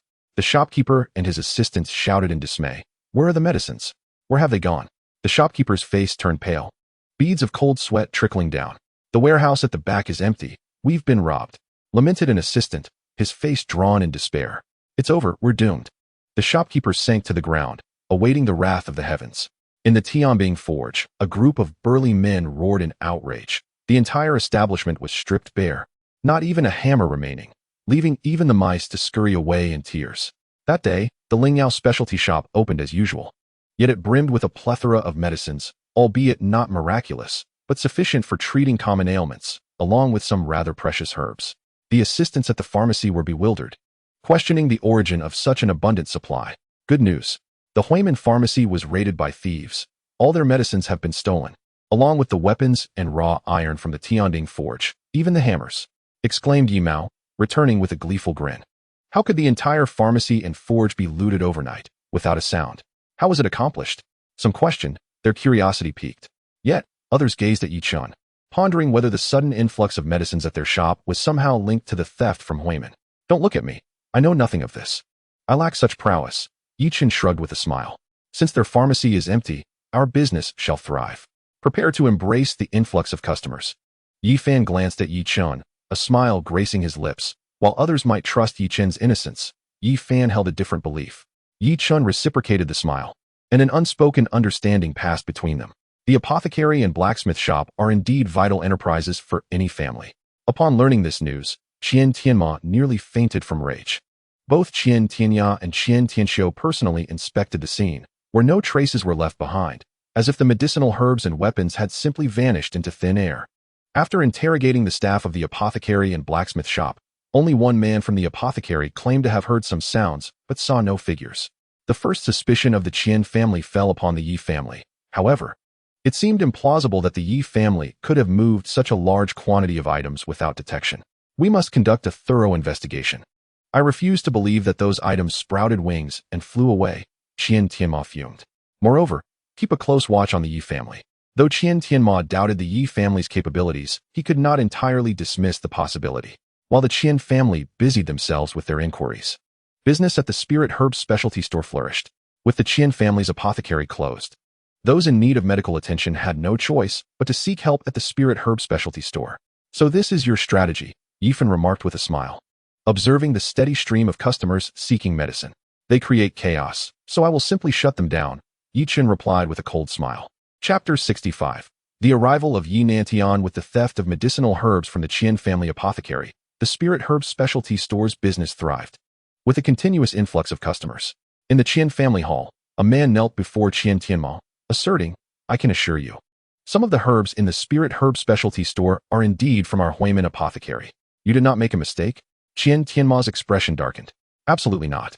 I deal with those herbs daily at Huimin apothecary.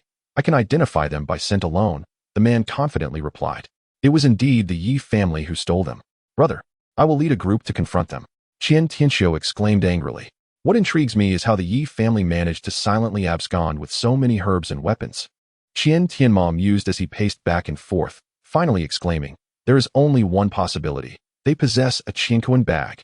A Qianquan bag? Both Qian Tianxiu and Qian Tianya exchanged astonished glances.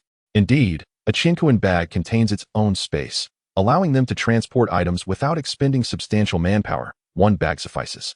Qian Tianma said with a cold smirk. The Ye family undoubtedly has some hidden agenda. I wonder if it has any connection to the Zixia sect.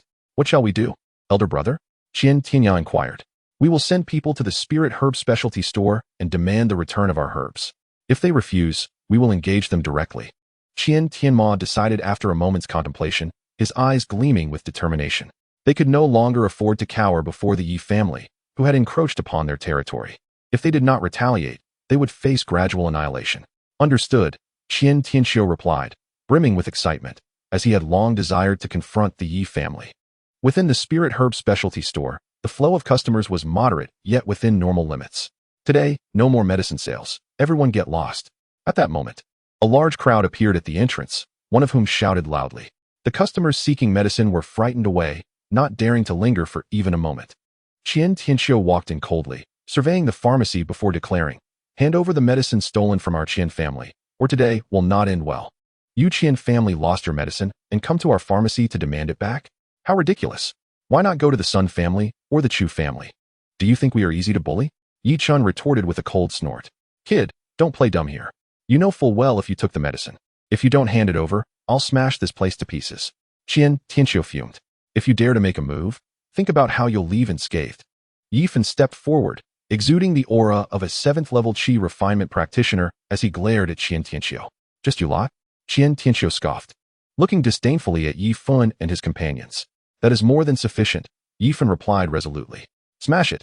Qian Tianxiu, a decisive and ruthless individual, shouted without hesitation. The Qian family members sprang into action, including several at the 6th level of Qi refinement, the lowest being at the 4th level, dispersing in all directions. Ye Fen's expression darkened, his eyes filled with fury as he charged towards Qian Tianxiu. As the saying goes, to capture the thief, one must first capture the leader. Naturally, the Ye family could not withstand the onslaught of the Qian family's 6th-level Qi refinement practitioners. At the same time, Ye Chen unleashed 4 flying swords, taking no chances as he attacked the Qian family members. Puff, puff. No one below the 6th level of Qi refinement could withstand Ye Chen's assault, swiftly eliminating 4 5th-level practitioners. Just then, a 6th-level Qi refinement practitioner lunged at Ye Chen. After gulping down a mouthful of spirit liquid, Ye Chen activated 2 flying swords and charged forward. Father, no need for restraint. Strike when the time is right. Ye Chen bellowed, employing the wind-walking technique. In the blink of an eye, the Qian family's 6th-level expert lost sight of Ye Chen, completely unprepared for such speed. He realized too late as a flying sword pierced his chest. Ye Fen also unleashed his full potential, summoning flying swords and activating the wind-walking technique.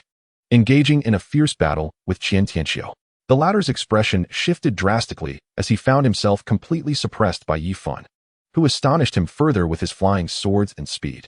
You actually possess magical artifacts and techniques, Qian Tianxiu exclaimed in shock. Are you not aware of our connection to the Zixia sect? What do these things matter? Ye Fen attributed everything to the Zixia sect, as instructed by Ye Chen beforehand. Feeling uncertain, Qian Tianxiu realized that fighting against someone with magical artifacts and techniques was impossible, especially since his cultivation was a level below Ye Fen's. We retreat, Qian Tianxiu shouted, having sustained an injury to his arm as he leaped out of the pharmacy. You come and go as you please? Do you think this is your playground? A cold voice echoed from outside the pharmacy, eliciting joy from both Ye Fen and Ye Chen. Yi Nantian and several elite members of the Ye family stood outside the apothecary, each one glaring at Qian Tianxiu with palpable fury. Qian Tianxiu, not being a fool, immediately recognized the elderly man before him as Yi Nantian, a formidable practitioner at the 8th level of Qi cultivation. This is the territory of the Qian family.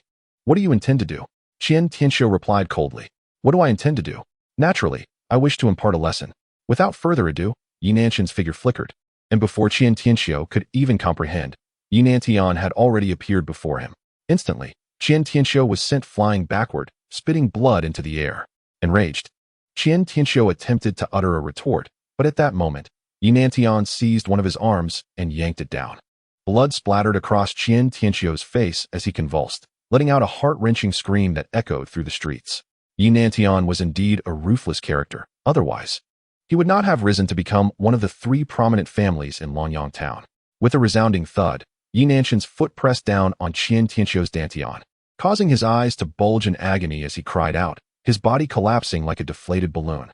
Qian Tianxiu's dantian was rendered useless, leaving him utterly incapacitated. The other members of the Qian family turned pale, trembling in fear. Ye Chen coldly commanded, "Take this useless wretch and leave. Return and inform your family head that Ye Chen has arrived." The Qian family members, as if granted a reprieve, hastily carried the unconscious Qian Tianxiu away. "Clean up this place. We still have business to attend to," Ye Chen instructed those beside him. "Grandfather, your timing is impeccable." Ye Chen approached with a smile. This is what one might call fortuitous timing, perfectly suited to instill fear in the Qian family. Ye Chen chuckled as he entered the shop. "Now we can be regarded as having openly declared war on the Qian family," Ye Chen remarked, taking a deep breath. "Since we have commenced, let us strike with overwhelming force and seize the initiative," Ye Chen asserted solemnly. Chapter 66. Seizing the initiative. The Qian family was in an uproar following Qian Tianxiu's incapacitation. The patriarch, Qian Wuling, was so enraged that he emerged from his secluded training. In the Qian family hall, the atmosphere was frigid. Qian Wuling, with a dark expression, sat in silence at the head of the table, while Qian Tianma and Qian Tianya dared not utter a word. At that moment, an elderly man hurried into the hall and reported, "I must inform you, esteemed patriarch, that the 3rd Master's dantian has been destroyed. Although he was saved by spiritual herbs, he will henceforth live as an ordinary man." With a resounding crash, the armrest of Qian Wuling's chair shattered, startling the elderly man. Qian Tianma and Qian Tianya felt a tremor in their hearts, their expressions turning grim, their eyes filled with a fierce, murderous intent. "Well done, ye family. You dare to cripple my son. I shall surely annihilate your entire clan." Qian Wuling could no longer maintain his composure. Though he had been in seclusion, he was aware of the tensions between the Qian and Yi families. He had simply not anticipated the rapid growth of the Yi family, allowing them to openly challenge the Qian family and recklessly cripple Qian Tianxiu. "The detestable Qian family shall be eradicated," Qian Tianma declared, his fury palpable. Reports indicated that the Yi family possessed both magical artifacts and spells. Qian Tianya's countenance darkened. This news was exceedingly unfavorable for them. In the same realm, if one possesses magical artifacts and spells, their combat prowess would undergo a significant transformation, an irreversible factor. Even if they wield such spells and artifacts, they too must be exterminated. A frigid glint flashed in Qian Wu's eyes, accompanied by an intense fervor. Should the Yi family be vanquished, all artifacts and spells would belong to the Qian family, presenting a monumental opportunity for them. However, how would they justify this to the Zixia sect? Qian Tianya maintained a relatively composed demeanor. The Zixia sect would certainly not regard the Yi family with any esteem. At most, it would be the whim of some young girl. "The Yi family has audaciously ascended above us. We are merely acting in self-defense." After considerable contemplation, Qian Tianma arrived at this conclusion and strategy. "Indeed, the Yi family must be annihilated," Qian Wu declared coldly. "Assemble our forces immediately, since Ye Chen has arrived. I shall meet him and ascertain his true strength." Meanwhile, within the grand estate recently acquired by the Yi family, Ye Chen and his companions were devising strategies to confront the Qian family. The operation would commence tonight, aiming to seize half of the Qian family's assets. Ye Chen asserted resolutely, "Our current manpower may be insufficient." Ye Chen hesitated. "Regardless of whether our numbers are adequate, we must seize the opportunity. Only then can we possess the leverage to contend with the Qian family." Ye Chen stated, "If we eliminate Qian Tianxiu, Qian Wuling will undoubtedly retaliate with a devastating strike against us. Chener speaks truth. We must first secure a portion before we can stand against them."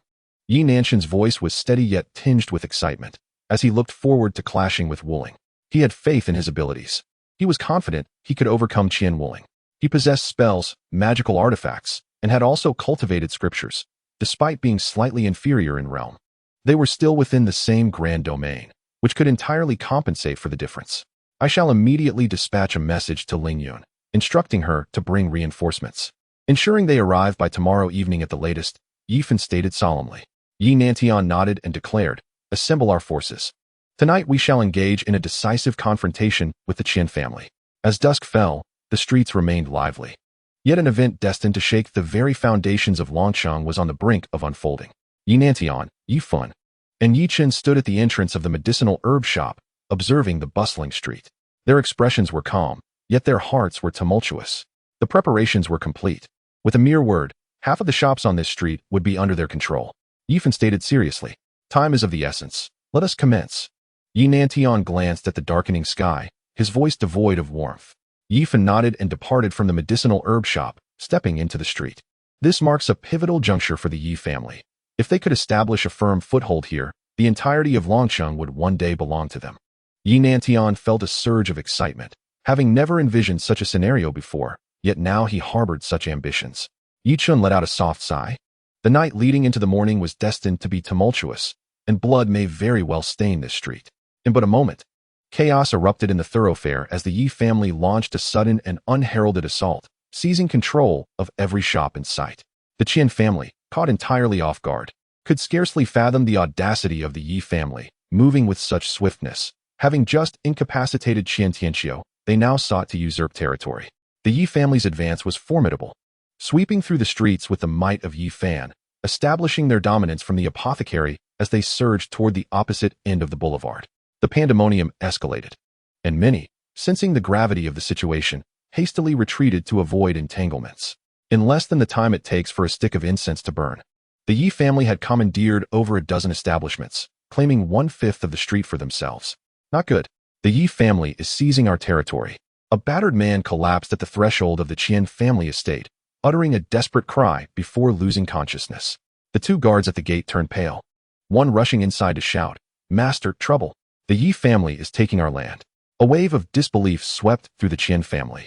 Such an unprecedented event had never occurred since they established their foothold in Longcheng, where even other families dared not encroach upon their territory. How could a mere clan from a small town possess such audacity? Qian Wuling, filled with fury, immediately charged out of the Qian estate with Qian Tianma and Qian Tianya, heading directly to the street. Perhaps at this moment, Qian Wuling had already taken action. Ye Chen mused with a faint smile. "It is time for us to make our move." Ye Chen exhaled, his concern evident. "Grandfather, please be cautious," Ye Chen urged. Knowing full well that Qian Wuling was at the pinnacle of the 8th level of qi refinement and must not be underestimated. "Take care of yourself as well," Ye Chen replied with a grin, and they parted ways to engage in their respective endeavors.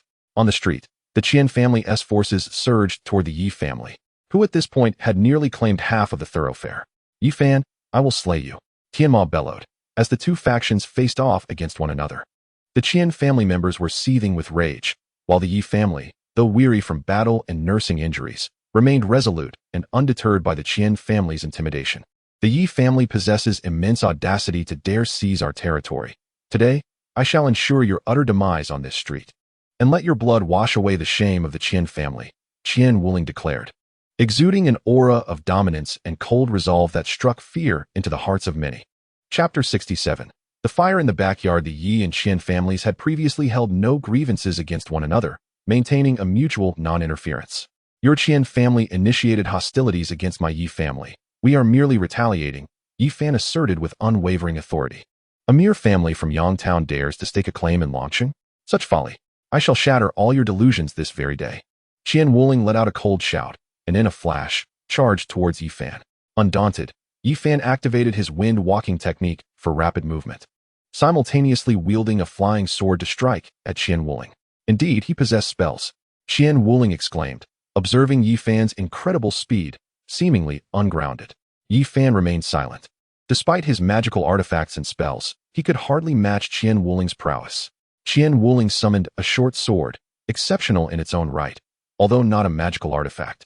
It emanated a formidable aura, capable of becoming one with just a bit of refinement from a foundation establishment expert. Bang! The two swords clashed, resulting in both parties retreating. Ye Fan relied on the advantage of his magical artifact to avoid being at a disadvantage against Qian Wuling.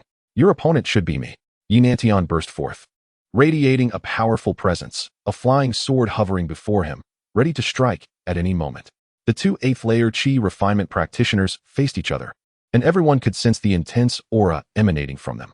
At this level, The distinction from the 7th layer was monumental. Ye Nanshan's aura did not match Qian Wuling's strength.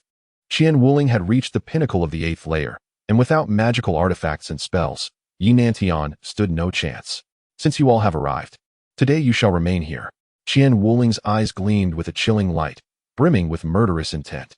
Everything about the Qian family will change hands today, Ye Nantian shouted coldly, unleashing his flying sword. Qian Wuling could not confront Ye Nantian as he did with Ye Fan. After all, Ye Nantian was also an 8th layer Qi refinement practitioner, sharing the same realm, equipped with magical artifacts and spells, making him a formidable opponent. With a fierce shout, Qian Wuling unleashed his short sword, engaging in a fierce battle with Ye Nantian. It must be said, the might of Qian Wuling's short sword was such that even a flying sword could not obliterate it. After clashing with Qian Wuling, Ye Nantian realized that Qian Wuling was far stronger than he had anticipated, yet he was prepared for a fierce battle. Ye Nantian released a considerable amount of spiritual energy, activating his flying sword to combat Qian Wuling's short sword. In this scenario, since Qian Wuling's short sword was not a magical artifact, he was gradually forced to retreat. I wonder how long your spiritual energy can last, Qian Wuling remarked sharply.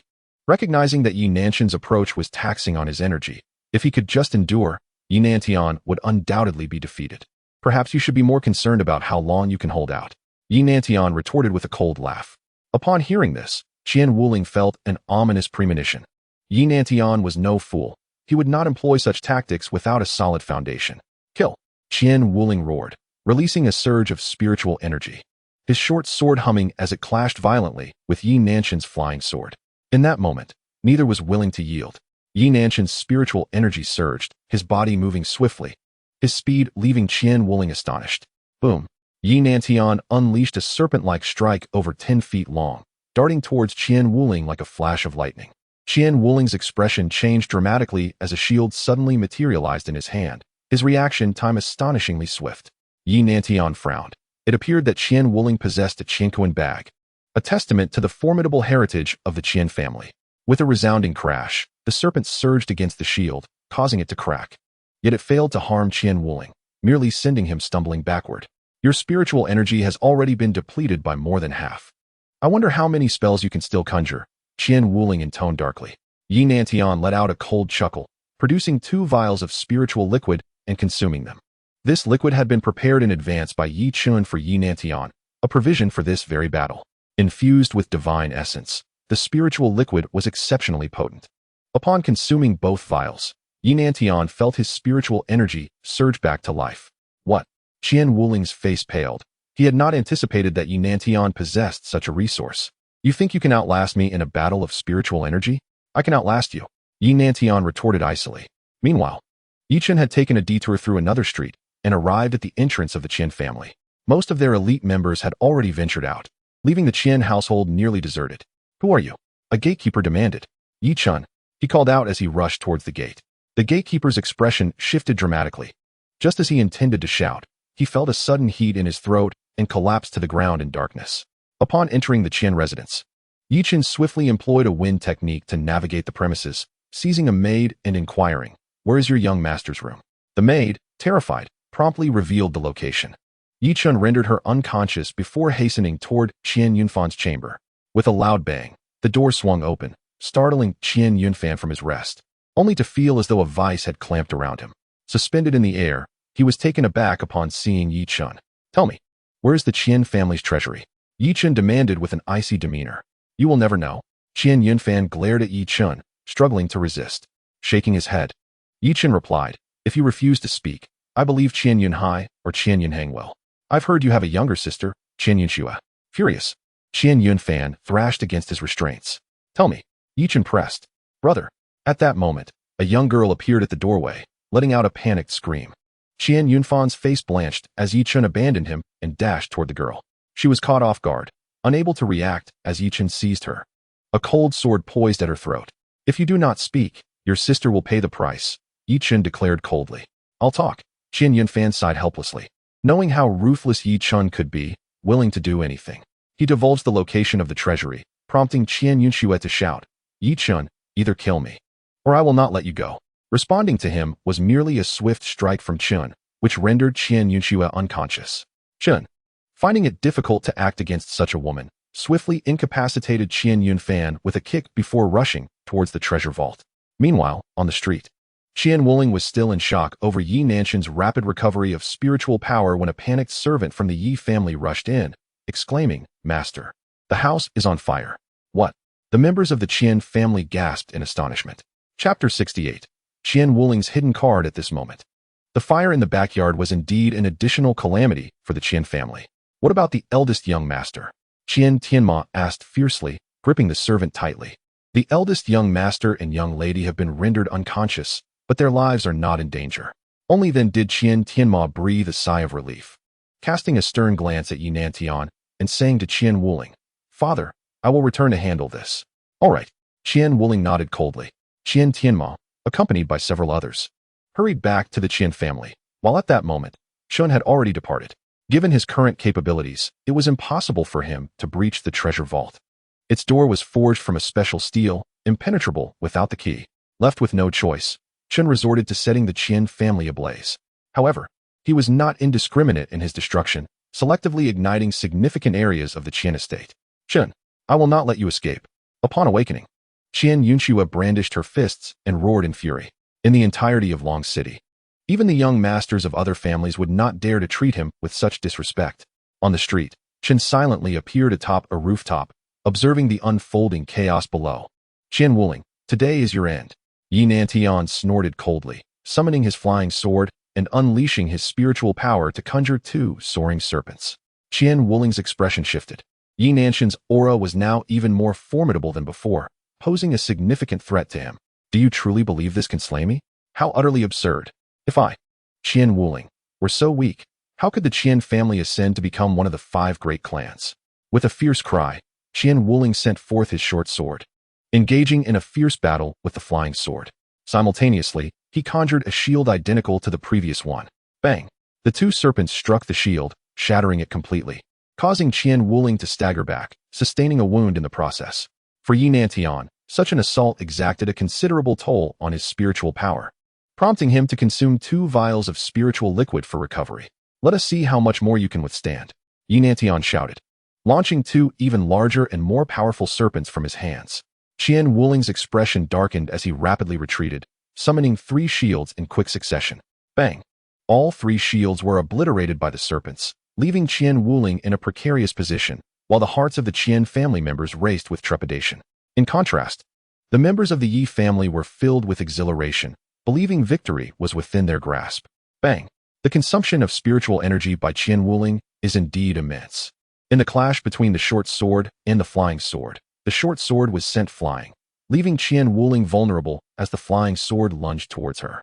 She swiftly dodged, though unscathed. Her hairpin was dislodged, causing her hair to cascade down in disarray, presenting a rather disheveled appearance. Strands of hair fell, and Qian Wuling's eyelids twitched, the muscles at the corner of her mouth spasmed, and a fierce light erupted from her eyes. Observing her expression, Ye Chen felt an ominous premonition. At this moment, Qian Wuling resembled a tiger poised to break free from its cage, exuding an aura of danger. Yi Nantian, being a seasoned veteran, sensed this subtle shift and felt a slight jolt in his heart, striving to maintain his composure. Was Qian Wuling about to reveal her trump card? Yi Chen's countenance grew grave as he scrutinized every movement and expression of Qian Wuling, firmly convinced that she possessed formidable secrets. Otherwise, she could not hold her ground in Long City, where no family was without its formidable assets. "You have provoked me. You have truly enraged me. And this will all come to an end." Qian Wuling roared, her gaze fierce, radiating a chilling light that sent shivers down the spines of the Yi family members.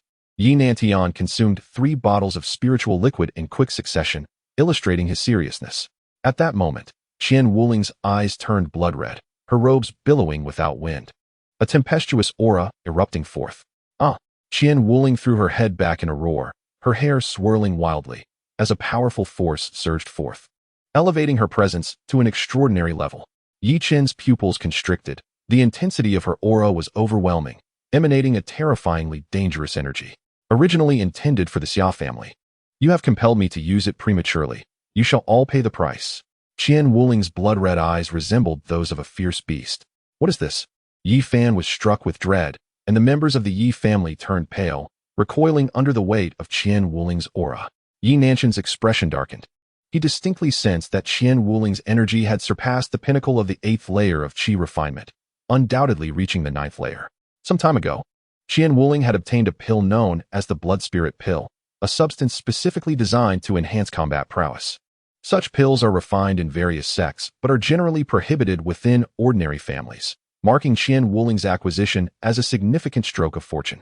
He understood that the elder patriarch of the Xia family, Xia Gu, was on the verge of breaking through to the 9th layer of qi refinement, thus realizing the potential utility of the Blood Spirit Pill as a crucial asset for the Qian family to defend their territory.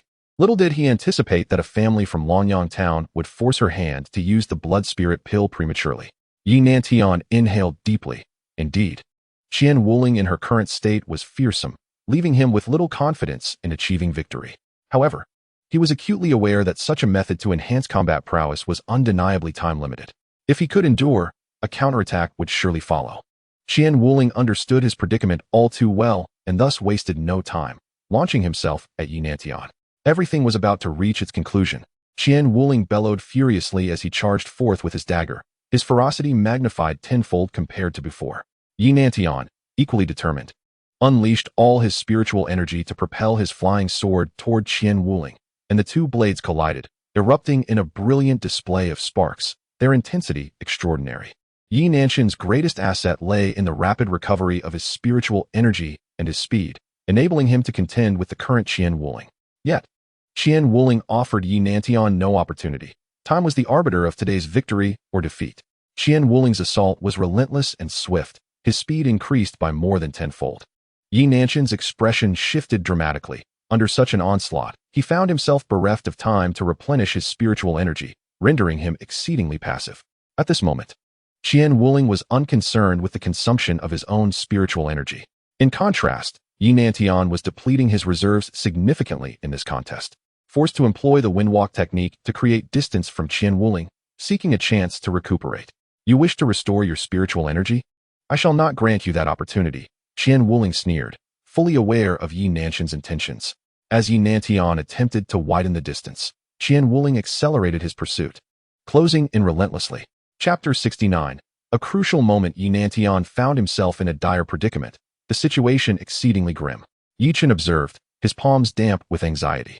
The Qian family members, witnessing Qian Wuling's terrifying prowess, quickly regained their confidence, while those from the Yi family were filled with trepidation, deeply concerned for Ye Nanshan's fate. Bang!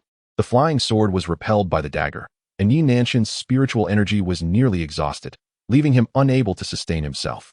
Seeing this, Ye Chen rushed forward, consuming 5 vials of spiritual liquid in quick succession, unleashing all his spiritual energy to command 5 flying swords against Qian Wuling. Qian Wuling's expression shifted, fury igniting within him. He redirected his dagger to clash with the 5 flying swords while simultaneously unleashing a barrage of punches, each blow causing the air to tremble. In that moment, Qian Wuling was invincible, his strength astonishing. He clashed barehanded with the flying swords, leaving Ye Chen astounded. However, Ye Chen's objective was not to slay Qian Wuling but to create a diversion, buying Ye Nantian precious time to replenish his energy. At last, Ye Nantian found a moment to breathe, consuming 7 vials of spiritual liquid as if they were mere water. His spiritual energy surged back, and his flying sword buzzed with a powerful aura as it surged toward Qian Wuling. Though Qian Wuling repelled the flying swords wielded by Ye Chen, he could not afford to engage with him further and once again resumed his fierce battle with Ye Nantian. In that instant, Ye Nantian understood that he need not confront Qian Wuling head-on. He could fully invest his spiritual energy into the windwalk technique. By depleting Qian Wuling's current strength, he was certain he could ultimately triumph over him. Ye Nantian moved with astonishing speed, leaving Qian Wuling exceedingly infuriated. Ye Nantian, do you think I cannot kill you like this? I am well aware of your thoughts, and I shall not allow you to succeed. Qian Wuling's malevolent laughter resonated, his aura intensifying with madness. Ye Nantian remained unperturbed, intent on maneuvering through Qian Wuling's onslaught. Qian Wuling's expression grew increasingly sinister, as if the true power of the Blood Spirit Pill was finally unleashing within him. At that moment, he appeared to have completely lost his sanity. Devoid of any semblance of humanity, his speed escalating to rival Ye Nantian's wind-walking technique. Ye Nantian was alarmed as Qian Wuling closed in rapidly, his dagger shimmering ominously with a crimson light, exuding unparalleled terror. With a resounding clash, the dagger collided with Ye Nanshan's flying sword, sending it hurtling away. While the dagger relentlessly aimed for Ye Nantian, in a split second, Ye Nantian was unable to evade, and the dagger pierced through his shoulder, blood gushing forth. His father, Ye Fun, cried out in horror. Chun's heart raced, clenching his fists in determination. Should Ye Nanshan's life be in peril, he would undoubtedly charge forth to confront Qian Wuling. Yet he would not perish. Ye Nantian had once been a formidable figure and remained undaunted even now. Despite his injury, he did not flinch. I wonder how long you can endure. Qian Wuling sneered grotesquely, the dagger gleaming and darting forward like a bolt of lightning. Ye Nantian summoned all his strength to execute the wind-walking technique, evading as swiftly as possible. However, Qian Wuling was simply too terrifying, far beyond Ye Nanshan's capacity to contend with. With another thrust, Ye Nanshan's arm was pierced, blood staining his robe instantly. He could only evade passively, gritting his teeth and dodging. As long as his life was not in immediate danger, he could outlast Qian Wuling. Qian Wuling roared in frustration, his inability to slay Ye Nantian igniting his rage, transforming him into a terrifying beast that lunged at Ye Nantian. In that moment, Qian Wuling's body surged forth like a flash of lightning, the speed so tremendous that Ye Nantian's pupils constricted, rendering him unable to discern the movement. Chen's heart raced, yet he had no time to ponder, his body seemingly paralyzed. Qian Wuling unleashed a devastating punch, rippling through the very fabric of space. Should Ye Nantian be struck, he would undoubtedly suffer grievous injuries, if not death. In that instant, everyone held their breath. Ye Chen could only utter two words. Too late to seek help. Ye Nantian sensed death drawing near, and escape seemed impossible. Yet, just then, a beam of light emerged silently, shrouded in darkness, unnoticed by many. Instead of Ye Nantian being flung away, everyone beheld Qian Wuling's body hurled backward, the entire situation undergoing a cataclysmic upheaval. Qian Wuling fell heavily to the ground, his fists drenched in blood, spewing forth a mouthful of crimson. It is worth noting that he had not sustained any injuries when he faced the flying sword barehanded. Ye Chen, upon witnessing a flash of light, was taken aback, his gaze immediately directed towards the source of the brilliance. Yet at that moment, all he could discern was a fleeting shadow. Everyone around gaped in disbelief. No one could fathom how the outcome had unfolded in such a manner. Just moments ago, Qian Wuling's punch had the potential to severely injure or even slay Ye Nantian. So how had he been propelled away so suddenly? Ye Nantian himself was equally astonished. He first turned to Ye Chen, who merely shook his head, leaving Ye Nantian in a state of perplexity. However, none of this seemed to matter for the moment, as Qian Wuling's blood spirit pill had been dispelled, and his aura was rapidly diminishing. Despite sustaining numerous injuries, Ye Nantian had not been critically harmed, and his combat prowess remained intact. He consumed a vial of spirit medicine, followed by 2 vials of spiritual liquid, swiftly restoring his essence. Qian Wuling's father, Qian Tianya, was visibly alarmed and rushed to support his son. Qian Wuling howled to the heavens, "O heavens, do you truly wish for the annihilation of the Qian family?" He understood that a formidable force had intervened, one so terrifying that it could dismantle the power of his blood spirit pill without revealing itself. This led him to ponder the Zixia sect. Perhaps the Yi family indeed had significant ties with them. The Qian family members, upon hearing his words, were struck with shock. If even Qian Wuling felt this way, their family was undoubtedly in dire straits. Qian Wuling, my Yi family is under divine protection. Your Qian clan's destiny has reached its end, Ye Nantian proclaimed coldly. Qian Wuling's eyes glinted with resentment as he gritted his teeth, declaring, I, Qian Wuling, have dominated Long City for decades, yet I never imagined I would be defeated by a family from a mere town. How pitiful. Indeed, it is quite tragic. The rise of my Yi family is ordained by fate, just as your Qian family's downfall is also a matter of destiny, Ye Chen replied indifferently. Do not presume that this will secure your position in Long City. The remaining 4 great families will not allow you to remain unchallenged. Prepare for them to tear you apart. Qian Wuling laughed maniacally. Regrettably, you will witness none of it. Ye Nanshan's eyes flared with murderous intent. He wished to end this swiftly. Chapter 70. Who struck? Ye Nantian decisively acted, urging his flying sword towards Qian Wuling. Qian Wuling forcefully pushed Qian Tianyao aside, bellowing, flee. The Qian family must not be exterminated. Go with your elder brother, leave Long City, and seek vengeance. Father, Qian Tianyao cried out, tears streaming down his face. Qian Wuling summoned his final strength, charging towards Ye Nantian with a death-defying roar. Tianyao, hurry, do not let the Qian bloodline be severed. With a thud, Qian Wuling's short sword was knocked away, and Ye Nanshan's flying sword pierced through Qian Wuling's chest, leaving him to collapse into a pool of blood. Qian Tianya stood in utter shock. "None of you shall escape today," Ye Nantian bellowed. In the depths of his heart, Qian Tianya was consumed by a furious rage, his eyes blood-red. Yet, he understood the futility of confronting Ye Nantian. He could not afford to make a reckless sacrifice. "The blood debt of today will surely be repaid in kind by your Yi family," he declared, casting those words behind him as he charged toward the Qian clan, determined that none of them should escape.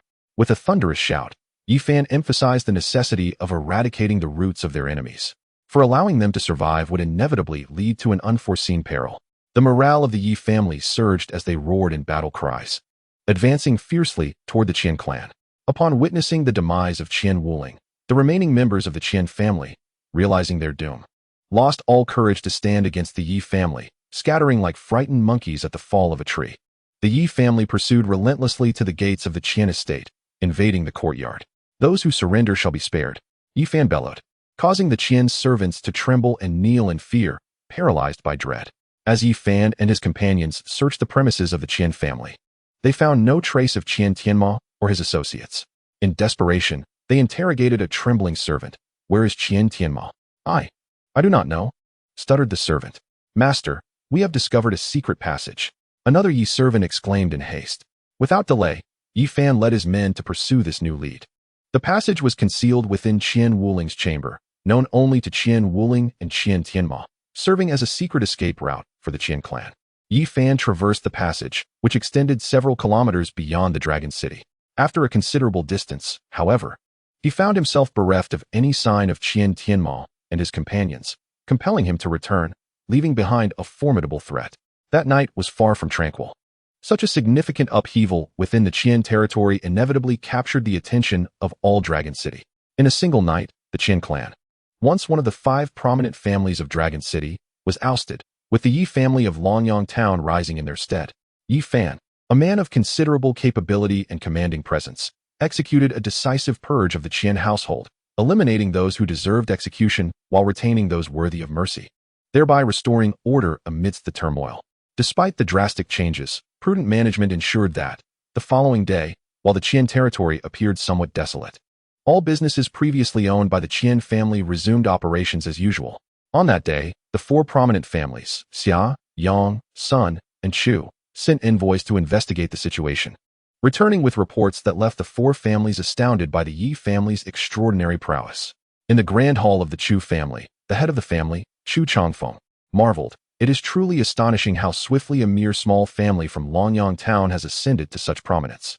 Patriarch, I have heard from fleeing servants of the Qian clan that the Yi family has some connection with the Zixia sect, possessing spells and magical artifacts, which enabled them to confront the Qian family," a servant from the Chu family reported. Chu Changfeng's brow furrowed deeply, and his expression darkened as he fell silent, lost in contemplation. Meanwhile, within the Sun family's hall, the patriarch, Sun Zhe, paced restlessly, his hands clasped behind him, brow slightly knitted as he muttered to himself. "Are you certain about this connection to the Zixia sect?" In the grand hall of the Yang family, the head of the family, Yang Zoming, solemnly inquired about which servant of the Qian family had witnessed the battle that transpired yesterday. A certain servant in the hall affirmed this with certainty. Yang Zoming pondered to himself, questioning how the Yi family could rise so swiftly. In the hall of the Xia family, Xia Yu, the 3rd master, scoffed derisively, expressing disbelief that a mere family from Longyang Town could obliterate the Qian family, deeming them utterly incompetent. Xia Yun, from the Xia family, asserted with gravity that the connection between the Yi family and the Zixia sect must be investigated, as it posed a significant threat to their own clan. Xia Yu dismissed his brother's concerns, incredulous that a small family could possibly have ties to such a powerful sect. "Surely, this is but a fabrication of the Yi family," he retorted. Xia Yun countered, questioning the origins of the Yi family's spells and magical artifacts, suggesting that such items are not easily acquired. He warned that their family was already showing signs of confrontation with the city lord's estate, and the emergence of a formidable opponent like the Yi family could lead them into a precarious situation. Though Xia Yu remained skeptical, he refrained from voicing his dissent, even as he internally doubted the threat posed by the Yi family, believing they could simply eliminate them if necessary. Upon learning more about the Yi family's secrets, the other 4 prominent families began to regard the Yi family with a sense of mystery, ultimately abandoning their plans to seize the Qian family's territory. With the Qian family's lands now under the Ye family's control, the intricate matters were entrusted to Ye Fan and Ye Nantian, while Ye Chen could not resist involving himself. Driven by curiosity about the identity of the mysterious benefactor who had intervened the previous night, had it not been for this enigmatic figure, Ye Nantian's fate would have been uncertain, and the future of the Ye family could have been dire. "Young brother, you seem to be quite idle," remarked the elder alchemist, entering the herbal shop with a jovial demeanor. "While the others in the Ye family toil tirelessly, you sit here lost in thought." Ye Chen snapped back to reality and regarded the elder, studying him as if he were a curiosity. "What brings you to gaze at me so intently?" the elder retorted, narrowing his eyes. "I was pondering who it was that aided my grandfather last night, saving our family," Ye Chen replied, scrutinizing every subtle shift in the elder's expression, convinced that the only person capable of such assistance in Longcheng was the elder himself. However, the elder exhibited no sign of change, not even a flicker in his gaze, leaving Ye Chen somewhat disheartened. With a smile, the elder remarked, "So, someone indeed lent you aid last night. I wondered how you managed to conquer the Qian family so swiftly. Since you have a benefactor, that is splendid news. Why dwell on it? With such delightful weather and joyous occasions today, don't you think it's time for a celebratory drink?" Chapter 71. The invitation. Ye Chen gazed at the cunning expression of old Lien, shaking his head with a wry smile. "Very well, let us indulge in some drinks." Old Lien wore a broad smile, yet none noticed the glint of mischief in his eyes. After their revelry, Ye Chen returned home. The Ye family had yet to move into the Qian family mansion, which was undergoing renovations and would require some time before they could settle in. Meanwhile, Ling Yun had arrived in Longcheng with a considerable entourage, all selected from the conquered small towns to assist in managing the newly acquired assets. Within the Ye family mansion, a sumptuous banquet had been prepared, and the family gathered to enjoy the feast. Ye Nantian, beaming with joy, raised his glass and declared, "Our Ye family has finally ascended to be one of the 5 great families of Longcheng. This is a momentous occasion for us. Let us toast to this achievement." Ye Fan, Yun, and Ye Chen rose in unison, downing their drinks in celebration. "This time, Chenner has made the greatest contribution. What reward do you seek, Chenner?" Ye Nantian asked with a smile. "I lack for nothing," Ye Chen replied. "Indeed, all that we possess is given by you. You are the wealthiest among us." Ye Nantian laughed heartily, then sighed. "Alas, if only our second brother were not preoccupied with conquering other towns, we could all be together. Our second brother is indeed a hero of the Ye family. Once he has subdued the surrounding towns, he will be able to join us in Longcheng," Ye Fan remarked. At that moment, a servant rushed in, exclaiming, "Master, someone from the city lord's mansion has arrived." Ye Nantian and the others were taken aback. Had they already taken action after their recent acquisition of the Qian family's estate? Ye Nantian, Ye Fan, and Ye Chen entered the hall, where they found an elderly man seated, exuding an aura of formidable strength and presence. Ye Nantian clasped his hands in greeting and said, "We are unprepared for the arrival of esteemed guests from the city lord's mansion. I hope you will forgive our oversight." The elder said little, producing a small red envelope and placing it on the table beside him. "I am the chief steward of the city lord's mansion, sent by the lord of the city to deliver this invitation to the Ye family. The contents are written within. You may read them for yourselves." With that, the elder stood, clearly intent on departing quickly. Ye Nantian understood the necessity of maintaining a favorable relationship with the city lord's mansion and did not express anger. "Fanner, see the steward out," he instructed. Although Ye Nantian did not show displeasure, sending Ye Fan to escort the chief steward indicated his stance. Traditionally, such a guest would warrant Ye Nantian's personal attendance. While Ye Fan, as the family head, held significant status, an escort from Ye Nantian would imply equality with the steward. To Ye Nantian, even the chief steward of the city lord's mansion was merely a subordinate, while he, as the patriarch of the Ye family, held a far more exalted position. Upon hearing this, the chief steward's expression shifted, and he coldly retorted, "No need." Nonetheless, Ye Fan escorted the steward of the city lord's mansion out the door, yet offered little in the way of flattery. "Humph, what is he? Merely a steward of the city lord's mansion, yet he dares to treat us with such disdain?" Ye Nantian snorted coldly, then opened the invitation. The invitation clearly stated that on the 14th of August, the city lord's mansion invited the 5 prominent families to attend the annual gathering.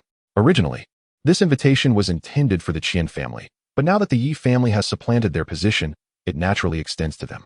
Ye Nantian closed the invitation and showed it to Ye Chen.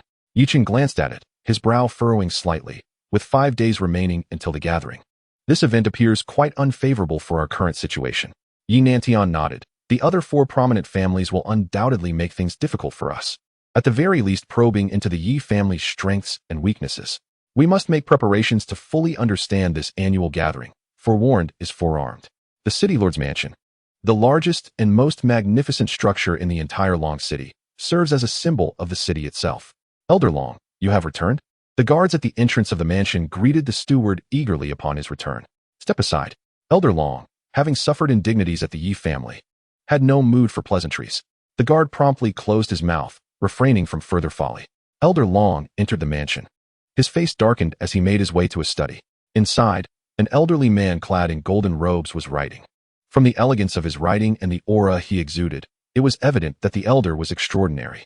City Lord, Elder Long greeted with respect. This elder was none other than Long Yen, the ruler of Long City. Long Yen did not look up from his writing but inquired, "Have the invitations been delivered?" "Yes," came the reply. "What is the outcome?" Long Yen asked indifferently. The Yi family has just become one of the 5 prominent families of Long City. Yet they display such arrogance, clearly disregarding the authority of the City Lord's Mansion. Elder Long expressed his grievances. Long Yen then set down his pen and glanced at Elder Long. "Have you faced indignities at the Yi family?" "My grievances are trivial. Their blatant disregard for the City Lord's Mansion is a provocation to its dignity," Elder Long asserted, casting a grave shadow over the Yi family. Long Yen replied coolly. "It is said that the Yi family has some connections with the Zixia sect. Have you investigated this matter?" "I have, but there is no confirmed information yet," Elder Long responded. "The rapid rise of the Yi family is no mere coincidence. If they have the support of the Zixia sect, it becomes even more alarming," Long Yen remarked, a gleam of insight flashing in his eyes. Elder Long was taken aback. It was the first time he had heard such an evaluation from Long Yen regarding a family, and it felt somewhat alarmist. In the Yi family, Ye Chen sat in his room. Sensing that the invitation from the City Lord's Mansion marked the beginning of an overt and covert struggle between the Yi family and other clans in Long City. "I must swiftly enhance my strength. Otherwise, I will be unable to assist my family in future conflicts." And Ye Chen's eyes sparkled with determination. He ceased to ponder further and commenced his cultivation. His prowess had already ascended to the mid-stage of the 5th level of Qi training. As long as he refrained from restraining his strength, a breakthrough to the pinnacle of this level would pose no challenge. In the blink of an eye, 2 days had elapsed, during which Ye Chen diligently immersed himself in his training. Within the Yi family hall, Yi Fan reported, "Father, I have ascertained that the gathering of the prominent families in Long City serves primarily as an opportunity for the 5 great families to showcase their strengths." Yi Fan had meticulously investigated the matter and hurried to convey the news. The assembly of the 5 great families would feature martial contests. Although these would primarily involve the young scions, they nonetheless reflected the might of their respective clans. Moreover, the attendance was not limited to the family heads. The elders of the 5 families were also expected to be present, as the City Lord would make an appearance. Given the current status of the family head, he was deemed insufficiently qualified to participate. Chapter 72, Body Refinement Technique. Recognizing this as an opportunity to exhibit the strength of the Yi family, it was imperative that they not allow others to perceive them as easily bullied. After gaining a comprehensive understanding of the situation, Yin and Tian solemnly noted that, among the young heirs of the prominent families, none appeared to be a match for Chener. "In this regard, I believe we have the upper hand," Yi Fan proclaimed with pride. Having trained for 2 days, it seemed Chener was indeed preparing for the forthcoming events. Yin and Tian nodded, feeling a measure of confidence in Ye Chen's abilities. This occasion also provides us a chance to gauge the attitudes of the City Lord's residents and the other 4 families towards the Yi family, Yi Fan remarked. "Indeed, you are correct. Furthermore, our knowledge of them is insufficient. Only through increased interaction can we gain deeper insights. To ultimately vanquish them, we must know ourselves and our adversaries." Yin and Tian reflected. Having become more prudent following his battle with Qian Wuling, Ye Chen persevered in his cultivation for 4 consecutive days. And by the dawn of the 5th day, he awoke, having successfully reached the pinnacle of the 5th level of Qi training. He exhaled a breath of turbid air, contemplating whether to directly advance to the 6th level. Ultimately, he resolved to postpone this breakthrough until after the gathering. Upon stepping out of his chamber, Ye Chen encountered Yi Fan, who shared details regarding the City Lord's Assembly. "So this is an additional aspect," Ye Chen mused with a faint smile, feeling an overwhelming sense of confidence. To his knowledge, none of the prominent families had yet achieved the 6th level of Qi training. Moreover, even if someone were to attain it, he felt assured in his ability to prevail. Leaving the courtyard, Ye Chen strolled onto the bustling street, which had regained its vitality after several days of recovery. "Little brother, it has been several days since I last saw you," exclaimed Elder Lien, who appeared from a corner. Grinning broadly, "Elder Lien, your arrival invariably heralds some delightful news. Come, let us venture to a tavern," Ye Chen replied, eager to escort Elder Lien to a local establishment. It had become apparent to Ye Chen that Elder Lien's appearances were typically motivated by a desire for libations.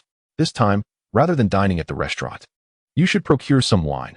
We shall venture to Longshan to hunt the demon beasts," remarked Elder Lien with a smile. Ye Chen paused for a moment, then purchased several jars of wine before following Elder Lien out of Longshan and arriving at Longshan. "Have you ever tasted demon beast meat?" Elder Lien inquired, grinning. "Never," Ye Chen replied.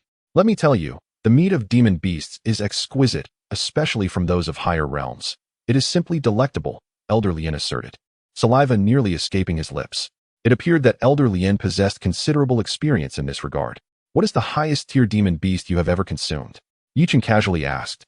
Elder Lien pondered for a moment and replied, "If I recall correctly, it was a 5th-layer Foundation Establishment realm beast, though the specifics escape me." Ye Chen was momentarily speechless, tempted to remark on the audacity of such claims, yet Elder Lien seemed sincere, further deepening Ye Chen's admiration for him. The most formidable demon beasts within Longshan were merely at the pinnacle of the 9th layer of Qi refinement, with no Foundation Establishment beasts present. "Let us casually hunt a demon beast today," Elder Lien suggested as they walked along.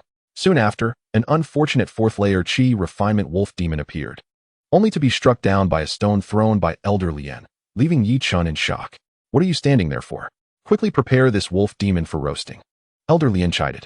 Ye Chen nodded vigorously, then proceeded to skin and gut the demon wolf. In a short while, the beast was neatly divided and placed over the fire to roast. Curiously, Ye Chen asked, "Elder Lien, with just that one throw, you dispatched this creature. How impressive." "What is that?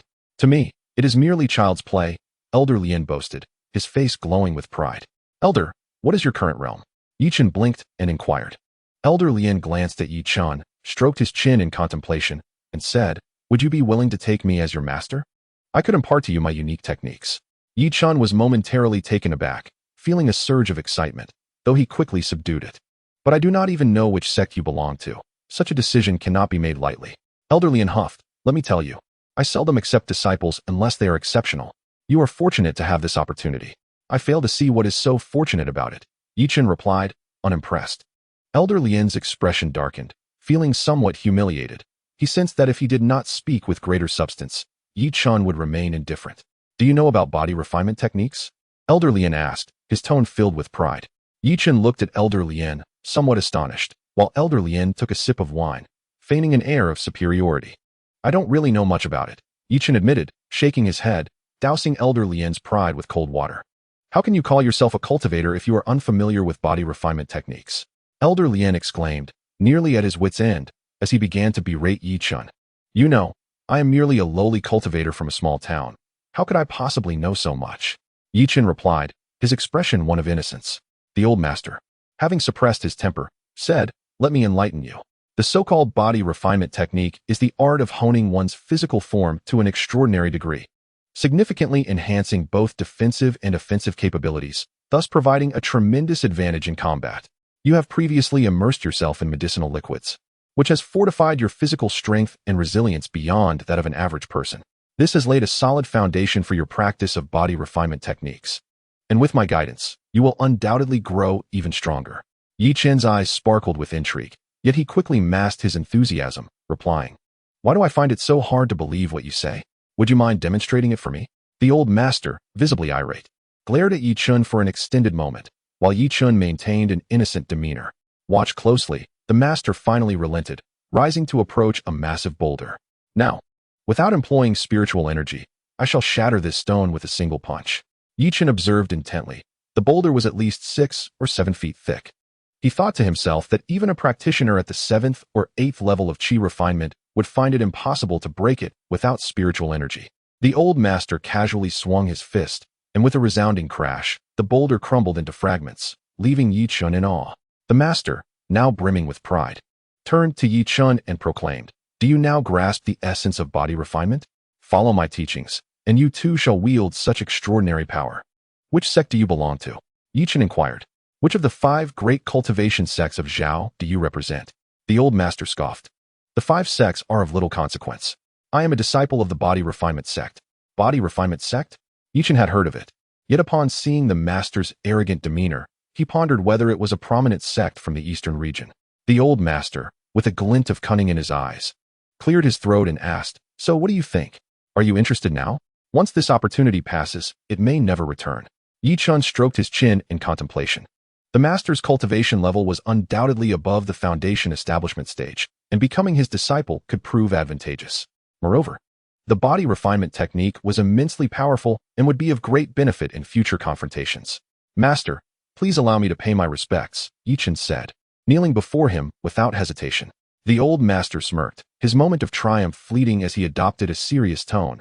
"Now that you have pledged yourself as my disciple, you are officially a member of the body refinement sect and my sole direct disciple.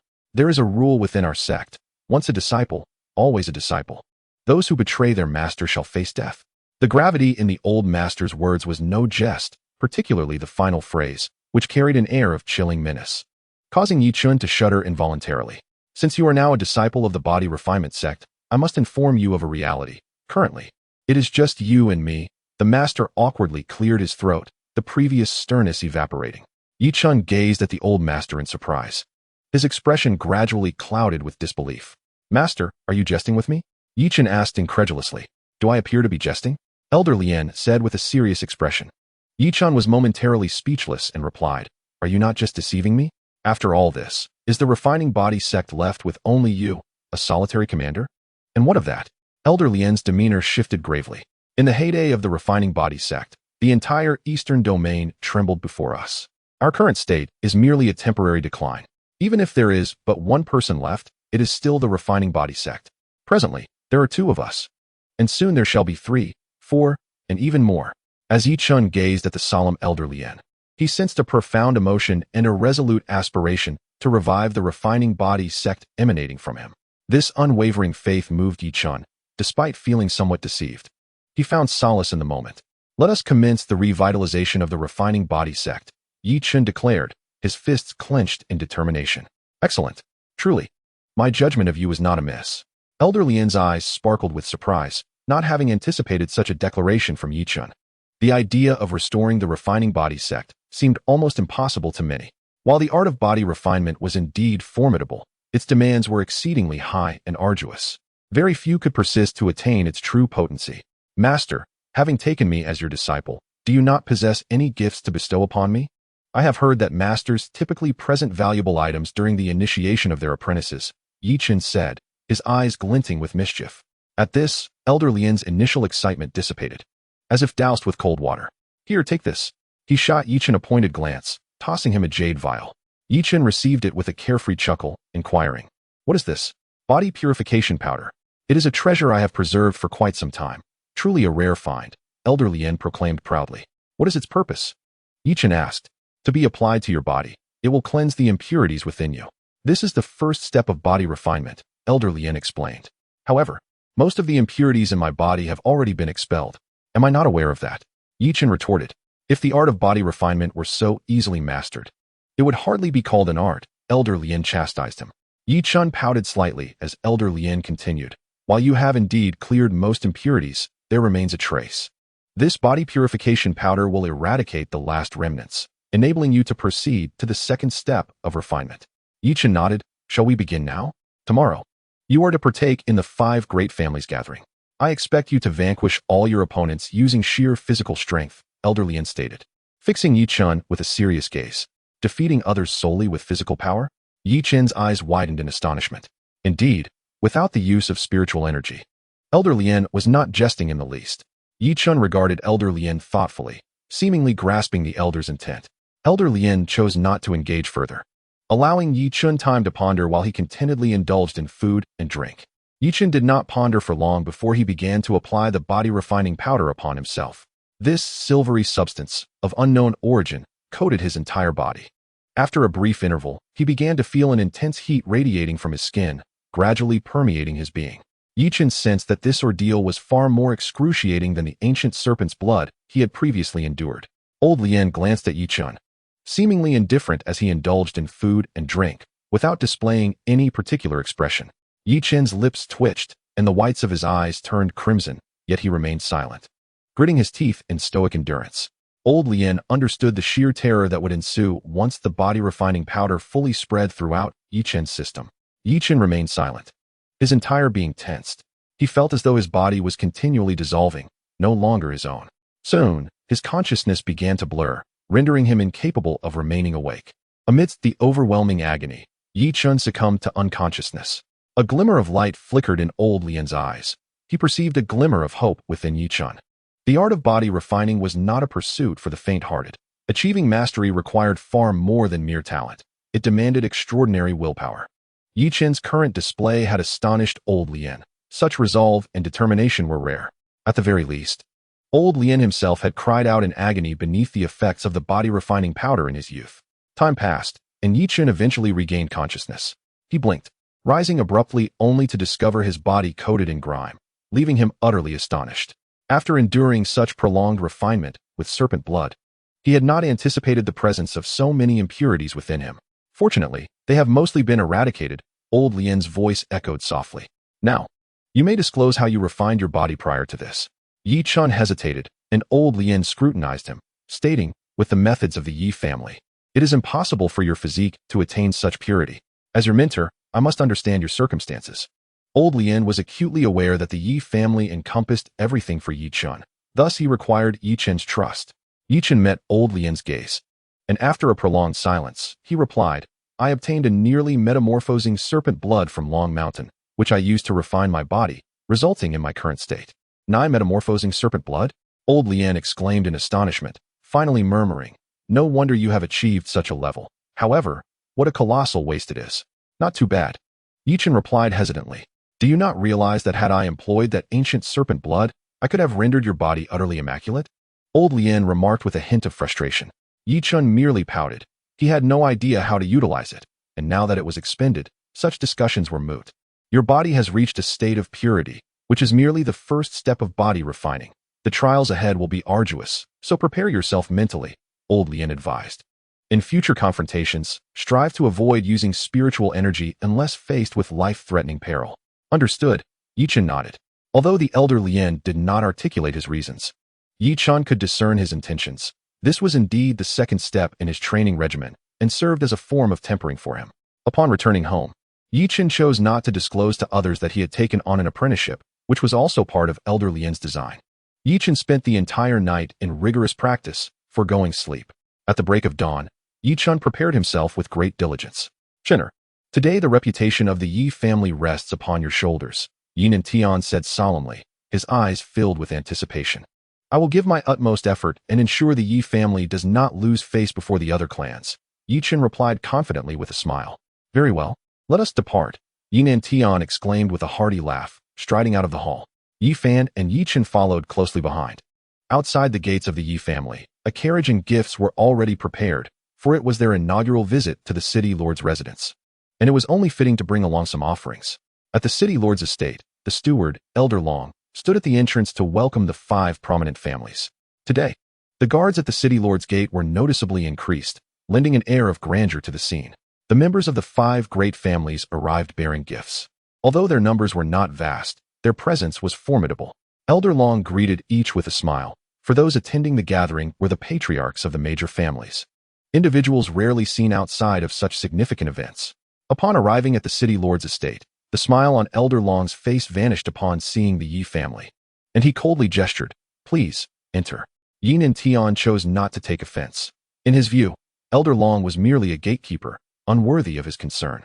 Ye Chen followed closely behind Nan Tian into the estate, where the imposing atmosphere left him astounded and further solidified his resolve that one day the Ye family would reside within these walls. The Ye family was not the last to arrive. The Yang, Sun, and Chu families were already present, with only the Xia family yet to make an appearance. Each gathering was characterized by fixed seating. At the center of the venue stood a platform, with the 5 families occupying designated positions. As the Ye family entered, the gazes of the Yang, Sun, and Chu families all turned towards them. Ye Chen noted the varied expressions, some filled with curiosity, while others oozed disdain. Yin and Tian, Ye Fan, and Ye Chen took their seats at the designated spot for the Ye family, their demeanor calm and composed. Ye Chen's gaze swept over the Yang, Sun, and Chu families, observing that each had at least 2 youths of similar or slightly greater age than himself. These would be his adversaries today. As Ye Chen regarded them, their eyes also fell upon him, brimming with contempt. A slight smirk graced Ye Chen's lips as he inwardly scoffed. Then he turned his gaze away, patiently awaiting the proceedings. I can't believe such an important occasion has attracted a group of country bumpkins, sneered a young man in white from the Yang family section. They are no longer mere country folk. They are now one of the 5 great families. Another youth from the Yang family retorted with a mocking smile. That fellow must be Ye Chen, who utterly defeated Qian Yunfan in the martial arena, right? He seems rather ordinary, nothing particularly special. A young woman clad in green from the Yang family remarked dismissively as she observed Ye Chen. Upon hearing such words, Ye Chen replied with a faint smile, indeed.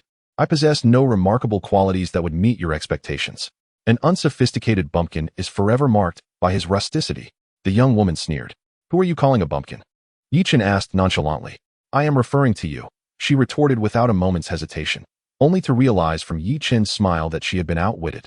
Gritting her teeth in frustration, she declared, enjoy your arrogance while it lasts. Soon you shall be searching for your teeth on the ground. Do not be upset, little sister. Shortly, I shall assist you in handling him. Just tell me how you would like your second brother to deal with him, Yang Wang. The second son of the Yang family said with a teasing grin. Just incapacitate him, Yang Xian huffed. Very well, then we shall incapacitate him, Yang Wang said, fixing his gaze on Ye Chen with a hint of cold amusement. I wonder where this dog comes from, barking so loudly. I find it quite absurd that a gathering of such importance is graced by the presence of a mutt, Ye Chen remarked casually. Who are you calling a dog? Yang Guang exclaimed, rising in anger. Surely you recognize that I am referring to you. Why do you ask? Ye Chen shrugged with a smile.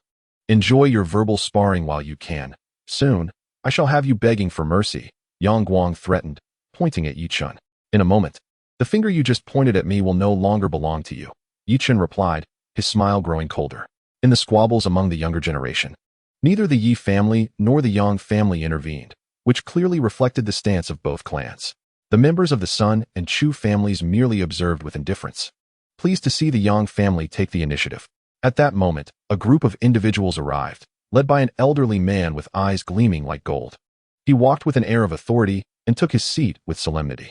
This was Xia Gu, the patriarch of the Xia family, a formidable figure nearing the 9th level of qi refinement. One can hear your loud voice from outside, Yang Guang. You truly lack the demeanor befitting a young master. Bringing shame upon yourself, remarked Xia Ji, the 4th son of the Xia family, disdainfully after seating himself. Ye Chen recognized him as the arrogant youth he had encountered upon his first visit to Longqing. What? Are you unsatisfied? You may step up and spar with me later to see if you have made any progress, Yang Guang scoffed. Fear you? Not at all. Xia Ji retorted with a cold laugh, then turned his gaze towards Ye Chen, wearing a similarly arrogant smile. I too am eager to discover the true capabilities of the Yi family. You shall find out shortly, Ye Chen replied with a trace of a smile. Is the Qian family truly a bunch of inept fools, allowing a small clan from Longyang town to annihilate them? Had I known, my Xia family would have intervened sooner. Xia Ji chuckled lightly. In past gatherings, the Xia family has always stood at the forefront among the 5 great families. Today shall be no exception, boasted Xia Dong, the only young woman among the Xia family's younger generation. How utterly uninteresting. Were it not for my brother's desire to engage in a duel with young Master Long, we would not have come at all, Summer remarked, brimming with disdain. It is truly laughable. One's boasts have reached celestial heights. Soon, you shall discover whether there is indeed any merit to this. Yang Guang sneered. You lost to me last year, and this year. You shall again find yourself beneath my heel, year after year. The Summer family laughed arrogantly. Yang Guang, with a grim expression and gritted teeth, retorted. We shall see about that. The city lord has arrived. At that moment, a guard shouted, drawing everyone's gaze towards the grand hall. Long Yen emerged, surrounded by a throng, followed closely by 3 young individuals, his offspring, renowned as the most exceptional youths within Dragon City. The city lord. All members of the 5 prominent families rose, clasping their fists in salute. Please, everyone, be seated, Long Yen said with a faint smile as he took his place at the head of the table. And the others gradually settled down. Long Yan's gaze swept across the seats of the Yi family before he spoke. Today's gathering, as per tradition, will feature martial contests among the younger generations of each family, allowing them to select their opponents at will. There are no restrictions on rules. The duel concludes only when one party concedes or is thrown from the stage. Let the contest commence. With no further words, Long Yin fell silent. Summer. Today I shall reclaim my honor. Yang Guang leaped onto the arena, proclaiming coldly, "You shall once again find yourself beneath my heel." Summer declared with a mocking smile as he ascended the stage. Yang Guang spoke no further. Instead, he unleashed his spiritual energy, propelling his short sword toward Summer. Summer snorted disdainfully, releasing his own spiritual energy, and his short sword met Yang Guang's with a resounding clash. The swords collided, sending sparks flying. Both were at the 6th level of Qi refinement, their combat prowess nearly equal. Yang Guang's spiritual energy surged forth, causing Summer's sword to falter. And the latter's expression changed drastically as he frantically summoned his energy to salvage the situation. Yet, Summer underestimated Yang Guang's strength, who relentlessly pressed the attack. With a resounding crash, Summer's sword was knocked from his grasp, and he staggered backward, his face a picture of distress. Yang Guang charged forward, bellowing, "Today, I shall reclaim my honor." With a powerful punch, Summer's complexion soured as he realized he could not evade the blow, and he was sent sprawling from the stage. "Well done, second brother." Yang Xian cheered, raising her fist in excitement. Summer's countenance darkened. He wished to speak, but was silenced by Summer Chio's reprimand. "Since you have lost, do not further disgrace yourself. Return to your seat." With a sullen expression, Summer made his way back. Standing atop the arena, Yang Guang regarded Ye Chen with haughty disdain. "Ye Chen, do you dare to face me in combat? What is there to fear?" Ye Chen replied with a smile, confidently leaping onto the stage. "You possess courage. Yet, is it not peculiar that only one descendant from the Yi family has come today?" Yang Guang mocked. "One is sufficient. This is not a matter of numbers, but of strength. Even if your Yang family brought 3 or 4 individuals, what of it? Should their prowess be lacking, they would still suffer a dismal defeat," Ye Chen retorted with a grin. Yang Guang's countenance darkened. He was no fool and could easily discern the sarcasm woven within Ye Chen's words. How audacious for a mere family from a small town to speak so brazenly. "What grounds do you stand upon? Is it the magical artifacts and spells bestowed upon you by the Zixia sect?" Yang Guang scoffed disdainfully. Ye Chen, however, maintained his calm demeanor and replied with a faint smile, "Today, I could make you kneel and beg for mercy even without utilizing spiritual energy. Do you believe me?" His proclamation left all present, including Yi Nantian and Yi Fun, utterly astonished. They had not anticipated such a bold declaration from him. Isn't this decision a tad reckless? How can one fight without spiritual energy? Yi Fun expressed his concern. "Chen is not one to act impulsively. Let us observe," Yi Nantian replied, intrigued to see the surprise Ye Chen would unveil. "Such arrogance. How dare he utter such grandiose claims?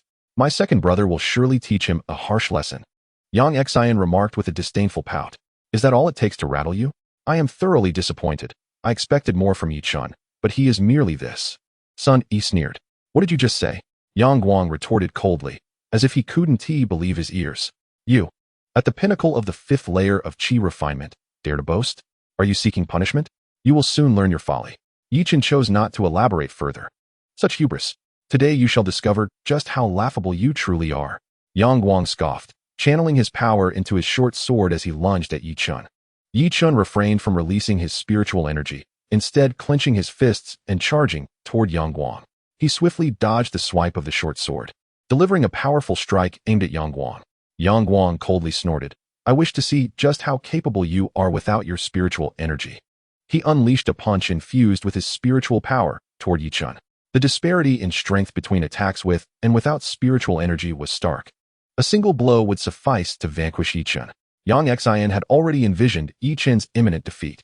Previously, he relied solely on his magical artifacts and spells. Without spiritual energy, his loss is certain, Chu Yang remarked dismissively. Bang! The two fists collided, and no one believed Ye Chen could withstand the force of such a blow. After all, the strength behind a punch amplified with spiritual energy was immense. At the moment of impact, Yang Guang sensed a formidable force emanating from Ye Chen's fists, and his expression shifted dramatically. Before he could even regain his composure, he found himself staggering backwards, nearly toppling off the arena. How is this possible? Yang Xian gasped in disbelief. Yang Guang was at a disadvantage? Chu Yang's eyes widened in astonishment. All present were left in shock, their gazes fixed incredulously upon Ye Chen. Those who had previously dismissed Ye Chen now felt a twinge of respect, recognizing their underestimation of him. With a cold smirk, Ye Chen surged forward once more, his fists poised to strike again. Yang Guang's expression darkened as he bellowed, I did not expect you to possess some skill. My earlier oversight will be your demise. Yang Guang was engulfed in fury, his spiritual energy surging with formidable intensity, his fists wielding power exponentially greater than before. When the two clashed, onlookers were astounded to see Yang Guang's body lifted off the ground before crashing heavily back down. His arms trembled, utterly depleted of strength, leaving him in a state of profound shock. Chapter 76. Absolute power. In that moment, all present gaped in astonishment. Ye Chen had managed to defeat Yang Guang without employing any spiritual energy. How could this be possible? How could his strength surpass that of spiritual power? The previously elated Yang Xian was now rendered speechless. The prominent families began to regard Ye Chen with newfound respect. His remarkable display could no longer be overlooked. To vanquish an opponent of a higher realm without utilizing spiritual energy was nothing short of terrifying.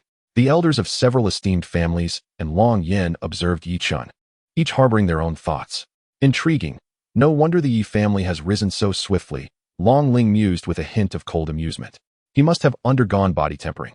Otherwise, his power would not be so formidable, Long Ao remarked icily. How did he achieve such body tempering? How could he reach this level? Long Wu furrowed his brow. The Yi family's ascent must be due to extraordinary fortune, likely centered around Ye Chen himself. Long Ao's gaze fixated on Ye Chen like a serpent. Is this truly your strength? How laughable. Ye Chen smirked with derision. His mockery left Yang Guang's face flushed. Moments ago, he had intended to teach Ye Chen a lesson. Yet now he found himself defeated by Ye Chen, who had not even summoned his spiritual energy. This was utterly humiliating. I underestimated you earlier. I will now exert my full strength to defeat you. Yang Guang rose, his expression grave. He had to vanquish Ye Chen to reclaim his honor. Otherwise, he would struggle to maintain his standing in Long City. You previously claimed it was your oversight. Are you always so careless in battle? Ye Chen stepped forward. Despite lacking spiritual energy, exuding an aura of immense power. You seek death. Yang Guang's eyes blazed with fury, a murderous intent flickering within as he charged at Ye Chen without further ado. Shattering Sky Fist. Yang Guang roared, his fists glowing with brilliant spiritual energy, determined to end this in one decisive blow. Ye Chen raised an eyebrow, swiftly regaining composure. Yang Guang's attack was no sorcery, merely a martial technique enhanced by spiritual energy, albeit significantly more potent in the hands of an ordinary practitioner. Yet, Ye Chen refrained from using his own spiritual energy, unleashing his fists to collide with Yang Guang's. The impact resonated with a thunderous boom, sending the powerful Yang Guang flying once more, crashing down from the ring. In that moment, Ye Chen stood unyielding, his robes rustling, radiating an aura of terrifying might. With a cough, Yang Guang expelled a mouthful of blood, his face pale, his fists bloodied and bruised. Yet, the anguish in his heart was far greater. He had been defeated by Ye Chen, who had not even summoned his spiritual energy. Spiritual power does not encompass everything. Possessing absolute strength can equally overpower you. Ye Chen stood upon the arena, gazing down at Yang Guang. Yang Guang, filled with indignation, bellowed, "Let me experience your strength." At that moment, Yang Yi, the eldest grandson of the Yang family, stepped forward with the grace of a swallow, his entire being emanating an imposing aura as he fixed his gaze upon Ye Chen, evidently intent on restoring his family's honor. "State your name." Ye Chen replied coolly. "Yang Yi." Yang Yi's countenance darkened. Ye Chen undoubtedly recognized him, yet now he was compelled to state his name, which was plainly a slight. "I shall not employ spiritual power against you," Ye Chen remarked, observing Yang Yi's sullen expression, a cold smirk gracing his lips. "Neither will I utilize spiritual power, for should I triumph, it would be deemed an unworthy victory. I shall demonstrate through my actions that your so-called strength is utterly laughable," Yang Yi declared haughtily. "My elder brother commenced body tempering at the tender age of 10, rendering him extraordinarily robust, his strength unparalleled. This time, Ye Chen is destined to fail," Yang Xian thought. Her fists clenched, brimming with confidence in Yang Yi. Ye Chen raised an eyebrow slightly and smiled. "You might regret that. To defeat you requires no spiritual power." Yang Yi, brimming with pride, roared and charged at Ye Chen like a ferocious tiger. His speed was akin to lightning, descending upon Ye Chen with the ferocity of a tiger leaping from a mountain, his fists unleashed with tremendous force, an utterly terrifying display of power. Ye Chen's expression shifted slightly. He could sense Yang Yi's formidable strength, yet he remained unperturbed. Standing firm, he struck out with his fists, causing the very air to tremble, a wave of energy surging forth. Bang! In an instant, the two collided, swiftly separating. Ye Chen remained steadfast, while Yang Yi staggered backward, retreating over 10 paces. His fists drooping and trembling slightly. Yang Yi's complexion turned pale in that moment, as he comprehended the sheer magnitude of Ye Chen's strength. Impressive power, yet unfortunately. You have encountered me, Ye Chen stated, a mocking smile playing at the corners of his lips. Yang Yi's arms continued to tremble, unable to muster strength. His expression darkening as he said, "Your strength exceeds my expectations, but power does not signify everything." What? Are you about to use spiritual power? How laughable, and indeed shameful. Ye Chen retorted with a cold laugh. Even should you employ spiritual power, it cannot alter your fate today. You are the one who is laughable. I wonder how you shall overcome me without employing spiritual power.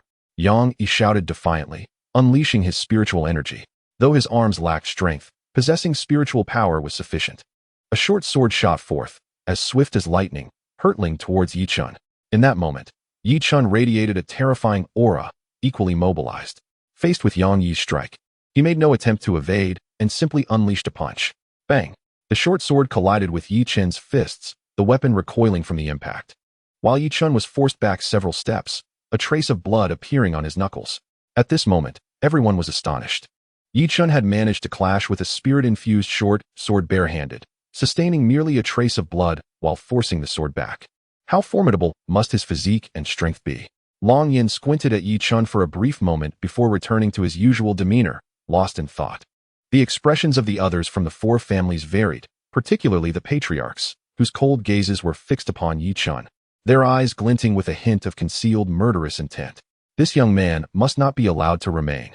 The elder of the Yang family harbored a murderous intent in his heart. Yang Yi was taken aback, feeling as though a storm had erupted within him. At that moment, Ye Chen charged forward, his fists raised, unleashing a tremendous force that made Yang Yi's heart race. Seeking death, Yang Yi bellowed, dispelling his fear, channeling his spirit power to swing the short sword towards Ye Chen. Yet, against absolute power, all efforts were futile. Even employing spirit power could not alter the outcome. It is time for this to end. Ye Chen's voice reverberated across the arena. Boom! Ye Chen's fist sent Yang Yi's short sword flying, striking Yang Yi squarely in the chest. Spurt! Yang Yi was sent reeling, spitting out a mouthful of blood, and fell to the ground below the arena, his eyes filled with terror and resentment. Yang Yi had been defeated. Chapter 77, Summer and Autumn. Yang Zongming, Yang Yi's father, rushed down from his seat to help his son, glaring at Ye Chen in fury. How dare you harm my son? It was Yang Yi who sought me out for a duel. On the arena, fists and feet are indiscriminate. Injuries are inevitable. If I had been incapable of defeating Yang Yi, I would be the one injured now. Do you truly believe that Yang Yi would show me any mercy? Ye Chen retorted with a cold laugh. A lowly individual from a small town, even after becoming one of the 5 great families of Longqing, has not shed his rusticity. Yang Zongming sneered frostily. Ye Chen's expression darkened. Are we the lowly ones? Do you consider yourselves above all? Yet the truth stands before us. Yang Yi and Yang Guang could not even withstand a single punch from me. What face do you have to shout here? You seek death. Yang Zongming roared in anger, his eyes ablaze with murderous intent, ready to strike at Ye Chen. Yang Zongming, do you think my Yi family is easy to bully? At that moment, Ye Fan leaped from his seat, a wave of fury enveloping him. How laughable. Is it not your Yi family that possesses magical artifacts and spells? Without them, what right do you have to sit here? Yang Zongming's gaze was icy, dripping with disdain. You are the one who should be laughed at. The possession of spells and artifacts signifies the strength of my Yi family. According to your logic, do the major sects of the Zhao kingdom not pale in comparison to your Yang family? What significance does your Yang family hold? The arena competition is an inevitable risk of injury among the younger generation. I, Ye Chen, have already shown restraint. As an elder, how dare you intervene at this moment? Do you possess any semblance of dignity as a senior? Is this your so-called pride? Today's contest is a battle between the youth. Do you have no shame in stepping forward? Do you not regard the city lord with any respect? Ye Chen's words echoed in the arena, causing Yang Zongming's face to flush with embarrassment and his expression to darken considerably. Master Yang, today's contest is between the younger generation, and it is indeed inappropriate for the elders to intervene, Long Yin remarked, his voice tinged with a subtle chill. Yang Zongming was no fool. Realizing Long Yin had already spoken, he understood that persisting would only provoke further ire from him, which he could ill afford. Just wait and see. Do not think you can remain untroubled in Longqing, Yang Zongming retorted, casting a final glance before returning to his seat with Yang Yi. I fear for your fate. Yi Fan scoffed disdainfully. Among the younger generation of the four great families, Yang Yi ranked just beneath the esteemed Xiaqiu. His effortless defeat now rendered the others no match for Ye Chen. Ye Chen surveyed the remaining contenders, finding them devoid of any combat significance, save for Xiaqiu, who alone possessed the qualification to challenge him. Xiaqiu, do you dare to fight? Ye Chen inquired, fixing his gaze upon him. What is there to fear? Xiaqiu stepped forward, exuding an aura of cold determination. Previously, he had regarded Ye Chen with disdain, but after witnessing Ye's easy victory over Yang Yi, he was compelled to take him seriously. In my eyes, Yang Yi is nothing but a waste. What is laughable is that he didn't even employ spiritual energy. How utterly foolish, Xiaqiu remarked coldly. Yang Zhongming's expression darkened further, his fists clenched tightly. Yet wary of the elder of the Xia family, he could only endure. Yang Zhongming, why do you remain silent while your son is being insulted? Ye Chen taunted with a smirk. Yang Zhongming's countenance was a portrait of humiliation, and the elder of the Yang family, Yang Yi, coldly interjected, young man. Do you truly wish to provoke the Yang family? Am I provoking you, or are you provoking the Yi family? Ye Chen countered sharply. Should you lose, do not dare to show your faces again. Yang Ye's expression was grim, for as the patriarch of the Yang family, being scolded by a junior was an unparalleled disgrace. Young people ought to temper their arrogance. Otherwise, they may find the dawn of the next day elusive, Yang Yi warned ominously. I am still young, and I shall see far more sunrises than you. As for you, cherish your days. With each passing moment, you draw closer to the end. And who knows if you will awaken to see tomorrow's light? Ye Chen retorted mercilessly. Yang Yi's lips twitched, his expression darkening to an extreme. We shall see. He huffed, falling silent. Are we done here? Xiaqiu asked coldly. Yang Yi's expression grew even grimmer, and before he could respond, Ye Chen interjected with a smile. Why bother with an elderly man who may not see the sun again? Let us begin. Yang Yi's lips twitched in silent fury. Are you still not going to use your spiritual energy? Xiaqiu inquired coldly. Against you, there is no need for such measures, Ye Chen replied confidently. Gazing at Xiaqiu, you are indeed arrogant, yet you shall pay dearly for your hubris. I am not Yang Yi, that fool. Xiaqiu's expression darkened, his voice laced with unwavering confidence. Isn't it amusing how one will soon discover their own worthlessness? Merely speaking holds no value. Ye Chen, cold as ice, clenched his fists, exuding an aura akin to that of a ferocious beast. Lacking spiritual energy, yet possessing such formidable presence, this young man from the Yi family is indeed remarkable. If given time, he will surely become a force to be reckoned with, and thus must be eradicated. At that moment, a flicker of cold determination flashed in the eyes of the elder of the Xia family, Xia Gu. With a cry of kill, Xiaqiu summoned his spiritual energy, unleashing a short sword that sliced through the air with lethal intent. Ye Chen sensed the overwhelming power of Xiaqiu, significantly stronger than Yang Yi, yet still felt no threat. As long as he refrained from employing spiritual energy, Ye Chen felt entirely unafraid unless faced with a 7th-tier practitioner. His own realm should have already ascended to the 6th tier, but he had chosen to suppress it. With a resounding clash, Ye Chen, brimming with confidence, engaged the short sword with his bare fists. A glaring gash appeared on his knuckles, yet Xiaqiu's blade was forced back. Ignoring the wound, Ye Chen roared, delivering another powerful strike.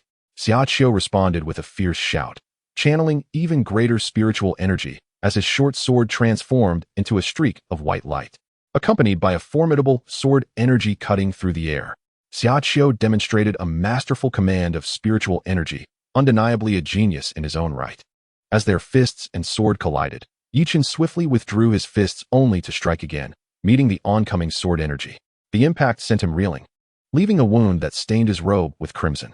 Before me, without the use of spiritual energy, you stand no chance. This is the distinction between myself and Yang Yi, Xiaqiu declared with haughty confidence. Is that so? You take such pride in a mere superficial injury. How laughable, Ye Chen retorted with a mocking tone. Xiaqiu's expression hardened. Indeed, that powerful strike had merely grazed Ye Chen's exterior, failing to reach the marrow, marking his defeat. Chapter 78. A defeated blow. I concede that your physique is formidable, but I wonder how much more you can endure, Xiaqiu said coldly. Let us wait and see. Ye Chen replied with a chilling smile, viewing this duel as both a trial and a test of his physical limits.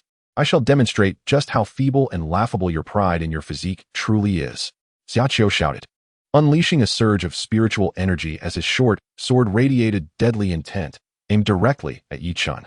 Simultaneously, Xiaqiu transformed his palm into a blade of energy.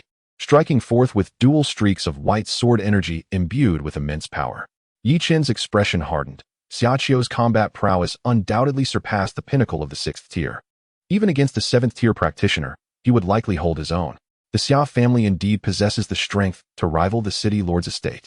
Ye Chen mused inwardly. Among the 5 great families, the Xia family stands as the most formidable, perhaps possessing far greater depth than the Qian family. Ye Chen shouted loudly, his eyes devoid of fear. He did not flinch, but stood his ground. If one is to strengthen the body, it must be through relentless trials and the brink of life and death. Otherwise, no amount of physical honing would bear fruit. Bang! Ye Chen met the dagger head-on.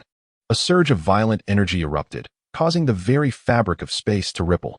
Blood flowed profusely from his fists, yet he paid it no heed, striking once more, colliding with the 2 streams of white sword energy. Puff! 2 deep gashes appeared on Ye Chen's palms, yet they did not reach the bone, unable to deter him. What a formidable physique! Such an attack did not sever his hands. Chu Yang was astonished. How did he achieve this? Has he been refining his body all along?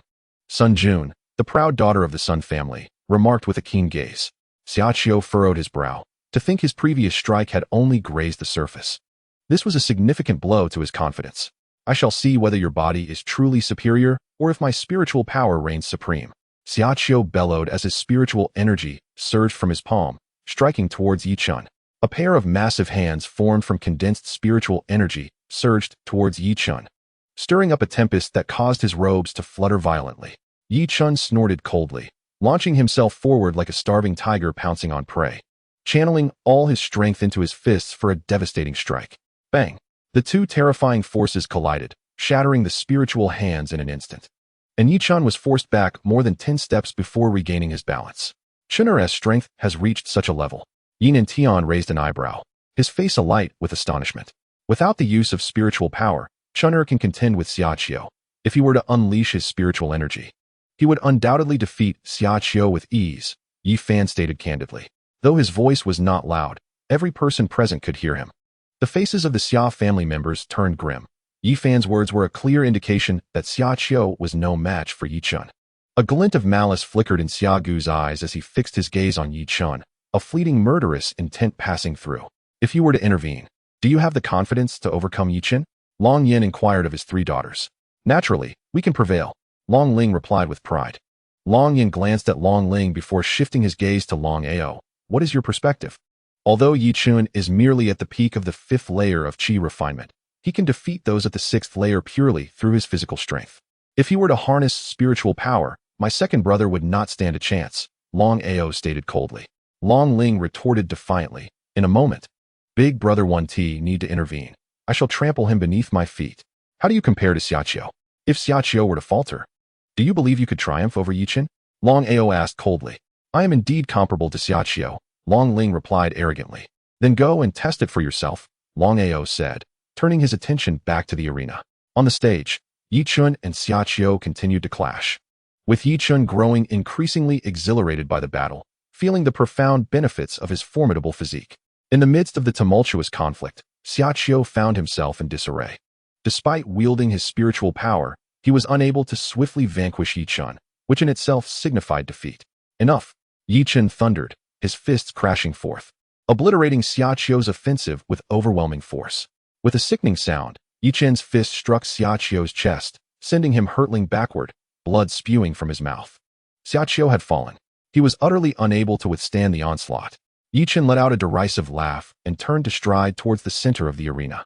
The faces of the Xia family were painted with profound dismay, while Xiaoqiu glared at Ye Chen, seething with rage. I will kill you. With a swift motion, Xiaoqiu propelled his dagger towards Ye Chen, who merely snorted in disdain and unleashed a flying sword that shattered Xiaoqiu's weapon, piercing through his shoulder. Sure. Xia Yun bellowed. I shall spare your life today. He turned, his eyes gleaming with a chilling light. Ye Chen, you have gone too far. Xia Yun roared. He has already been defeated, yet he still dares to strike at me, and it was a sneak attack at that. Who is truly in the wrong here? If you cannot bear defeat, then remove yourself from the arena. Ye Chen retorted sharply, dismissing Xia Yun's ire. Xia Yun's expression hardened. Very well. We shall settle this score in due time. Ye Chen, I challenge you to a duel. Long Ling leaped onto the stage, his eyes glinting with determination. Second young master. In this arena, blades have no eyes. I fear I may inadvertently harm you, Ye Chen remarked with a smile. Long Ling's face darkened. It was evident that Ye Chen's words belittled him. Do you truly believe you can harm me? How laughable. Just because you triumphed over that waste, Xia Qiu, does not mean you can best me. Today, I shall demonstrate the might of the city lord's manner. Long Ling shouted, launching his dagger towards Ye Chen. A cold smile crept across Ye Chen's lips as two flying swords surged forth simultaneously. One clashed with Long Ling's dagger, while the other sliced toward him. With a resonant clash, Long Ling's dagger shattered, and the flying sword pierced his shoulder. In mere moments, Long Ling was wounded, leaving the onlookers agape with astonishment.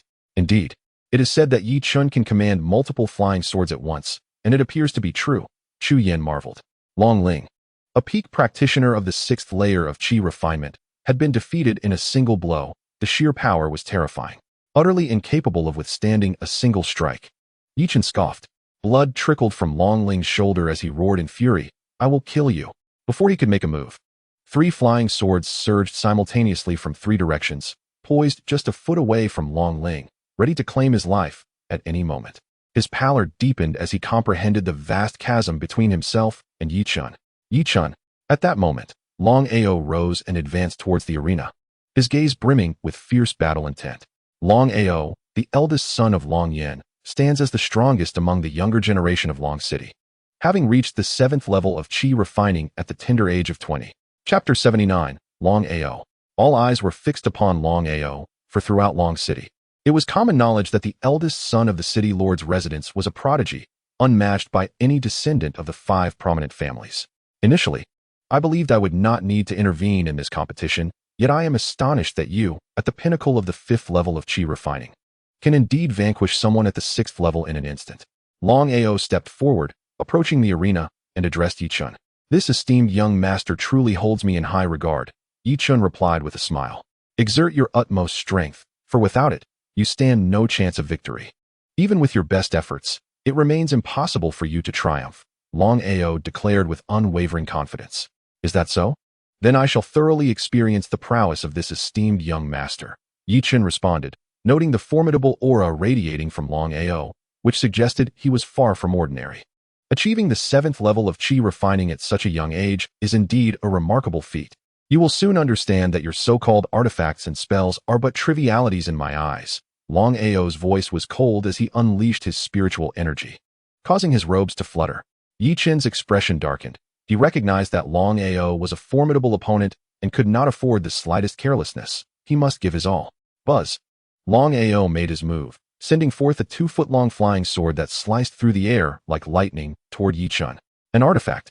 Ye Chen sensed the overwhelming aura emanating from the flying sword, and his heart jolted. Long Ao possessed an artifact. Ye Chen realized that the city lord's residence was far more profound and powerful than he had anticipated. Ye Chen's spiritual energy surged forth as he simultaneously summoned his own flying sword to counter Long Ao's attack. In the face of absolute power, mere flying swords may prove to be a burden, Long Ao remarked coldly. Not necessarily. It depends on who wields them. Ye Chen retorted with a sneer. You will come to understand, Long Ao replied with an icy tone, his flying sword descending with formidable force to block the assault of Ye Chen's 2 flying swords. The intensity of his spiritual energy was formidable. Ye Chen's pupils constricted. The disparity between the 6th and 7th levels of Qi refining was indeed substantial. A practitioner at the 6th level is considered a mid-tier Qi refining cultivator, while those at the 7th level ascend to the ranks of advanced practitioners, marking a significant distinction between the two. For many, this represents a formidable threshold, one that some may never cross. Otherwise, there would not be so many trapped at the 6th level, while those above the 7th remain so few. Ye Chen's spiritual energy flowed ceaselessly as 3 flying swords emerged, encircling Long Ao in a pincer formation. Ignorant. Long Ao scoffed, swiftly evading Ye Chen's onslaught. Wind walking technique. Ye Chen exclaimed in surprise, and beneath the arena, Yin and Tian and Yi Fan also felt a jolt of apprehension. Does the city lord's residence also possess spells and artifacts? Yin and Tian's expression grew solemn. In this moment, not only was the Yi family astonished, but the Xia family was equally taken aback. Although they lacked magical techniques and artifacts, they were far from foolish. Xia Gu's keen gaze quickly discerned the truth. Long Ao possessed magical abilities. Xia Gu's expression shifted between darkness and light. This did not bode well for the Xia family. He sensed that Long Ao's actions were meant to intimidate them. As for me, no matter how many swords you wield, they could never harm me. Instead, they would become your burden.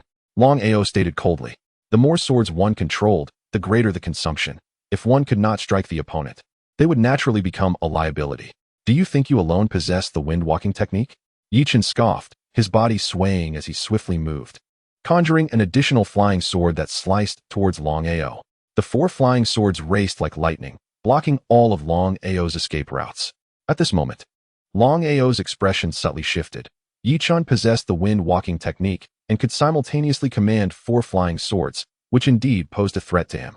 However, that was all it was. Do you truly believe this is enough to defeat me? You are exceedingly naive. Long Ao shouted coldly. A powerful surge of spiritual energy erupted, transforming into 3 streams of sword energy that sliced towards Ye Chen's flying swords. Simultaneously, a gap opened among Long Ao's flying swords, allowing him to unleash the wind-walking technique and surge forth. Wind blade technique. Long Ao bellowed as he emerged, the space trembling, accompanied by a series of piercing sounds, as if the very fabric of reality was being sliced. Ye Chen sensed an impending crisis, his body darting swiftly as the 4 short swords struck forward. His inner spiritual energy wildly coalescing as he shouted, Soaring Serpent Technique. A robust serpent soared forth, its speed terrifyingly swift. Bang! The invisible wind blades collided with the soaring serpent, the space quivering and sending ripples throughout. 2 bloodstains appeared on Ye Chen's body, inflicted by the wind blades. The power of the 7th layer of Qi refining truly was formidable. Ye Chen gazed at his wounds, his expression darkening slightly. I have said before, in the face of absolute power, even your utmost efforts will lead to inevitable defeat. Long Ao remarked indifferently. Since the beginning of the duel, Ye Chen had not suffered any setbacks. Yet in this battle, he remained at a disadvantage, a smile emerging on Long Yan's face. Yi Fan and Yi Nantian were worried for Ye Chen, realizing that Long Ao possessed powerful artifacts and techniques, and was 2 realms above Ye Chen. Victory seemed impossible for him in this confrontation. Is that so? The eldest son of the city lord is indeed formidable. A smile crept onto Ye Chen's lips.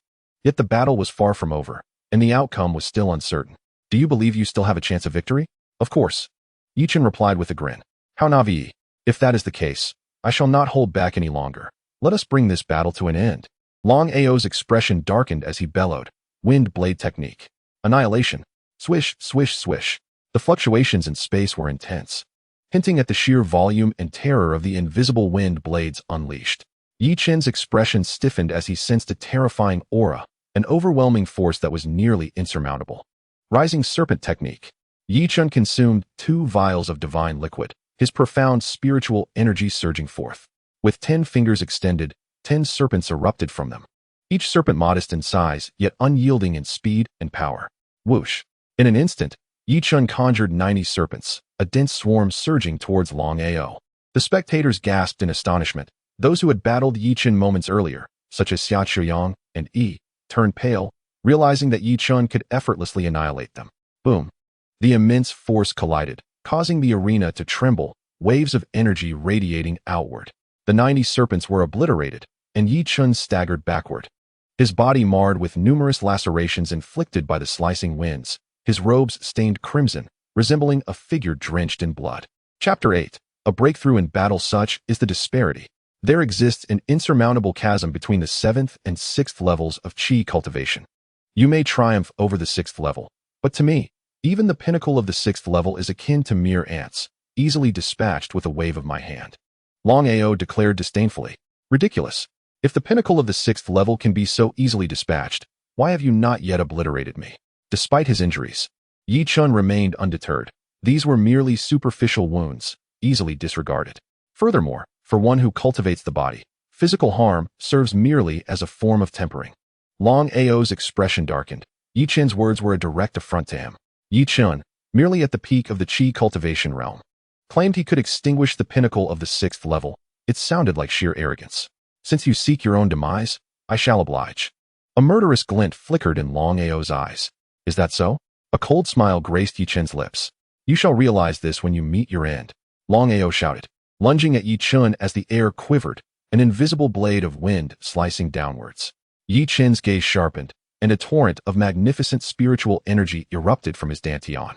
causing his robes to rustle and the space around him to ripple. Long Ao's expression darkened, sensing the surge of Ye Chen's formidable presence, his countenance shifting slightly. Ye Chen's aura was ascending, as if on the brink of a breakthrough.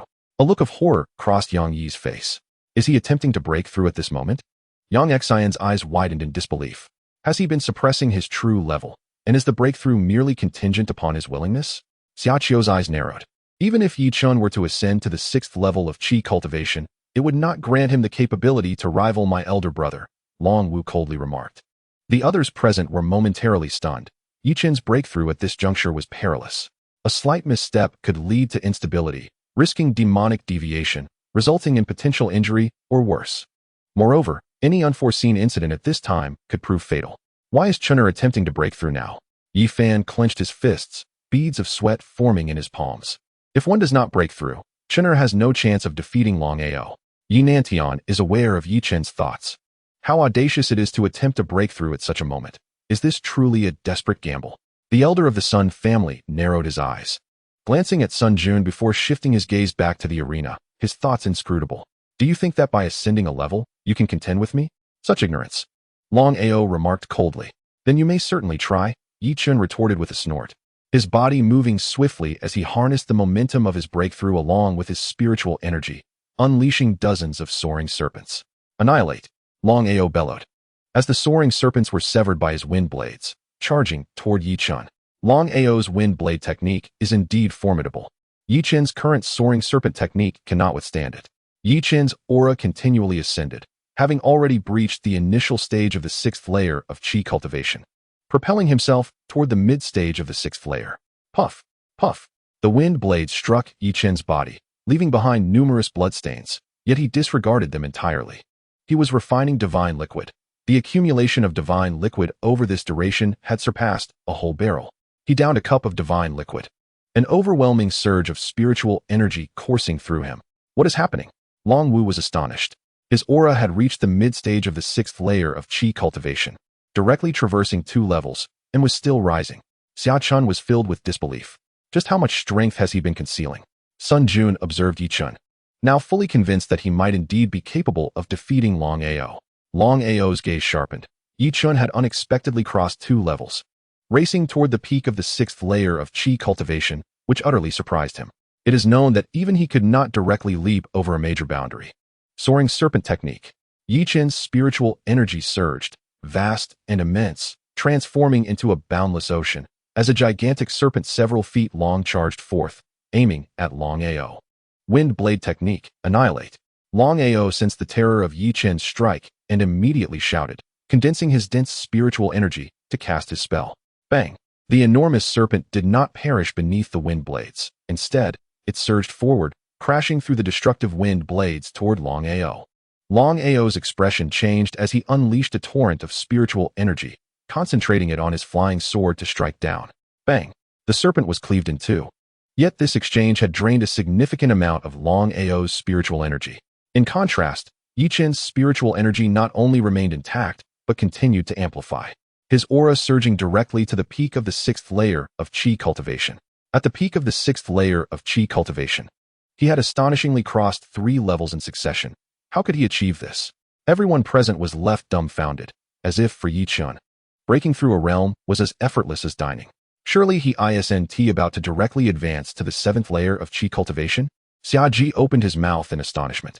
Ye Chen, feeling the formidable spiritual energy within him, slightly lifted the corners of his mouth. His aura ceased to rise.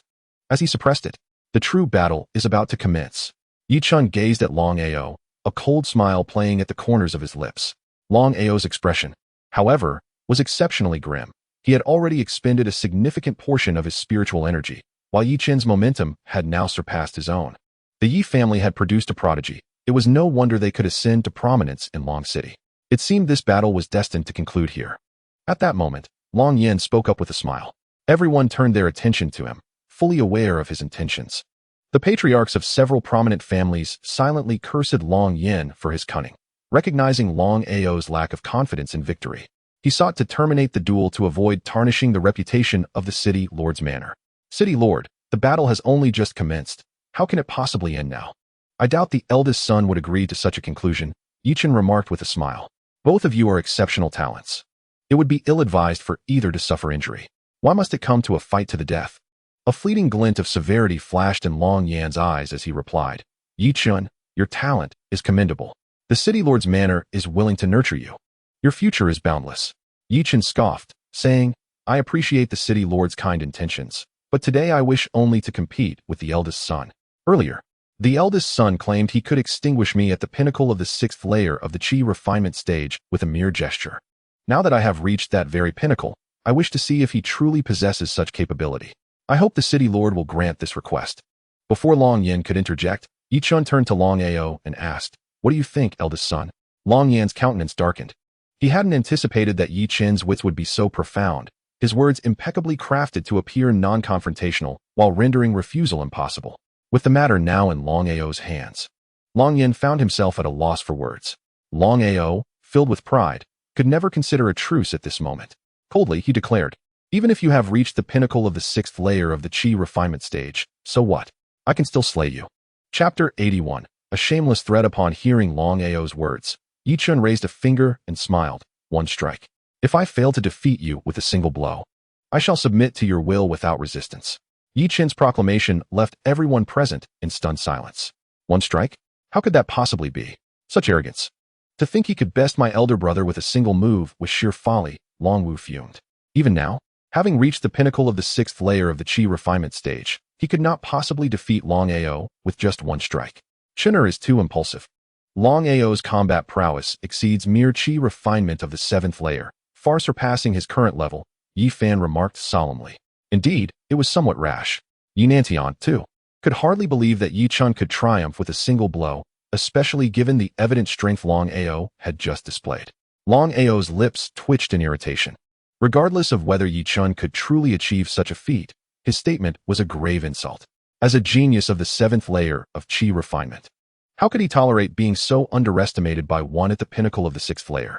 Long Ao's expression darkened, a murderous intent seeping forth as he coldly warned. You will pay dearly for your words, a cost that will prevent you from seeing the sun rise tomorrow. With a confident smile, Ye Chen remarked, Then give it a try. You may exert yourself to the fullest, yet even with all your effort, defeat is already assured today.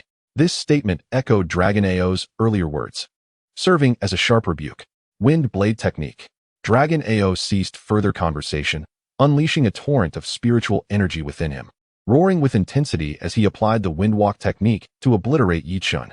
This marked the peak of Dragon Ao's fury and the zenith of his offensive prowess. The air warped, producing a chilling sound that sent shivers down one's spine. The invisible wind blades cascaded like rain, stirring up a tempestuous wave of lethal intent that permeated the arena. Ye Chen's own spiritual energy surged forth as he bellowed, soaring serpent technique. Each of his fingers released a serpent, each spanning several feet in length. 9 serpents entwined to form a protective shield. Suddenly, Ye Chen propelled himself forward like the wind. An array of wind blades clashing against the serpent shield, both forces relentlessly shattering. With the shield's defense, Ye Chen charged forth, delivering a resounding punch that struck Dragon Ao with the force of a tempest. His fists blazed like radiant suns, an embodiment of his true offensive power.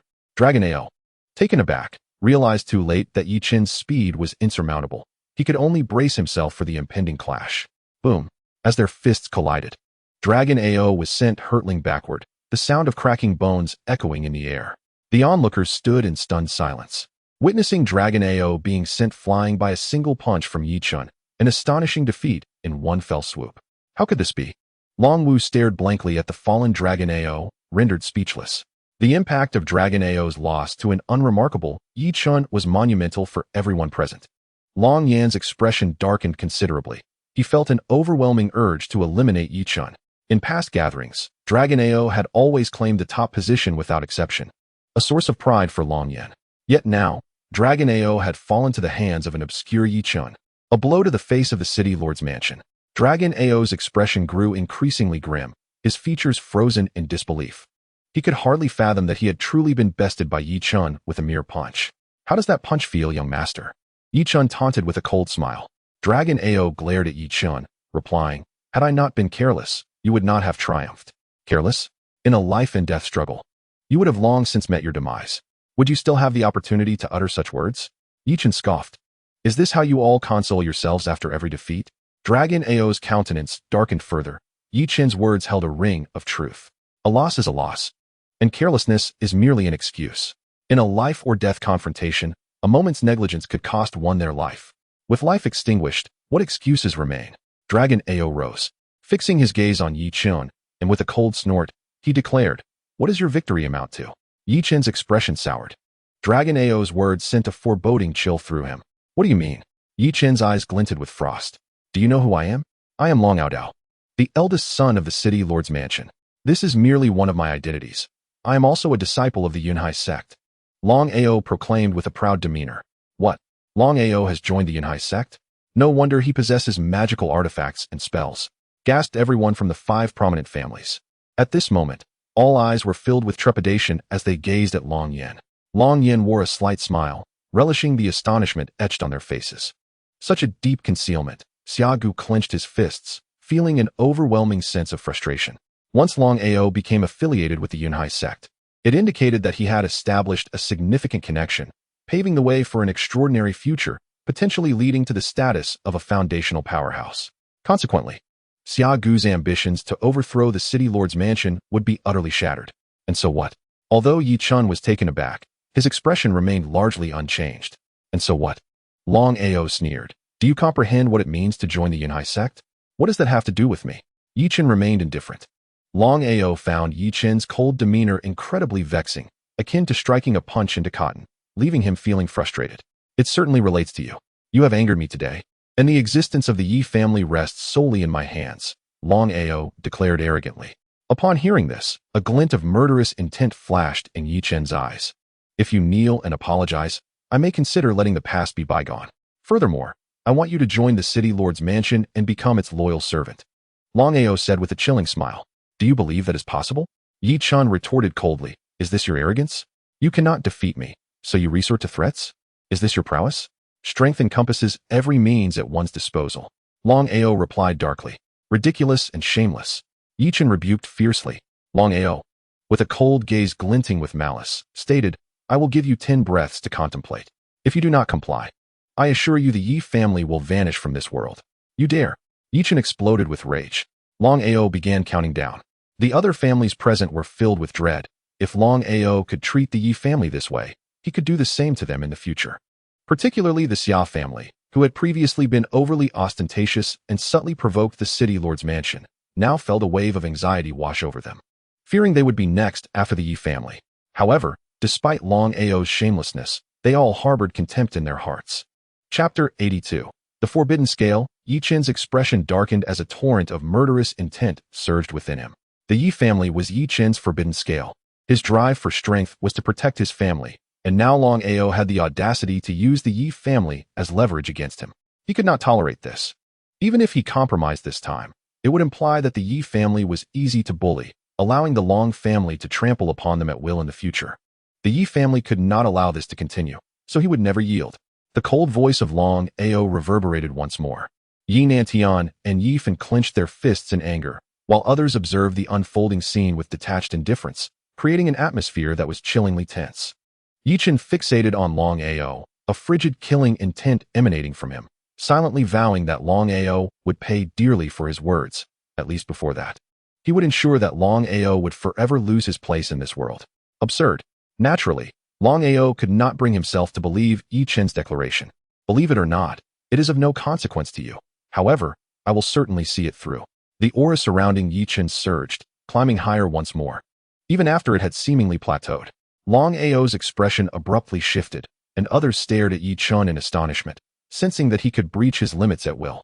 Should he desire to advance, he could do so without hesitation. Was he about to transcend again? How could this be possible? Yang Yi's face turned pale as he realized the vast chasm that lay between him and Ye Chen. He had been suppressing his own power. This young man was terrifying. If he were to continue his growth unimpeded, he might even establish a foundation in the future. Xiaogu's eyes glimmered with complex emotions as well. Long Yen clenched his fists, a cold glint of murderous intent flashing in his gaze. Ye Chen's potential was immense, his talent formidable. If Ye Chen were not eliminated, given today's conflict, he would undoubtedly seek retribution in the future. "Bring out the 3. Let me see how you will make the Yi family vanish." Ye Chen's aura surged violently, reaching the pinnacle of the 6th layer of qi refinement, with one foot stepping into the 7th layer.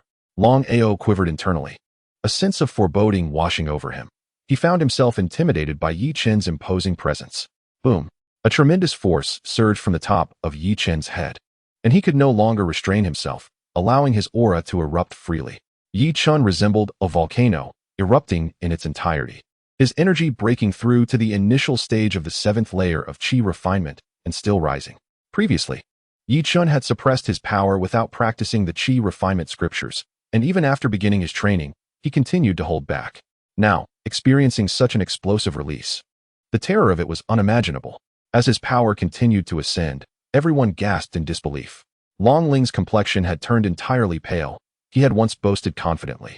Yet now Ye Chen's level was about to surpass Long Ao's. Could it be that he would directly break through to the 8th layer of qi refinement? Sun Jun's eyes sparkled with curiosity. Why have you fallen silent? Where is your prowess? Weren't you just declaring the demise of the Yi family? Why are you quiet now? Ye Chen's voice echoed across the arena, tinged with mockery. Long Ao's face was the epitome of discomfort. He had always been a prodigy, even among the outer disciples of Yunhai sect, where only a few could rival him. Yet now, he was daunted into silence by Ye Chen's overwhelming aura. I am the son of the city lord, an exceptional disciple of the Yunhai sect's outer circle. How could I be intimidated by someone from a mere small family? Long Ao roared internally, his eyes flashing with a frenzied determination. Long Ao bellowed, his entire being infused with whirling spiritual power. Return Ao, Long Yin bellowed, a foreboding sense washing over him. Let me see what you can do to make the Yi family vanish. Ye Chen's aura surged as he stepped forward, charging towards Long Ao. I will kill you. Long Ao roared, utterly bereft of reason, consumed by his desire to slay Ye Chen and assert his dominance. He summoned his flying sword, striking at Ye Chen with a force that could sweep away armies, more formidable than before. Long Ao was fighting with desperation, a testament to the immense pressure Ye Chen had placed upon him. Simultaneously, Ye Chen unleashed 3 flying swords, each imbued with monumental power, eclipsing even Long Ao's might. The spectators held their breath, and a fierce killing intent flickered in Long Yan's eyes. Should Long Ao face mortal danger, he would undoubtedly intervene to eliminate Ye Chen. Bang! The two energies collided, the arena trembling beneath their might. Blood erupted from Long Ao, who was sent hurtling backward, while Ye Chen remained steadfast, his aura unwavering. Thud! Long Ao crashed onto the arena floor, spewing forth blood, his complexion pale, eyes burning with rage as he glared at Ye Chen.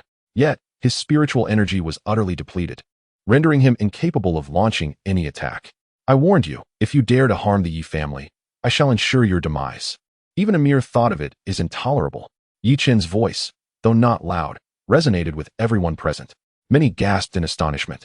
This statement underscored the Yi family's significance in Ye Chen's heart. This was his forbidden zone. Whoever dared to tread upon it would face death. Can you truly kill me? Long Ao scoffed, for this was the Lord's mansion. How could Long Yin permit him to be slain by Ye Chen? Do you still not believe? Today, I will end your life, and none shall impede me. Ye Chen's voice was as cold as ice, causing Long Ao to tremble involuntarily as he cast a desperate glance at Long Yin. Father! Long Ao cried out, sensing the threat to his life. If Long Yin did not act soon, he genuinely feared Ye Chen would fulfill his promise. Ye Chen, enough! Long Yin shouted, his tone laced with frost. You said nothing when Long Ao sought to kill me. Why do you now intervene? Ye Chen fixed his gaze upon Long Yin, showing no deference to the Lord. Long Ao has already been defeated. Should you choose to act further, do not blame me for my lack of mercy. Long Yin, disregarding all else, knew Long Ao was in peril. I merely wish to witness how Long Ao intends to eradicate my Yi family. Who will perish first, him or us? Ye Chen stated coldly.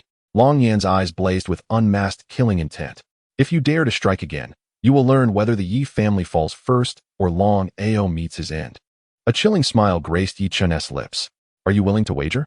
Long Yan's lips twitched.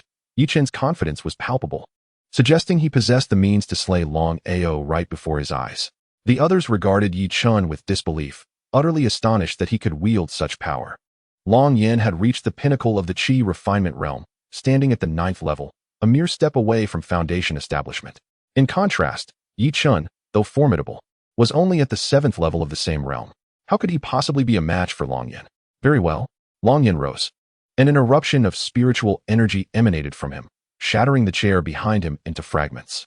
Chapter 83. Long Yan. The murderous intent in Long Yan's eyes erupted unabashedly as the oppressive aura of the 9th level bore down upon Ye Chen with an overwhelming terror.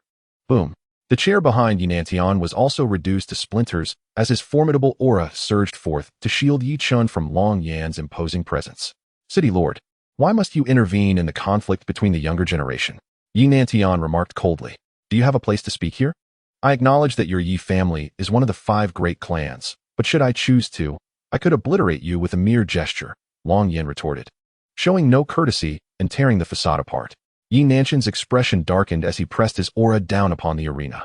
Was the city lord truly prepared to sever all ties? How could you possibly stand in my way? Get lost. Long Yan bellowed, unleashing a powerful surge that Ye Nantian, at the 8th level, could not withstand against Long Yan's 9th level might. Ye Nantian staggered back, his eyes filled with fury. Grandfather, please do not engage. Ye Chen's voice rang out, his gaze icy as he focused on Long Yan. What a city lord, so shameless indeed. I have truly seen it all. Long Yan's expression turned cold. Since you choose to oppose my city lord's mansion today, let the entire Ye family accompany you to your doom. Is that so? I shall make you experience the pain of losing a child first. Ye Chen's eyes flashed with murderous intent as he charged towards Long Ao. You dare? Long Yan shouted. What is there to fear? Ye Chen pressed on, unleashing 3 flying swords towards Long Ao. Father Long Ao, devoid of any fighting spirit, could not withstand Ye Chen's assault. I will kill you. Long Yan was consumed by rage, channeling a flying sword towards Ye Chen. The power of Long Yan's strike far surpassed Ye Chen's, and Ye Chen felt an overwhelming force akin to a tidal wave crashing upon him. Yet undeterred, he redirected his 3 swords towards Long Yan's weapon, while simultaneously unleashing a massive soaring serpent towards Long Ao. Boom. Ye Chen's 3 swords were repelled by Long Yan's attack, sending him staggering back several paces, blood surging in his chest, leaving him feeling profoundly unwell. Puff.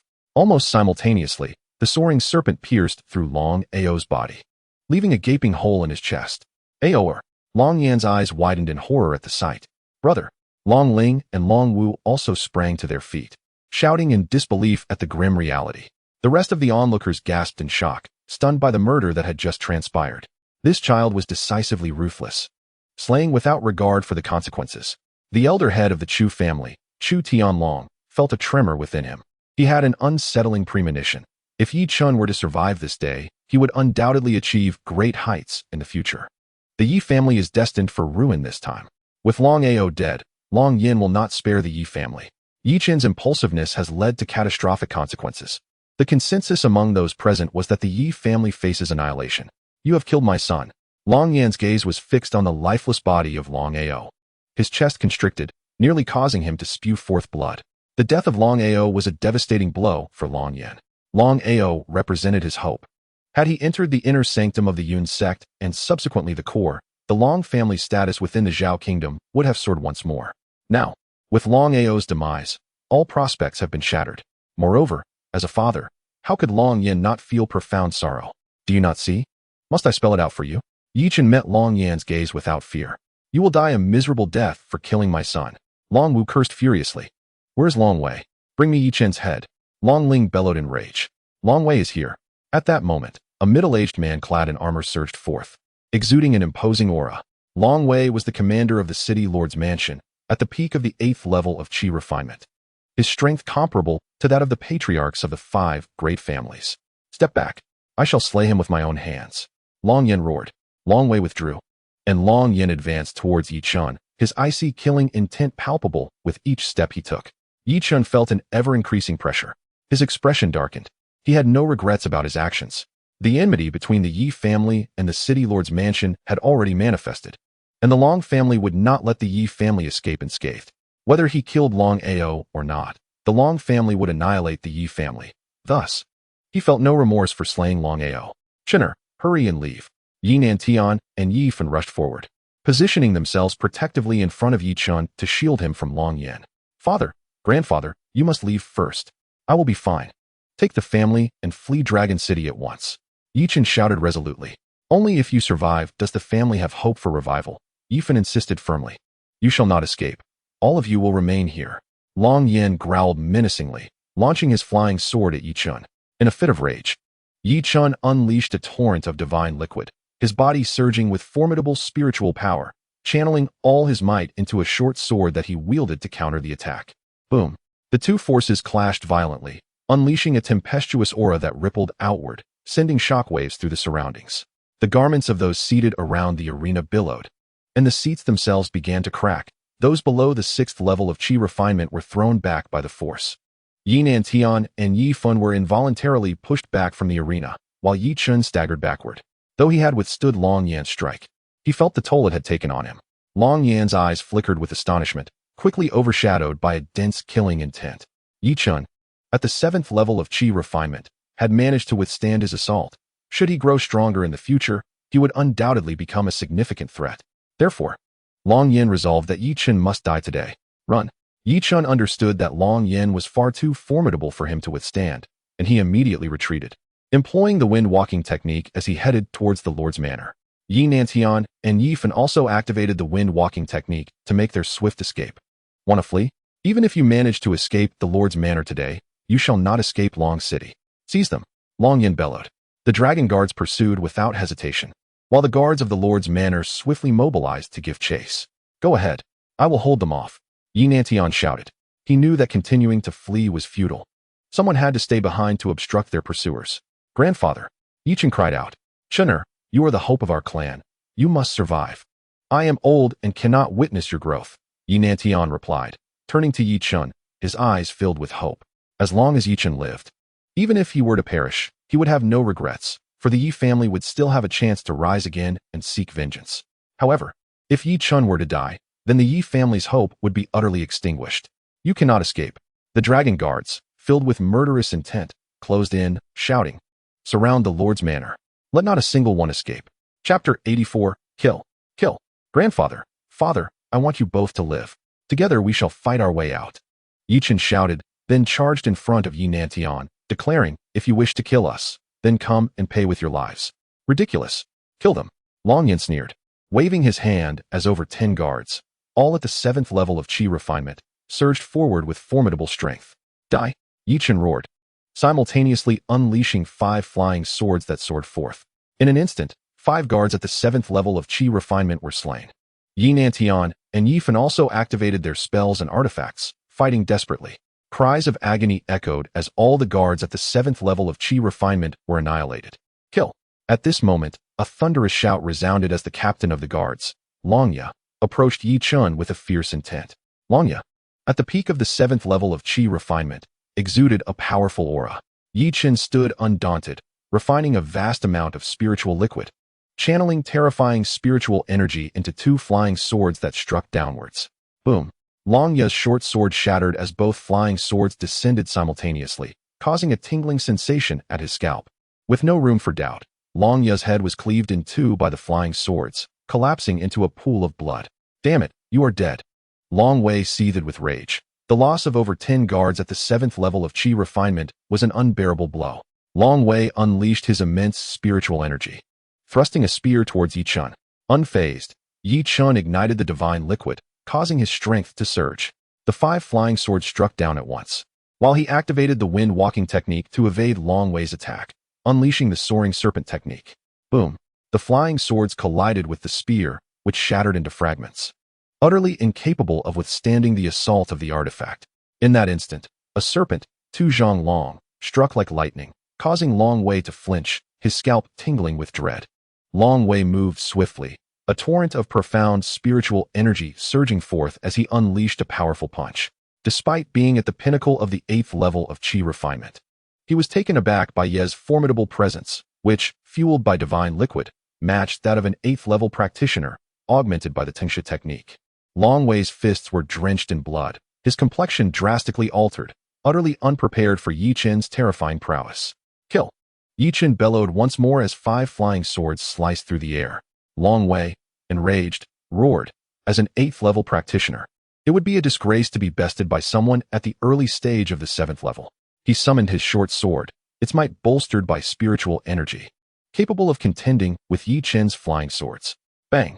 The 5 flying swords descended simultaneously, shattering Long Wei's short sword in an instant, devoid of any suspense. Blood gushed as 5 wounds appeared across Long Ye's chest, deeply injuring his heart. A serpentine figure surged forth, darting into Long Ye's body and piercing through him. His gaze vacant, Long Ye fixated on Ye Chen before collapsing lifelessly to the ground. "Let us go," Ye Chen commanded, pulling Ye Nan as they swiftly dashed towards the city lordess mansion. The guards pursued relentlessly, but Ye Chen, Ye Nan, and Ye Fan carved a path of destruction, launching flying swords and unleashing serpentine attacks, causing the guards to fall one after another. "Who dares approach shall be killed without mercy," Ye Chen shouted, cleaving through 5 guards with his flying swords, instilling terror in the hearts of many. The guards, pale with fear, understood that the trio's strength was far beyond their capabilities. Yet they dared not let them escape, knowing that under Long Yen's wrath, their lives would be forfeit. "Stand aside," Ye Chen struck out decisively, sending 2 guards flying and creating an opening toward the exit. A group of worthless fools. Long Yen emerged, crushing the skulls of the 2 guards standing in his way. The remaining guards felt a chill run through them, their faces ashen with fear. "None of you will escape today." Long Yen transformed into a blur, pursuing them with relentless determination. "You've repeated that phrase ad nauseum. How tiresome." Ye Chen scoffed, invoking the windwalking technique to flee with all his might. "Everyone in the city lord's mansion, heed my command. Encircle the Yi family, leave none alive." Long Yen thundered. "Yes." Long Lao's eyes gleamed with murderous intent as he led his men toward the Yi family. "Those who threaten my Yi family shall be met with death." Ye Chen's voice was cold, causing Long Lao to tremble slightly, yet he disregarded Ye Chen as he pressed on toward the Yi family. Under Long Yan's violent pursuit, Long Lao doubted Ye Chen could survive. "Grandfather, father, return to the Yi family. I will handle this scoundrel," Ye Chen declared. "No, you are no match for him," Ye Nan protested. "If we do not return soon, the Yi family will be awash in blood. Trust me, I will certainly return alive," Ye Chen declared with unwavering conviction. Ye Nan Tian and Ye Fan exchanged glances. Just moments ago, Ye Chen had effortlessly slain the dragon guard, and with his abilities, it was entirely plausible that he could indeed avert the impending crisis. "Chener, be cautious. If you can escape, do not concern yourself with us. Return only when you have grown stronger," Ye Nan Tian implored, his voice resonating with urgency. With that, he and Ye Fan parted ways with Ye Chen, making their way towards the Yi family estate. "Long Yen, should I survive today, I vow to annihilate the city lord's manor in the future," Ye Chen proclaimed defiantly, drawing Long Yan's attention, which allowed Ye Nan Tian and Ye Fan to make their escape. Long Yen paid no heed to Ye Nan Tian and Ye Fan. In his eyes, Ye Chen was the true menace, posing no threat to him. "Today, you shall undoubtedly meet your demise." Long Yan's murderous intent surged as he launched a flying sword towards Ye Chen. Ye Chen summoned his strength, channeling it into his own sword, and the 2 blades collided. However, Long Yan's power was overwhelmingly formidable. Even with Ye Chen having refined divine liquid, he could not ascend to that level instantaneously. As Ye Chen staggered backward, Long Yen pursued relentlessly, bellowing, "Wind blade technique." Ye Chen furrowed his brow. The wind blade technique was exceptionally potent, and Long Yan's execution would undoubtedly surpass that of Long Ao. Swish, swish, swish. The air resonated with the sound of slicing through the void, causing Ye Chen's heart to race as a sense of mortal peril enveloped him. Having refined a substantial amount of divine liquid, he felt his aura peak. With a mighty roar, he unleashed a punch that sent shockwaves through the very fabric of space. Countless wind blades shattered, yet their sheer numbers made it impossible to obliterate them all. With a series of sickening thuds, blood welled from multiple gashes on Ye Chen's body, exposing glimpses of his white bones. The ferocity of the wind blades was overwhelming, and even his resilient physique struggled to withstand their onslaught. Gritting his teeth, Ye Chen unleashed 9 serpentine phantoms, propelling himself into a frenzied escape. Long Yan's cold voice echoed as he commanded another barrage of wind blades, extinguishing the phantoms with chilling precision. "You have nowhere to flee." Chapter 85, Begone. Long Yan was exceedingly powerful. Ye Chen realized he must devise a means to vanquish him. Otherwise, even if he managed to escape, his entire family would be ensnared in the fallout. Yet, the terrifying strength of Long Yan rendered him nearly insurmountable. With his current combat prowess, he could not hope to slay him. Only immense strength could genuinely safeguard his family. Ye Chen's yearning for formidable power intensified. Though he had attained the 7th level of the Qi refinement realm, an impressive feat for someone of his age, in the eyes of stronger adversaries, it was utterly inconsequential. Swish, swish, swish. Behind Ye Chen, the ominous sound of slicing air reverberated as the space trembled, and terrifying wind blades surged toward him. Such a formidable assault was beyond his capacity to withstand. In a moment of inspiration, he retrieved his Qianquan bag, positioning it defensively behind him. Bang! Bang! The wind blade struck the Qianquan bag, which remained unscathed, causing the blades to shatter upon impact. Long Yan furrowed his brow. You actually possess a universe bag. Attack! In response, 5 flying swords surged forth. Do you think this will allow you to evade my onslaught? Long Yan's voice thundered as he unleashed his formidable spiritual power, the swords slicing downward with terrifying force. Ye Chen's 5 flying swords were sent spiraling away, while Long Yan's blade struck the back of Ye Chen, though it was partially obstructed by the universe bag. Nonetheless, the immense force propelled Ye Chen backward, causing him to cough up blood from the excruciating pain. Ye Chen's complexion paled as he felt his bodily functions rapidly deteriorating. This is bad. A chill ran through Ye Chen's heart. Long Yan pursued him, an aura of lethal intent enveloping Ye Chen. Die! Long Yan's flying sword descended, a streak of white sword energy slicing through the air, radiating a chilling bloodlust. Ye Chen trembled at the sight of this strike. Even if it did not claim his life, it would surely inflict grievous injuries. Roaring defiantly, Ye Chen refused to let such a fate befall him, knowing that if it did, he would undoubtedly perish today. He positioned the universe bag before him, channeling vast amounts of divine liquid to condense upon his fists, retaliating fiercely. Break for me! Ye Chen bellowed. With a resounding crash, the sword light clashed with his fists, propelling Ye Chen's entire body backward, crashing into a building and causing it to collapse. Spitting out another mouthful of blood, Ye Chen's arms trembled from the shattering of bones, rendering him utterly powerless. Your time has come. Long Yan's killing intent was palpable as he swung his sword once more. Ye Chen's pupils constricted, a fierce glint igniting in his eyes as he roared, "Kill!" Channeling every ounce of strength within him, he merged the 5 flying swords and launched them forward. Bang! The 5 swords shattered, and Ye Chen expelled blood, his consciousness fading. At that moment, a booming voice echoed, seemingly emanating from within him. But Ye Chen had already succumbed to unconsciousness. In the instant that voice resonated, a terrifying force obliterated Long Yan's flying sword, sending him hurtling backward. Coughing up blood, Long Yan stared in astonishment at Ye Chen. The preceding events had unfolded too swiftly. He had only heard a single command before being sent flying. Long Yan's expression darkened. If a single word could send him reeling, then the one who uttered it must possess unfathomable power, at least a cultivator at the Foundation establishment stage or higher. Who could that be? Long Yan, unwilling to accept this, shouted into the void. No one responded. Fixating on Ye Chen, his eyes burned with murderous intent. Yet he dared not make another move. The shout that had aided Ye Chen could have cost him his life. Should he strike again, he would undoubtedly invoke the wrath of a formidable opponent, potentially leading to his own demise. I will avenge this grudge. Long Yan seethed internally, the vendetta against Ye Chen's kin igniting an unquenchable fury within him. Rising begrudgingly, he departed. Meanwhile, Ye Chen lay unconscious upon the ground. Within his dantian, the Taiji Diagram shimmered with a radiant glow as copious amounts of divine liquid coursed through Ye Chen's entire being. This child is remarkable. A voice resonated from the Taiji Diagram, followed by a sigh. Alas, his strength is too feeble. The voice then fell silent, while a faint luminescence enveloped Ye Chen, gradually healing his injuries. Subsequently, a figure materialized beside Ye Chen, gazing in astonishment at the light emanating from him. What transpired just now? From whence did that mighty roar originate?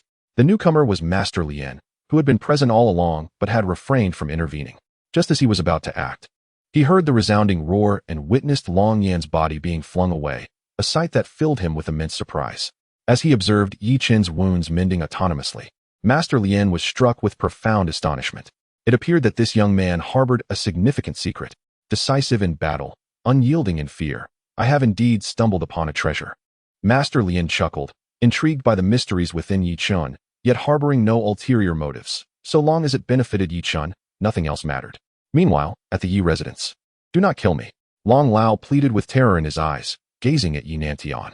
The ground was strewn with the bodies of the city lord's guards, leaving Long Lao as the sole survivor of the expedition intended to extinguish the Yi family. Spare you?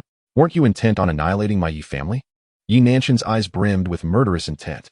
If you kill me, the city lord will not let you go, Long Lao retorted coldly. Even if I spare you, Long Yin will not relent, so your fate is sealed regardless. The death of one more person merely adds to the burden. Yi Nantian remained unperturbed. Long Yin was utterly despondent.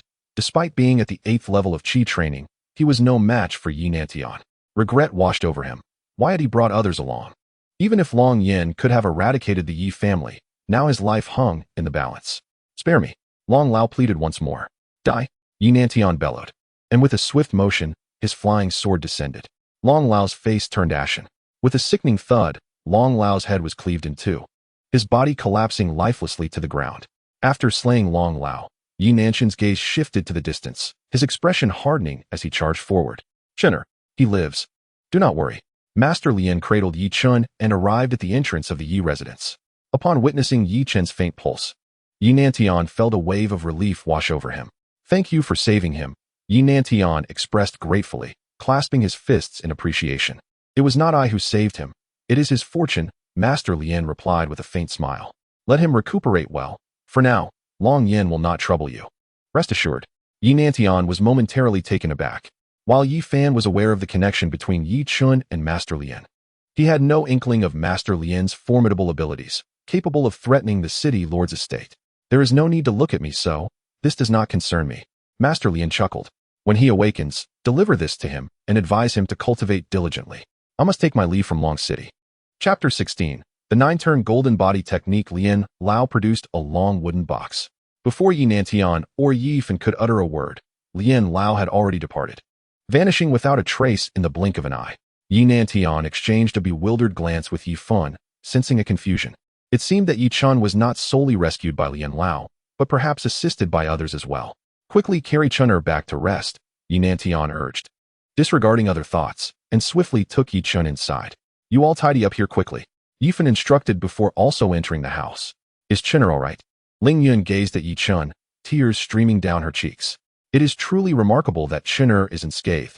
His injuries seem to have healed by themselves, Ye Chen remarked, astonished after observing Yi Chen's condition. Self-healing?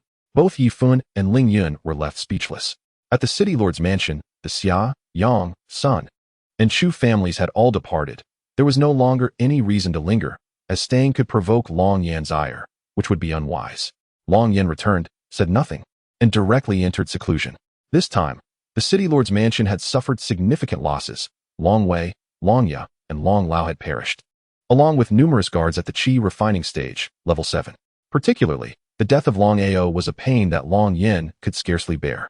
Is Ye Chen dead? Has the Yi family been annihilated? Long Wu sensed something amiss as she saw Long Yin retreating into seclusion. The Yi family must have perished. Who in the entire Long City could withstand my father's wrath? Long Ling spoke coldly. The conflict between the Yi family and the city lord's mansion quickly spread throughout Long City, becoming common knowledge among all. Ye Chen's slaying of Long Ao had incited Long Yan's pursuit. Yet, at this moment, the Yi family remained intact, which puzzled many. What on earth had transpired?